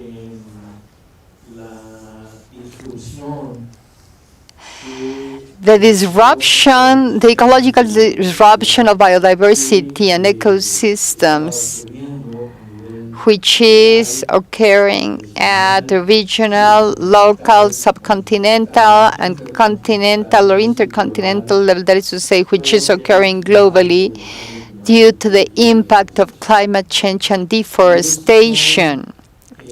And these are two factors which have been studied in a very detailed fashion, and there is exceptional scientific research available mainly in the field of climate change. The International Panel on Climate Change has prepared a series of maps, predictive climate maps on the future scenarios of climate change, but at the level of the landscape. The technology and supercomputers have allowed us to model this at a much better level, at the level of kilometers, not countries, but kilometers. Mexico has now some landscapes of climate change for Mexico which are very precise, or with a high predictive value that have already been fulfilled for 2020. We do have scenarios for 2030, 2050, and 2070. So, a scientific exercise that is quite intriguing or quite important would, for example, be using these maps, these scenarios which are reflected on maps, on climate change and deforestation, and superimpose on these maps the location of the local or indigenous communities, and with that being able to perform an approximation, a primary approach or a proxy to see the level of vulnerability of these communities before the climate change scenarios. This can be done. Any research group can start to do that starting this Monday. I'm not going to give the full answers, but they can identify, this is not going to give us the full answers, but it can identify which groups and living where may have more impact, are more vulnerable before these two factors which affect so much as deforestation and climate change, and this can be seen at different scales. And therefore we can get a series of hypotheses in the sense that before sudden changes of changes in temperature or rainfall, this can have a disruptive, faster effect on the generational communication to communicate the natural tradition or not. And then I think that we already have the data and tools available, the theoretical, methodological tools to organize a primary analysis platform that covers all the different fields mentioned by Jerome. I will end by saying that we have models, robust models for possible extinction of species resulting from deforestation and climate change, possible changes in the distribution of species due to these two factors, and also changes in the interaction of species, for example, the interaction of pollination. There can be very important disruptions or interaction of species and the pollination or praise of species. That is to say, you don't have to be species as a standalone elements, but rather the whole ecosystem and how they prey on each other, or the pollination, or homeostasis of local climate that will favor rainfall, and that water will fall in aquifer tables and is not destroyed because of the lack of vegetation. These are some of the reflections that I have done. This is very gray to black landscape. We have to do this together with legislation regarding the vulnerability of traditional change. Of this group of people that, as indicated by Jerome, there are thousands of examples of sustainable life. Thank you.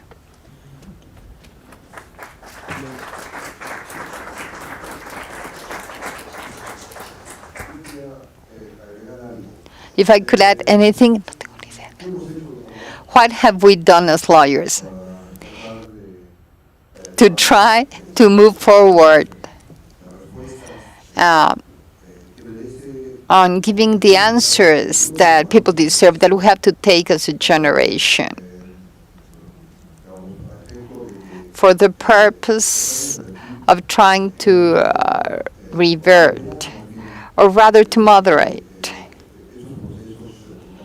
the climate change processes, mainly the material or tangible cultural heritage, or the world heritage which is endangered in Latin America. We have dramatic examples of that. In the, for example, degradation caused by climate change. So the answer that we have tried to give in Latin America was given somehow by Justice Lorenzetti this morning through different approaches. We have tried to find the best answer. There has been a very serious constitutional reform in the region. He spoke about the constitution of Ecuador, of Bolivia, and Ricardo Lorenzetti and myself have been constantly discussing this to see which will be the position of the court in Argentina and the Court of Justice of Mexico through Justice Alfredo Ortiz Mena. We have the constitutional movement, which is very serious in Latin America now, and with different concerns in the juridical arena. The Pachamama, for example, which is a concept, which is a term that comes from the Quechua in the Andean region, which is Mother Earth. The link that indigenous peoples have with Mother Earth is totally different to the one that we have in the West. So Ecuador, Bolivia have decided to go through that road. We have the Constitutional Court in Colombia and the Supreme Court of Justice in Colombia, where they have already declared the Amazonia with has legal nature with, and its primary effect is that any person can file a claim with the court regarding the protection of the community habitat, the protection of indigenous communities, and of the cultural groups. So they have been granted a legal status, and this is a jurisdictional claim, very important in Colombia, and these are the trends. But I would like to cover one final one, which is the Regional Convention of Exazu, which is one of the documents or the most finished documents, of the Latin American region. Mexico ratified it with a lot of resistance in the last minute because of international pressure together with Argentina, and we have signed on that convention. Now, this convention opens a great possibility. It opens a possibility of being active, judicially speaking. The experience that we have had in Latin America as part of those trends and evolutionary processes that can be observable in the region. We see the constitution, the jurisdiction, with a lot of approaches and differences in the approaches, and Argentina and Brazil go from a different side. Chile has so declared, Boric has declared in Chile, who is the new president, he's going to create an ecologist constitution. And we have Mexico that somehow has been a little bit lagging behind. But the Exasu Commission, this regional commission, opens an opportunity to have a judicial active presence. And the experience that we have in Latin America is that there is a lot of resistance, different forces that act in society, part of the conservative free having a utilitarian approach, the conservative groups and the environmentalist groups that try to have this trend. So the Exasu Convention, with this opportunity that it has opened, gives the jurisdiction the necessary tools to start constraining the degradation of the climate change and the protection to the cultural groups and communities which are acting in Mexican territory. So I would also stay in the gray area. The problem that we have had, and I will try to demonstrate this tomorrow, is how, as jurists, for example, we can make sure that the social environment, these resources can go down to people, so we can incorporate all communities, we can incorporate all indigenous Mexican communities, groups, and cultural Mexican groups to the population in general in the defense of could be their material cultural heritage. So this is a challenge, and we've observed as many times with great frustration many times that the legal design prevails in the surface, and we have not been able to go down in all the social body at the time that there is a mobilization, a serious mobilization, because as we saw it at lunch, the reaction of the Argentinian society is quite vigorous, and the Chilean too at this point. So Chile has a very active social mobilization of great interest, and our challenge is how can we ensure this goes down to the social body and mobilization starts. Only by doing so we're going to understand it. And how can we achieve so? Through jurisdiction. Historically speaking, our governments have been absolutely resistant and with great resilience in the adaptation, because maybe this is not politically correct. However, they try to balance. But this is not the government. The only one that has to make the last decisions is not so. So I presented it, and tomorrow we're going to also have who was Minister of Culture in Mexico City. And we have to ensure that it goes down to the social body, that we move, that there's a mobilization, social mobilization. At that point, we'll still be able to overcome. In the Netherlands, we have the first experience that we had with the President Rachel. That is a president that is paradigmatic. Then he jumped into Latin America, and from then he jumped in. So and I mentioned that with Ricardo Rossetti, and we've mentioned that with Alfredo Ortiz Mena, that the answers, the private and civil responses offered by our legislations are not enough. They're not enough to give a response to the 21st century challenges. And we see President Rochelle, what does he do? What does the court, for example, the court of the Netherlands do? What do they do? And they jump into Latin America. What did they do? They ensured that the damages caused and the connection between the generating fact and the result of the damage provocation is not enough. That is not good enough to explain the reversion of climate change, and that is not enough to protect our cultural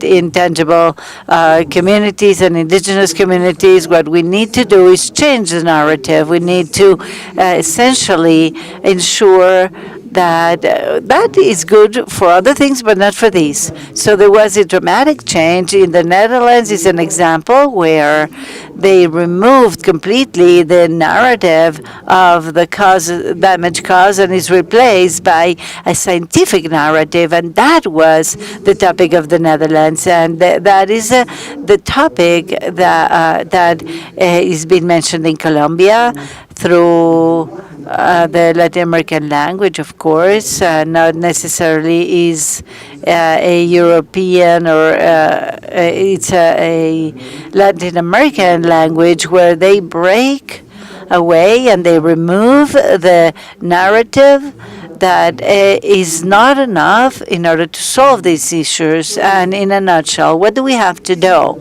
There are some legal tools. Yes, they do. Mexico ratifies at the end of the day the Accessu Convention. We open up the compass for the judicial militancy or active action.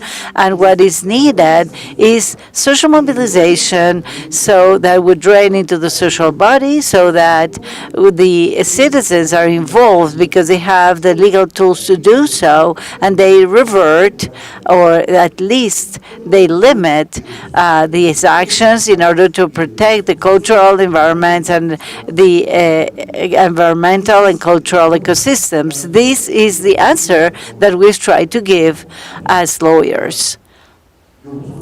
I'm not an activist, but I complied and satisfied completely my function by trying to design a legal framework that is sound enough to have, and so that the Mexican groups have enough time to work in the Mexican courts and to ensure that locals and federal courts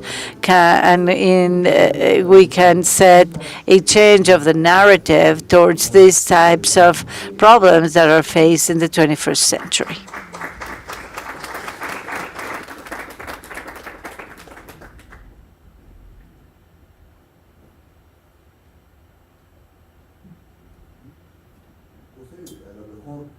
And maybe, as mentioned by some others, now my questions, all my doubts are clearer, I would say. Mexico ratified this convention, yes, at the end, because with the resistance of the government, they know the problems that happened in the Mexican legal system, and that was imminent. However, the president of Mexico received some calls from his peers in Latin America, concretely from CEPAL. And they said that we should ratify this convention, and it was exactly the Day of the Earth. It was in April in 2021, on the Day of the Earth, and Mexico ratified this convention, and this is a convention that I would say is a leading convention. And of course, at a universal level, however, It is a very useful and important tool in order to change the legal narrative in the region, and that is what we must do. We must change the narrative.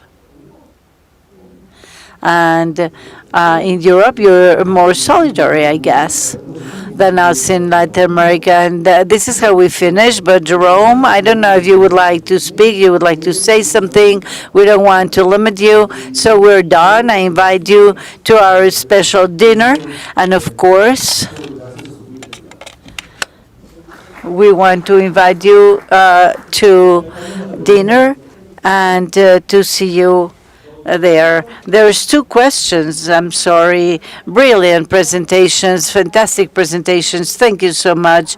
Regarding the international tools and the presentation done by Dr. Jerome and now Dr. Sanchez Cordero adds, I would like to add the 169 agreement of the OIT and the UN Convention regarding the rights of territories of indigenous people, because the territory as a language, and as explained by Dr. Victor, it is quite vulnerable.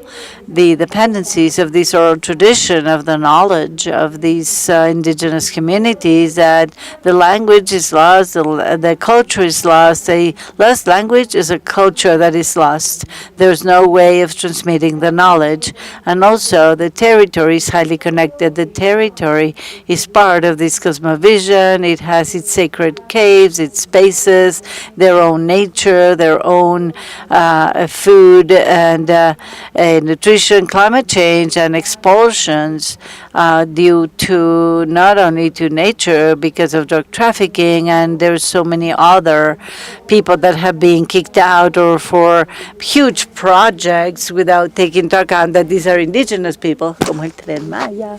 So they are dramatic because they break away from they disperse the population, and unfortunately all of that is not quite protected. And there is another aspect that I've lived as a judge with local indigenous communities. We have also had international agreements that you've mentioned. There are some provisions in the Constitution in Mexico, Article 2, concretely, that protects the autonomy, indigenous autonomy, their self-management, their rights to organize, their knowledge, etc., whatever it's been said. However, the truth is that it breaks away from the structure, as mentioned by Dr. Jorge. It prevails with other rights, and they have a different vision that is more European-like. Human rights coming from the Declaration, the Universal Declaration of 1948, are not universal rights because the communities, indigenous communities, were not consulted, and they claim that. So the Peru and Colombia Constitution has been modified completely because they have been given rights to earth, they've been giving rights to animals, because they need a complete vision. And these, we would say, these cultural rights and environmental and social rights that indigenous communities have within a constitution has a different vision. And I think we have to work a lot on that, Dr. Jorge, on the regulatory matters, so it is effective. And I have seen very important anomalies in the Constitution regarding the indigenous rights that are very European-like. So we need to weigh, and there is a lot of ground to be covered in my experience. Thank you so much for sharing your vision and your perspective. And I have one concern that I would like to express, and that's related to they said that this is available for indigenous people, but there is a trend that is the urban concentration in the cities and the populational growth. So I would only like to ask you if these maps or these efforts to concentrate information in maps, in climate maps, exists? Is there any effort worldwide? Is there any international body that is working in these climate maps with an outlook of megacities, of urban concentration in megacities? And that is something that I'd like to express and question, and if you have any comment on that regard. Yes, thank you so much. And very briefly, and the scenarios and of climate change are available, and they're public domain. And you can get into the IPCC page or international partner or climate change, and you can download them. This is a huge effort of 2,500 climatologists. This is a fantastic effort. It's free, and you can download them. And the rest of the analysis, it really depends on the interest group, research groups, etc. And for sure, there are some analyses about megacities and what I was mentioning, and I do not know them. And we already have some drafts on the impact of these scenarios about the Mexican fauna, and I tell my brother, and I agree, I stay with the gray. I don't go back to black, but I don't have a smiley face, but it is available.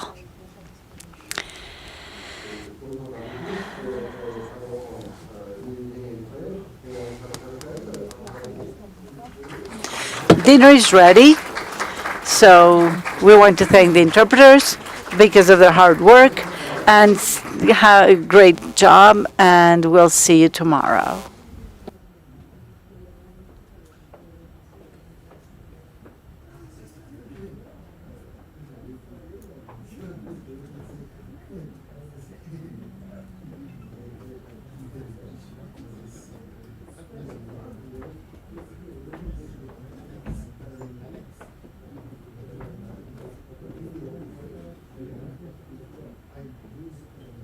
Ese ya fue el último. Ya termino la transmisión.